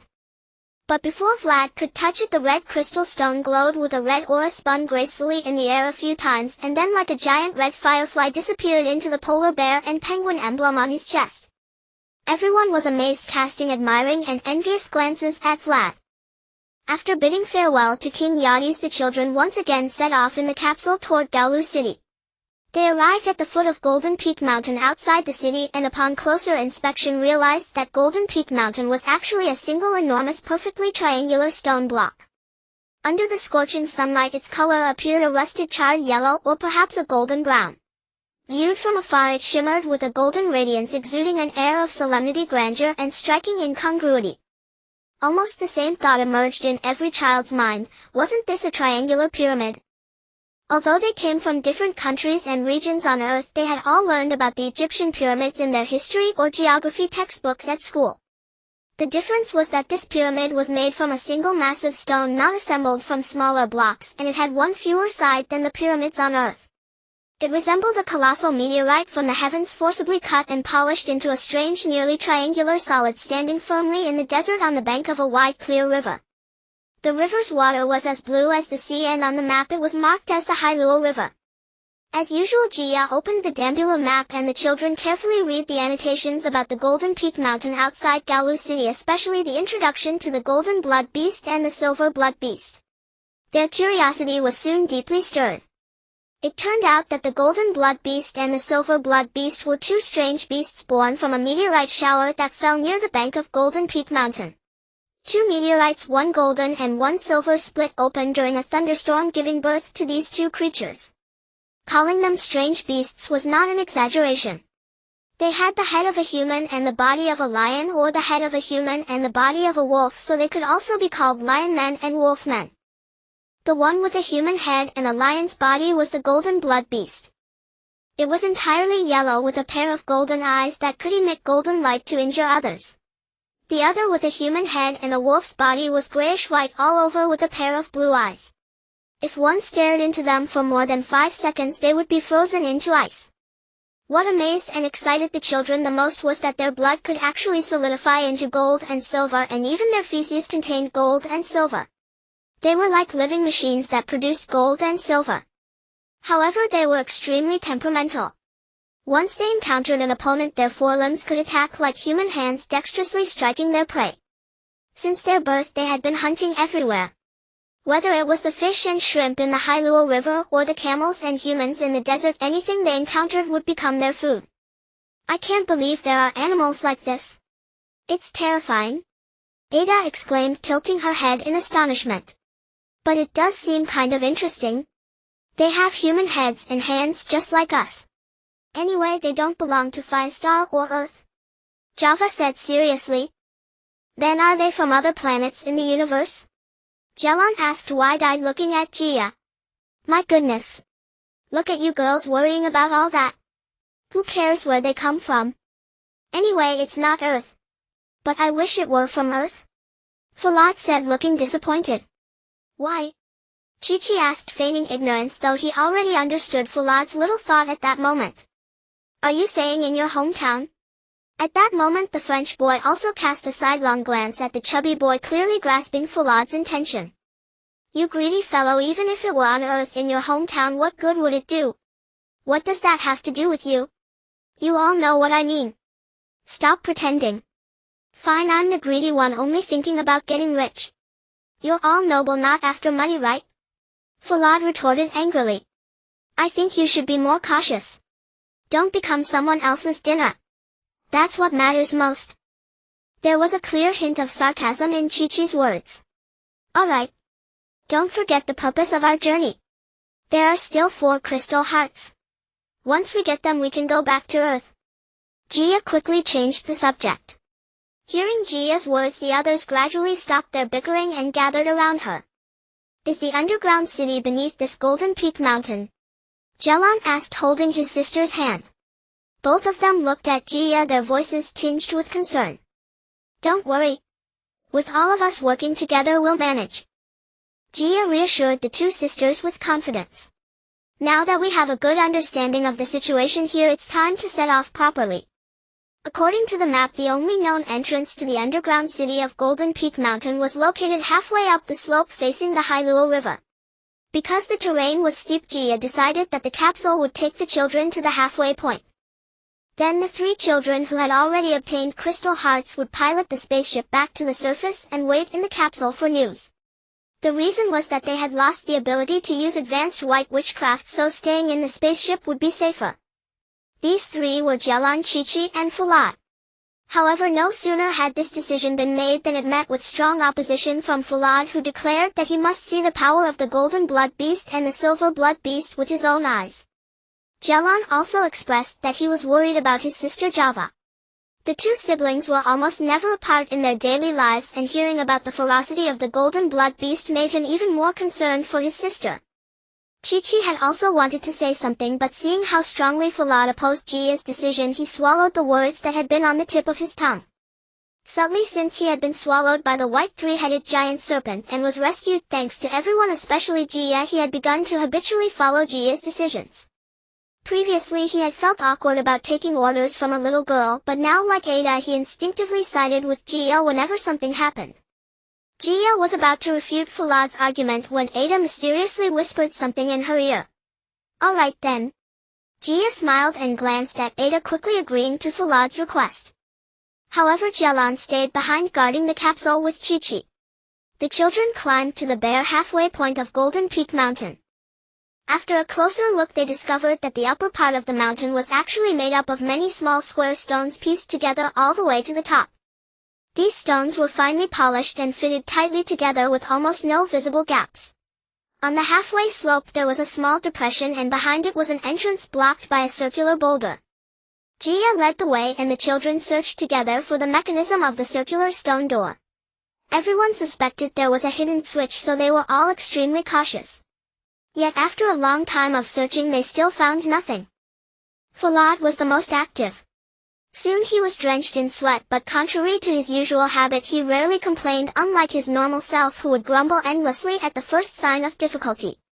"Good thing we brought him along." Ada winked slyly at Jia. The two girls exchanged knowing glances and giggled quietly. The French boy hurried over to the huge stone door and carefully felt around its edges, but found no special markings worth noting. Jia searched along the cliff walls on both sides for a long time but still found nothing. The stone door seemed as if it had never been opened. The children wondered silently, could there be another way to get inside besides this entrance? Suddenly Java exclaimed loudly, "Jia, look!" "What is this?" Java, who was usually quiet, suddenly cried out in a clear voice, startling Jia. "Where?" Jia hurriedly and carefully moved toward the sound. The opening was narrow and steep. Java was standing about 2 meters away from the center of the stone door, where a smooth rectangular stone slab had sunk down. Fulad and the French boy heard the noise and rushed over, trying to pull the slab back up, but it was too late. A sound of stone grinding and locking came from the stone door. The massive circular stone door along with the stone slab sank downward into the mountain, revealing a pitch-black circular opening. A deep shadowy passage suddenly appeared before the children, stretching straight into the mountain. Vaguely they could see that the passage was wide and deep, utterly dark inside with not a single glimmer of light. The French boy was the first to summon his courage and walk over. Using his mind generator and white witchcraft he conjured 2 pine torches. He held one high above his head to light the way and handed the other to Jia. Jia, Ada and Java followed closely behind while Fulad lingered at the back of the group. They began to cautiously step into the cave.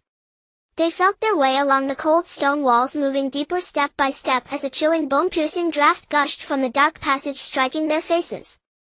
The French boy walking in front discovered that the passage seemed to have branches like the veins of a leaf. These branches extended to both sides, leading to unknown places of unknown depth and distance. It was like the corridors of a large house with many small rooms on both sides, but these were merely narrower passages without doors. The French boy ventured a few steps into the nearest dark hole but could not sense how far it went, only a more chilling draft. Jia quickly called him back and the two hastily returned to the main passage, reuniting with Jia and the others. They looked around searching.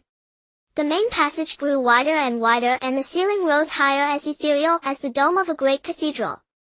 The children crept forward cautiously, whispering timidly about where these dark holes might lead or which passage might hide the golden blood beast and the silver blood beast. It seems this place is much larger than we imagined. Many of the passages might be connected. But there could also be dead ends. Whatever happens, we must not split up. Gia said calmly and firmly. Be careful. There's no telling what might be in here. It's very likely those two monsters are hiding in one of the side caves. The golden blood beast and the silver blood beast. Ada asked timidly, her voice low. Yes, I'm afraid they might appear suddenly. After all, they know this environment much better than we do. Gia lowered her voice as if afraid of waking something, as if the monsters were just next door. It's okay as long as they don't ambush us. The French boy said cautiously, I wonder where all these little passages led. The mountain didn't look this big from outside. Don't forget we're underground now, said Ada. You mean, we're already beneath the mountain, not inside it. But we entered from halfway up. But now I feel like we're going downward too, said Falad. We've walked so far that we're already well below ground level, Gia said with certainty. Java followed closely behind Gia and Ada. This was her first time away from her sister's side. More importantly, this mission was about the yellow crystal heart. For her it was the most crucial one. She silently prepared herself in her heart, but said nothing, quietly observing every unusual movement around her. Falad's mind was full of the two strange beasts, especially the golden blood beast. Sure enough, as waves of increasingly damp and cold air rose upward, illuminated by the light of the pine torches, a section of stone steps appeared before them, descending at an angle of about 60 to 70 degrees into deeper darkness. The stone steps were very narrow, about the same width as the side passages they had just seen, allowing only one person to pass at a time. The children found it hard to breathe and their hearts raced. They formed a single file, descending one after another. This time Gia led the way with the torch, followed closely by her companion. After descending about a dozen steps and passing through a small opening, they arrived at a vast, nearly circular plaza. Its diameter was no less than that of a small soccer field. Around the plaza stood more than a dozen thick round stone pillars. Behind each pillar was an opening identical to the one they had just passed through. The dozen or so pillars held up a high arched dome. Although the walls were not clearly visible, the space felt extraordinarily ornate, like a magnificent underground palace. Gia cautiously approached one of the pillars and examined it closely. Look at this, she said. She found strange geometric patterns on the pillar, shaped roughly like isosceles triangles. Did someone live here before?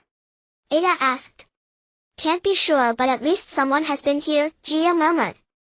Could this be an ancient tomb? But where could the yellow crystal heart be hidden? Java asked timidly. And the golden blood beast, the chubby boy added. Where is that thing hiding? I think the yellow crystal heart might be connected to the golden blood beast, even though the map annotations don't mention it, Gia said, muttering while keeping an eye on something glinting with silver light. Suddenly she noticed something flashing silver in the center of the plaza, a shimmering iridescent gleam. What's that? Gia pointed toward the light, alerting her companions. Falad was the first to rush over alertly. His bulky belly and the fat on his buttocks bounced up and down inside his slightly tight sweatshirt with every movement. Just as Falad reached the spot in the center of the plaza where the silver light emanated, the floor tiles suddenly collapsed and began to sink into the ground. Ah! Help! He shouted instinctively. But by the time Gia and the others rushed over, Falad had already fallen into a round, deep pit. The only sound was the echo of his last cry for help from within. Everyone was frantic, circling the hole anxiously. Gia cautiously peered into the pit but saw nothing but pitch black. They crouched around the opening, which was like a round black well, and called out for a long time. Aside from their own echoes, no other sound came back. Gia extended a pine torch down as far as she could and found that the circular walls were all dark, smooth stone. She couldn't even tell how deep the hole was. Falad felt his fat body sinking continuously in the darkness.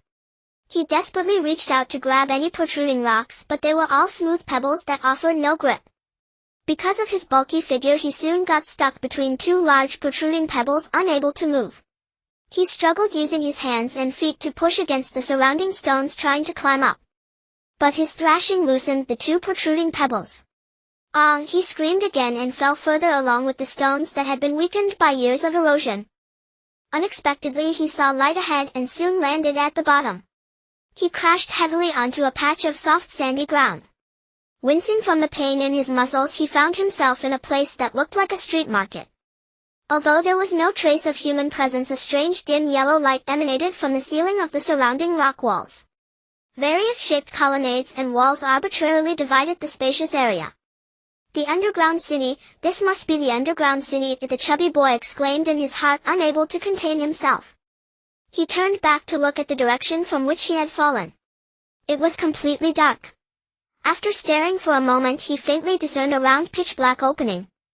It was hard to imagine that he had just fallen from that terrifying black hole. He gently massaged his aching numb arms and legs, cautiously trying to stand up. Except for one arm that was sore from the impact of the fall, he found that his body had not suffered much damage. Then he suddenly remembered his companions. "Gia, redhead!" he shouted toward the pitch-black hole. Each time he called out, he stretched his neck and pricked up his ears, listening intently for any sound from above. But what reached his ears was only his own slightly choked echo answered back. Jia and Ben Ida stood anxiously around the pitch black while their voices rising in tense debate. Some even feared the portly boy had met a grim fate. At these thoughts, silence fell over them all.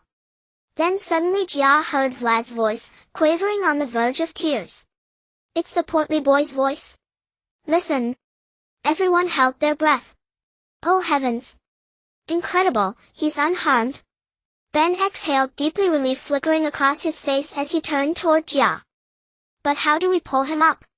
Ada asked, glancing at Jia. As Jia pondered how to answer her companions, a strange sound emerged from behind the thick stone pillar adorned with geometric patterns resembling isosceles triangles, a bark unlike any ordinary dog's. Listening closely, they discerned in that low resonant tone an uncanny, almost sentient awareness, an eerie fusion of intellect and will.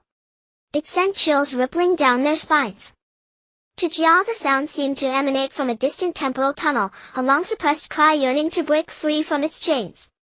The children recoiled in terror, huddling tightly together. Jia deliberately drew Gawa behind her. She knew well that among the girls Gawa was the most timid. Without hesitation, Jia activated a program on her mind generator, and instantly the Han Guang sword materialized in her hand, its blade shimmering with silvery white light. The others swiftly gripped their own Han Guang swords for protection. They crept cautiously toward the ominous sound. Ben, the only boy, stepped forward first. In that instant, two streaks of blue light darted agilely from behind the massive stone pillar. A grayish-white shadow roughly the size of a large hound leapt into view before them. Dim light obscured its head, but Jia was certain its visage bore no resemblance to a dog's, and those twin beams of blue light burned with unnatural intensity. "Don't look into its eyes," Jia cried aloud, recalling a warning inscribed on the map. "It's the silver blood beast," they shouted in unison. Everyone scrambled behind the nearest thick stone pillars. Tragically, Ben was a fraction too slow. Driven by fierce curiosity, he glanced, just once, at those fathomless blue lights, and instantly froze into a statue of ice. The three girls ducked behind two pillars, holding their breath. The blue-eyed creature, the silver blood beast, had already lunged to the well where Vlad had vanished. It emitted a guttural bark and snorted twice, shrill grating sounds, then began sniffing wildly about. Jia and Gawa crouched behind the same pillar. Jia reached out to push Gawa further behind the pillar, preparing to confront the monstrous being, grayish-white wolf-like, crowned with a human head, only to realize with shock that Gawa had vanished from behind her. She gasped. When she regained her composure, she saw a strange bird circling above the silver blood beast, shrieking sharply. Its feathers, vivid yellow and green, and its elongated tail were wreathed in an ethereal glow. The beast barked more fiercely, leaping upward, yet failed to freeze the radiant, dazzling bird into ice. "Is it Gawa?" Joy surged through Jia, but she knew Gawa's white sorcery was body transformational, carrying immense peril. Indeed, mind generator enhanced white sorcery came in two forms, one requiring physical metamorphosis, the caster's own body becoming the envisioned form. In essence, the sorcerer transformed themselves entirely into the desired entity. Yet this art harbored a fatal flaw: failure inflicted catastrophic harm upon the caster's flesh. The second form, imaginal projection, required no bodily involvement. Illusions manifested autonomously, posing virtually no risk. Even failure left the caster unscathed. Gawa's current manifestation, the extraordinary avian creature, was none other than the ancient divine bird Chong Tong Yao of Fiori Star, a quintessential example of body transformational sorcery. Thus Gawa had just wagered her very life against the silver-blood beast. This girl, normally so timid she seldom spoke to her peers, except perhaps with her elder sister Jialan, had now stepped into mortal danger. Jia wondered why Gawa had chosen the Chong Tong Yao. Surely she recalled its legendary immunity to the silver-blood beast's blue gaze. Indeed, in teacher Daif's class legends had been recounted certain ancient spirit beasts cursed by black sorcery could emit rays from their eyes. Anyone meeting that gaze would instantly petrify into ice or stone. Yet one exception existed: the Chong Tong Yao, an ancient spirit bird born with dual pupils in each eye. Its gaze could effortlessly evade the cursed beast's lethal beams, remaining untouched by freezing or petrification. She must have remembered that. Jia murmured to herself, astonished. How quietly observant Gawa had been all along. Still Jia trembled with concern for this girl who had so unexpectedly astounded her, for she had always cherished Gawa like a younger sister. The Chong Tong Yao circled above the silver-blood beast, wings shimmering, pale green veined with gold, its shrill cries piercing the air. Its clamor unsettled the beast. Soon it was driven, by Gawa's spectral avian form, into a dark narrow passage. Jia noticed then at every point where a stone pillar met the wall a black arched opening yawned, doorless, freely accessible yet shrouded in absolute darkness, its destination unknown. Clearly their location resembled a colossal bullseye, the 12 great pillars aligned precisely along its outermost ring. Vlad's fall had landed him squarely at the bullseye's center, now a circular void of utter blackness. To Jia the abyss's destination remained a mystery. Yet from the voice they'd just heard, Vlad was alive below, unharmed apparently, and thus the depths might be safe. Once the silver-blood beast fled, Jia and Ada rushed to Ben's frozen form.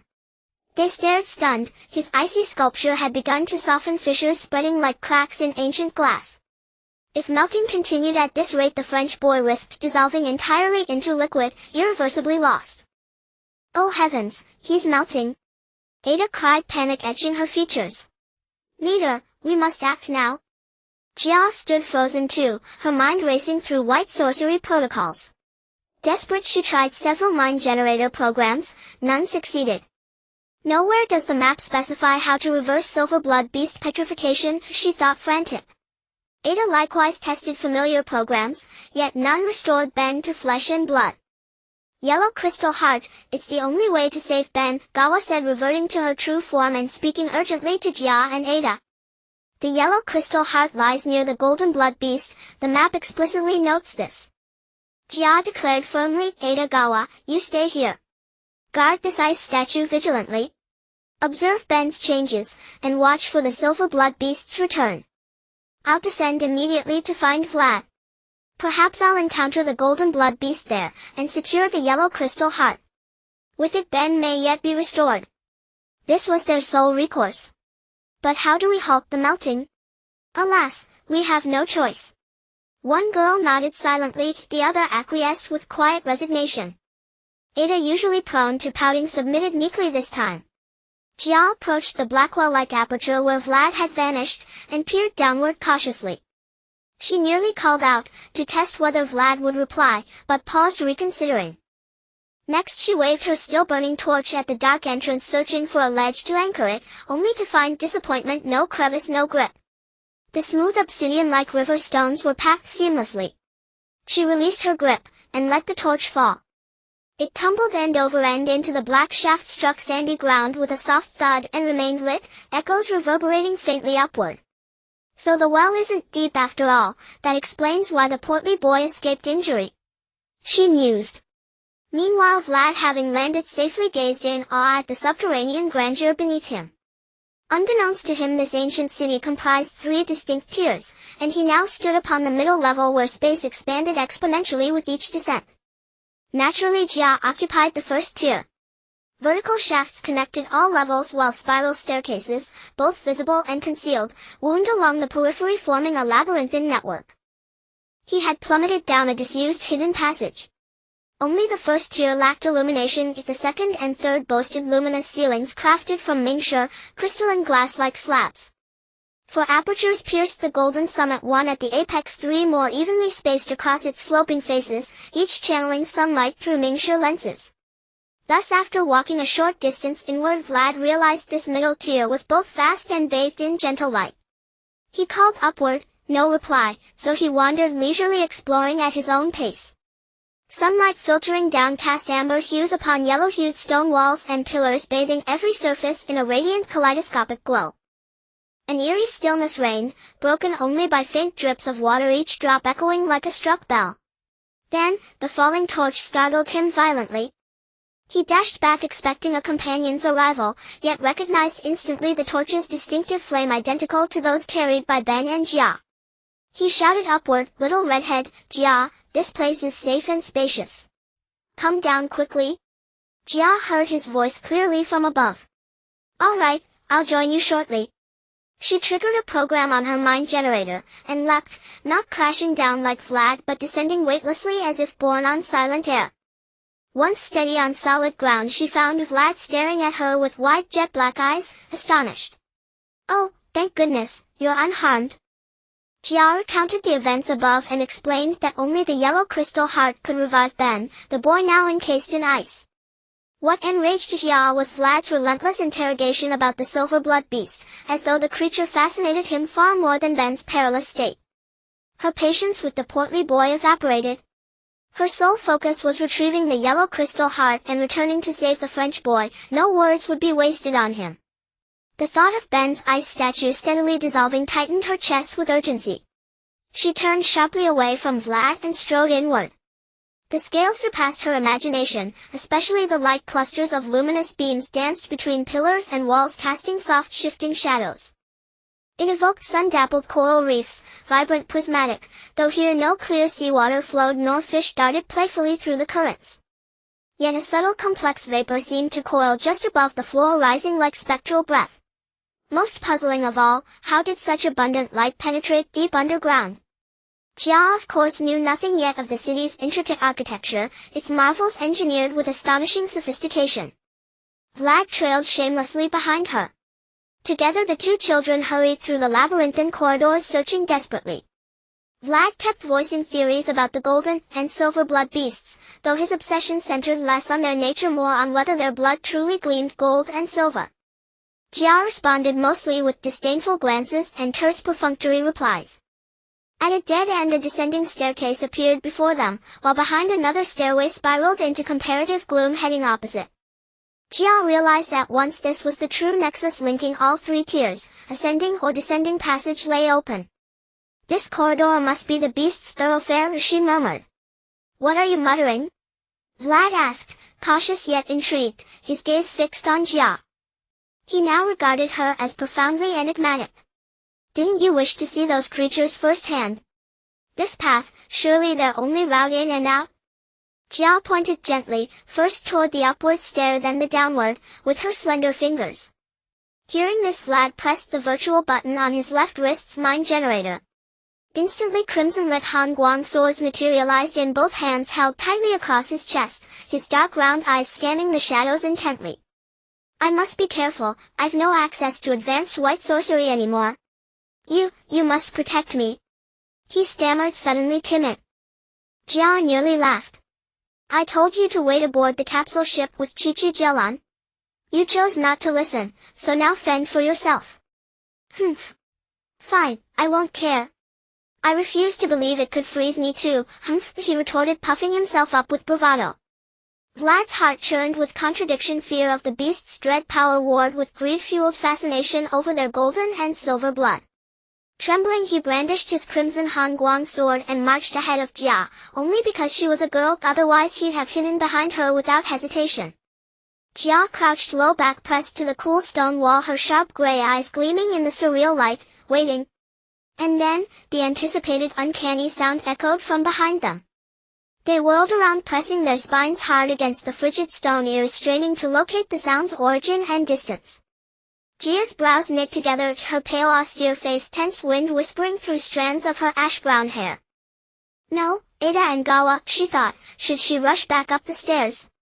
Yet delay meant Ben's life hung in the balance. No, if both beasts appear above they'll be in greater danger. She seized Vlad's arm. Quick, up. Back upstairs, the golden blood beast is up there. Oh. Vlad's heart clenched at the name. He clung tightly behind Jia as they sprinted upward via the shortest route.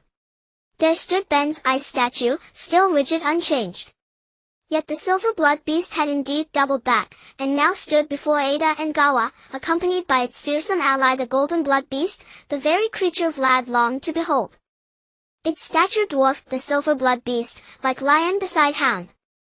Like its silver counterpart, its head bore a perfectly human male visage, yet crowned with flowing golden mane. Its eyes, however, were weapons, twin beams of molten gold, now sweeping across the two enormous gorillas conjured by Ada's sorcery. Ada nimbly slipped into the shadow of a massive circular stone pillar, concentrating all her power on the two agile gorillas she had conjured. They darted left and right, leaped up and down, yet could never get within a step of the golden blood beast, only occasionally diverting its attention from the French boy's frozen statue. Java once again transformed into a double-pupil bird, striving to drive the silver blood beast into a remote corner to prevent it from harming Ada and her two gorillas. It seemed Ada and Java had the upper hand. Yet Jia knew in her heart that the two girls could hardly hold out much longer, especially Java. By transforming her original form into a double-pupil bird, she could gather more power and become stronger in a short time, but it drained her mental energy rapidly and even harmed her own essence.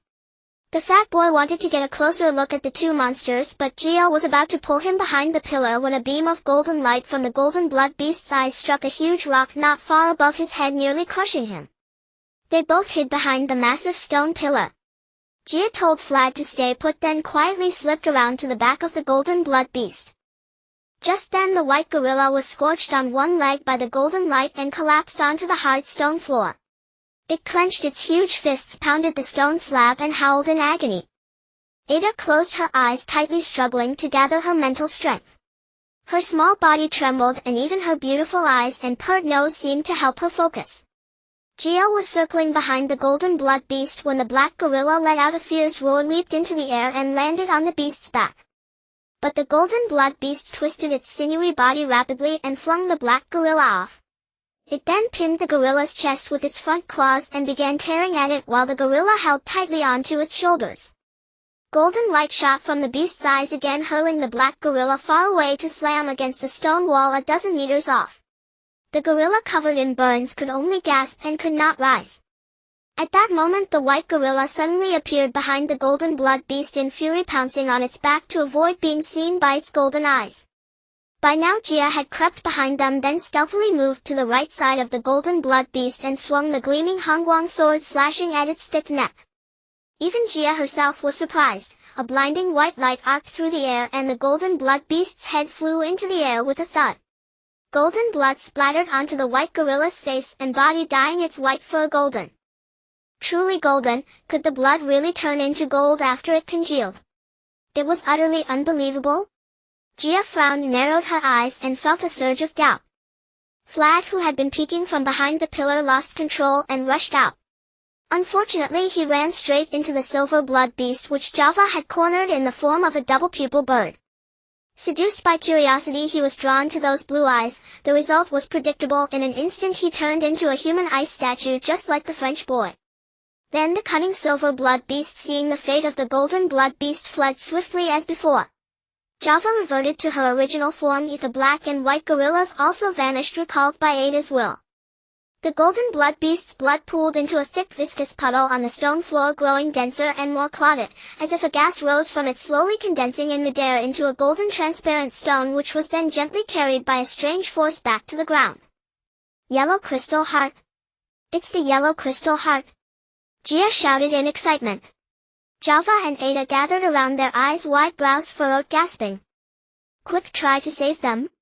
Jia extended one hand slowly, then snatched up the magical yellow stone. She first approached the ice statue of Ben, raised the yellow crystal heart, and held it in her palm. Suddenly the yellow stone emitted a golden light, enveloping Ben's frozen figure. Soon the ice statue turned back into Ben. As if waking from a dream, the little redhead collapsed onto the ground. What happened to me? He asked, rubbing his eyes and scratching his hair in astonishment, looking at Gia and the other two girls. It really works. This is amazing. Ada exclaimed in delight. Java, how did you know the yellow crystal heart could restore the ice statues? They helped Ben up and moved to the fat boy's ice statue. Vlad's frozen form had grown even larger, like a little giant. His eyes were wide and round, his posture comical, and his legs still frozen in a running pose. The girls couldn't help but laugh. Gia used the same method to restore Vlad to his original form. Then she handed the yellow crystal heart to Java. Java, it belongs to you. The girl took the yellow stone and examined it excitedly in her small hand. Suddenly the yellow crystal heart seemed to sprout wings and mischievously flew into the air. It spun around a few times as if dancing, its golden light illuminating the children's handsome faces. Everyone's eyes widened and mouths dropped open, especially Java, who was terrified it might escape. But the naughty thing finally obediently slipped onto Java's chest, clicking into the penguin and polar bear emblem. Thus the children successfully obtained the fourth Wenfen crystal heart from the thousand-year prophecy, the yellow Ikong heart. Previously they had acquired the pink Mo heart, the blue wisdom heart, and the red health heart. The children left the underground city of Golden Peak Mountain along the same path they had entered, with Geo worried that the silver blood beast might ambush them. But they saw no trace of it along the way. Anyway, now that we have the yellow crystal heart, it can't freeze us into ice again, the companions chatted excitedly. Maybe it fled to the deepest level of the underground city. The 5 children returned to the capsule in high spirits. Java and Jalan embraced each other affectionately. The sisters reunited safely after their first separation. Chi-Chi also hugged the fat boy and Ben. The children laughed and talked, sharing their adventures in the underground city. Now, however harrowing their escapes had been, they had become amusing tales. The French boy returned to the pilot's seat and skillfully drove the capsule, following the route on the Danbru map heading northwest. Soon they flew over the vast ocean, gliding silently through blue sky and white clouds. Before long the spacecraft reached the sky above a sea city marked as Corsica City on the Danbru map. It was clearly a small town built on an island, its structures almost entirely constructed from locally abundant marble and granite-like stones. Even a tiny bungalow was painstakingly piled up with rough stone blocks. Except for a dense forest on a small slope north of the city, the entire island was covered with various stone buildings. Corsica City's walls, made of massive stone blocks, rose on 3 sides along the sea. The French boy parked the capsule in a dense forest north of Corsica City, surrounded by lemon, olive, and fig trees. Blue lavender and pink bougainvillea danced joyfully in the gentle melody of sunlight and sea breeze. In the forest clearing they reveled in this life-giving gift of laughter and joy. Gia opened the Danbru map program inside the capsule. A red arrow pointed to the next destination's address in a red circle, Corsica City. The map's annotation read 200 nautical miles south of Corsica City on the seabed lies a colorful coral city. Importantly, this coral city was not entirely built of coral but was a stone city similar to Corsica City, once an island city like it. However, years ago a powerful undersea earthquake triggered a tsunami that swallowed the city. Over time countless corals flourished and grew there. As time passed, beautiful coral polyps covered the stone surfaces, and the calcium they excreted enveloped the entire stone city. Perhaps for this reason people forgot its original name, and the map annotation called it Coral City.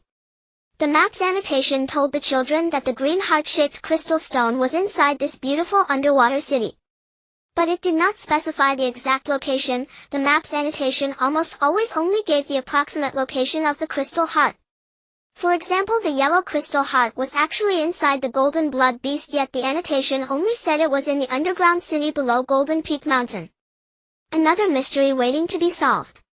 Gia murmured to herself. The children chattered and speculated about what might have happened. Was there some connection between that coral city and Corsica City before it sank? Ada whispered. Then, staring seriously into Gia's gray-brown eyes, she added, I mean, it's actually very close to Corsica City, right? Yes, I also think we should start with Corsica City to indirectly learn about the coral city that sank years ago and about the green crystal heart. These two neighboring cities must have shared many stories in their time. Gia's gaze swept between Ada and the other companions. Although diving into the sea is not difficult for us or the capsule, if we rush in blindly without solid clues we might encounter unnecessary danger. The companions largely agreed with Gia's insight. How about I go alone first to scout the coral city underwater? The French boy puffed out his chest confidently. After a brief pause, seeing that Gia did not respond immediately, he glanced back at Flad and asked, otherwise shall we go together? No way, I don't want to go with you. The fat boy quickly shook his big head, disagreeing with the French boy's proposal. I'm a bit afraid of water. He stammered out such a flimsy excuse, refusing Ben's suggestion. It was the first time everyone saw him show such obvious cowardice. Perhaps he was reminded of the embarrassing moment when he and Little Red were frozen into ice not long ago. Seeing him like this, everyone burst into laughter. What, have you forgotten how you insisted on taking the lead back in the underground city of Golden Summit Mountain? What's the matter now? Could it be that you were truly frightened by that silver blood beast? Jawa squinted with a smile. Since obtaining the yellow crystal heart, she had become noticeably more lively. Exactly how strange. Ida cast a disdainful glance at the big fellow, then chimed in. So what if I'm afraid of water? Mind your own business. Flad's neck and face flushed crimson as he retorted crossly. Forget it, I'll go. Who wants to accompany me to the bottom of the sea? Gia interrupted the unpleasant conversation. I'll go. Chi-Chi, who had remained silent until now, suddenly raised her hand and spoke with determination. Count me in too. I'm not the kind of coward who pretends to be enthusiastic only when gold and silver are mentioned. Ida said with a peculiar tone. Humph.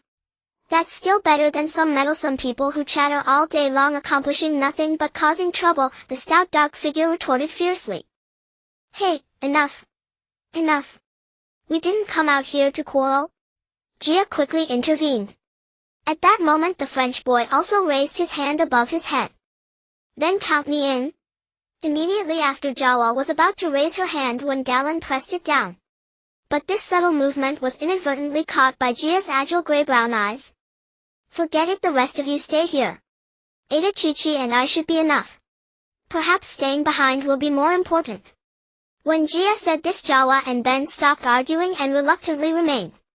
Gia, Ada and Chi-Chi quickly left the capsule No. 1 and walked along a path flanked by blue lavender and yellow wind-speaking flowers, a type of flora on the planet Fias. They climbed a cliff haphazardly piled with granite and arrived under several bare lemon trees. Looking down the southern slope, they saw the full view of Corsica City laid out in a stone architectural layout. Except for a large castle-like structure in the northern part of the city, the buildings were not tall but arranged with extraordinary neatness. Moreover, they radiated outward from a large circular plaza at the center. A blue river channel connected to the sea at both ends meandered in an S shape, almost traversing the entire city from north to south. Wow, this city is magnificent. Ada was almost always the first to exclaim, and this time was no exception. Oh my! Surrounded by sea on 3 sides, it's so beautiful. Then came Chi-Chi. The blue seawater wraps around the buildings made of gray-white granite and ink gray marble on 3 sides. It really feels like a fairy tale world. Gia also sighed. They descended the gently sloping hillside, followed a rugged path, and stepped into a slightly dilapidated stone-paved alley within the small city where the crowd gradually thickened. Voices of vendors hawking in various accents rose and fell, and the men and women on the street all bore faces strikingly similar to Europeans. For Ada, from Brighton, England, this was naturally familiar. Even Gia didn't find it strange. She was born in Hamburg, Germany, and moved to live with her maternal grandmother in Shanghai, China after becoming sensible. Only Chi-Chi from Suzhou, China might have felt a sense of being in a foreign land. However, they all wore robes or short gowns of various colors with golden brown and coffee-colored hair growing wildly like instant noodles messily draped over their shoulders. Here it seemed men and women alike habitually let their hair down, though young women were slimmer while men were taller and sported bushy beards looking somewhat unkempt. Their skin was very fair with a rosy undertone. However, many men, especially the elderly, had their originally pale skin turned crimson or purplish due to prolonged exposure to the harsh seaside sun. Gia, Ada and Chi-Chi arrived in front of a stone house that resembled a small tavern drawn by the boisterous crowd inside. Curiosity drove the children into the stone house. Squeezing through the crowd, they vaguely saw what seemed to be a strange-looking person performing a show, street tricks. Drawing closer, they found a short elderly man with a face that could even be described as ugly narrating something. Gia could tell that the people in the tavern seemed to hold great respect for this old man. However, his eyes remained tightly shut as if he could not open them. After inquiring with those nearby, Gia and Ada learned that he was blind. He wore a somewhat worn brown cotton short robe with a broad forehead, and his hair and beard grew in tangled curling strands that hung down. The children listened intently for a while. He seemed to be telling a deeply moving story. Many around him cheered and were profoundly touched. Gia briefly recorded the gist of the story. It appeared to be about a heroic figure similar to a battle hero and moreover a female heroine. This further piqued the children's interest and curiosity. It turned out that the story the old man told was precisely the legend of the Coral City, which had sunk into the sea during a great earthquake many years ago. When the story ended, he specifically mentioned that the Coral City, located on the seabed 200 nautical miles south of Corsica City, was originally called Jay's City. Both were major city-states of the Mecca Empire at the time. However, the Mecca Empire later declined drastically, nearly on the verge of extinction. Consequently, many of its subordinate city-states grew restless, seizing opportunities to attack and slaughter one another, vying for land, sea access, cargo docks, and even population. Corsica City and Jay's City were the two closest neighboring city-states on the southern coast of the Mecca Empire at that time. At that time, Jay's City had not yet sunk beneath the sea, and Corsica City was not an isolated island city. In other words, before the Great Earthquake, these two city-states were not located on the sea but merely situated along the coast. Both had developed extraordinarily prosperous, almost surpassing any other city of the Mecca Empire. Yet these two city-states, once as close as brothers, grew to despise each other, even initiating decades of mutual warfare and slaughter. From then on, the people of the two city-states lived in misery. Later, a young girl named Junli appeared in Jay's City, and she became the protagonist of the old man's story.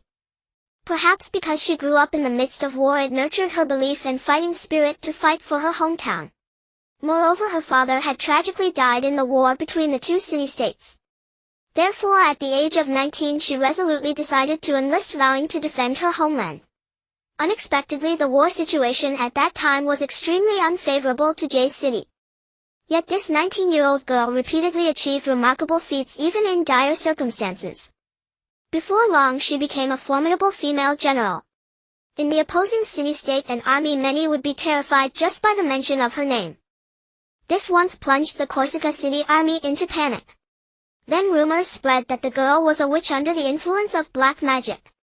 They tried every possible means to spread this rumor into Jay's City, claiming that her body was possessed by black magic, that she was an extremely ominous being, and that an ancient evil spirit intended to drag both Corsica and Jay's cities into the abyss of destruction. At that time, several important subordinates of the city lord of Jay's City had been bribed by the city lord of Corsica City with money. They sent people to continuously spread the rumor among the city lord and the populace that the girl was infested by an evil spirit.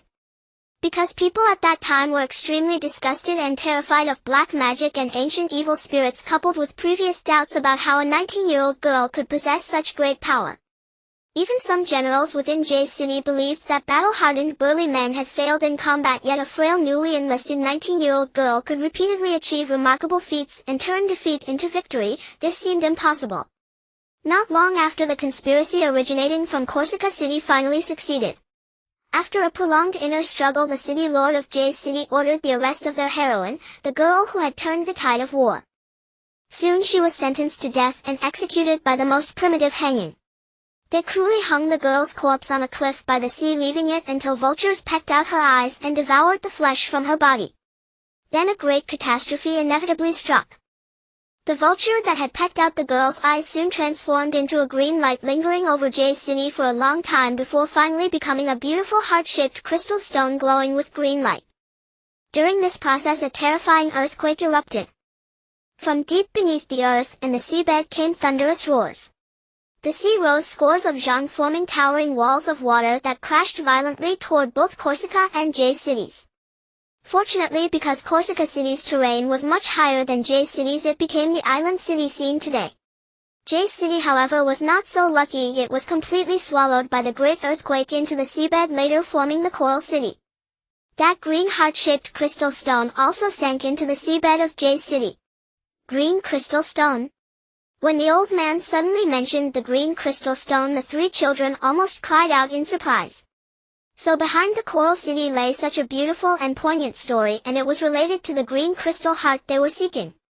Gia looked at the old man with surprise and curiosity, her gray-brown eyes sparkling as if she were pondering something deeply. Ada and Chi-Chi also cried out in astonishment, their two pairs of clear brown and black eyes suddenly meeting each other's gaze.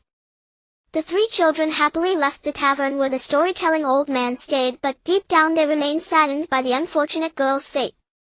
They arrived at the nearly circular plaza in the center of Corsica City, where a large flock of white doves pecked at grain-like things on the ground in the middle of the square. Beside them stood a massive milky white marble sculpture of a winged person, also draped in a thin robe, but with the upper body nearly bare, revealing the muscular lines of a young man. In his left hand he held aloft a beautiful white dove, while his head was tilted back, gazing upward. His other hand tightly gripped a sharp spear. Many people strolled back and forth across the plaza, middle-aged men with hurried faces who looked like merchants, beautiful women leisurely walking with their children, and groups of young men gathered together, seemingly arguing over some topic. For Gia, Ada, and Chi-Chi, the most captivating sight was naturally the tall, magnificent yet delicate white marble sculpture. Even if at that moment they might not understand any allegory expressed by this strange sculpture, it did not hinder the children from evaluating the value of this bizarre statue through their own eyes. After the children returned to the capsule, Gia recounted to her companions who had remained inside the capsule every detail of the tragic incident involving the unfortunate young girl, the origin of the green crystal heart, and the great earthquake as told by the old man she met at the tavern. The children listened with rapt attention, their eyes shimmering with iridescent hues. Whenever Gia reached a critical turning point in the story, Ida and Chi-Chi would eagerly interject to supplement the missing details. This scene stirred memories of the weekend story sessions at Gia's school in Shanghai.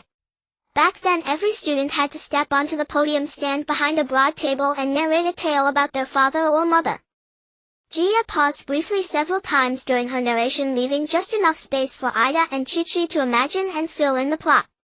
Together they embellished the story into something more akin to a eerie fairy tale, yet they remained unaware that they themselves were the true protagonists of this fairy tale. After the story concluded, the children gave full rein to their imaginations, actively sharing their views on the plot and the ill-fated characters. The Jialan and Jiawa sisters felt profound sorrow and pity for the girl who had died so tragically, believing her death to be utterly unjust and innocent. Beyond expressing grief and sympathy and crying out for justice for the innocent girl, Gia and Ida were driven by a deeper curiosity. Why had she, who sacrificed everything for her homeland and city, brought peace to all through her brave, kind, and pure heart, ultimately been killed by her own people amid the curses of those she loved? Fulad exclaimed indignantly, "This girl died far too unjustly. Her grievance must have moved the heavens, which is why the great earthquake struck as retribution, drowning everyone in both cities." "Don't talk nonsense. This isn't Earth, so where would there be a god? Would the people of Fiosai Star believe in a god?" Ida glanced at the chubby dark-skinned boy and asked, "Is there a god here?" "I think so too, but the people here must worship some other deity. Anyway, the tsunami triggered by the great earthquake buried their entire city beneath the sea. Calling it divine retribution wouldn't be far off," Chi-Chi added. Ida shot Chi-Chi a harsh glare and said, "I really don't understand what you're trying to say." Chi-Chi continued, "I think so too." Ida glared at Chi-Chi and said, "I really don't understand what you're trying to say." The French boy appeared unusually agitated, feeling as though this story had appeared in one of his dreams. It felt strangely familiar. What was happening? He vaguely sensed as if the green crystal heart had been waiting for them at the bottom of the sea since time immemorial, and he made wild conjectures in his mind. After listening to the story, the children grew even more curious about the green crystal heart. They speculated that the green crystal heart might be the ultimate incarnation of the kind and brave girl who had sacrificed her life for peace. At this moment Gia remained lost in thought, gazing at the pale horizon in the distance, her ears filled with the heated debates and opinions of her companions. After a long while, at Gia's and everyone's unanimous request, the capsule was adjusted into professional diving mode.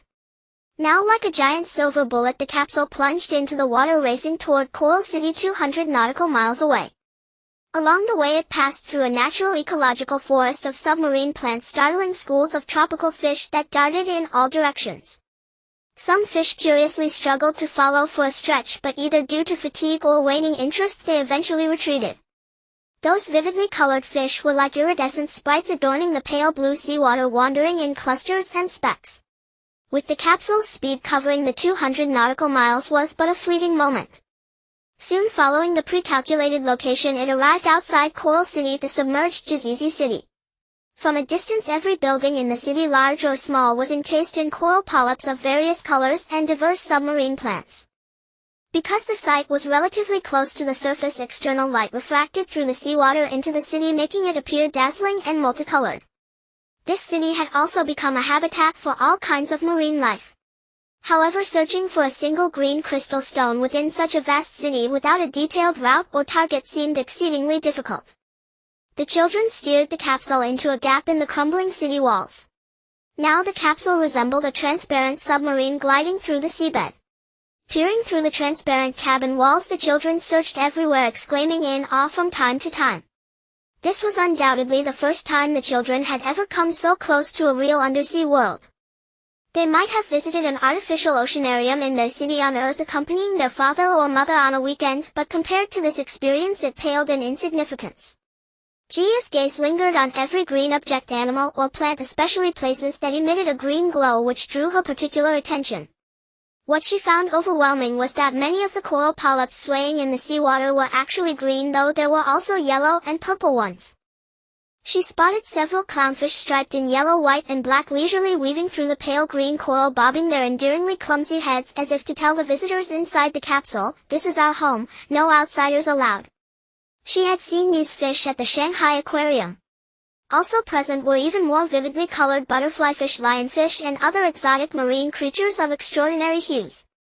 The capsule slowed down and headed toward the largest castle-like building in the city, whose outline was still discernible.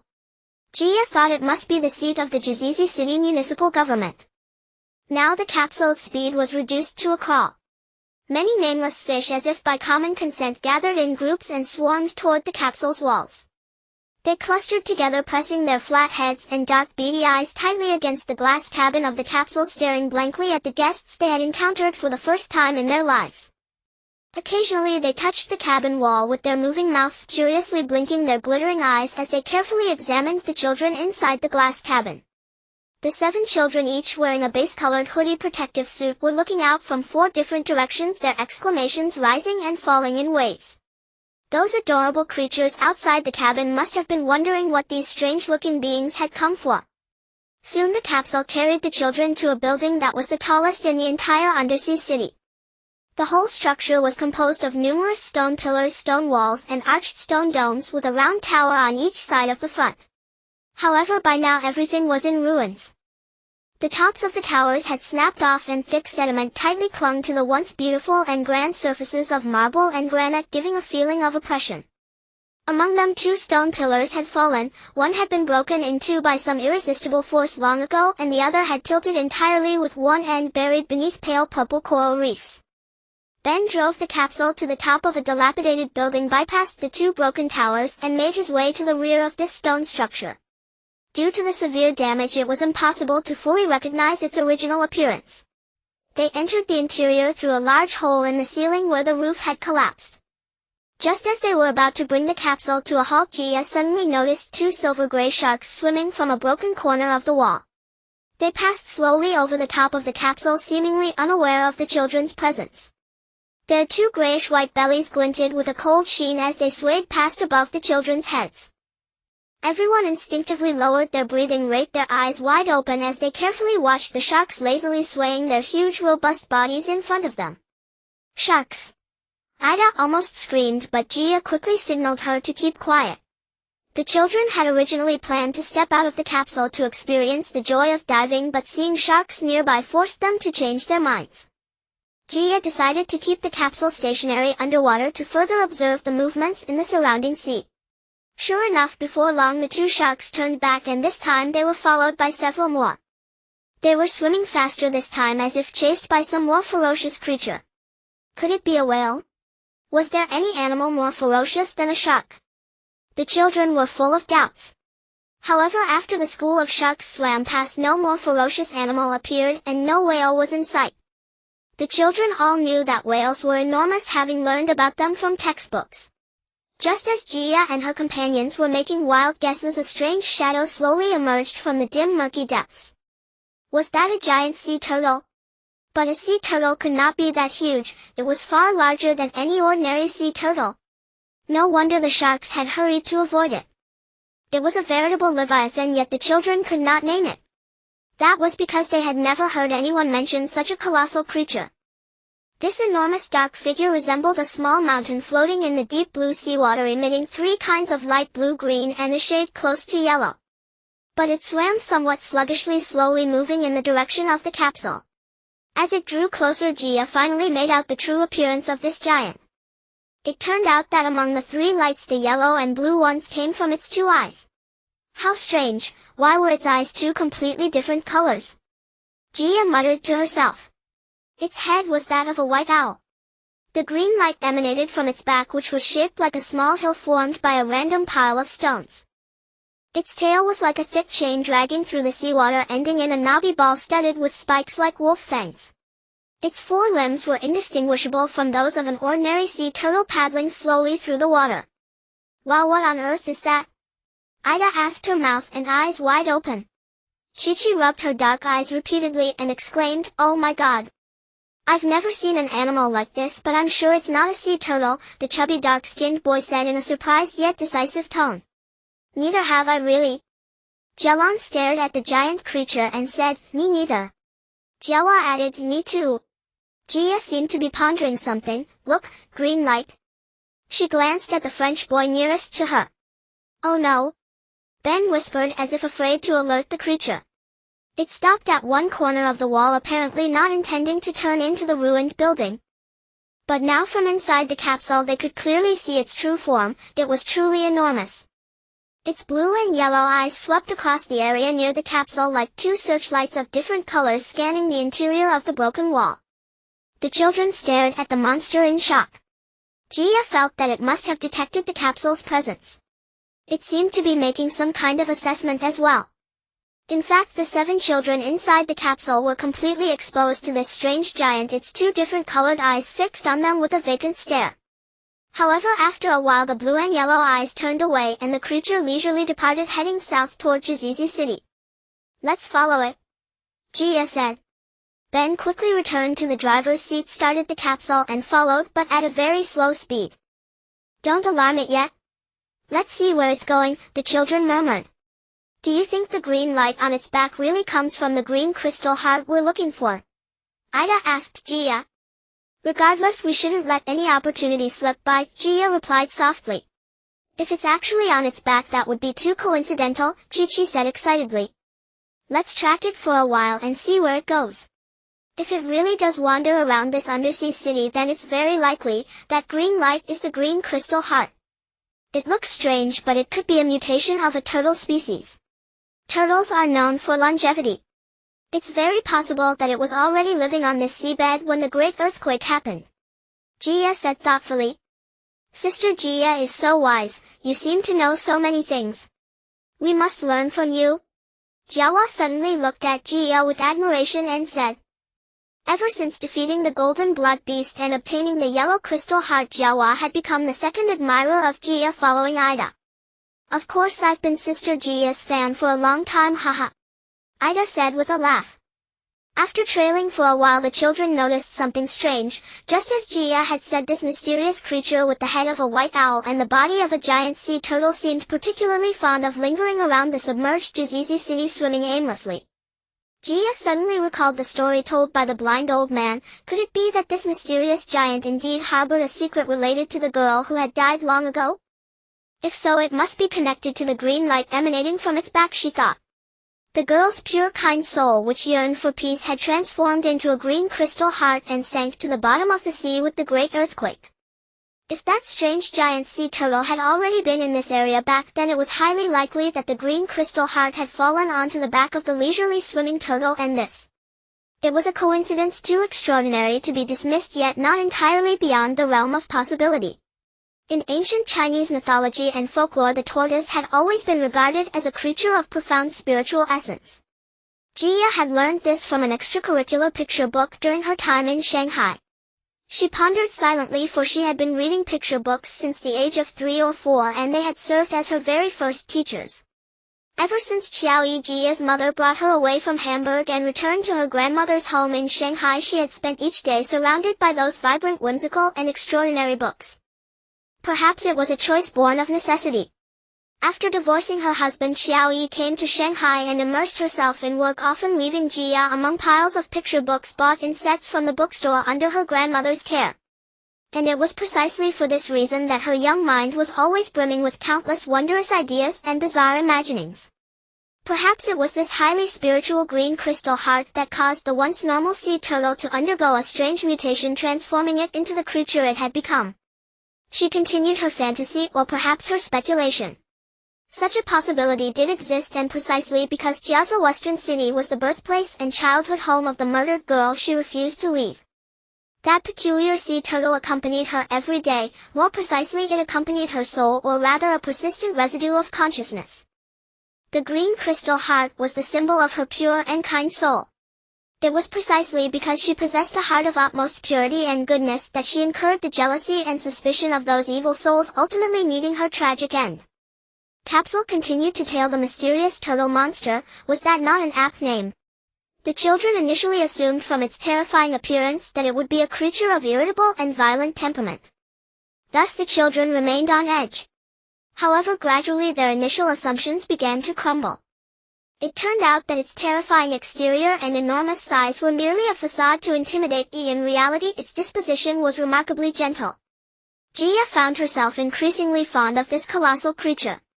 It swam slowly, circling the underwater coral city Jiaza Western City in a fixed direction, much like people strolling around a stadium after a meal. It never even glanced back, always maintaining an indolent demeanor. Several times Jia felt certain it had sensed the presence of Capsule behind it. Yet it could not be bothered to look, lazily paddling its enormous rake-like limbs and a tail that seemed to be attached to a spiked mace gliding through the clear azure seawater. Through the transparent hull of Capsule, the children gazed at this somewhat endearing behemoth with both astonishment and curiosity. It seems that its entire existence consisted of swimming back and forth, and for the most part it circled this sunken city of Jiaza Western City, which had lain beneath the waves for years. This filled Jia and all her companions with a sense of mystery, while also confirming Jia's speculation. The green crystal heart lay upon this creature's back. Perhaps ever since the great earthquake struck, it had been carrying this crystal stone and roaming here. Yet how could we successfully retrieve the crystal heart? The children all pondered this question. The task seemed simple enough, but they wished to accomplish it without disturbing the gentle giant that had gradually won their affection. That appeared to be the challenge. Jia directed Ben to maneuver Capsule from behind the behemoth to a position nearly parallel to it and about a dozen meters above. Jia saw that the clear seawater, stained by the green light emitted from its back, which looked like a pile of rubble, had taken on a hue between blue and green, a color almost impossible to describe accurately, yet one that filled the heart with extraordinary tranquility. Perhaps this color naturally soothed the nerves of humans and other animals. Another question troubled Jia. If this strange giant was so gentle, how had it managed to frighten away the notoriously ferocious sharks? Surely it harbored within itself some immense and mysterious power. The sharks that fled at the sight of it must have experienced its might, thus knowing better than to provoke it. This thought instilled in Jia a premonition that she must not be careless. Looking almost vertically downward from Capsule, the adorable behemoth resembled a moving hill with a green lamp glowing atop it, illuminating vast stretches of seawater in a verdant sheen. Ahead of its movement, two other lights, one yellow and one blue, similarly tinted the water into patches of blue and yellow like car headlights in the night, continuously illuminating the path forward and dispelling the darkness before them. Suddenly the children cried out in unison, "What is that?" Countless pink fish-like shadows appeared in the seawater, rendered by the blue and yellow light. Then the behemoth revealed its truly terrifying aspect. Its head, resembling that of a white owl, emitted a sound like dry timber crackling in a raging fire. Those pink four-legged strange fish opened triangular mouths, extruded black-purple tongues, raised their purplish-red necks, and glared with blood-red eyes that shot forth beams of crimson light. From their mouths came sharp cries like those of infants. Clearly a confrontation had begun. Compared to the giant turtle monster, the pink fish monsters were minuscule, roughly the size of ordinary koi, but their appearance was horrifying and they were numerous. They quickly encircled the slow-moving turtle monster, then launched a methodical attack. The pink four-legged fish monsters raised their cobra-like necks to an exaggerated and chilling degree, opening their mouths to an appalling extent, and swarmed forward to bite at the turtle monster's limbs and head. The turtle monster naturally refused to show weakness. It opened its white owl-like mouth and spat out several beams of blue and yellow light.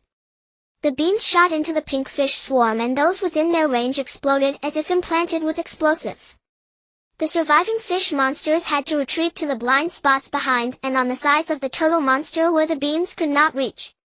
Eventually they gathered on its limbs and head, tearing desperately. The turtle monster was forced to retract its limbs beneath its hill-like shell, sinking its entire body as if a small mountain suddenly plunged to the seafloor. Finally it withdrew its head and tail, leaving only a spiked hammer exposed. The pink fish monsters circled the hill-like body of the turtle, seeking any opportunity to attack. The poor turtle, despite its enormous size, now had to keep its head tightly retracted to avoid disaster. The children watched the unfolding scene tensely as Capsule sank to the seafloor alongside the turtle. Gia observed the new dynamics of the battle. She noticed that the pink fish monsters were gathering thicker, tightly encasing the entire hill, and the glow of the green crystal heart was growing fainter. They seemed to be afraid of the blue and yellow lights. We should go now. Gia pulled the hood of her sweatshirt over her head and pressed the sweatshirt-specific program on the mental generator. Instantly the white sweatshirt transformed into a beautiful, stylish white diving suit. Ben, come out with me. The green crystal heart belongs to you. No problem, leave it to me. He repeated Gia's actions and sequence, and his green sweatshirt turned into a diving suit with a green base. On their backs they carried a simplified ultra-concentrated oxygen container device which looked exquisitely crafted, more like a small transparent backpack, though invisible to the naked eye. Once outside, I'll take care of driving away those ugly strange fish. You get ready to go straight for the green crystal heart. It must be where the light is. Gia looked at Ben seriously and instructed. No problem, replied the French boy confidently, making an okay gesture.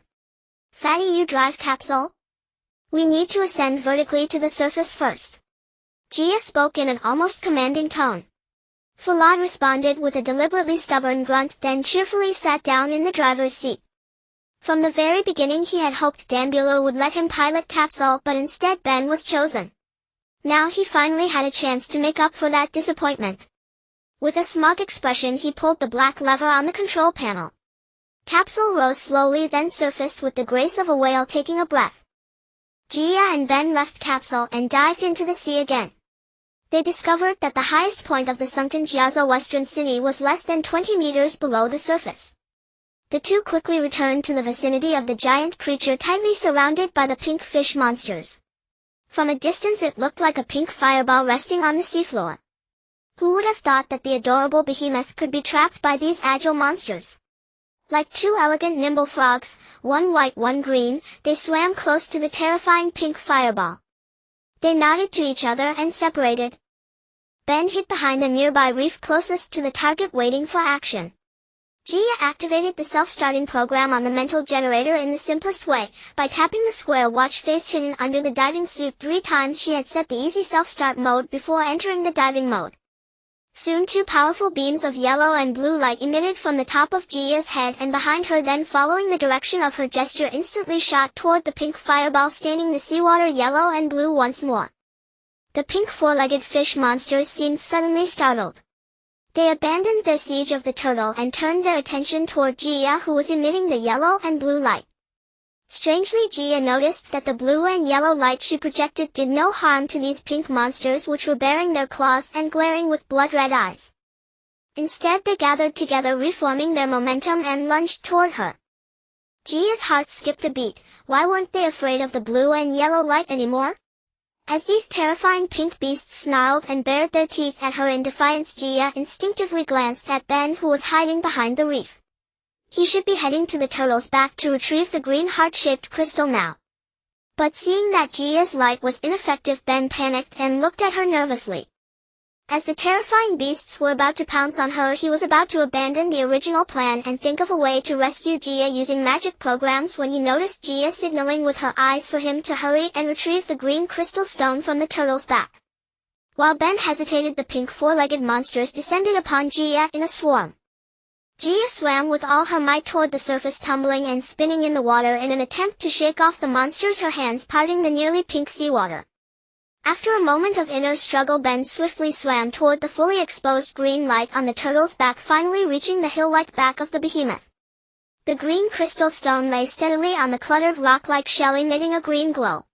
He retrieved the green heart-shaped crystal stone as fast as he could, then immediately rushed toward Gia, who was surrounded by the pink monsters. By now Gia was using the white phantom sword to desperately slash at every hideous pink beast that came near, thrusting and chopping left and right in the water, quickly exhausting herself. Ben, clutching the green heart-shaped crystal stone that glittered with emerald light, swam desperately toward Gia, who was surrounded by the pink sea. At that moment some of the pink monsters noticed him and slowly redirected their attention. At the same time, Ben suddenly realized that the pink four-legged monster seemed particularly obsessed with the green heart-shaped crystal stone. In an instant he understood why the giant turtle had been attacked and surrounded by them. Soon he became the new target of the terrifying pink monsters.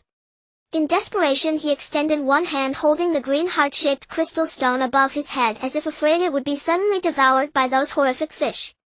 At that moment the green heart-shaped crystal stone floated on its own, circled around Ben's chest, and then suddenly emitted alternating bursts of blue and yellow light, similar to the beams the turtle had spat, but seemingly more powerful.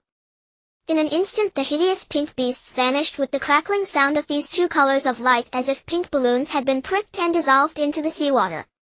The green crystal heart, as if playing a joke on Ben, circled around his chest again and then firmly embedded itself into the emblem on his chest, a photo of a penguin and a polar bear together. Gia finally understood why the blue and yellow light she had conjured was ineffective against those terrifying pink beasts. The problem lay with this green crystal heart. Each heart-shaped crystal stone possessed immense mysterious power. But they could only exert their power more effectively in the appropriate dimensional space. As Gia and Ben prepared to return to the surface, they inadvertently glanced in the direction of the giant turtle, only to find it had vanished. Gia's heart skipped a beat had it also disappeared in the intense light of the green crystal stone. Died? A strange sense of sorrow welled up in Gia's nose. As she swam toward the surface, her gaze lingered on the spot where the giant ugly turtle had been. Suddenly a young girl with flowing rose-colored hair floated asleep in the azure seawater. She had long brown eyelashes, a slender waist, fair skin and chest, yet her body was that of a fish shimmering with silver phosphorescence.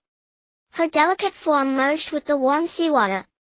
Suddenly she opened her eyes and smiled knowingly, her irises glowed with blue and yellow light. It was her, she hadn't died. Gia and Ben simultaneously broke into the most innocent, sincere and surprised smiles. They waved at her and slowly swam toward the surface.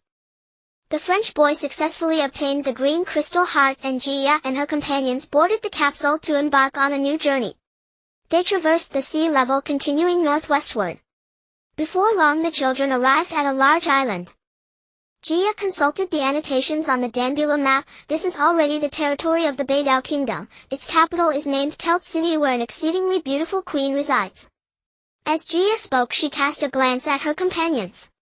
The annotation also said this place was called the Rose City. Wow, then it must be covered with gorgeous roses everywhere. Ida blinked her brownish eyes, asking with eager anticipation. Oh my! My favorite flower is the rose. Her delicate little face like a tender blossom bloomed with a satisfied smile, her gaze fixed on Gia's sparkling gray-brown eyes. At that moment the children's faces were mostly brimming with cheerful expressions. Clearly they were all deeply intrigued by this kingdom filled with the fragrance of roses. But the purple crystal heart is set upon the queen's scepter. Ida inadvertently glimpsed the annotation at the very end of the map. If this queen is both kind and beautiful, how are we supposed to seize the scepter from her? I mean, I really can't bear to harm a kind and beautiful lady unless she is a wicked villain, then I will show no mercy. She laughed to herself as she spoke. Then she looked at Gia and the two girls began to giggle together. The other companions joined in the jest. Soon the capsule arrived above Kelt City.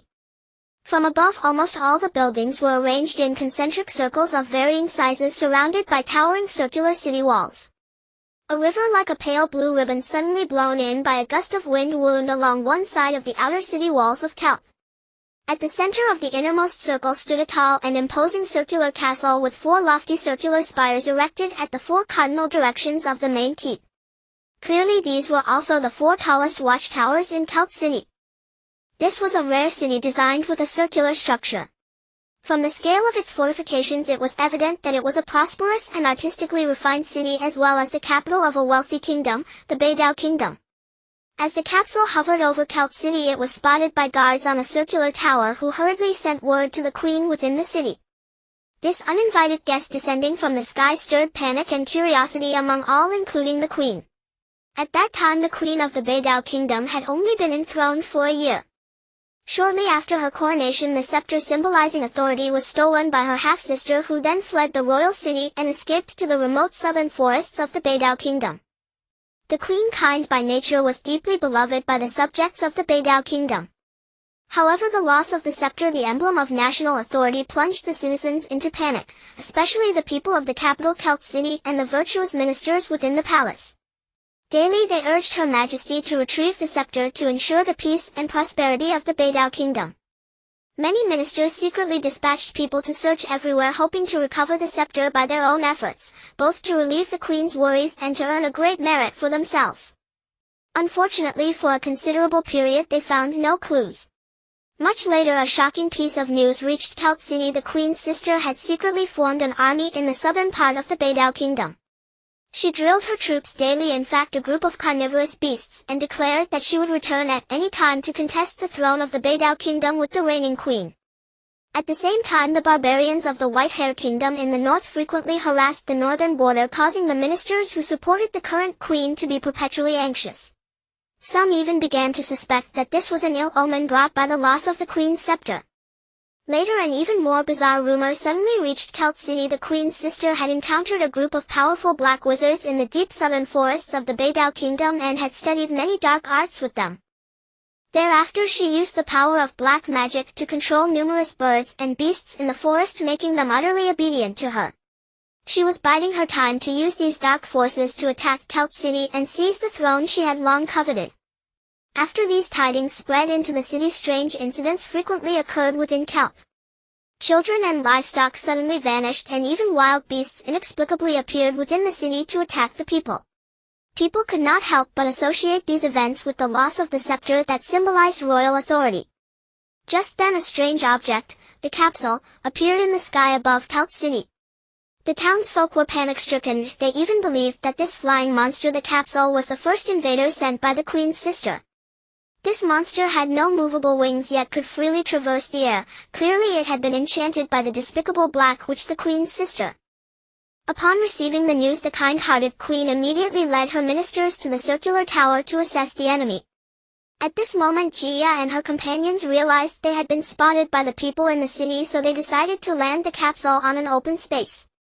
Since the start of this mission this was the first time Jia and her companions opened the capsule's hatch and stepped out under the gaze of onlookers. Several guards in white short armor holding gleaming spears were already waiting by the capsule. They escorted Jia and her companions to the beautiful queen almost as if they were prisoners. However, this did not cause the children undue panic or confusion.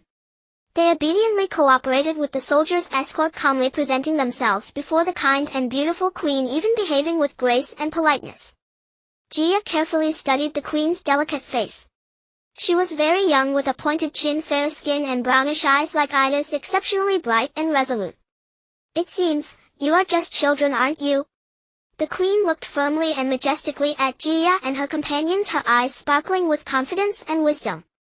Jia stepped forward, crossed her hands over her chest, bowed slightly and lowered her head in respect. "Your Majesty the Queen." She suddenly recalled the first time she had arrived on Firal Star and met Danbulu. "Your judgment is correct. We will never cause any harm to you or your subjects."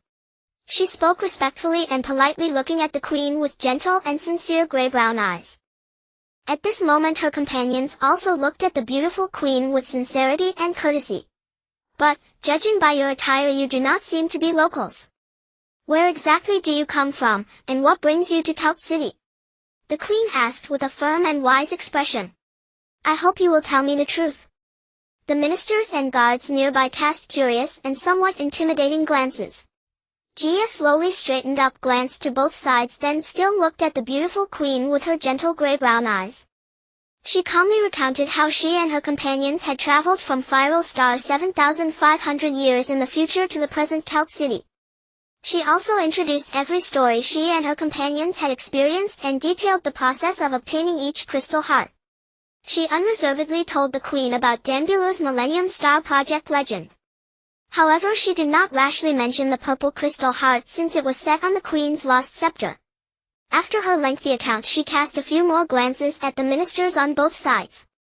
When she refocused her calm gaze on the queen before her, she found that the queen and the ministers were staring at her as if she were a monster, clearly filled with doubt about her words.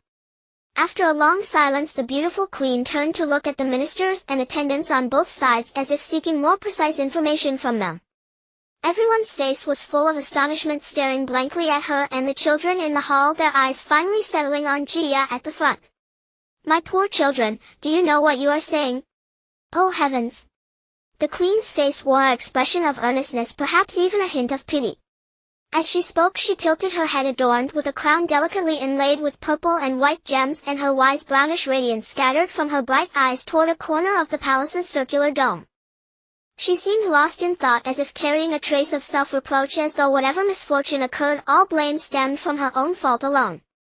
The ministers and attendants looked helpless and bewildered, no one willing to step forward to express their thoughts. Gia could tell from the faces of the queen and ministers that her words had not won their trust. "Your Majesty, do you not believe me? I swear to you I have not spoken a single false word." Gia's emotions were slightly agitated, and a blush rose on her rose petal-like cheeks. Seeing this, Ida, who was behind Gia, stepped forward. "Your Majesty, do you truly not believe us? We truly came to save you and all your subjects' descendants. To be precise, the descendants 7,000 years from now." "Enough, stop, my poor children. I believe that you must have been sent here by some wicked person to utter such absurd words," the queen said firmly, leaving no room for doubt. "If you are willing to admit your mistake and confess that you were instigated by others, I will not blame you. After all, you are still children, aren't you? All right, take these children away for now, confine them to the detached palace," she said slowly.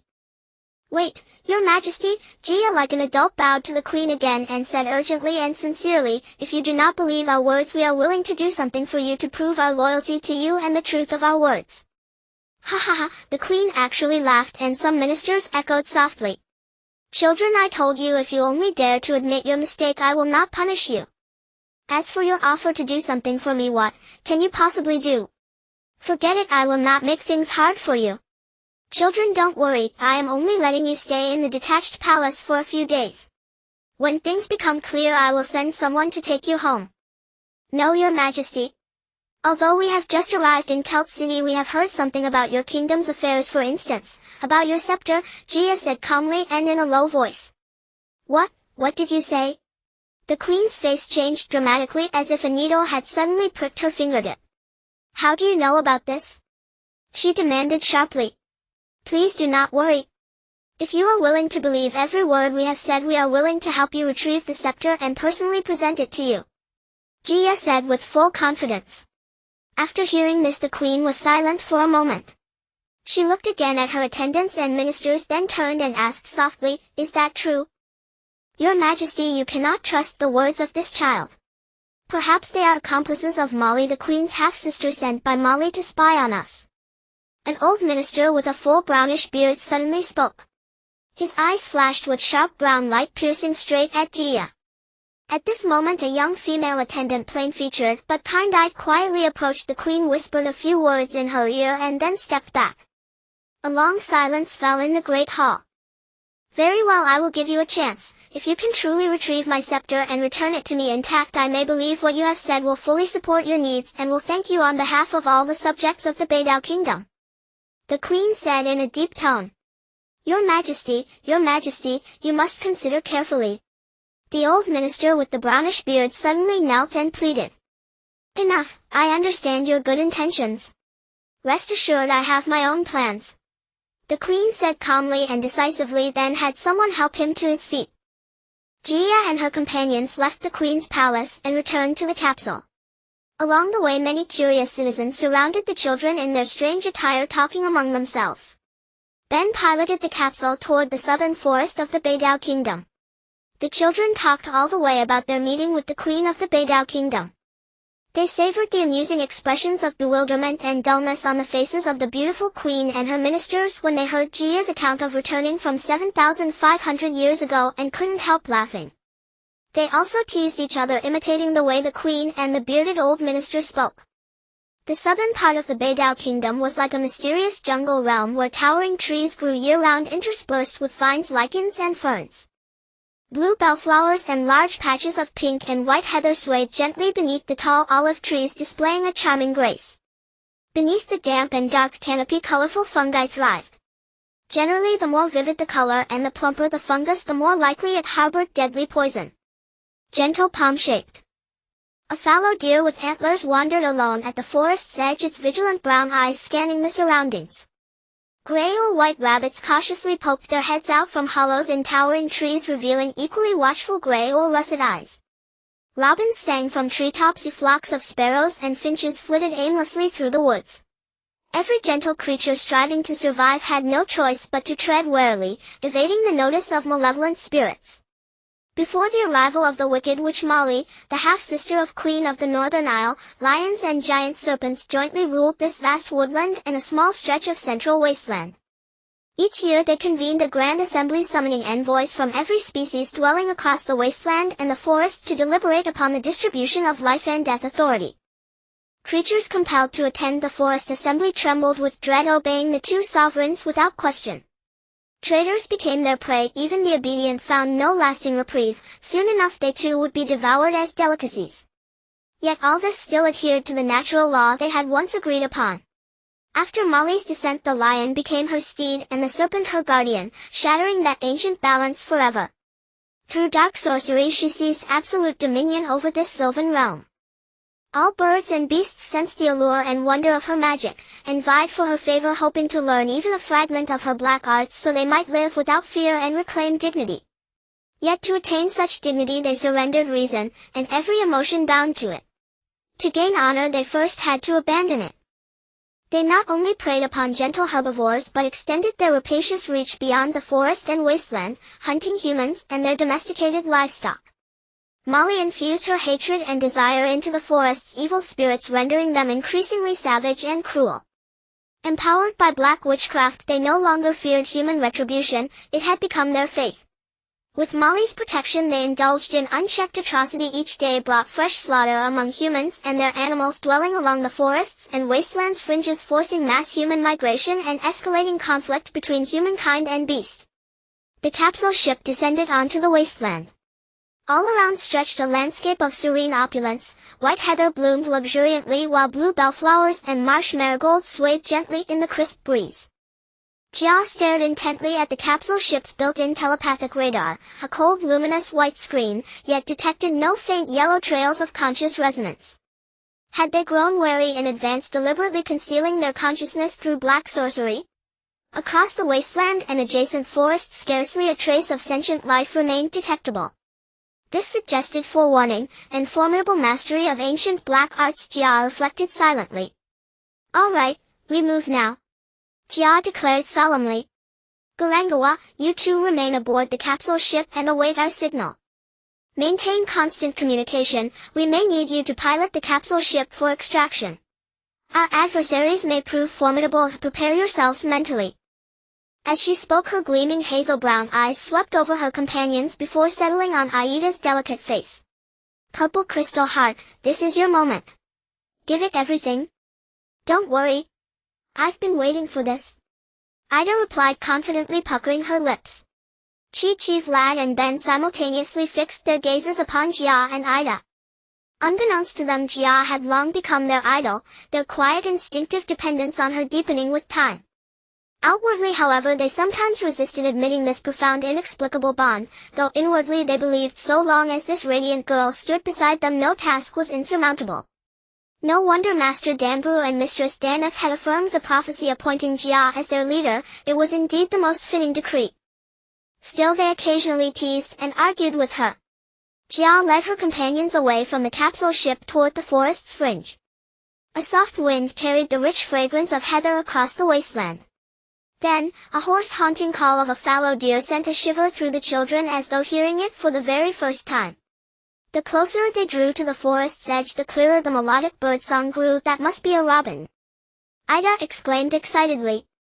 I saw a picture book called The Bird of God at my aunt's house. It was about robins, but I never finished it and honestly I didn't quite understand it.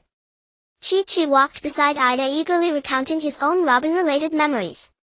I was still young then, so many words were beyond my grasp. It felt impossibly difficult. Silly. What's so hard about it? Ida retorted, puckering her adorable lips dismissively. If it were me I'd finish it, absolutely. She emphasized the last words.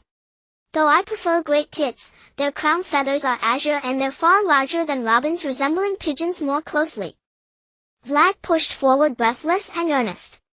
His speech tumbled forth in rapid-fire bursts, like bubbles rising from a fish, habitually irritating the girls, especially Ida.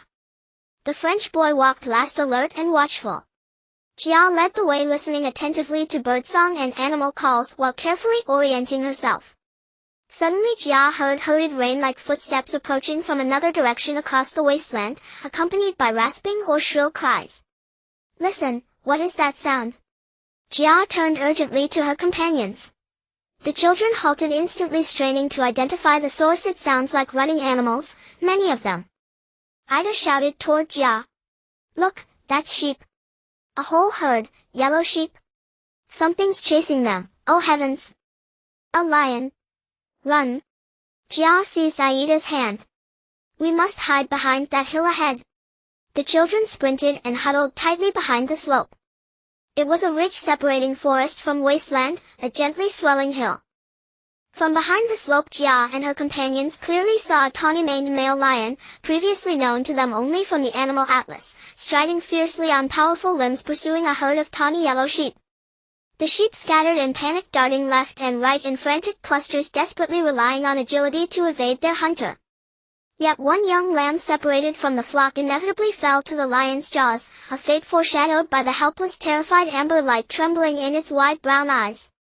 Though prepared physically and mentally, the children were profoundly shaken by the visceral horror of the scene, momentarily forgetting who they were and where they stood. We could have saved it, Ida said sorrowfully, gazing at Jia. Too late. Jia replied offhandedly, yet Ida read not regret in her expression but a strange, ineffable resignation. The three boys erupted into animated debate. Chi-Chi mourned the lamb's tragic fate, the stout boy admired the lion's majestic power, the French boy reasoned that yellow sheep were naturally the lion's rightful feast upon the wasteland. Jia continued leading the way, and soon they entered the forest's heart, where sunlight rarely penetrated. Beneath towering trees, damp shadows nurtured thickets of roses, vibrant hues vying for dominance. Here unfolded a cool, enchanted new world. Tall beeches, oaks, and lemon trees loomed above low shrubs, hazels, privets, and rhododendrons.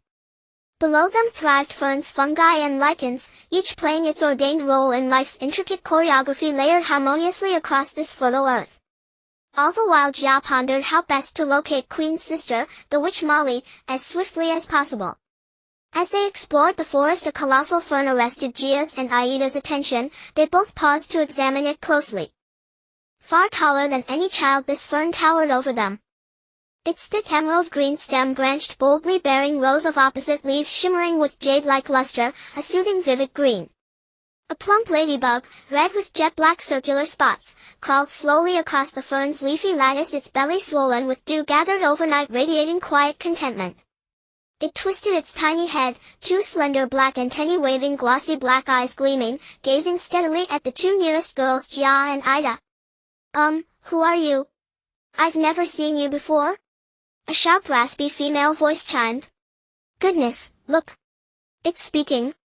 Ida glanced timidly at the black and red insect, half turning toward Jia to whisper softly, yet her eyes remained fixed on the talking ladybug.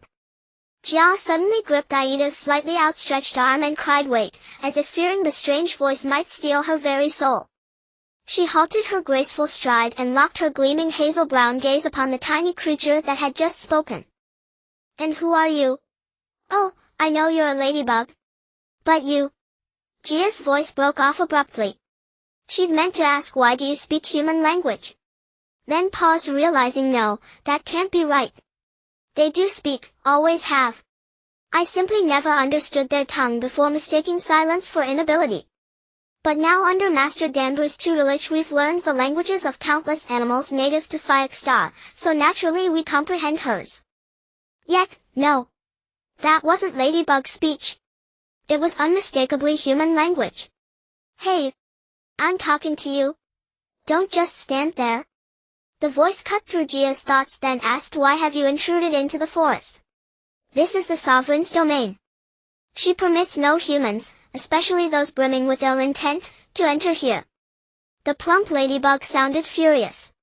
Many humans, and their domesticated beasts, have already been swallowed whole, not for lunch nor afternoon tea but as sustenance for Her Majesty.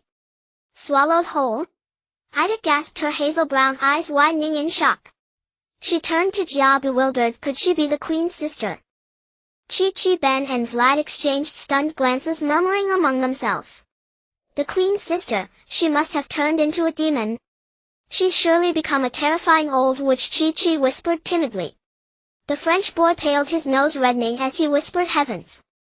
Their eyes converged unbidden upon Gia, as if silently affirming, with our captain at the helm no challenge is unconquerable. You mean she devours people, and she rules over you? Gia's face stiffened, her voice hardened. Do you believe I could flip you over right now, crush you beneath my heel, and press you into a book as a living bookmark? It was perhaps the first time Gia had spoken with such fierce intensity, even to an insect. The threat delivered in tone and tenor made the ladybug tremble violently. She had no desire to endure such torment. Dearest little beauty, see how quickly you flare up.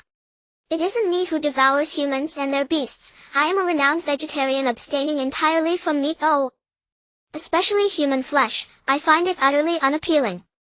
I suspect it tastes rather dreadful. Her tone softened considerably. Perhaps accustomed to flattery, she spoke with practiced mellifluous ease. Yet within those bulbous obsidian eyes a flicker of cunning still gleamed. Gia and her companions glared fiercely, then pressed onward into the forest's depths.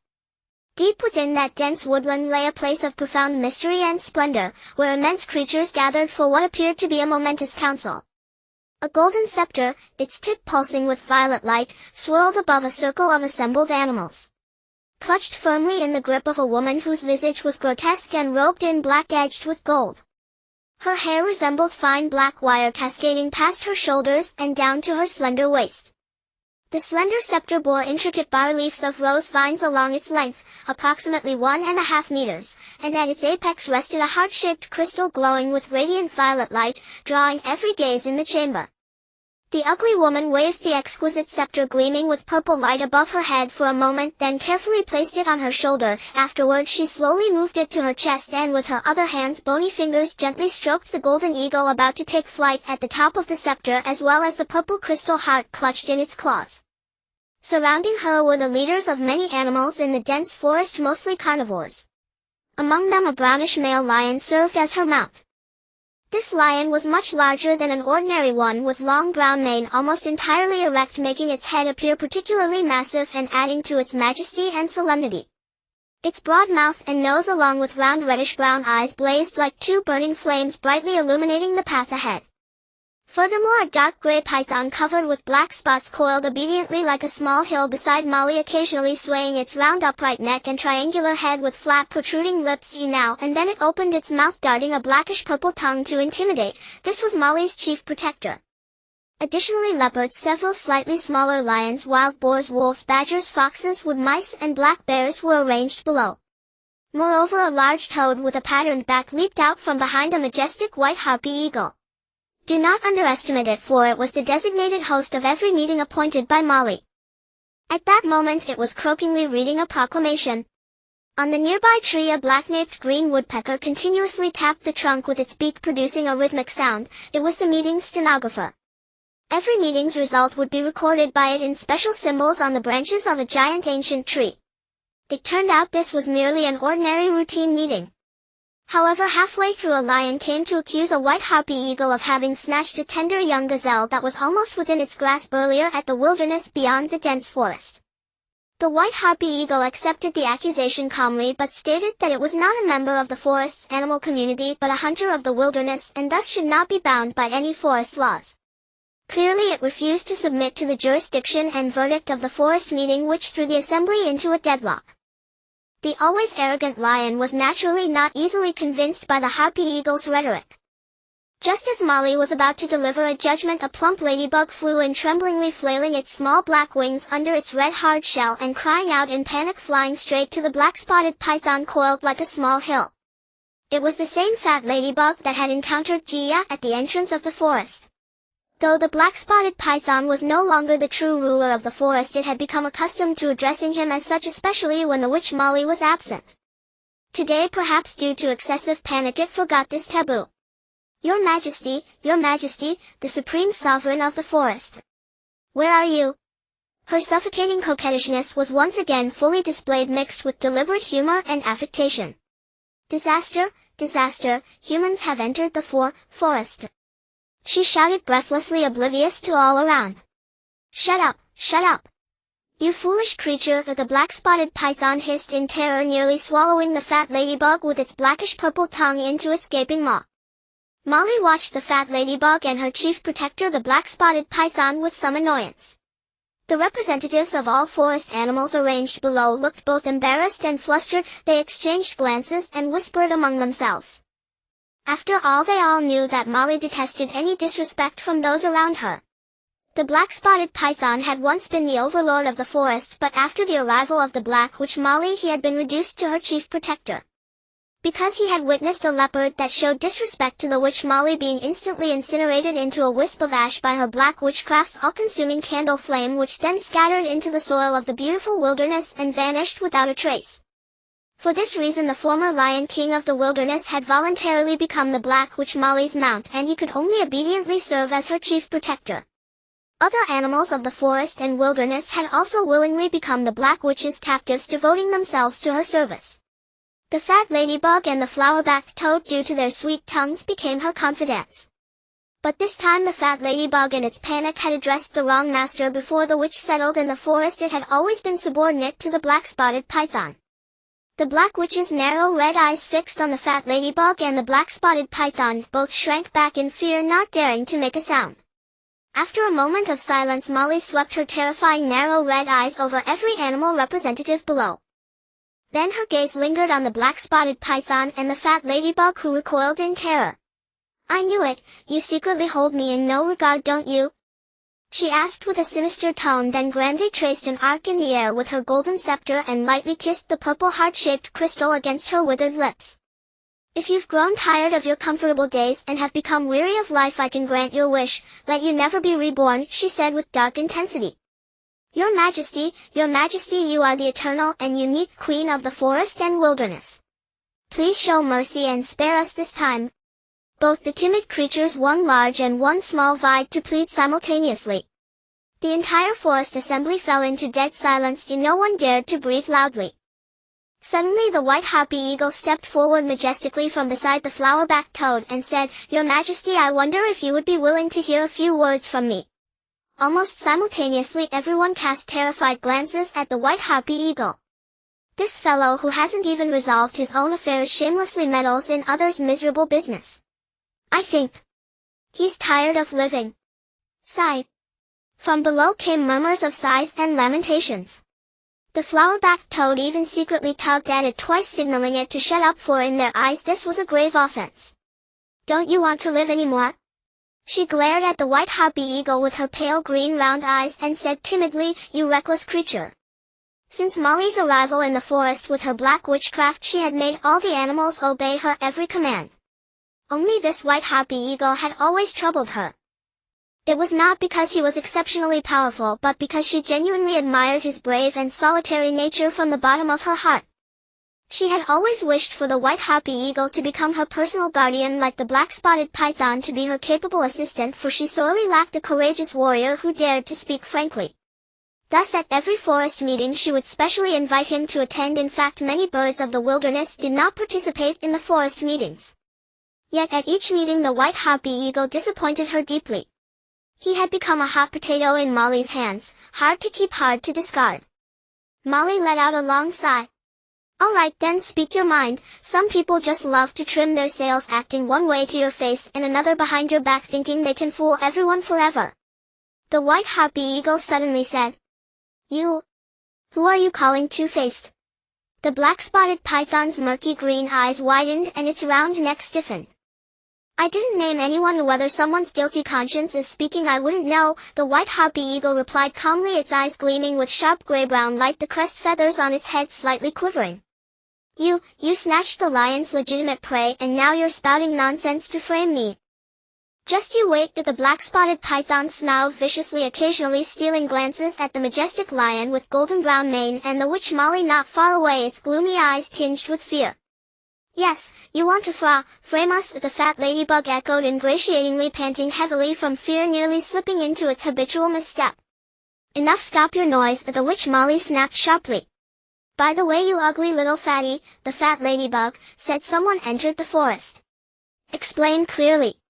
What exactly happened? At that moment she suddenly wondered if it might be the Queen of Culture City, her sister, who had sent people looking for her. She looked again at the scepter gleaming with purple light in her hand. It is mine. I am the ruler of this forest, the wilderness, and the entire northern island kingdom. You all must obey me, no exceptions, she declared with conviction. Then with her blood-red narrow eyes she greedily scanned every animal representative below, all of whom hung their heads in silence, and finally cast a fierce glare at the black-spotted python and the fat ladybug beside her. Gia, Ada, Chichi, Ben and Fiorad, after leaving the fat ladybug, took many detours along the way. Finally they heard the sharp and hoarse voice of the witch Molly, her raging shouts. Listen, over there. That voice is definitely Molly, the Queen's sister. Ada quickly covered her mouth and whispered. Sure enough, through a low thicket of pink rhododendrons Gia spotted a natural stone platform in a clearing within the dense forest shrouded by multicolored miasma. The witch Molly was roaring with fury, her angry eyes fixed on the lowered heads of the animals below the platform. Only the harpy eagle, with its white belly and head and a back resembling a gray-blue cloak, still stood tall, its white crest feathers like plumes on a silver helmet, looking immensely majestic. Wow! What is that? Fiorad asked in astonishment. A python, a huge python, the French boy replied nervously. It's a spotted python. I've seen it in picture books. Ada quickly corrected. Look, isn't that the talking fat ladybug from earlier? Chichi exclaimed in surprise, trying to point it out to Gia. The situation is bad. They probably already know we've entered the forest. Gia said worriedly. What should we do? Ada asked. Don't panic. We need to stay calm and first see what they're discussing. Gia whispered to her companions to keep their voices as low as possible. Don't act rashly. Ada, dealing with these animals mainly depends on you. I believe you can do it. And all of you, since you no longer have access to white magic, you must be very careful about your safety. I may not be able to protect you in time. Remember the Han Guang sword. It will definitely be effective against small animals. Gia assigned tasks and warned with a serious expression. Then everyone began to carefully observe the animals and the witch Molly's movements. After the witch Molly had shouted for a while, the entire assembly fell into silence, and no one dared to utter a word at that moment. It was plain to all that the witch's temper was capricious. No one dared invite calamity upon themselves without cause. That lion who had first lodged accusations against the white eagle owl at the assembly emitted a strange disgruntled clicking sound deep in his throat. Majesty, your majesty, pray calm yourself. I am certain no one would dare defy your command. Isn't that right? He glanced back at the leopard and the badger beside him, seeking even a sliver of support or encouragement. Then he added, I believe Mr. Eagle Owl has yet to offer a reasonable justification or explanation, and regarding that unpleasant matter between us, surely he owes further words, does he not? He spoke timidly, his gaze fawning upon the witch's countenance. The white eagle owl cast a dismissive glance at the lion and stood there utterly unconcerned. Your Majesty, I have spoken all I intended to say, do as you will. After all, I never belonged to this thicket. Molly the witch suddenly let out a loud comical sneeze, so startling that the plump ladybug beside her shuddered involuntarily. She glanced at the white eagle owl, paused thoughtfully, then turned her gaze to the speckled python standing silently at her side. Very well, let this matter rest, for now. Should it recur, I shall see justice done for you. As that little round fellow just said, perhaps we have weightier matters to attend to today. As she spoke, her eyes swept warily beyond the assembly grounds. Very well then, the lion replied with palpable reluctance, and took 2 backward steps. I believe our thicket's newest guests ought to make their grand entrance now. She drawled lazily, her voice laced with irony. Come forth, how long do you intend to hide? Do you truly imagine anyone could vanish beneath my very gaze? Suddenly her narrow crimson eyes locked fiercely upon the pink azalea bushes behind which Gia and her companions were concealed. With a flick of her golden scepter, an uncanny gust surged into the floral thicket where the children hid. The pink and red azaleas rustled violently, as though gripped by 2 colossal invisible hands. Oh, she knows we're hiding here! Gia exclaimed in astonishment, and instinctively pressed Ada and Flag down, nearly flattening them to the ground. Ha, ha, ha, ha, ha! The witch in her black robe cackled with theatrical sardonic glee. Her plump ladybug, the speckled python, and every forest creature assembled below the stone dais, all joined Molly in mocking laughter, their scornful gazes now fully fixed upon Gia and her friends. The children sprang swiftly from the pink azaleas.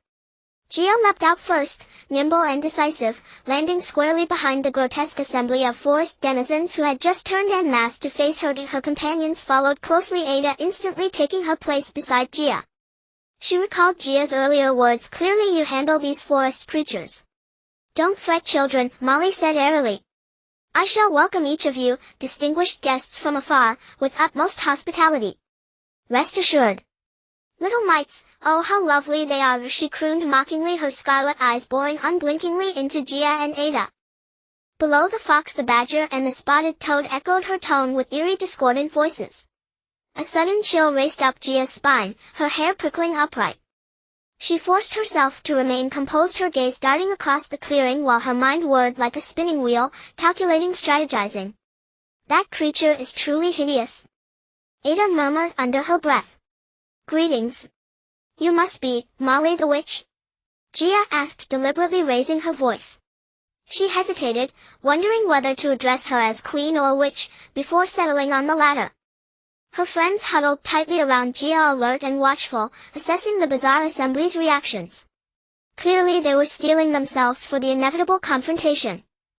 Oh, charming little things.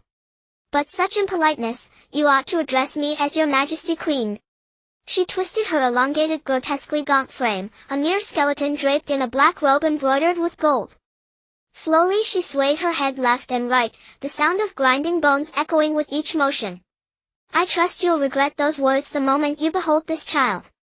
As she spoke, she raised her golden scepter once more, its tip blazing instantly with violet light, seizing Gia's and her friends' full attention. The violet crystal heart! Ada cried, awestruck. Is that the scepter lost by the Queen of North Island? Gia demanded suddenly. Precisely, and yet not quite. It once belonged to that shameless woman. But now, it is mine alone. Only I am its true sovereign. The witch sneered. Yet I am far more curious, how did you come by this scepter? Gia asked, her expression grave. That matters not, child. What matters is learning to fix your gaze upon outcomes. Molly mused aloud, since this treasure came into my possession there must be reason, just as I too possess my own rationale. Her voice rose and fell with theatrical certainty, as if destiny itself endorsed her claim. She dares speak so boldly, that she stole the Queen of North Island's scepter, and still defends it with such conviction. Chi-Chi whispered bitterly. Yet, you who are so clever surely know we understand everything, don't you? Gia continued. Yes, you know. And what of it? Her tone shifted abruptly, venomous and fierce. Who sent you? Some ignorant brats who've forgotten their place, disobeying elders, meddling where they don't belong. I've already granted you mercy once. Her blood-red eyes blazed with fury upon Gia and her friends. The children exchanged wary, knowing glances. Fine. Then let there be no more pretense. We declare plainly, we have come today to reclaim the lost scepter for the rightful Queen of North Island. Gia declared sharply. Surrender it willingly, and perhaps we'll plead for clemency before Her Majesty.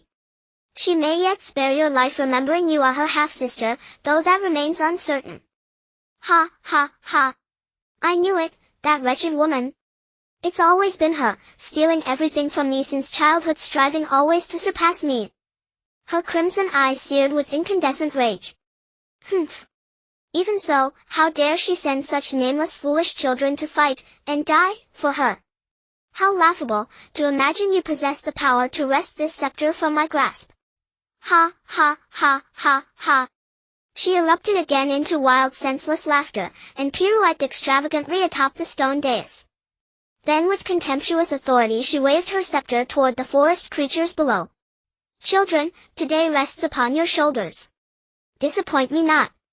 Drive out every disrespectful intruder who dares trespass upon our domain. In return I shall bestow upon you the world's most profound black sorcery, so that together we may eternally savor the blessings of this jungle. In an instant the grotesque menagerie surged forward like a torrential flood, encircling Gia and her friends completely.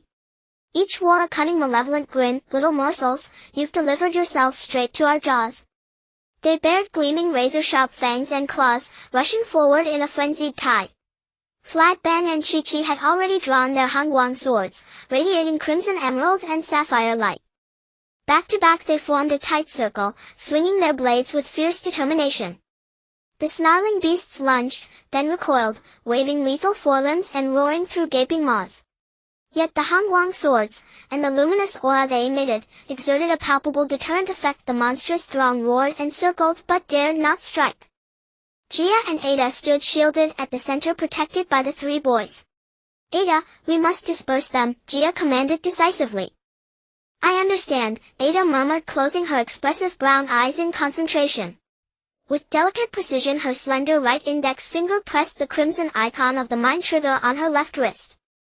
This gesture channeled Ada's most potent focused mental energy. Her graceful hands rose high above her shoulders, as if bearing an immense invisible weight.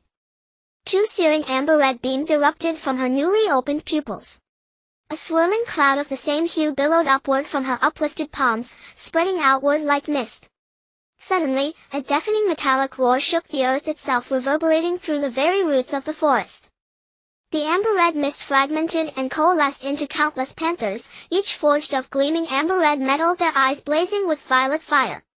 Each lithe lightning-fast movement resonated with the unmistakable clang and screech of metal striking metal.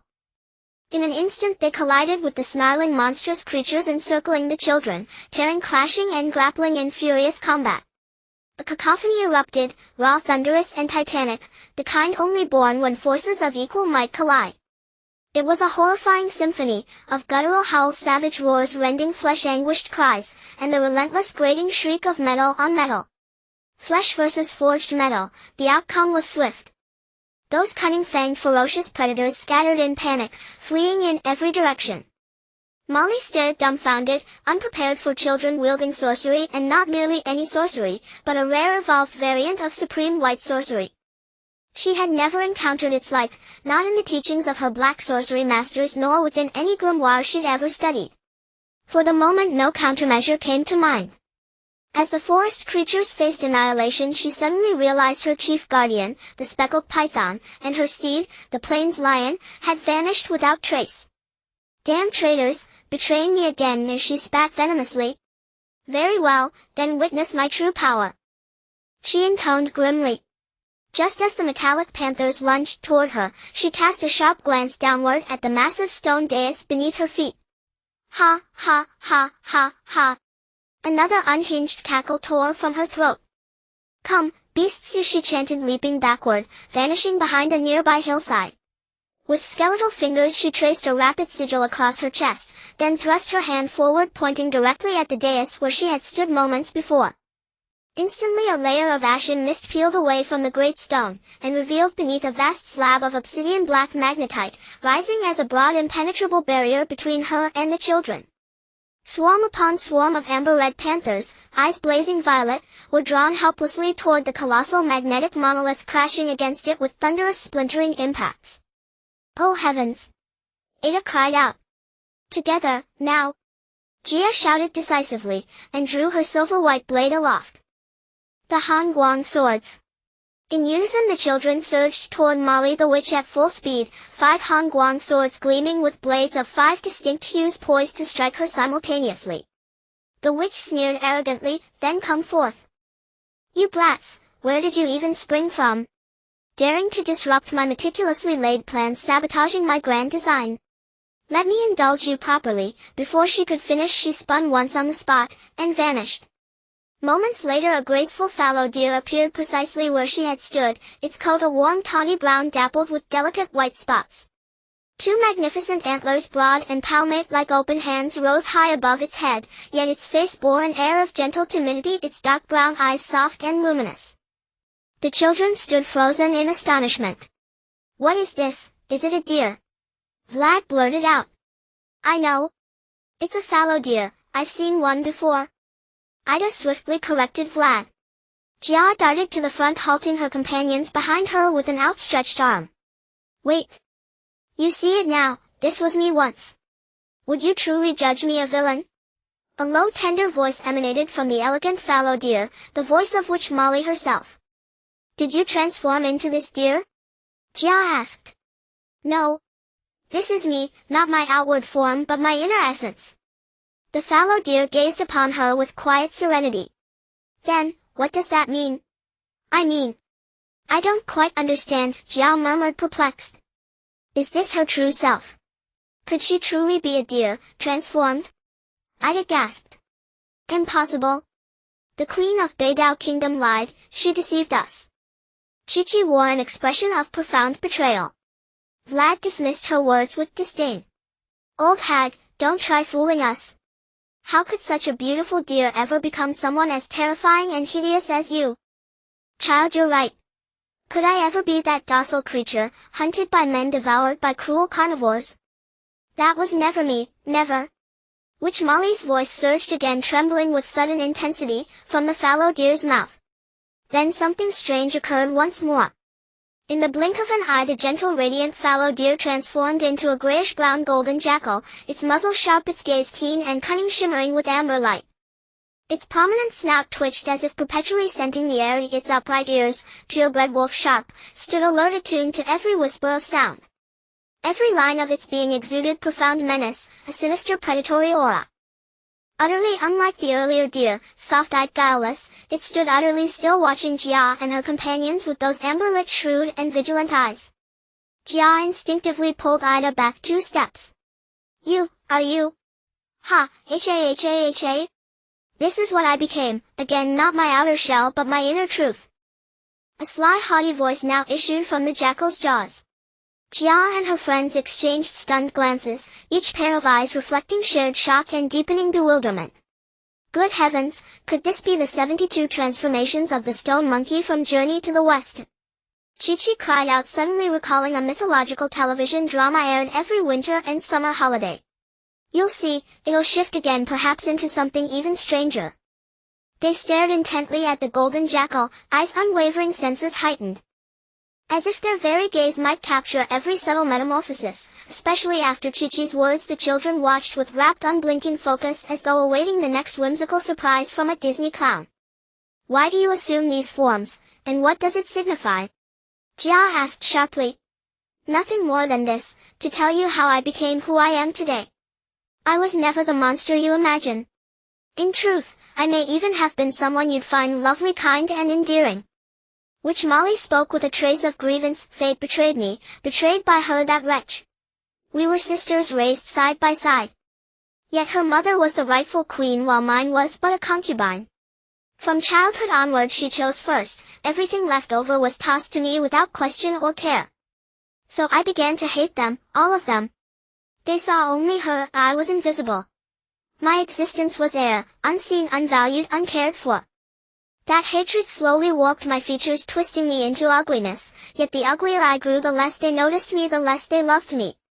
A vicious cycle tightened around me, a bottomless vortex, until I lost all mastery over my own heart. All of this, they forced it upon me." 2 glistening tears rolled from the jackal's eyes. Simultaneously flames erupted from its body, fierce and roaring. The fire climbed steadily, coalescing into a towering giant sculpted from smoldering smoke-veiled crystals, which Molly herself rising slowly from the earth, lifting her massive head. Through her translucent form molten magma pulsed visibly within her equally transparent veins. She rose fully, legs braced wide, arms outstretched skyward, head tilted back, her violet-red eyes fixed on the heavens as she roared in the ancient tongue of witches, "I am not guilty. They forced me to this. Oh heavens!" Jia stumbled backward several paces. The children gaped at the crystalline colossus, its veins coursing with lava-like blood. "Behold! This is who I am now. What right have you to seize what I desire?" she growled, voice thick with fury. Jia steadied herself and met the giant's gaze. "We regret it, but today we must reclaim the queen's scepter. Please yield it willingly, or we shall have no choice." With that, Jia raised her Han-Guang sword, blazing with white light, and leapt slashing downward at the crystal giant's leg. She sidestepped effortlessly. Seeing this, the children charged from all sides, brandishing Han-Guang swords of every hue. The crystal giant bellowed in rage, twisting her colossal frame, then with mere shifts of foot and hip sent the children and their swords flying like bouncing balls. Thankfully, their specially engineered hoodies absorbed the impact, otherwise they might well have been flattened instantly into steaming charred pancakes. Jia thought grimly, this cannot go on. Without the scepter, and the crystal heart, we'll fail our mission. Even if we survive, the odds are grim. She signaled urgently to Ida and the others, and they scrambled behind a massive boulder hiding in its shadow. "Well then, we've met a formidable foe," she panted heavily. Each child strained to devise a strategy. "Only Ida and I hold authorization for advanced white sorcery. Molly's resentment runs too deep. Her black sorcery draws strength from it, amplifying her power exponentially. We need a better plan.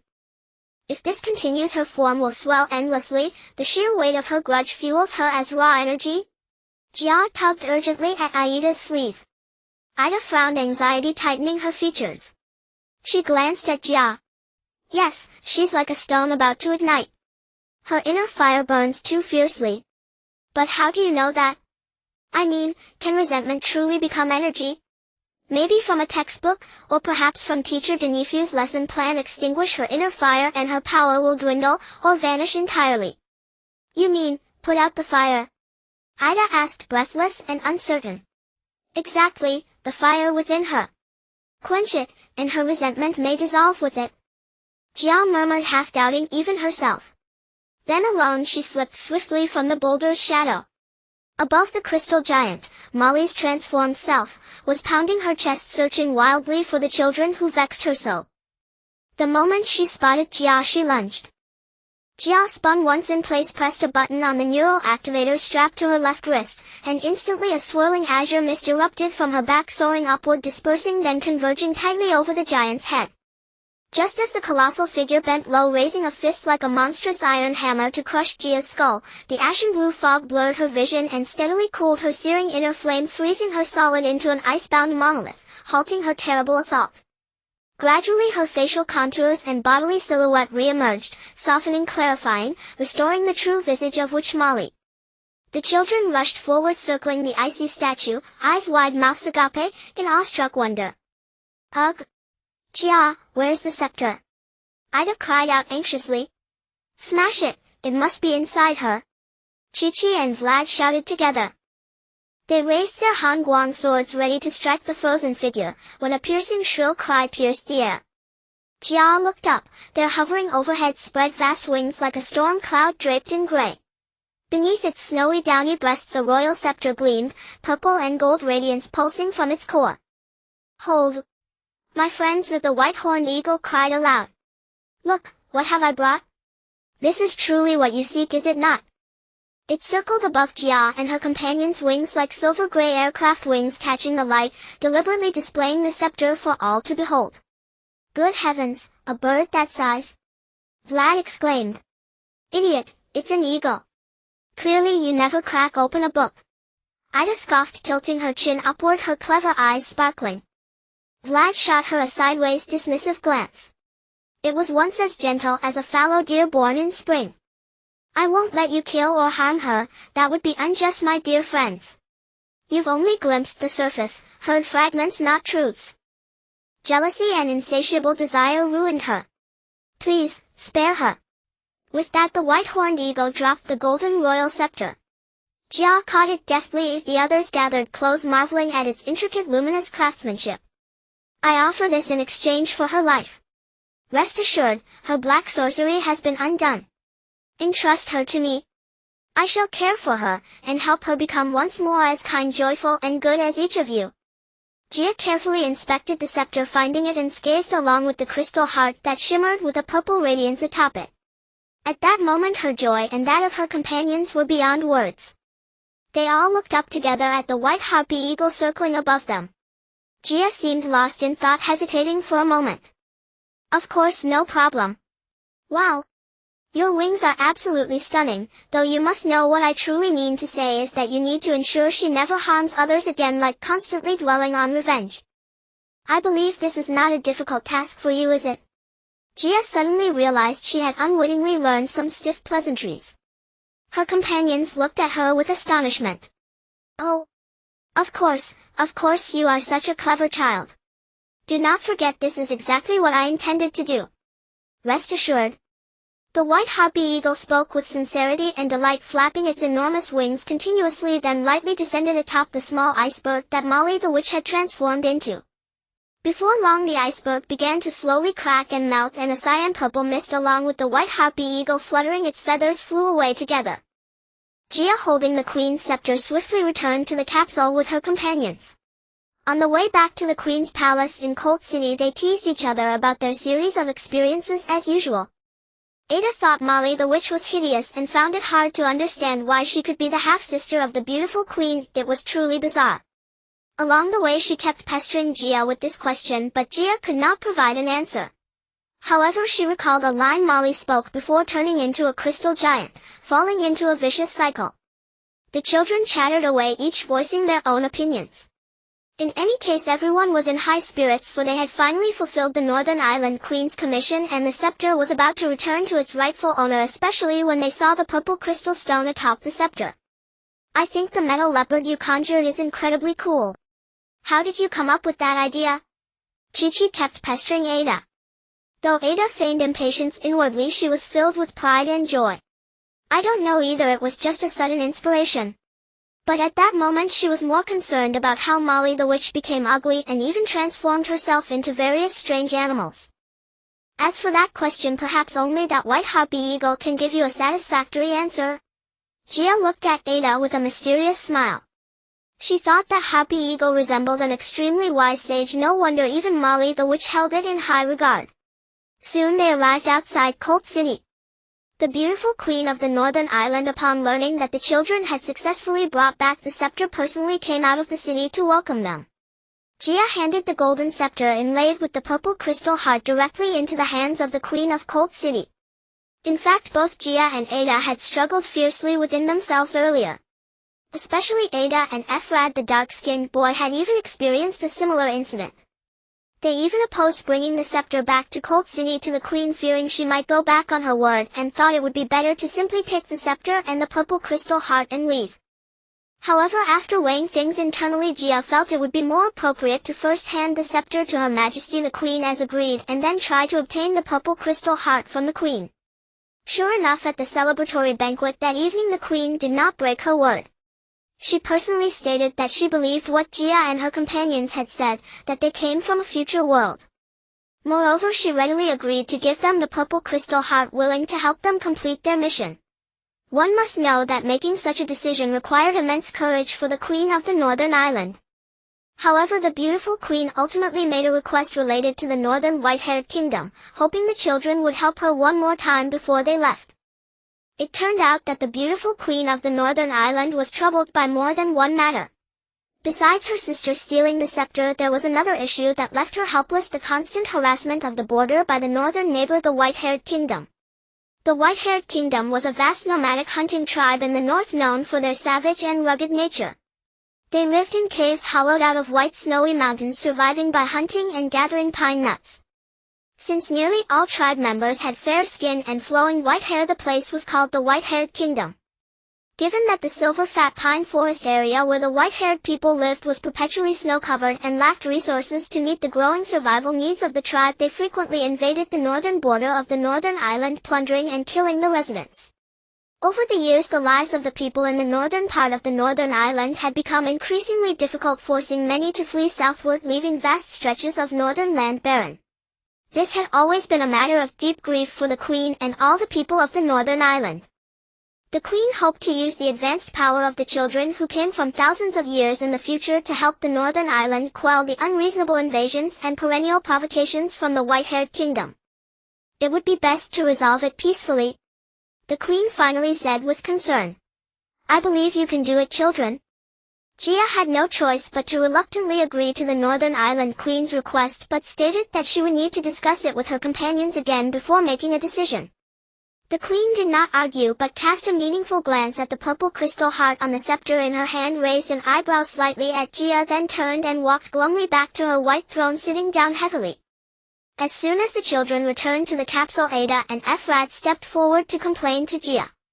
We should have just taken the purple crystal heart and the scepter and left instead of causing so much trouble.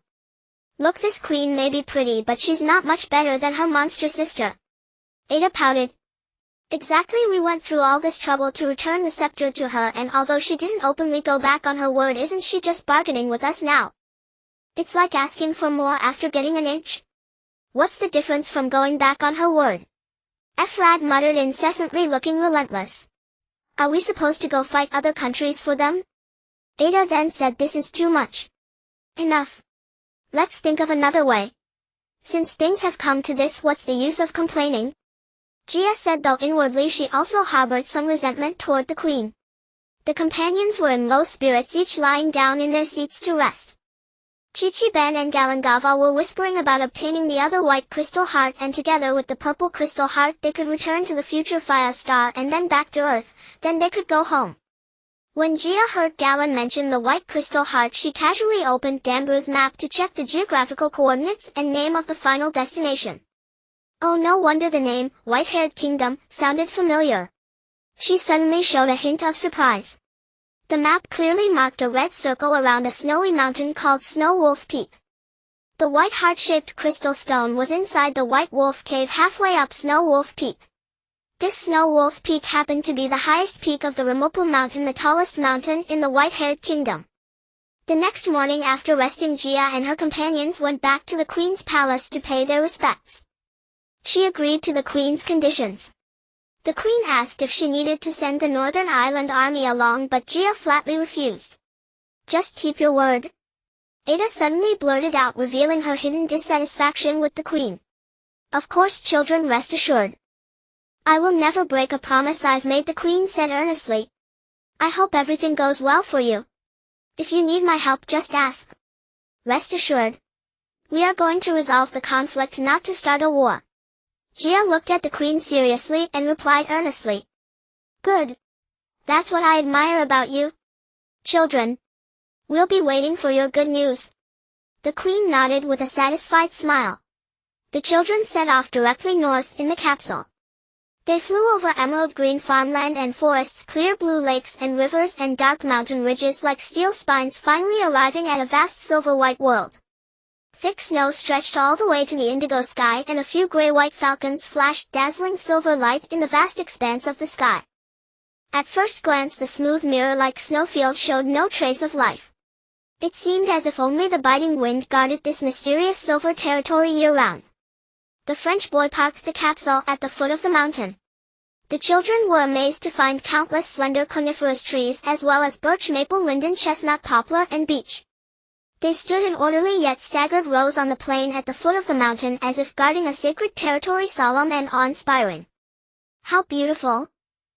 This really reminds me of Santa's heavy sack, the Christmas tree hung with all kinds of gifts, and the speeding sleigh, Ada exclaimed in surprise, then sniffed deeply with her slightly red nose. And, the air here is so fresh. Oh Ada, I feel exactly the same. This place is so much like winter in my hometown. I even have the illusion that we've come to the Alps. The French boy said again, unable to contain his excitement. If we weren't on Fire Star, I would really believe this is a wilderness in Switzerland. It's the first time I've seen such heavy snow. So beautiful. No, is it your first time seeing snow? Galengava's two sisters teased each other and then burst into laughter together. The scene before them was not unfamiliar to Gia either. In Hamburg every winter Jill liked to take her to play in the snow, and this painter had created many works with snow scenes. Once her father even sketched his daughter, who was wearing a thick gray down jacket, in the snow of the park. That year Gia was just over 5 years old, and when she got home Xiao Yi complained about it. Thinking of this she couldn't help but smile, a smile full of happiness and warmth. However, she deliberately avoided the eyes of her companions, for she didn't want these gossip-loving friends to discover the little secrets in her heart. After all, at school many classmates often mocked her for being daydreamy. Chi-Chi was born in a small village on the east bank of Taihu Lake in Suzhou, China. Except for one time when he went to his grandmother's house in Changchun for the spring festival, he had hardly ever seen such magnificent snow.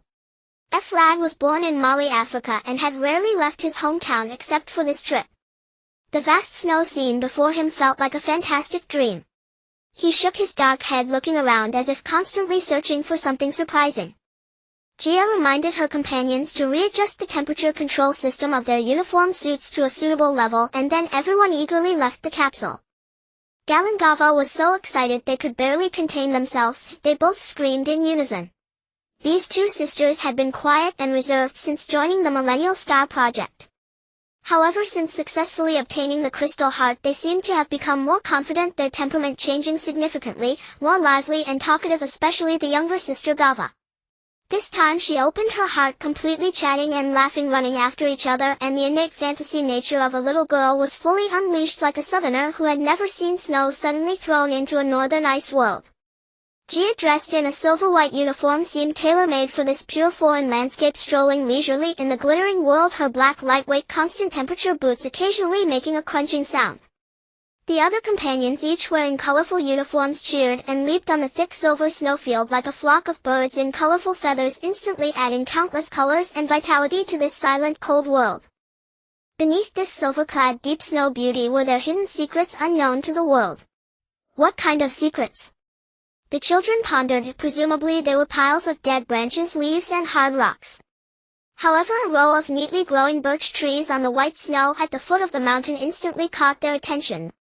A gentle breeze blowing down from the mountainside passed through the gaps between the trees, producing a wonderful sound. Such a wonderful sound could only be truly appreciated by those who were there, but it was difficult to fully capture with any flowery words. Each slender, straight, and resilient birch trunk seemed like countless souls pursuing freedom and purity, swaying, dancing, and singing on the silent white earth. Orioles, woodpeckers, sparrows, and nightingales hid behind their bare branches, singing joyfully.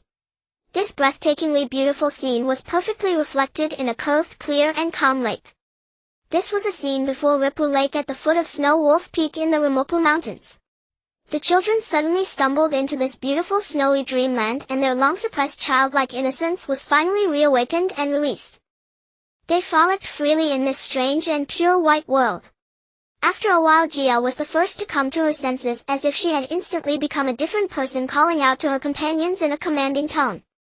Because at that moment the Northern Island Queen's raised eyebrow and meaningful gaze suddenly appeared before her eyes. She recalled the promise she had made to Her Majesty and the white crystal heart she had yet to see. Then the children realized that they hadn't seen a single white-haired person along the way. White hair, white skin, clad in animal hides. Weren't they just primitive savages? But where exactly were they? Could they have known about our trip in advance and hidden? Impossible. She murmured softly. Many wonderful images flashed through Gia's mind. She decided to go with her companions into the depths of the birch forest to try their luck. Perhaps they would meet some white-haired people and maybe get some useful information from them. But before leaving she still as usual asked for the companions' opinions, wanting to leave 2 people in the capsule to wait for news. However, this time no one was willing to stay. In the end Gia decided that all 7 would go into the mountain together because she felt the companions' reasoning seemed plausible. Going into the mountain together might be the best option for everyone's safety. 5 of them had lost the use of supreme white magic. They planned to cross the birch forest before them and head to the vague, more extensive gray-green coniferous forest behind it. However, the moment they stepped into the birch forest, the children could never have imagined that they were already being watched by a pair of darting gray-blue eyes from behind a nearby rock face. This person was an ordinary reconnaissance scout of the white-haired kingdom with silver-gray medium-long hair flowing freely. He had a broad face, broad shoulders, fair skin wrapped in a rough gray fur coat and trousers, black-brown fur boots, and a gleaming silver spear tightly gripped in his hand. He was originally assigned daily to scout the situation of the White Wolf tribe halfway up Snow Wolf Peak, but inadvertently discovered these 7 children who were about to enter the birch forest.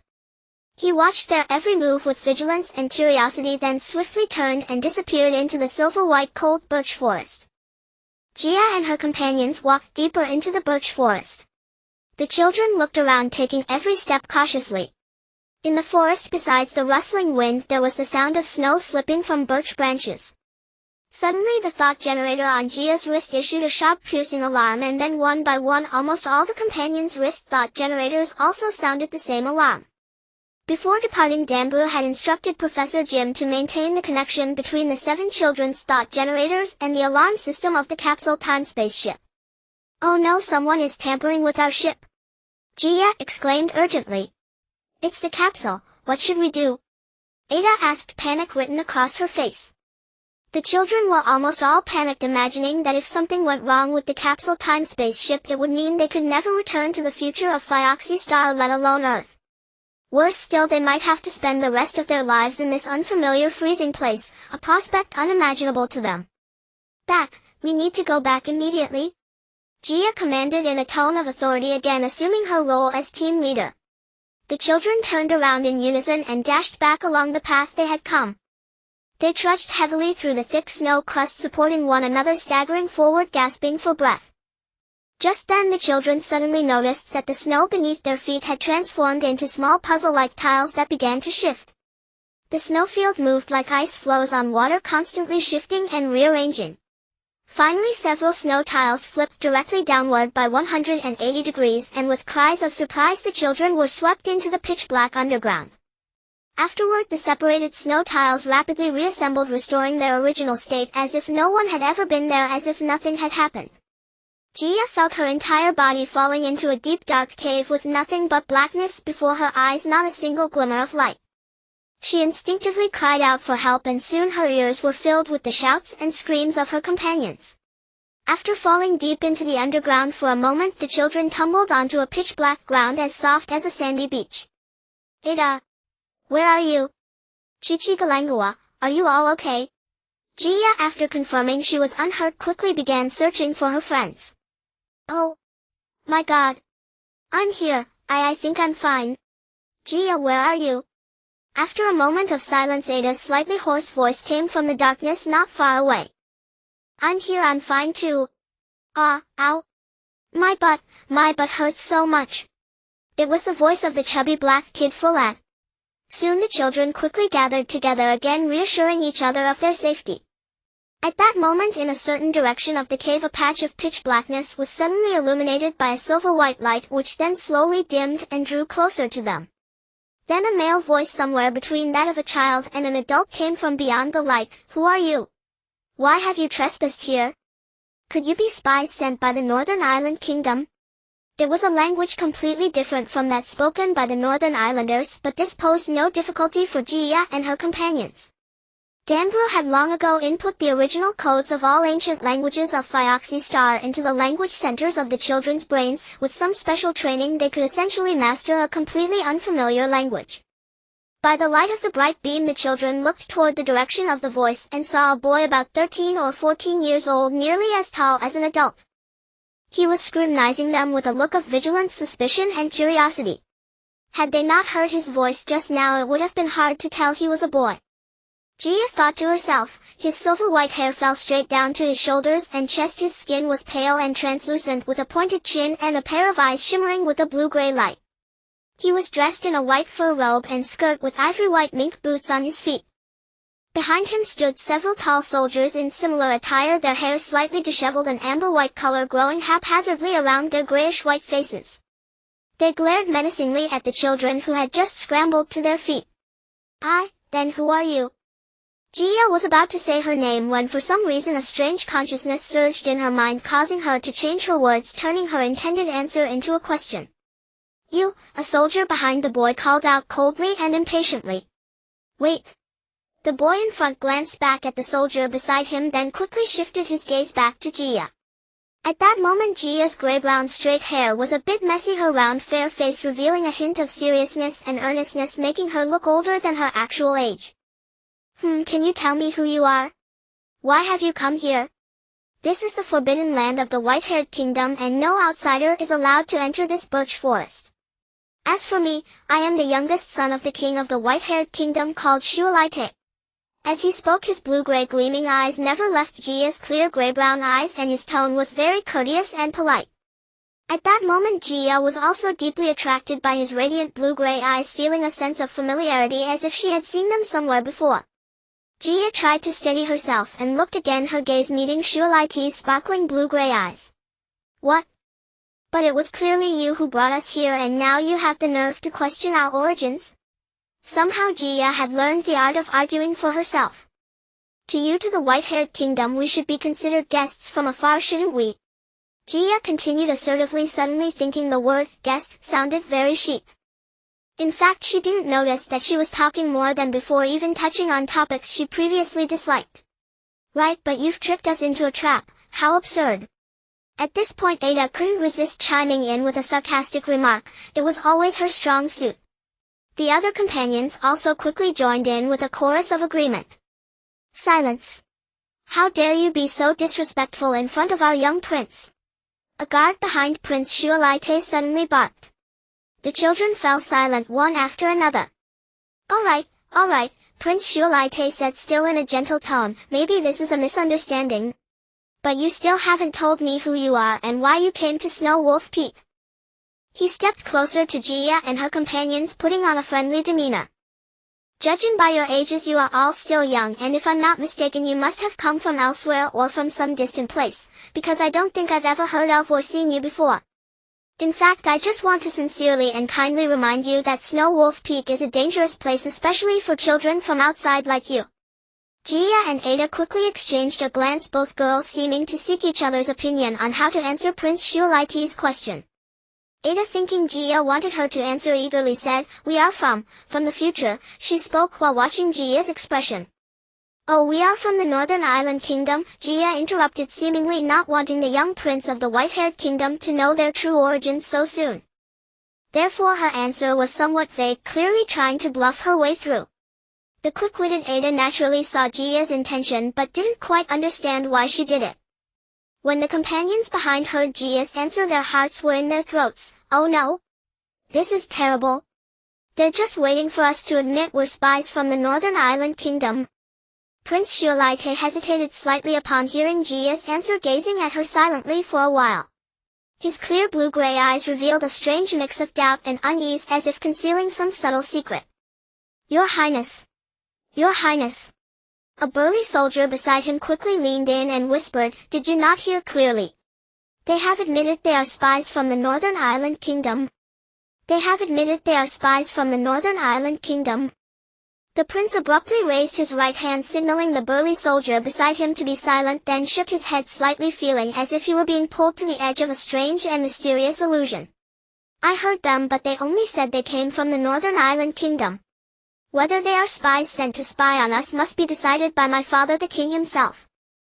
With that he swiftly turned around his back to Gia, and her companions hesitated for a moment, then said, "Take them away and hand them over to my father." The soldiers, upon hearing the order, eagerly swarmed forward, clustering the 7 children including Gia into a group like herding sheep that had just yielded in the snow, and led them toward the other end of the cave chamber. Along the way Gia noticed that the deeper they went into the cave, the more spacious and brighter it became. Square and cylindrical pillars supporting the vast cave chamber gradually came into the children's view. "My God!" Gia exclaimed inwardly, "this is a completely isolated underground world." She estimated that it was many times larger than the underground city of Golden Peak Mountain. Although they were underground, every corner of this underground space was illuminated by a silver-white light, leaving almost no dark corners. It turned out that on the mountainside of the rim-up mountains grew vast forests of silver resin pines, a type of tree that produced silver resin. When the oil from this resin was burned, it gave off a light as pure and clear as snow. The people of the white-haired kingdom were particularly fond of this silver-white light, so almost every year the white-haired people risked the threat of the white wolves in the White Wolf Cave to scrape resin from the silver resin pines for the royal palace's lighting. 1/3 of the entire white-haired kingdom's population lived underground in Snow Wolf Peak, mostly nobles and royal members. In fact, this was the location of the kingdom's capital and royal palace. Therefore, the ground above the capital area was equipped with various traps and hidden passages and heavily guarded. The main enemies came from the White Wolf clan in the White Wolf Cave, followed by the neighboring Northern Island Kingdom. The other 2/3 of the white-haired kingdom's population were mostly low-ranking commoners scattered around the capital on the ground, that is, throughout the entire Rim-Up Mountains region. Because the region was perpetually cold, they could only survive by hunting, collecting silver resin, pine resin, and catching freshwater fish from nearby lakes and rivers. The daily work of ordinary white-haired citizens was to hunt in the forests, fish through the ice, and collect resin from the silver resin pines on Snow Wolf Peak, then sell it to the nobles and wealthy people in the underground capital in exchange for meager living supplies. In recent years, due to its favorable geographical location and other factors, the neighboring Northern Island Kingdom had relatively prosperous living conditions. Many white-haired commoners seeking a better life often plundered and harassed the relatively well-supplied residents of the Northern Island Kingdom without permission from the white-haired royal family, seizing food and livestock. Gia and her companions were taken to another silver-lit underground palace. Rows of tall, prismatic, smooth and rounded pillars supported the arched dome of this vast underground palace. Beneath each pillar stood a soldier with silver hair flowing loose, holding a sharp blade or silver spear, standing motionless as if staring intently at the air before them. Entering the innermost part of the palace, several old men with hair and beards as white as snow, almost reaching their knees, stood on both sides looking like ministers. Their official robes were made of silver gray or black fur. Like the king seated in the center, they wore nothing on their heads, and their hair was either straight or slightly curly. The children were stopped about 5 or 6 steps away from the king. Why isn't this king wearing a crown? Gia wondered to herself. The king's face was dignified and kind, and his hair was longer and whiter than the others. He was draped in a wide fur robe seemingly stitched together from the pelts of countless dead white minks, looking simple yet grand. Behind the wide silver seat, which resembled a heap of silver, was a large silver screen carved with a forest of silver resin pines similar in appearance to the beauty pine. A beautiful great white hawk was soaring above the pine forest. The children stood somewhat timidly in the middle of the silver glittering hall. Gia still forced herself to remain calm, standing at the forefront of her companions as usual, looking at the white-haired king on the throne with a mixture of awe and respect. Prince Fiore walked briskly to the white-haired king's side. He leaned over and whispered briefly into the old king's ear where his white hair was thinning, then stood properly beside his father, turning to look back at Gia and her companions. The white-haired king scrutinized the group of children in their peculiar attire. After a moment of silence, he asked, "A bunch of children, you say you come from the Northern Island Kingdom. Who sent you?" The king's voice was steady and powerful, his words carrying authority. Gia took 2 slow steps forward, looking at the king with a pair of gray-brown shining eyes, respectful but unafraid. She thought that this might be an opportunity to fulfill the Northern Island Queen's commission. "Your Majesty, the esteemed king, we do come from the Northern Island Kingdom, but we are not the spies you think we are," she said politely. "The Queen of the Northern Island Kingdom simply asked me to convey a friendly message to you." "What? Friendly? Have we ever acted unfriendly toward her? Since ancient times, the people of the Northern Island have always regarded us white-haired people as barbarians, calling us savages. Yet we, the entire white-haired kingdom, have never taken offense and have even voluntarily treated them as friendly neighbors," the old king said somewhat indignantly. "But your Majesty, have you recently sent troops to the border of the Northern Island Kingdom?" Gia asked calmly and firmly. "How dare you? At such a young age you speak nonsense. What do you know?" the old king scolded sternly. Even if there have been small-scale clashes at the border, they were merely local conflicts between border residents of the 2 countries. Let them argue it out, there's no grand scheme behind it. He paused briefly, then continued in a low tone. Meanwhile, Prince Fiore, who had been standing properly aside, watched nervously as his father and this strange girl in the middle of the hall. He saw a flicker of helplessness cross her delicate face, yet she stood there politely, showing no sign of fear or retreat despite her words. But great wars often start from small conflicts. Jia realized that the old king of the white-haired kingdom seemed to be deliberately avoiding sensitive topics, intending to shield his own people's small-scale plundering of the wealthy northern islanders. I believe that as the ruler of a nation you should not turn a blind eye and indulge your people in robbery and plunder, pretending not to see it and blindly protecting them. That will only embolden them to act recklessly. If this continues, the relations between the two countries will worsen and the border residents will fall into endless war and suffering. I am confident that this is not what a benevolent and dignified king like you would wish to see. At these words, Ada and the other companions' hearts were in their throats again. They stared at Jia in shock, then cautiously looked at the king. The old king's face darkened like the sky before a storm. Good, very good. It seems you are young but have a big mouth. How dare you speak to me in such a tone? No wonder the mistress of Cold City sent you little ones to deliver such an arrogant message. But don't forget who you are speaking to.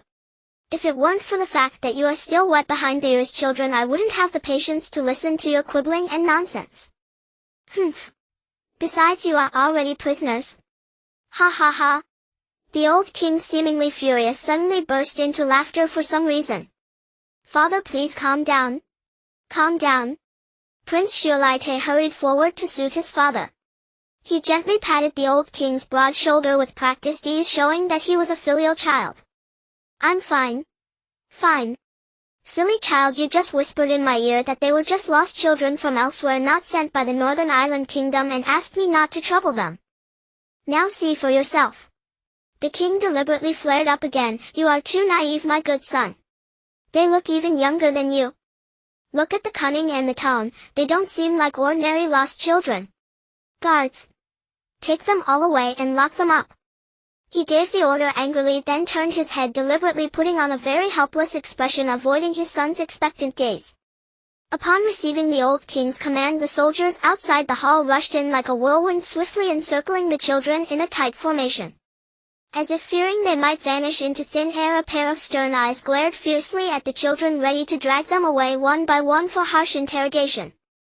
Wait. A clear and resolute voice suddenly rang out. Jia stared in astonishment. It was Prince Shelley. Father, I have a request. Since I discovered them, could you allow me to handle this matter? I beg you, I will not disappoint you. Please grant my plea and let me take charge of them. He followed his father's gaze, pleading earnestly. What do you intend to do? You are still a child yourself. I understand. Are you thinking of letting them go? His father spoke with a tone of reproach and doubt, casting a slightly angry glance at his son. Father, please rest assured. I will surely find out their true identities and give you a satisfactory answer. He continued to plead. I do not wish for you to make an unjust decision out of a momentary rage. If they are wrongfully accused and word spreads, it will inevitably damage your prestige and dignity.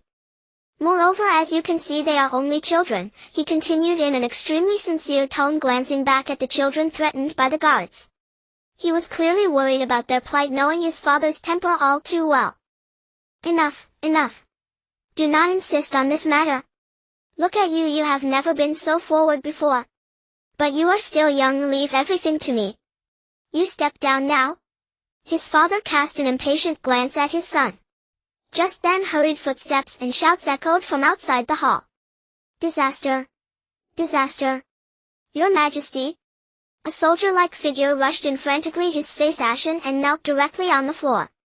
The white-haired king, Prince Shelley, and everyone in the hall instantly turned their attention to the kneeling man. What is your haste? Speak slowly, or the king said calmly. Yes, your Majesty. This morning the over 100 men we sent to gather silver pine resin on the slopes of Snow Wolf Peak were attacked by the Wolf King and werewolves of the White Wolf tribe. Only a few of them returned. According to the survivors, the rest were all captured. The kneeling man muttered in a subdued, fearful voice. What? Alas! The White Wolf tribe has always been our sworn enemy, yet we cannot do without the resin from the silver pine tree. It alone ensures that we live in light for generations. The king spoke with anger and helplessness. If this continues, the entire royal palace and all our citizens in the underground city will lose the silver light that has always symbolized the glory of the White Hair Kingdom. Your Majesty, allow me to gather the elite warriors of the White Hair Kingdom and march to the White Wolf Cave, immediately slaughtering every white wolf and werewolf there, leaving none alive. A stout general-like man standing at the foot of the throne with silver whiskers and sparse silver hair parted his thick lips and shouted in a thunderous voice. Father, absolutely not. The White Wolf tribe consists of white wolves and pale-skinned werewolves. The werewolves are actually captives taken by the White Wolf tribe over the years. They are our own people from the White Hair Kingdom. Though some were abducted as children and have grown into wolfish habits, the blood flowing in their veins is still that of the White Hair Kingdom. Once war begins, the White Wolves will surely force the werewolves to fight as vanguard. Then we, the White Hair Kingdom, will be plunged into the tragedy of killing our own king. No matter how we fight, the ones who die will still be our compatriots from the White Hair Kingdom, Prince Shelley declared with indignation and passion. Father, the consequences are unimaginable. The king's expression turned stunned and vacant at his youngest son's words. He fixed an unusually strange gaze on the space between his son's brows as the latter half lowered his head. After a moment of silence, he said in a low voice, "Child, I never expected that at such a young age you would possess a pure heart of righteousness. Alas! But do you think we have any other way?" the old king said with a heavy sigh. Meanwhile, Gia and her companions had been secretly listening to the conversation between the prince and his father. White Wolf Cave. White Wolf Cave. The companions looked at Gia and murmured softly. "Your Majesty, perhaps we have a better way to help you with this matter," Gia said urgently with a serious and confident tone. "I mean, without the White Hair Kingdom sending a single soldier, you can safely harvest the silver pine resin every year." "Oh. What? Are you joking, child? I never intended to punish you severely, considering you are all children. But if you come up with any more tricks, don't blame me for being harsh," the old king said coldly and disdainfully. "Enough, no more. Take them away." He cast a stern look at the guards nearby. The soldiers began to shove the children away. "Stop, father. I believe you should listen carefully to their ideas. There may be a misunderstanding. And I think they are not without reason. I have heard about this matter before. As you said, since the Queen of the Northern Island Kingdom sent them here, they must have their merits." The young Prince Shelley suddenly knelt and earnestly begged his father to change his mind. "Moreover, as you just mentioned, we have no better solution for now. Why not let them try? What harm could it do? Do you truly want to see our people of the White Hair Kingdom slaughter each other? Enough!" The king suddenly shouted, his face darkening. Then, after another moment of silence, his gaze fell upon Gia and her companions standing not far ahead. "Then let me hear what brilliant idea you have." He raised his hand to order the soldiers to step back from the children and also signaled the young prince to rise. "Thank you, father." Prince Shelley stood again beside his father. "Your Majesty, as I said, if you agree to our terms, sign a permanent non-aggression treaty with the Northern Island Kingdom and strictly restrain your people, especially those of the White Hair Kingdom near the border, from disturbing the normal life of the Northern Islanders. We are willing to conquer the Wolf tribe in the White Wolf Cave on Snow Wolf Peak and rescue all your surviving captured people. What do you think?" Gia said in a serious and confident tone. "That's right." Ada suddenly chimed in. Prince Shelley's blue-gray eyes were filled with doubt and concern fixed on the impassioned Gia. "Child, as the king of the White Hair Kingdom, I truly admire your courage and audacity. But this is no child's play. I still hope you will consider carefully. As for the conditions you propose, I am willing to accept them." The king suddenly switched to a kind tone. "However, if you truly encounter misfortune, do not blame me for not warning you, children. From afar, the white wolves of the White Wolf tribe are extremely ferocious." He sighed and shook his head, looking at his son with regret. "Shelley, this matter is in your hands. Go see what help they need and try to satisfy them." "Yes, father." The young prince gladly accepted, then led Gia and her companions down the palace. Prince Shelley and Gia walked side by side at the front, with Ada and the other children following closely. In the silver-lit corridor, two faces as delicate as spring morning roses clung close together. They walked in silence, occasionally stealing shy glances at each other. At that moment, even the white roses seemed to blush a hint of pink. The mischievous Ada blinked her large brown eyes staring intently at the prince, and Gia had a subtle flutter stirring in her heart. She deliberately slowed her pace, gently bumping into Chi-Chi, who was following close behind. Chi-Chi instinctively steadied her and their hands accidentally touched, then quickly parted. Their cheeks instantly flushed as pink as roses. What an 11-year-old girl feels for a crush might seem laughable to adults, but it is a pure, indescribable, and wondrous experience. Gia, you're called Gia, right? The young prince's bright blue-gray eyes glowed with warmth as he gazed at her affectionately. Yes, your highness. Gia's gray-brown eyes flickered slightly as she replied softly, then quickly turned away. They walked slowly deeper into the chamber, immersed in a long silence. Apart from the footsteps of the group, there were only the exclamations of Vlad Galangawa and the French boy at the rear, marveling at the underground palace and the unfamiliar surroundings. Well, I'm very curious. How much do you know about the White Wolf tribe, and do you have a proper plan? Prince Shelley asked hesitantly. Actually, I'm really worried about you. I know you must have your own ways. But about the White Wolf tribe, I heard from my father when I was very young. They are indeed ferocious by nature, or rather inherently brutal. In short, they may not be as easy to deal with as you imagine. The young prince's face showed worry and unease. Gia's eyes sparkled and a faint smile played on her rose-like face. She suddenly gazed intently at the warm light radiating from those blue-gray eyes. Your Highness, we understand your good intentions. But please rest assured. We have our ways. By the way, your people may have discovered our capsule ship. Could you take us to see it? After speaking, a confident smile spread across her face. Oh, of course, no problem. He said, waving to summon a soldier-like figure standing by a pillar in the distance, whispered a few instructions, and the man left to carry out the order. After a while they passed through 2 ascending stone stairways and arrived at a spacious exit leading from the palace to the outside world. Guards opened a giant stone door for them. As the door rumbled upward, the gleaming white snow outside once again came into the children's view. The soldier who had left earlier was already waiting outside. He led the way, seemingly taking a shortcut, and soon they reached the spot where the capsule ship was moored. Several soldiers of the White-Haired Kingdom were guarding the capsule ship, staring at it as if it were a strange monster. One soldier examined it with the eye of an antique connoisseur appraising a rare treasure, then gently tapped it a few times and pressed his ear against it, listening intently. Another older soldier scrutinized every detail of the capsule ship with the curiosity of someone verifying the authenticity of a coin. Is this the vehicle you came in? Prince Shelley asked in surprise and curiosity, looking at the large round double-pointed object. Vehicle? That's right. Don't underestimate it. It's a treasure that can travel through time and dimensions. Ada, noticing the prince's astonished expression, couldn't help boasting proudly. Gia shot Ada a warning glance, signaling her to stop. She seemed reluctant to let the young prince know too much about her affairs. That's right. She continued, taking over from Ada. Thank you, or rather I'm grateful for what you said before the king. But you should go back now. We are about to set out for the White Wolf Cave. She spoke politely. Oh, I understand. But if I wanted to go with you, what do you think? My soldiers and I will surely become. I can serve as your capable assistant. I assure you, he said earnestly. You and your companions are all younger than me, and I am truly worried that you might encounter danger. How about this? I will return and explain to my father so he can let you leave. It's better not to go. This is far too dangerous for you, like walking into a wolf's den. I sincerely hope none of you come to harm because of this.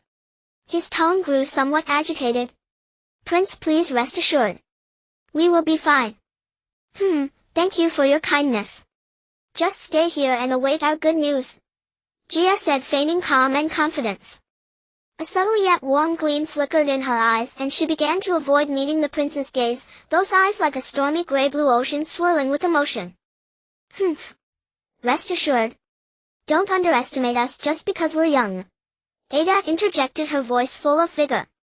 Prince Sharat finally bid farewell with those incomparably clear blue-gray eyes to the capsule and every passenger it carried. At that moment his heart seemed to travel with the oddly shaped vessel heading toward the White Wolf Cave halfway up Snow Wolf Peak. The French boy piloted the capsule to the mountainside of Snow Wolf Peak. Everywhere lay a blanket of white snow with howling winds. Apart from the numerous stark angular gray-black rocks, plant life was exceedingly scarce. A species of silver resin pine resembling the fair maiden pine but much taller grew most abundantly. However, the birch, linden, poplar, and chestnut trees common at the foot of the mountain were almost nowhere to be seen. Aside from a few ice-covered passes, only the silver resin pines cloaked in thick snow shivered in the biting wind. From afar, nature seemed to have bestowed only two colors upon this magical world, a clear translucent blue above and a dazzling white below. The children parked the capsule behind a hidden pass thickly blanketed with snow. Gazing at the snowdrifts like solid ramparts outside, Gia reminded her companions to readjust the temperature regulators on their uniforms, then prepared to exit the hatch.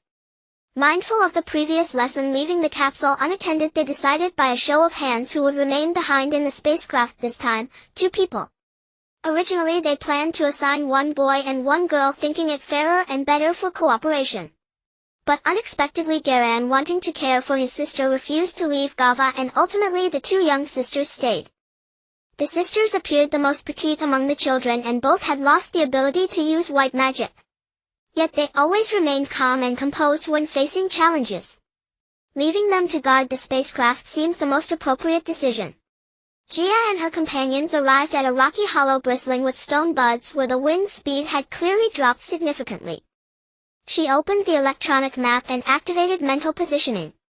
"Look, the entrance to the White Wolf Cave is right behind that largest stone bud in front of us." Gia pointed a finger. "This time our opponents are a pack of extremely ferocious creatures, white wolves and werewolves. They are characterized by group attacks and are cruel and cunning by nature. More importantly, the white crystal heart is inside this White Wolf Cave. The map annotation makes it very clear." Gia seemed to be deliberately encouraging her companions. "And the purple crystal heart, whether the Queen of Cold City can hand it over to us smoothly depends entirely on the final outcome of this mission." She looked calmly at her companions. "Ada, once again it's up to us too. Chi-Chi, Vlad and Ben have lost the privilege to use advanced white magic. Just relax." "Boss, have I ever let you down?" Ada teased, full of confidence. "Good, I know you're the smartest, but we still need to proceed cautiously this time. Those white wolves have coexisted with the white crystal heart for so long, they must be creatures of some spiritual intelligence, not ordinary wolves." Gia said thoughtfully. "Once we enter the cave, make sure to have the Hangguang sword ready at all times. The Hangguang sword usually exists in a formless state and must be awakened through each person's mental power combined with the virtual button on the mental generator. Though you have lost access to advanced white magic, you can still awaken the Hangguang sword for self-defense. When danger strikes, rely on it completely." She turned and earnestly instructed Chi-Chi, Vlad and Ben. They trudged through the thick, treacherous snow, their feet sinking with each step, and rounded the largest stone bud. They cautiously approached one side of the cave entrance and noticed strange, possibly animal footprints in the snow. Full of doubt, the children huddled closely together. Gia walked at the front of the procession close to the cold, pitch-black rock wall and entered the cave. The biting wind howled through the gaps between the gray-black stones outside, making a spine-chilling rustling sound, carrying snowflakes and debris into the cave. Yet once inside, the surroundings were eerily quiet. It turned out this was the time when the white wolves rested inside the cave, as they were accustomed to hunting at night. Normally a few sentinels would be posted in the silver resin pine forest, but now they were hidden in the crevices, so fortunately they did not detect Gia and her companions' arrival. They ventured deep into the cave for a long time, hearing only the rustling, horrendous wind. The more silent the surroundings, the more uneasy the children became. Vlad was the first to awaken the Hangguang sword and grip it tightly. Perhaps because his emotions were too agitated, the red light of the sword blazed with pent-up intensity. Seeing the red light flare, Vlad grew even more terrified. The more frightened he became, the more dazzling the red light of the Hangguang sword in his hand grew. The sword's brightness changes with the wielder's emotions, and its lethality correlates with the wielder's mental strength.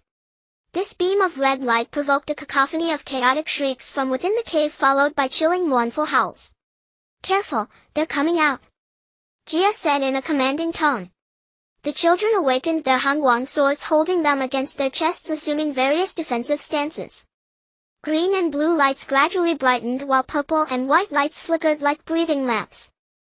They pulsed like hearts of various colors beating nervously, an unmistakable sign that the children's inner tension could no longer be concealed. The mournful howls came one after another, each louder than the last, growing more raucous and dense, intermingled with sounds resembling human anger or despair, cries filled with loneliness and fear, as if blending the most primal wildness of living creatures. "Did you hear that? It's wolves, werewolves. Definitely werewolves," Ada whispered in confirmation. "Shh, everyone keep absolutely quiet," Jia said in a low voice, striving to calm herself to control the brightness of the Hangguang sword in her hand. "Don't let your swords shine too brightly, it will expose us." Ada muttered reproachfully to the three boys beside her, but her own Hangguang sword uncontrollably flickered with purple light. "Who's there? Who?" "You underestimate a wolf's hearing and eyesight, don't you?" A sinister voice echoed from the pitch-black depths of the cave, followed by two dazzling beams of white light suddenly shooting toward the children. "White wolf eyes," Chi-Chi said decisively. "I've seen it on TV, the light in the dark is exactly what comes from a wolf's eyes," he exclaimed. Suddenly more chaotic, hurried sounds came from the cave, as if many wolves and wolf-like animals were scurrying back and forth. Then beams of dazzling light appeared and disappeared, spying on the children. "Stand still, my dear friends. How did you end up here?" It's a human voice. "Ah, you must have come to serve as dinner for our wolf king." "Oh, I can already see your forms, look at these tender little ones." This was an eerie human-like voice. Clearly whoever, or whatever, was in the cave had fully detected the children's arrival. Indeed, at that moment Jia and her companions did not yet know that the werewolves and white wolves in the cave had no need for light. Having lived in darkness for so long, they had developed special instincts beyond human capability and had long been aware of every movement the children made, including every cautious step upon entering. Moreover, at that very moment the Wolf King dwelling deep in the cave had already received this exhilarating news. They were fully prepared to enjoy this special delicious feast. Though the cave was pitch black, the Wolf Clan's council hall deep within was exceptionally bright, for it enshrined a white crystal heart that shone eternally, condensed from the essence of silver resin, pine sap, and millennia of melted snow. Though the white crystal heart was a natural crystallization of the snowy mountain's silver pines, it was revered by the White Wolf Clan as a generations-old treasure and served as an eternal lamp of glory in the council hall. Heavens! They've discovered us long ago and deliberately watched our movements in secret. The French boy stepped forward and said angrily. Then there's no need to hide any longer. With that, Jia left the pitch-black rock wall she had been leaning against and walked boldly to the center of the tunnel. Her companions, slightly hesitant, followed closely behind, with Ada as usual squeezing next to her. Very well. Then summon your Wolf Clan leader. We have come to seek justice for the white-haired people who were brutally slaughtered by you. Jia shouted with courage. The children raised their Hangguang swords, assuming various offensive and defensive postures. Red, green, blue, purple, and white sword lights instantly illuminated the previously dim cavern. The few young white wolves and werewolves guarding the entrance were terrified by these strange lights and fled in all directions, scurrying deeper into the cave. The eerie human-like voice from before also vanished. The children quickly pursued in the direction of their flight, but Jia firmly forbade them from splitting up. For she knew that this apparent scattering was actually the prelude to a large-scale assault by the Wolf Clan and the werewolves. The children cautiously followed the fleeing wolves and werewolves. As soon as they turned a more shadowy bend, they indeed found the gathered werewolves ready to attack Jia and her companions. By the chaotic light they could see that the werewolves wore attire similar to that of the white-haired people, only much filthier and messier. Moreover, they had grown two exaggerated fangs, and their legs and arms were longer than those of ordinary white-haired people, apparently a result of some mutation. They brandished wooden clubs and iron weapons resembling spears and swords, likely brought from the white-haired kingdom. The cries of these werewolves were a strange mournful howl somewhere between human and wolf. With their long hind legs they could leap farther and faster than ordinary white-haired people. In an instant Jia and her companions were tightly surrounded by countless werewolves inside the cave. Yet the true master of the White Wolf Clan, the White Wolf King, had not yet appeared. These ferocious yet highly intelligent white wolves, just as Prince Charette had predicted, pushed the captive werewolves to the front when danger struck. Future humans might never imagine that there were once humans who fought for the white wolves of the wolf clan. Although the children had undergone rigorous training under Danbu's arrangement, were extremely agile and wielded a high-tech weapon from thousands of years in the future, the Hangguang sword, a special weapon controlled by individual willpower whose lethality is proportional to the wielder's mental control. When they saw the enemy's numbers far exceeding their own, Jia and her companions began to feel a stir of panic. She had no wish to harm these pitiful captives from the white-haired kingdom, and the Hangguang sword as a new type weapon governed by the user's mind and consciousness when it touched the body of an ordinary human. The opponent would be reduced to ashes or even carbonized, which was not the outcome she desired. Jia, brandishing the white Hangguang sword with all her might before the frenzied werewolves, pondered a more prudent strategy to repel them. She noticed that during the fight these werewolves often fell into a dazed state. Clearly their limbs were being manipulated by some inner spiritual force. In other words, someone must be using a special power to control their consciousness and bodily movements. Jia guessed that it must be the Wolf King of the White Wolf clan. Just then Ada struggled to squeeze beside her. Why don't we use white witchcraft against them?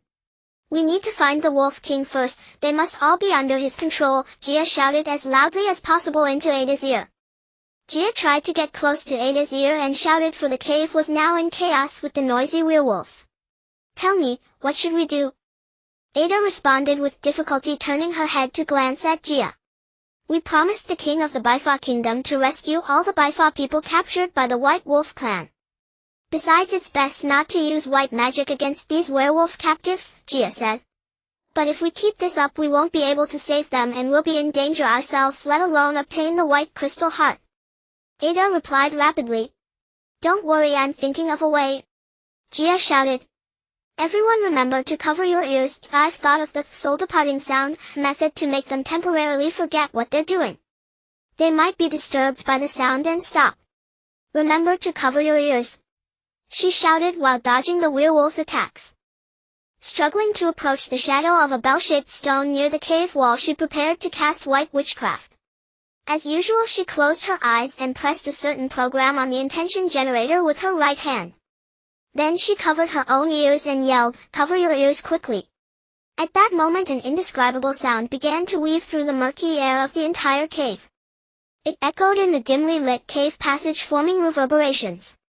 The werewolves suddenly became vacant-eyed, their movements sluggish, and some drooled and grinned foolishly. Then they all dropped their weapons, sat down on the ground in a daze, and howled loudly.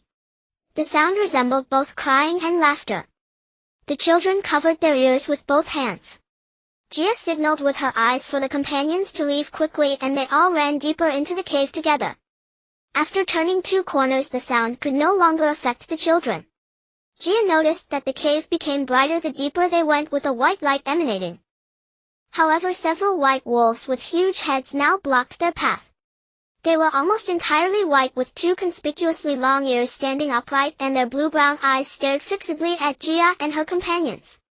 Who are you? How did you escape the werewolf's pursuit? The foremost white wolf bared its fangs ferociously and spoke viciously. Now it stood on its hind legs like a human, its height already far exceeding the children. The children quickly stepped back a few paces. Perhaps having heard of the white wolf's brutal reputation, Jia watched these terrifying creatures with extreme vigilance. I've heard that you've killed many people from the Baifa kingdom and trained them into werewolves to help you commit atrocities and harm more innocent people. Humph. I'm here to demand an explanation, Jia declared with righteous indignation. How? Do you think you can meddle in the affairs of our White Wolf clan? You're nothing but a bunch of wet behind the ears reckless brats. Several fierce white wolves teased each other with sarcastic tones. Welcome. Our king is ready to add your fresh young flesh to his new menu. Ha! Ha ha ha! With that they laughed again, a sinister laughter that made the cave even more eerie and terrifying. Jia, let me handle this. I'm the best at dealing with these little beasts. Ada couldn't help teasing. Right? We've always trusted you the most. The chubby boy, now hiding behind the companions, still managed to throw in a sarcastic remark. What a coward.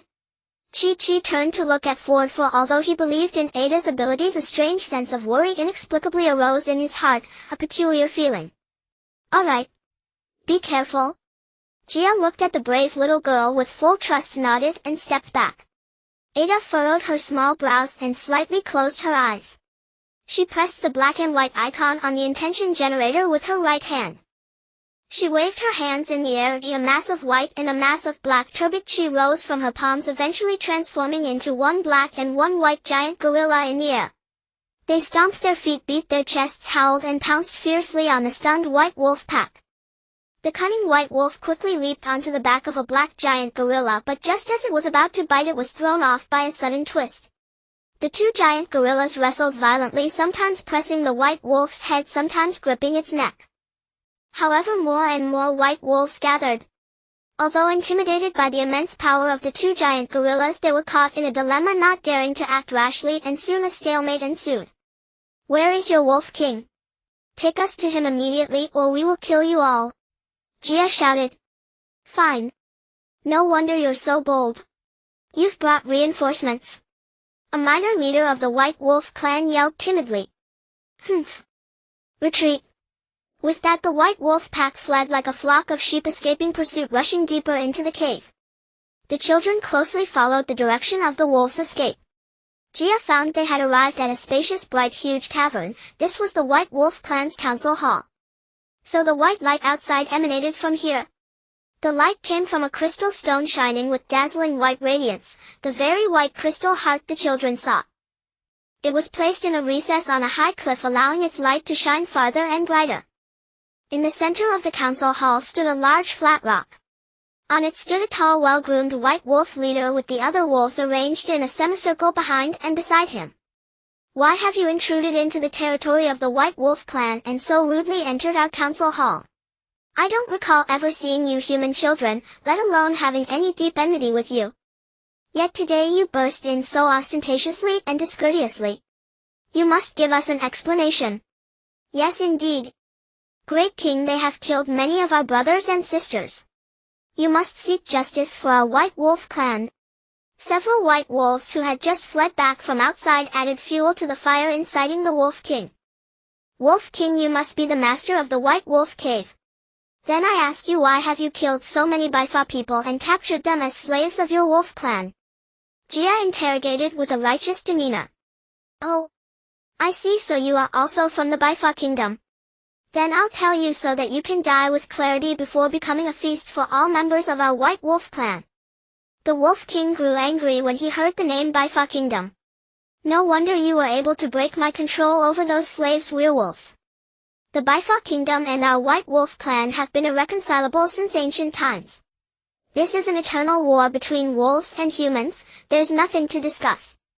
He spoke with a grave expression, pacing 2 steps on the huge rock, then stood up like a human. His body underwent a strange transformation. His front paws became half hands, half claws, like a werewolf's, with sharp talons protruding. In an instant he became a monster with a tall, robust human body and a white wolf's head. His height already exceeded that of Ada's 2 giant gorillas when standing. At that moment the 2 gorillas, seeing his transformation, became even more restless and agitated. They began to beat their chests and stomp their feet, opening their mouths wide to howl. However, Ada was still controlling these 2 massive creatures with her will. The Wolf King's transformation caused the White Wolf pack to become intensely agitated. They bared their fangs, raised their front paws, and made terrifying sounds, eager to attack the children. Gia thought to herself, since there was no possibility of reconciliation between humans and the Wolf clan, and the White Wolf clan seemed to have undergone some mutation, they regarded the Baifa people as eternal enemies. "If we don't eliminate them, we'll never get the White Crystal Heart. Ada Ben Chi Ford, it seems this battle is unavoidable.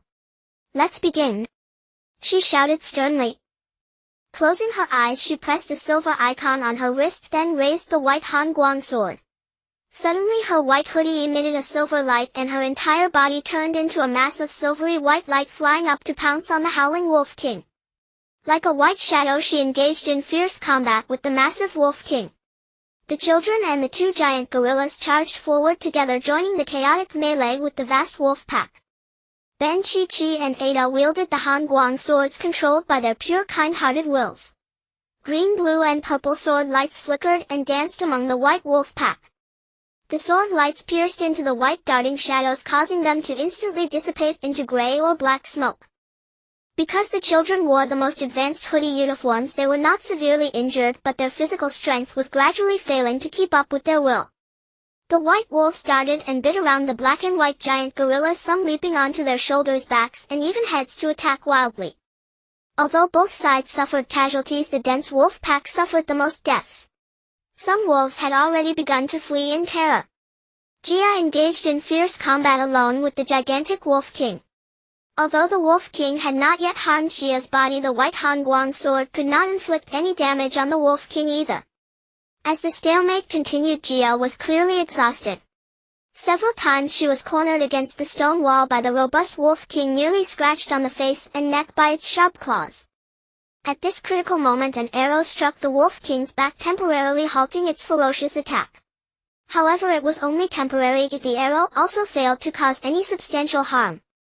The Wolf King turned its head, used its claws to pull out the arrowhead, carelessly threw it on the ground, and then howled furiously.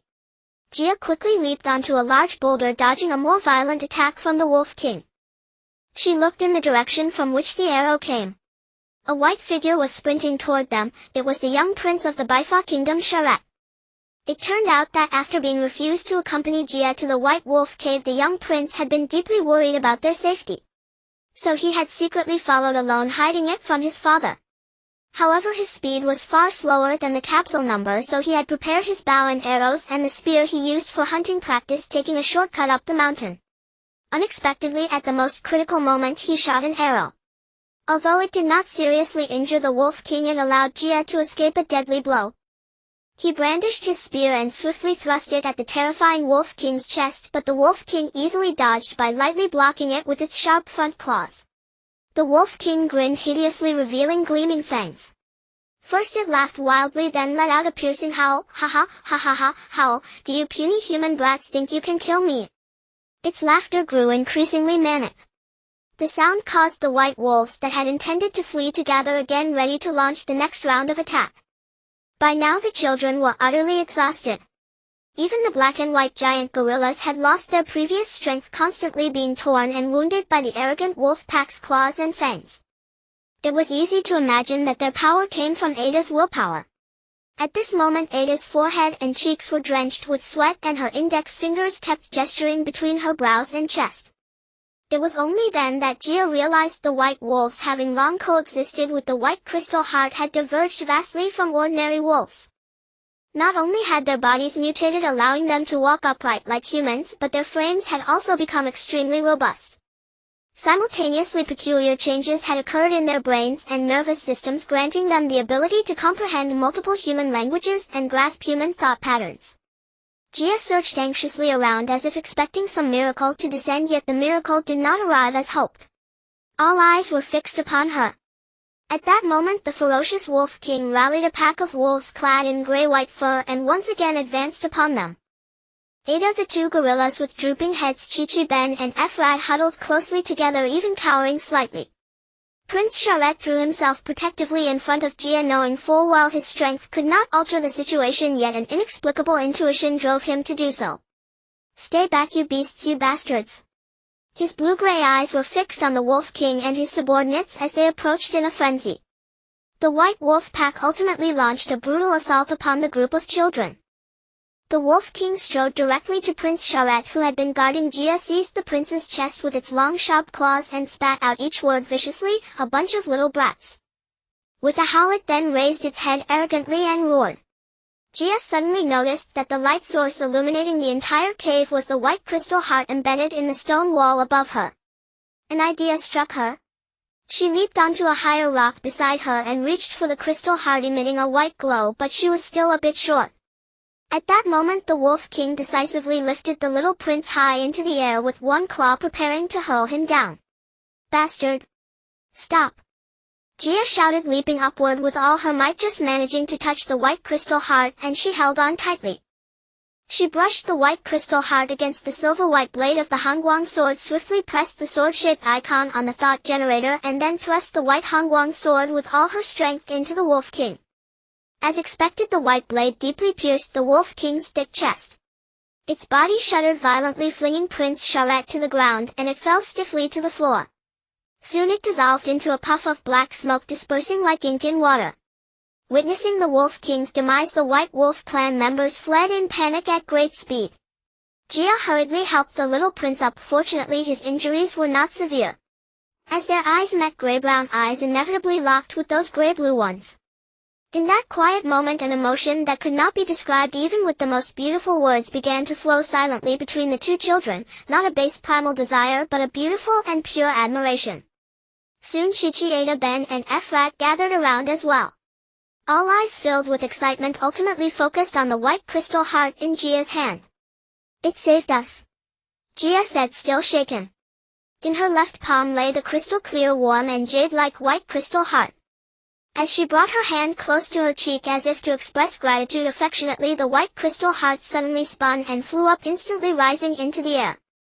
It resembled an angelic sprite with a golden halo above its head, a bare bottom, and a pair of beautiful fluffy wings.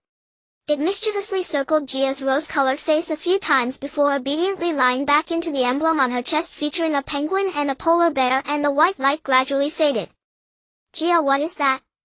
Prince Charette asked in astonishment, staring at the sight. "Your Highness, let me tell you a secret," Ada suddenly interrupted excitedly.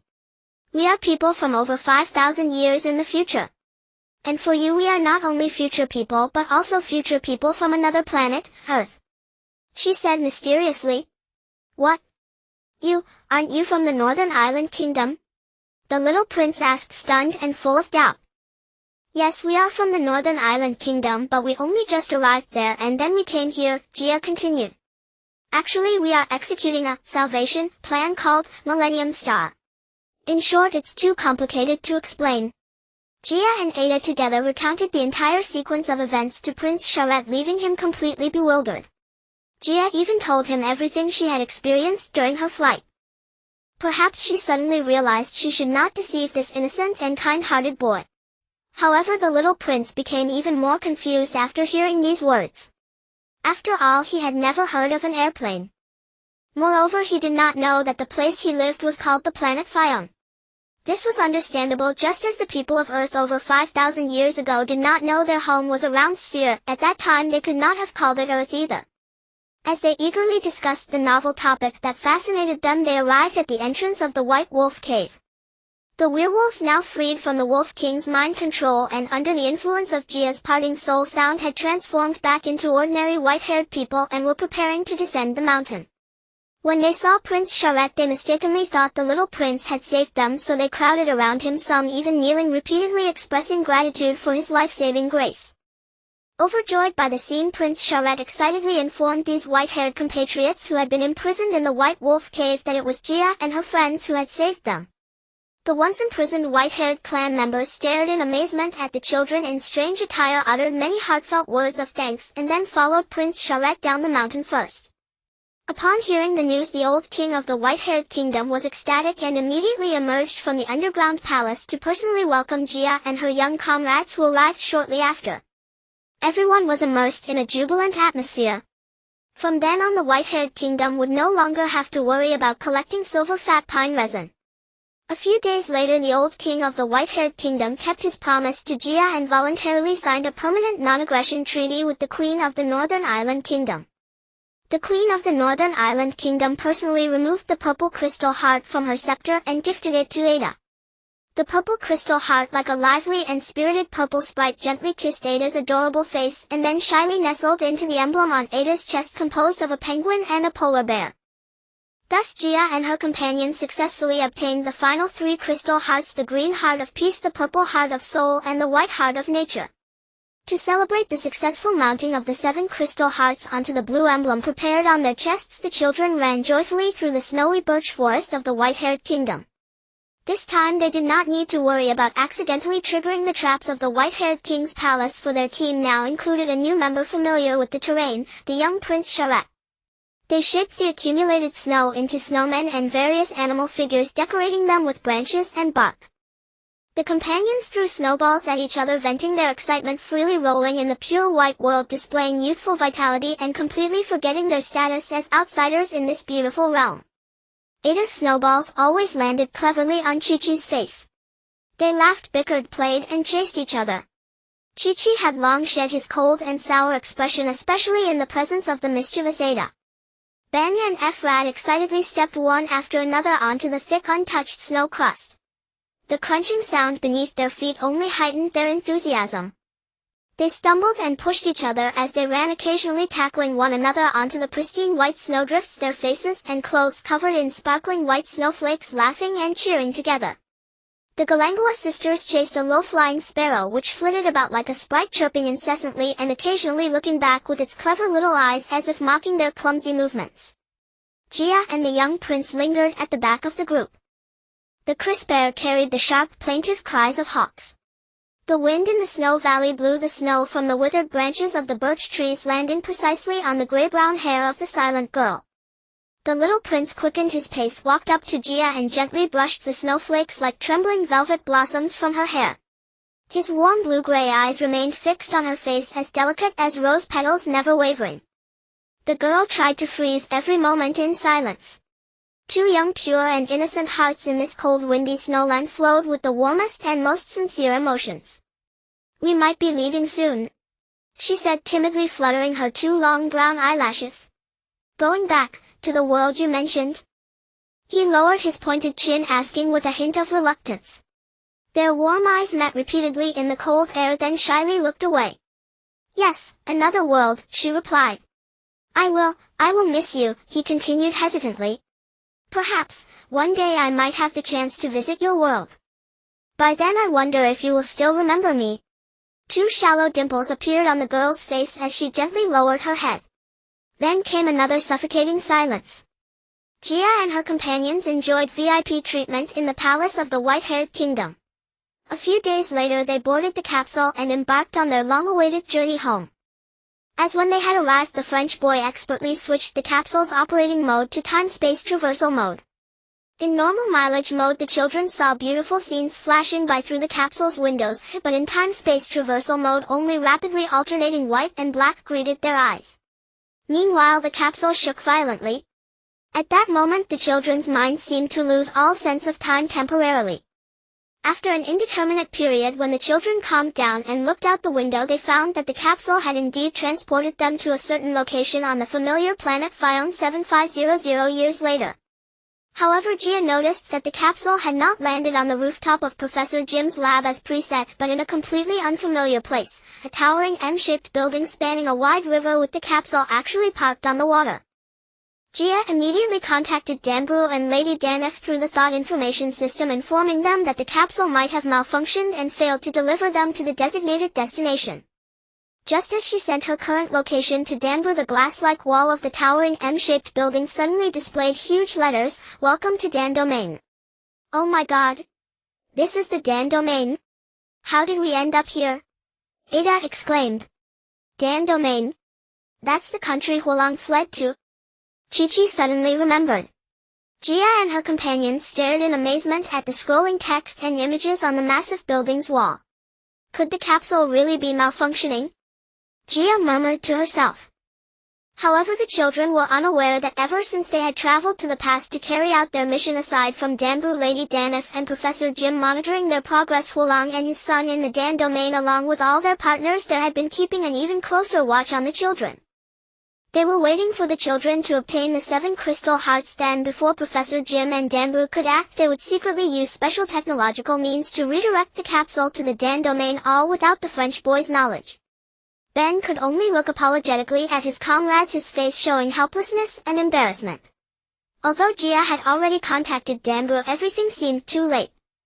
The people sent by Huolang were prepared to take Gia and her companions along with the capsule to their headquarters, the massive M-shaped building, the Dan Domain National Intelligence Bureau. When Gia noticed numerous strangers piloting spiral-shaped aircraft, a type of vehicle in the Dan Domain that could take off and land at any time, approaching the capsule to intercept them, she immediately ordered the French boy to switch the capsule to normal mode. They maneuvered the capsule into the gaps between towering buildings like a giant insect, flying evasively while the trailing spiral aircraft pursued them like annoying flies. Danbrew and King Berludo had indeed overlooked Huolang's presence, assuming he had abandoned his ambitions for the Crystal Hearts and the Millennium Prophecy plan after fleeing to the Dan Domain. Such a move to reap the rewards without effort caught the Berludo kingdom off guard. Upon learning of this from Danbrew, King Berludo immediately convened a meeting of the National Security Bureau. The meeting members learned that the Millennium Prophecy plan had been successfully completed, with the 7 children bringing the 7 Wenfeng crystal stones back to the present Fion only to encounter trouble at the last moment. Indignation surged among them, and they almost unanimously concluded that this incident proved the collaboration between the Dan domain and Huolang was a long-planned conspiracy, further indicating that Huolang's escape to the Dan domain was no accident but a meticulously orchestrated act of treason. Ultimately, the meeting decided to deploy the Berluto Kingdom's latest mechanized heavy forces to attack the Dan domain. King Berluto once again entrusted the overall command of the military operation to Danbru. News of the Berluto Kingdom's massive army approaching the Dan domain spread rapidly throughout the Dan domain and caused a huge uproar across the entire planet Fion. Many citizens publicly condemned the traitor Huolang of the Berluto Kingdom for colluding with the Dan domain's political leaders in such despicable acts, directly stealing the fruits of others' labor. International opinion on Fion was almost overwhelmingly one-sided, prompting the Dan domain's parliament to produce dissenting voices, with many beginning to lean toward the Berluto Kingdom. Jia and her companions maneuvered the capsule circling above the entire city. Compared to ordinary spiral aircraft, the capsule had an advantage in speed. However, the children were unfamiliar with the local environment, and the airspace above the border between the two countries had been deployed with Air Force interceptors. Jia and her companions could only seek temporary shelter in remote areas, ultimately waiting for Danbru to send rescue. Jia kept urgently contacting Danbru using the thought information device, but the communication signal was jammed by the enemy and soon their connection was lost. The children waited anxiously for Danbru's reinforcements to arrive but received no news of rescue. Jia gazed at the unfamiliar buildings outside, recalling her first arrival on Fion, where her eyes had been met by the slightly odd-looking Fion natives, including Danbru, the bizarre-shaped buildings suspended in the air that occupied almost the entire city, and the ubiquitous greenery. Danbru had once taken her on her first ride in a round transparent aircraft to visit Professor Jim. During the journey she had asked many questions out of curiosity and later met this group of young companions from Earth. Companions. Suddenly the capsule vessel was struck in its tail by an enemy laser round. However, thanks to its construction from the most advanced and resilient materials currently available on Fiosec, the vessel sustained no critical damage, only a violent jarring lurch. It began tracing an erratic arcing trajectory through the air, like a drunken wanderer losing balance, before making an emergency landing amid a thicket of lush greenery. The children panicked, scanning the outside world, searching both for rescuers and adversaries. Don't be afraid. Though we've lost access to high white sorcery, we still have this. Jia brandished her white laser sword, the Hongguang blade, and gave it a sharp, confident flick. Yes, we are destined to face Horan in battle, the French boy declared with unwavering confidence. All right, but did Danbru say when he'd come to rescue us? Flag glanced at Jia and replied hesitantly, I think confronting Horan and the Danyu military force with just the 7 of us is rather unrealistic. Besides, we've already lost our authorization to wield white magic. Don't worry. Danbru knows our predicament, he'll arrive shortly. Just hold on, avoid capture at all costs, Jia asserted. Fine, there's no other choice now, Shichi added. Ida shot him a sidelong glance. Exactly. Then Jia led her companions along the shaded path winding through the verdant grove toward the riverbank.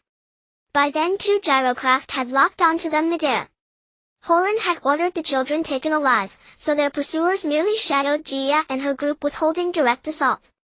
Soon they ducked beneath the dim vaulted underpass of a steel-framed gray bridge. Instantly several black-clad figures leapt down from above and advanced from both sides of the tunnel. Watch out, someone's coming, Jia warned. The children flattened themselves against the metallic tunnel walls. It's them, Ida whispered. Who? Chichi asked nervously. Shadow thieves, Jia answered for her, urging urgently, be careful, they're lightning fast. Without hesitation she stepped forward first, her companions instinctively followed. After countless joint missions, this had become second nature. Gradually they discerned the masked black-robed figures, people they'd only ever heard described by Danif and Danbru. Now seeing them in person for the first time, the children couldn't help but feel a flutter of tension. Hey there friends, are you the 7 little ones who arrived from Earth? We hear you successfully retrieved the 7 prophesied crystals from ancient Fiosec, 7,500 years ago. Truly extraordinary? One shadow thief leader, breaking his usual icy silence, offered a disingenuous greeting. Who are you? What business is it of yours? Gia feigned ignorance, inwardly seething, these thieves, surely scheming something vile again. Right, we don't know you. Ida added with a disdainful glance. At that moment Chi-Chi and the French boy stepped forward in unison, eyes locked on the black-cloaked figures. Flat Garangua followed closely behind, already gripping his Hongguang blade tightly. Oh, no need to rush, no need at all, children. The shadow thief leader spoke with exaggerated caution, as if fearing a spark might ignite a powder keg, using a cloyingly soothing tone like coaxing toddlers. I know, you arrived on Fiasec by accident. That's perfectly fine. I believe your sole wish is to return home to Earth, am I right? We're willing to help you get back. Understand? There's just one small condition, and it won't be difficult for you. Simply hand over the 7 crystal hearts, and everything ends. You'll go home safely, reunite with your families, stroll through parks with your parents, visit amusement parks, even resume school. Wouldn't you prefer that? The children stared silently at the black-robed figure, their expressions resolute, as he murmured self-assuredly to himself. Gia suddenly recalled the old Earth tale of the Big Bad Wolf and Little Red Riding Hood. The wolf's deceptive dialogue at the cottage door flashed vividly in her mind. Only Flad's large dark round eyes seemed to glaze over faintly. Is that true? He asked. The French boy shoved him hard from behind, signaling him to stop speaking. Of course, I'd have no reason to lie to you. Spotting an opening, the black-robed man hurried closer, his tone growing even more ingratiating. Immediately, yes immediately, we'll send you home to Earth, he pledged. Well, wasn't returning to Earth our original goal? He's not wrong. Flad shrugged his broad shoulders and rubbed his nose. Everything we've done, wasn't it all for going home?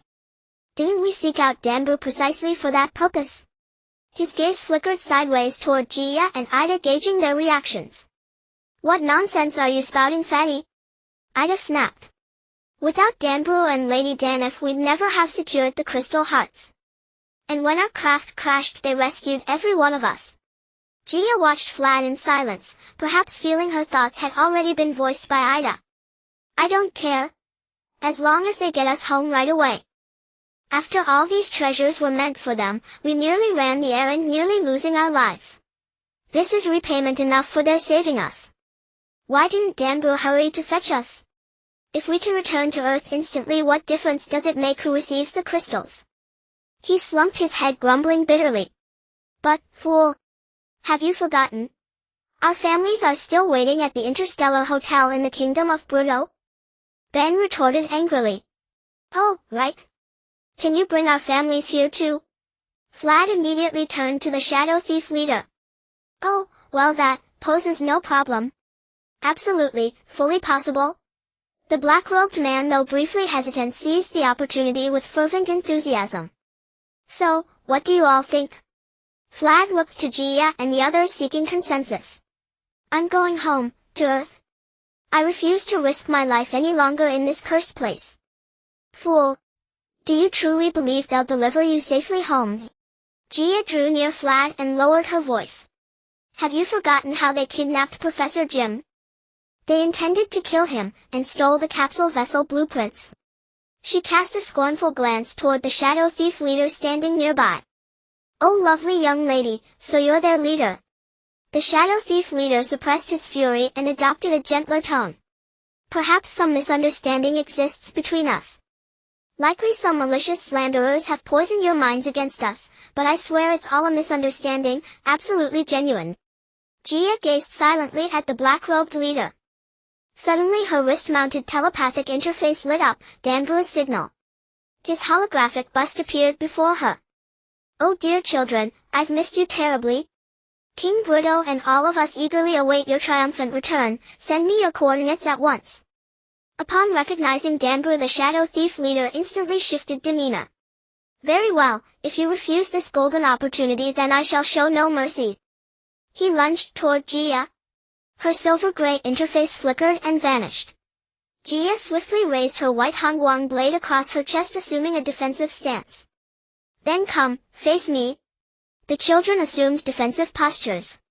The remaining black-clad figures closed in, encircling them tightly. 7 radiant blades, each glowing with a distinct hue, flashed rapidly among the dark silhouettes. The shadow thieves wielded orange glowing A1 laser swords. The 7 children bore Professor Jim's custom-made G-Star Hung blades.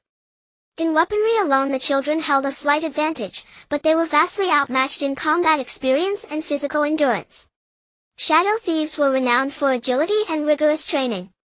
Though the children had undergone specialized training, and their Hung blades possessed significantly greater destructive power than their foes' weapons, they remained at a tactical disadvantage in actual combat. They fought while steadily retreating, relying primarily on defense. Especially Jia, whose opponent was none other than the black-robed shadow thief leader himself. Just as Danbru received Jia's telepathic location ping, the interface abruptly cut out. Fortunately, the memory buffer autosaved the transmission, but upon opening it only garbled code appeared. This sent Danbru and his aides into a panic. They scrambled to run diagnostics and repair protocols, eventually restoring the corrupted data. Moments later, Jia's and her companions' coordinates materialized on the display screen aboard their gyro-shaped fighter. Signal activity confirmed at Giant Wrist Bridge, the capital city of Danyu. One of Danbru's assistants announced loudly. Once confirming the children and the capsule vessel were within Danyu territory, Danbru immediately contacted the National Security Bureau to negotiate further, but the Danyu authorities responded evasively. With no alternative, Danbru decisively authorized military intervention to rescue all capsule vessel personnel. Their gyro-shaped fighters formed a precise triangular formation in midair, crossed the aerial demarcation line between nations, and sped directly toward Danyu's capital. Their silver-white hulls gleamed blindingly under the sun. Danyu had already deployed aircraft carriers and warships to intercept them. Metal shards exploded outward amidst dazzling fireballs. A cataclysmic aerial conflagration erupted, fueled by the ruthless ambitions and stubborn pride of both nations' leaders. Meanwhile, beneath the Giant Wrist Bridge in Danyu's capital, Jia and her companions fought desperately against a band of black-clad raiders. Jia was driven repeatedly into dead-end corners of the bridge's subterranean tunnel by the shadow thief leader, yet each time she narrowly evaded his crushing onslaught with uncanny grace. When his orange laser blade pressed her white Hung blade relentlessly against her chest, forcing it against the white crystal heart embedded there, a sudden brilliant white light flared from the crystal. That luminous energy surged from the crystal heart into the Hung blade, triggering violent vibrations that rippled through Jia's entire body. She recalled Danbru's words about the prophecy: each crystal heart possesses a wondrous latent power. Could it truly channel immense mysterious energy into them, transforming it into their own strength? As she pondered, a new surge of power flooded her arms, lifting her consciousness upward with irresistible force, hurling the shadow thief leader backwards several meters. Staggering, nearly falling, the black-robed leader stared at the girl before him with bewildered alien eyes. Jia held her white Hung blade before her chest, deliberately bringing it close to the white crystal heart, and watched as the pure white light representing primal energy pulsed anew. Another overwhelming wave of power rushed into her arms, and then her whole being. Chi-Chi. Ida, quick. Press your blades against your crystal hearts. Strange power will aid you, she cried joyfully. What? The children gasped in unison, battling perilous odds. And indeed, they soon discovered the crystal heart's astonishing enigmatic power. That very power shifted the tide, turning certain defeat into hard-won victory. Seeing their prize slipping away, the shadow thief leader refused to accept failure. They unleashed their signature technique, the disembodied illusion art. Swiftly they resurrounded the children, forgetting Horan's order to capture them alive, and resorted to treacherous tactics including concealed projectiles, the pear blossom soul-chasing darts. Fortunately, the children's hooded uniforms bore protective sigils, so long as their heads remained unharmed, even dart strikes inflicted minimal injury. Danbru's aerial campaign had achieved initial success. Both sides suffered catastrophic losses, prompting growing public pressure within Danyu for the government to accept Danbru's call to return to negotiations. Danbru streamlined all diplomatic procedures, laying bare his demands: immediate restitution of the capsule vessel, the 7 children and their spoils, the 7 crystal hearts, all rightfully belonging to the kingdom of Brutto. Additionally, Danyu must repatriate Horan and his son to Brutto for trial. All ancillary stipulations could be waived or forgiven. Danyu's National Assembly remained divided. Two factions emerged: traditionalists favoring peace and hardliners advocating war, including State Minister Maishaban and his faction, who colluded openly with Horan. Amid deliberations over ceasefire terms, Danbu's forces located Jia and her companions, locked in fierce combat with the Shadow Thieves, just as timely reinforcements arrived. A battalion of hundreds of robotic soldiers, armed with Fiosec's latest generation laser rifles, swiftly routed the Shadow Thieves. After escaping, Jia and her companions returned to the capsule vessel and managed, after great effort, to restart its systems. Jia transmitted her updated position and the capsule vessel's damage assessment to Danbu via telepathic interface. On the interface, Danbu charted their flight path back to Brito, and relayed news of his aerial victory. Hearing of the war between Danyu and Brito, the children reacted with surprising calm, especially Jia, whose expression grew deeply somber. She dreaded that so many lives, human and otherwise, had been drawn into conflict because of her mission. Perhaps through this ordeal she had grasped the profound crushing weight of war upon ordinary souls. Even if Danyu and Horan's faction deserved punishment, innocent lives, be they organic or synthetic, should not bear the cost. On Fiosec, robots possessed independent thought and consciousness, and many were cyborg hybrids. Some voluntarily enlisted in robotic legions, Brito's elite military division, to test their limits and prove their worth. Piloting the capsule vessel, the children headed toward Danbu's airborne command base. Guided by his coordinates, they soon spotted a colossal disc-shaped aerial carrier. Through its vast glass viewport, Danbu stood waiting. After establishing communication with the carrier's crew, the French boy skillfully docked the capsule vessel into an open spacecraft bay. After countless trials, Jia and her companions finally returned to the kingdom of Brito, reunited with Danbu after nearly a year apart. Words failed to capture their elation and triumph. Danbu, still sporting his signature crimson beard, slapped his broad forehead with a thick palm and beamed as he approached Jia. "Children, I've missed you beyond measure. I worried endlessly, but I'm overjoyed. This mission succeeded flawlessly, proving your exceptional courage, intellect, and spirit. Especially you, child." The next day, news arrived from Danyu. Horan and his son had officially been extradited to Brito. They would face trial for kidnapping, theft, murder, and even treason. The Shadow Thieves who served them vanished once more, leaving no trace. The children returned to the laboratory, hearts brimming with exhilaration and anticipation, where they once again met Professor Jim. Though slender in frame, he remained vigorous and indefatigable, spending each day immersed in his lab's ceaseless endeavors. Seeing Jia and her companions return unharmed, he was overjoyed beyond measure. Like the 7 children, he had endured countless hardships in preparation for this very day, and now at last he dared hope to return to Earth alongside them. Jia returned to the classroom where she had spent over a month in study and training, reuniting with Ms. Daneve. Upon learning that the children had successfully retrieved 7 mysterious and precious crystal hearts from 7,500 years ago, Ms. Daneve's joy overflowed, speechless with wonder. At the grand ceremony held to celebrate the children's triumphant return, they were awarded platinum medals personally conferred by the King of the Pluto Kingdom, a symbol embodying the harmonious convergence of wisdom, courage, compassion, and peace. Crafted from platinum, the medal was circular, its rim delicately serrated like the petals of a daisy. Its obverse bore half-length portraits of each child, captured at the precise moment they secured their crystal heart, preserved by an intelligent thought recall system. Its reverse displayed the iconic stylized portrait of a penguin and a polar bear standing side by side. As the children accepted these exquisite and priceless medals, they exchanged their distinctive functional hooded jackets for formal attire.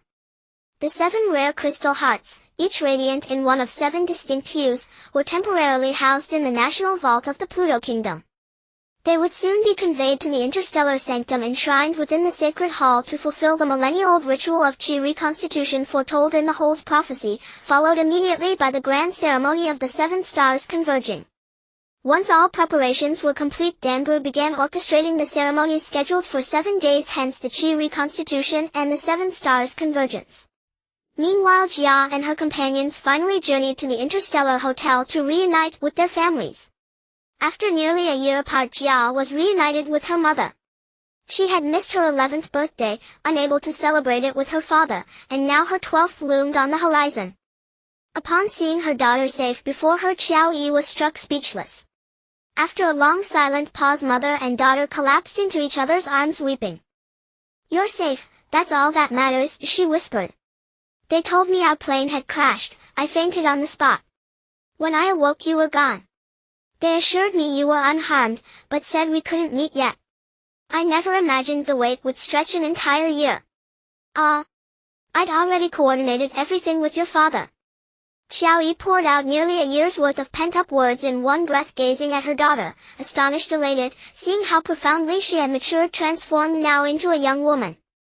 "Mom, I'm perfectly fine, look." The girl playfully spun a full circle before her mother. Jia had intended to recount her extraordinary journey, but the words caught in her throat and faded away. Her eyes lingered tenderly on her mother's face, noting how much she had aged in that year, the fair skin now faintly etched with delicate shadowed lines. Watching her mother's anguished expression, a sudden nameless ache rose in the girl's chest. "Child, who knows when we'll see your father again? They say we were rescued by extraterrestrials. If true, then we must be on another planet entirely. I'd only ever seen such scenes in films, always assuming them pure fiction, yet here I stand living the impossible. Who knows when, or if, we'll ever return to Earth. What then?" Xiaoyi sighed. "Don't worry, Mom, we'll be back soon. Very soon, we'll see Dad again." As Jia spoke, she fixed her large hazel brown eyes deliberately upon Xiaoyi. For in the past, whenever she pleaded to visit her father, her mother would sternly scold her, fearing she might grow up as indolent as him. Now Xiaoyi gazed intently at her daughter with those deep black eyes, but instead of rebuking her, she fell into a brief contemplative silence. "Oh dear. At a time like this I wonder whether that carefree, absent-minded father of yours even remembers us," Xiaoyi murmured, carefully avoiding her daughter's gaze. Upon learning of the plane crash from Jia's maternal grandmother, Kira embarked on a 6-month odyssey of relentless pursuit. He first traveled thousands of miles to Shanghai, determined to uncover what had truly transpired before and after the flight's departure, why such misfortune had befallen them. Yet in the aftermath, the airline and relevant authorities devoted themselves entirely to recovery efforts, searching in vain. Not a single fragment of the aircraft was ever found. His despair reached its zenith. Each night brought sleepless hours spent staring blankly at his daughter's drawings. One depicted a girl wearing a white woolen cap and gray down jacket, standing alone in an expanse of snow, gazing toward distant birch woods arranged like a stark skeletal matrix. Beyond them stretched an indigo sky scattered with cloud fleeces, one shaped uncannily like a winged white horse stretching its limbs freely across the heavens. In grief and fury he painted another portrait from memory, his imagined vision of Jia on her 11th birthday, bathed in candlelight, wearing a creamy flannel dress, her face aglow with a sweet serene smile. On the suggestion of the innkeeper at his favorite tavern, he entered both paintings into an oil painting competition held in Berlin, and won resoundingly. Thereafter his works gained renown across Hamburg, and throughout Germany, commanding astonishing prices at auction. Some even jestingly dubbed him the most valuable living painter, a title that left him alternately bemused and tearful. His material circumstances improved dramatically, yet professional triumph brought him no true joy. He still habitually scanned every news report each day, sifting through endless headlines in desperate search of any trace of his daughter. Deep within he clung unwaveringly to the conviction that Xiaoyi and Jia were alive, and that someday against all odds they would reunite. That belief sustained him through each grueling day. Should his daughter ever return safely to his arms, he would surrender everything, his lifelong dreams embodied in pigment and brush, without hesitation. By congressional decree, the Pluto Kingdom formally ratified the date and venue for the millennium-spanning Qi reconstitution and the Seven Stars Convergence ceremony. The king graciously endorsed Danbu's proposal, extending formal invitations to Jia and her companions, as honored guests, to attend the unprecedented event alongside their families now residing at the Interstellar Hotel. Simultaneously, heads of state from dozens of nations across the Fios planet were invited to attend. Meanwhile, Chichi, Ida, Ben and Vlad spent several consecutive days reunited with their families at the Interstellar Hotel. Professor Jim devoted himself to restoring his capsule vessel, and over the past year had led a newly assembled technical team in constructing a colossal dimensional spacetime vessel capable of carrying hundreds. Its form resembled an immense elliptical egg, a fully autonomous craft programmed to execute its mission and then return automatically along a preset trajectory. It had been engineered expressly to repatriate every passenger aboard the ill-fated aircraft. Meanwhile Ms. Danief tirelessly coordinated preparations for the Seven Stars convergence ceremony under Danbury's direction. At last the day arrived, the grand ceremony convened within the Pluto Kingdom's Congress Hall. A vast spherical edifice, its exterior sheathed in gleaming metal and specialized glass bore intricate bas-reliefs mapping the topography of the Fios planet. This cartographic motif bore striking resemblance to Earth's unfolded world map, save for numerous missing islands. Northern Canada, parts of northern Asia and Europe bordering the Arctic Ocean were virtually absent, while Antarctica's landmass measured only about one-third of Earth's. Visually the Fios planet appeared essentially as a terrestrial counterpart, diminished, its continental mass eroded. Spherical motifs permeated the hall's architectural language. The structure evoked a blooming spherical rosebud, the stamen formed by concentric circular tiers of curved tables constituting the podium. At its exact center stood an empty circular dais, reserved exclusively for today's undisputed protagonists, the 7 luminous enigmatic crystal hearts. Counting inward from the periphery, the innermost 3 petal-like tiers comprised elegant aerial viewing galleries. Each successive outer tier accommodated progressively more guests arranged in increasing numbers. Before long the hall, seating several thousand, was filled to capacity. Among the dignitaries seated on the guest platform were heads of state from dozens of Fios nations, presiding official Danbru and the 7 children, including Jia, alongside their families. The petal-shaped tiers of spectator seating hosted citizens from all strata of Pluto Kingdom society. They had come not merely to witness the legendary crystal stones prophesied from antiquity, but also to behold the children who had journeyed across millennia to retrieve them. Jia and her mother were seated beside Danbru, the master of ceremonies. Jia wore the same ivory taffeta princess gown she'd donned for the Shanghai flight, the birthday gift her mother had given her the previous year. Perhaps because girls her age, 11 or 12, grow so rapidly, the dress now ended noticeably above the ankle. Their seats bordered the central dais directly. To Jia's right sat Ida and her aunt, a graceful young Englishwoman. Next came Chi-Chi and his father, a Chinese man with a prominent nose and silver-rimmed spectacles, then Garangawa and their parents, an Indonesian couple with round dark eyes and warm brown skin, followed by French boy Ben and his mother, a pale-skinned Frenchwoman with vibrant red curls, evidently the source of Ben's fiery hair, finally Flad and his grandfather, a jovial, slightly portly African elder. After exchanging pleasantries for some time, the planet's most eminent figures gradually turned their attention to the ceremony's central theme. Nearly all eyes converged upon the main dais at the hall's heart, and upon the row of earthborn children seated to Danbu's right. To them earthlings were rare curiosities, yet these children were heroes who had just reclaimed the mythic Wenfeng crystal hearts from 7,000 years past. When Danbu declared the ceremony open, he proceeded to announce each distinguished guest seated upon the podium, each name and title met with enthusiastic applause. Finally he introduced the children and their families seated to his right. This time applause swelled into thunderous cheers. Especially when each child's name was spoken, the entire audience erupted in jubilation. For since their return, the Qi reconstitution, the millennial prophecy, the 7 crystal hearts, and the names of the 7 time-traveling children, had spread like wildfire across the Fios planet. Jia and her companions' names were now known to every citizen of the Fios planet. Amidst the crowd's rapturous acclaim, Danbu signaled specially appointed staff to carry the 7 exquisite crystal hearts onto the central dais. These 7 crystal hearts, each a different hue, each embodying a distinct spiritual virtue, were borne reverently by 7 lavishly robed attendants, palms clasped before their chests, proceeding solemnly past the dignitaries' podium.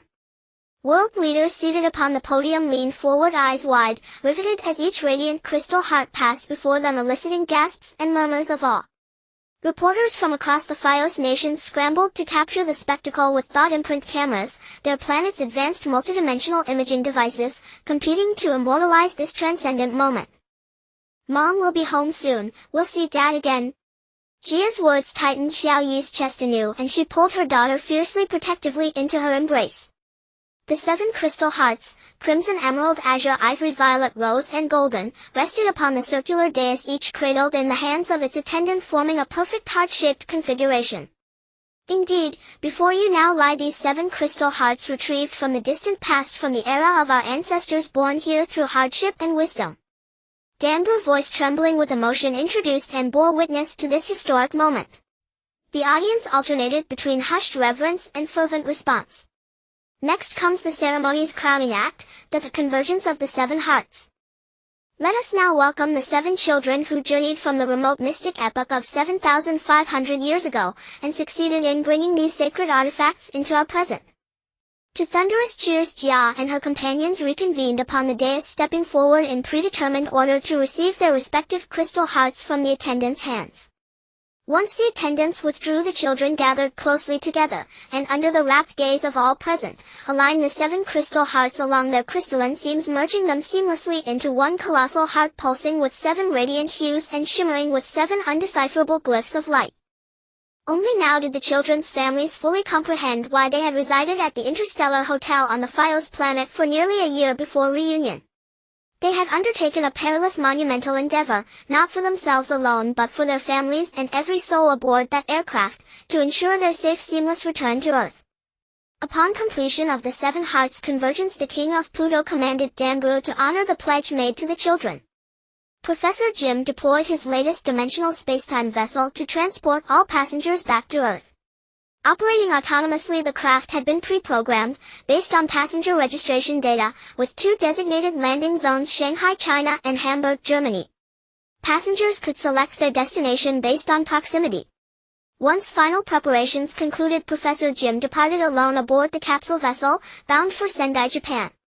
Xiaoyi hesitated deeply. Should she return to Shanghai, or continue onward to Hamburg?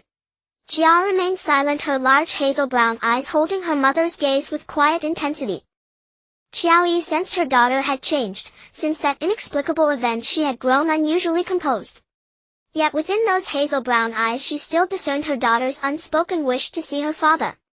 Her heart grew heavier still, the realization dawning that her daughter had matured, abruptly retreating inward, no longer freely revealing her thoughts. A year had slipped by since that surreal incident. Whether Shanghai or Hamburg, healing would demand time and patience. She could scarcely imagine the scene that would unfold when they suddenly reappeared before family and friends. In the end, she chose to honor her daughter's deepest desire. They met as usual, father and daughter, coinciding with a celebration of her birthday this year, rescheduling all that had remained unfinished from last year. This decision thrilled Jia for days. The first stop on their return from the planet Fios to Earth was Hamburg, yet the spacetime dimension shuttle did not land at Hamburg Airport but instead descended into a quiet, secluded park on the city's outskirts. It was midnight, their arrival went unnoticed and no one came to greet them. Also disembarking from the spacetime vessel were the French boy Ben, Ada and her family.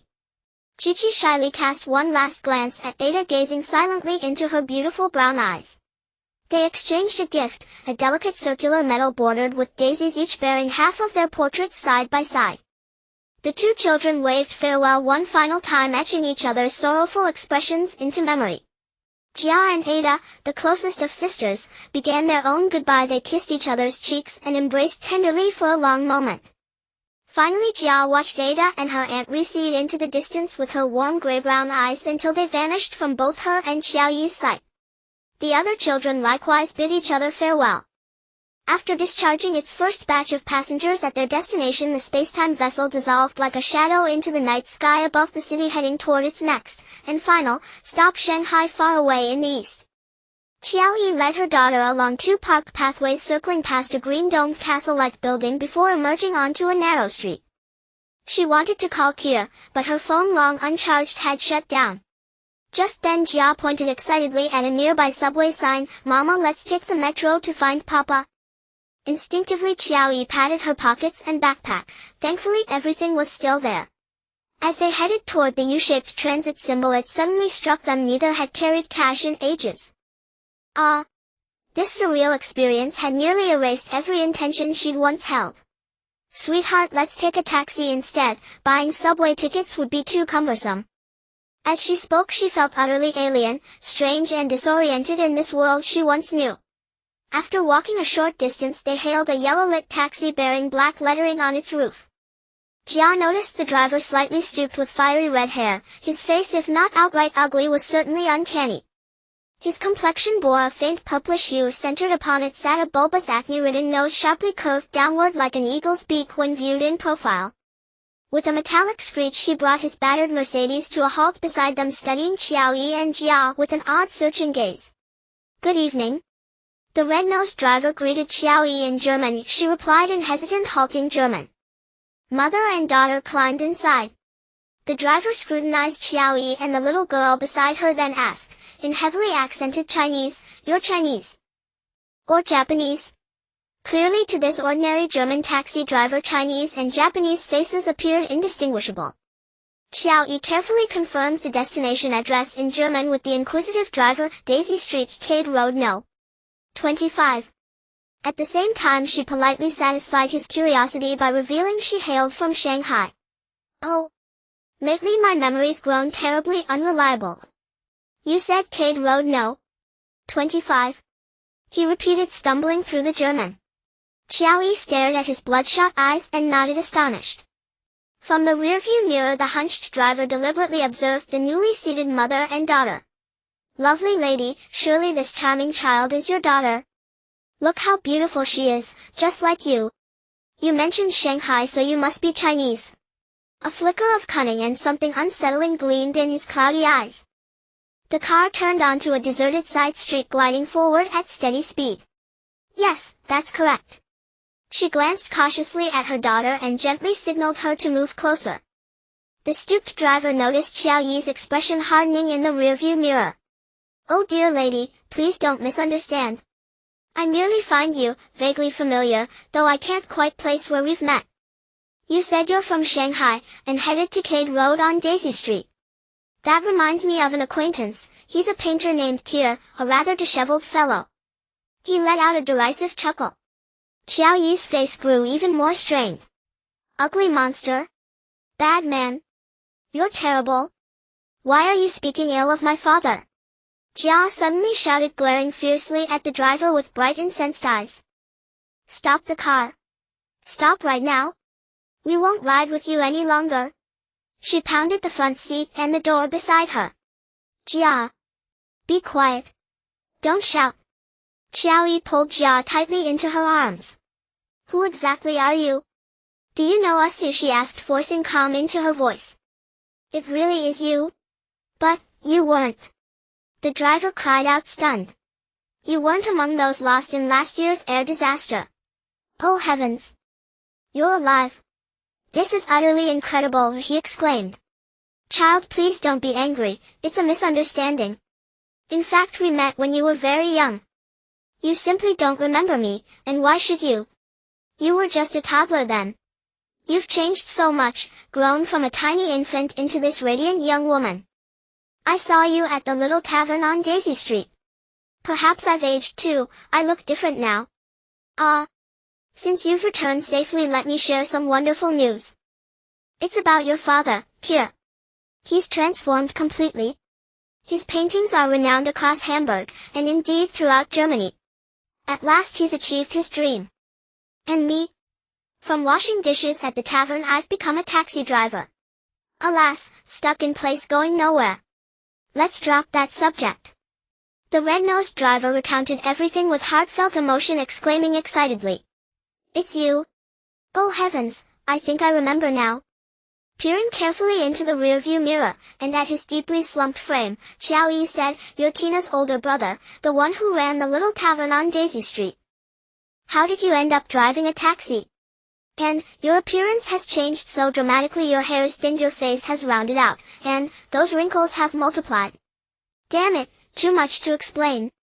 Life grinds you down. Let's leave my misfortunes aside, tell me about you. Tell me about you, lucky ones. What happened to your flight?" he pressed, intrigued and mystified. Never mind. It's impossible to summarize in just a few words," Xiaoyi sighed helplessly, thinking, "I don't even understand it myself. Why tell you?" Jia, still tight-lipped, answered, but her expression had softened considerably as she began accepting this strange man. The battered Mercedes wound through aging alleys before finally turning onto Hamburg's historic Daisy Street. Kier's weary body sank into an old armchair. He picked up his phone and scrolled through today's headlines. Any article referencing the plane crash instantly seized his attention. His studio stood on Daisy Street, near Tina's tavern beside an ancient church. Through the studio's arched glass window the church's soaring spire and bell tower were clearly visible, and every day flocks of pigeons flew in and out of the ancient belfry, their timeless chimes gently reminding him to regulate his irregular schedule. His life seemed monotonous, busy days punctuated only by gazing at his daughter's portrait at sunset, a ritual he performed without fail. Her birthday approached again. He'd originally planned to travel to Shanghai to celebrate, but gradually he'd begun accepting the truth. Too fast, she's already 12. Had the accident not occurred she'd be 12 now. He murmured inwardly, tears trembling in his sunken eyes. He lived alone in a small attic room above the studio. Just as the phone grew warm in his hand a voice, not unfamiliar, rose from downstairs. Heavens! Are you upstairs, my friend? The voice habitually dripped with theatrical irony. Believe me, today brings you earth-shattering news. Before the words faded a shrimp-like hunched figure shuffled laboriously up the stairs. Pierre sprang upright from his chair and took 2 quick steps toward the dark silhouette ascending. I recognize your voice instantly, even at this late hour. What brings you here again? Heavens! I know you're rarely welcome, but this time I truly speak no falsehood. I guarantee this will be extraordinary, for you. Oh, yes, a joyous event. Above his crimson nose narrow bloodshot eyes flickered once more with quiet cunning. Pierre studied this longtime companion, equal parts rival and ally, with icy composure betraying not a trace of delight. It's true.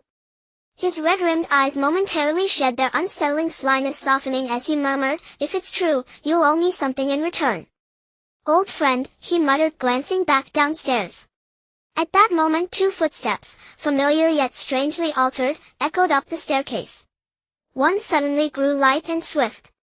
As Pierre approached the second floor landing, a cloud of pure white seemed to drift into view, the image of Jia clad in a white dress standing beneath the pale silver glow of the stairwell lights. A dream. Pierre rubbed his eyes fiercely, halted mid-step and stared intently. Papa! Papa! Jia cried out. Then her gray-brown eyes, brimming with emotions too profound for words, locked directly onto her father's. Jia! It's really you? Pierre shouted, tears bursting forth. Papa, you've grown thin. Her tender gaze lingered on his hollow eyes as she reached up and gently stroked his gaunt cheek. Ah, foolish child. When have you ever seen me fat? With one hand he clasped her soft little fingers tightly, with the other he wiped away his tears, then examined her thoroughly head to toe as though they hadn't seen each other in years. Xiao Yi ascended the stairs just then. See? I told you the truth, crowed the red-nosed driver, proudly recounting their entire encounter en route. They nearly mistook me for a human trafficker. I'm truly sorry, deeply sorry, Pierre said gratefully. But please, don't speak of them to anyone else, at least for now. Ah, rest assured. My lips are sealed. Today's not the day to intrude on your family reunion, I'll expect that drink soon. With that he descended the stairs once more, hunched and shrimp-like, as he had arrived. After all they'd endured, the family was finally reunited. Instinctively the 2 adults shifted focus to their daughter, agreeing unanimously to host a grand 12th birthday celebration. Jia leapt and danced with joy, thrilled to see her parents working together toward a single goal. Perhaps it was precisely this feeling, the shared effort and unity, that mattered most to her, not the extravagance of the party or the richness of the gifts. After the birthday festivities concluded, Pierre and Xiao Yi faced a new dilemma: Jia's education. The sudden incident had disrupted her studies for an entire year, a serious concern. Pierre wished to transfer Jia's school enrollment and residency registration from Shanghai back to Hamburg, confident he could now provide for her. Yet Xiao Yi believed Jia had already adapted well to life and learning in Shanghai, an abrupt change would severely hinder her growth and academic progress. They nearly clashed over the issue, until reaching a compromise, letting Jia decide for herself whether to stay in Shanghai or return to Hamburg.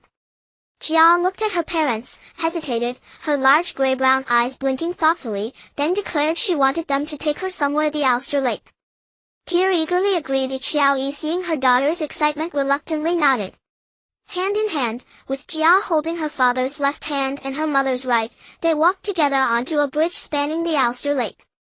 White swans and nameless waterfowl glided freely across the lake's surface. In the distance the ancient church's spire, terracotta rooftops, and verdant domes shimmered in the lake's crystal-clear reflection. The scene instantly transported Kier and Xiaoyi back to their university days.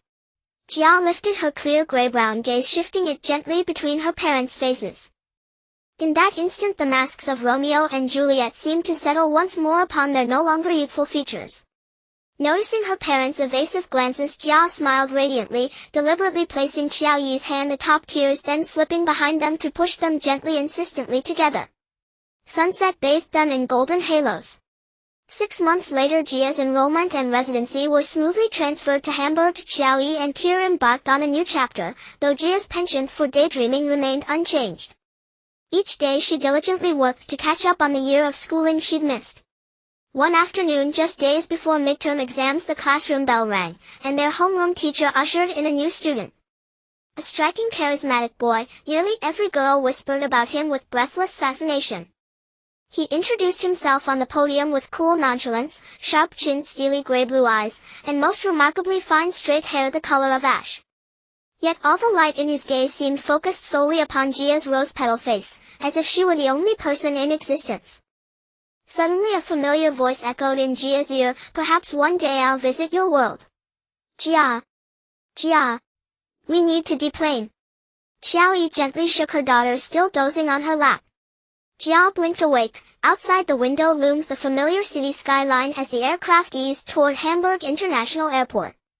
She rubbed her eyes, the ash-haired boy and that enigmatic phrase still vivid in her mind. Xiaoyi smoothed her daughter's tousled hair and smiled, "Another strange dream. You nearly drooled onto my trousers." Jia blushed faintly, sticking out her tongue in embarrassment, yet inwardly wondered who was that voice. It felt so real. The end.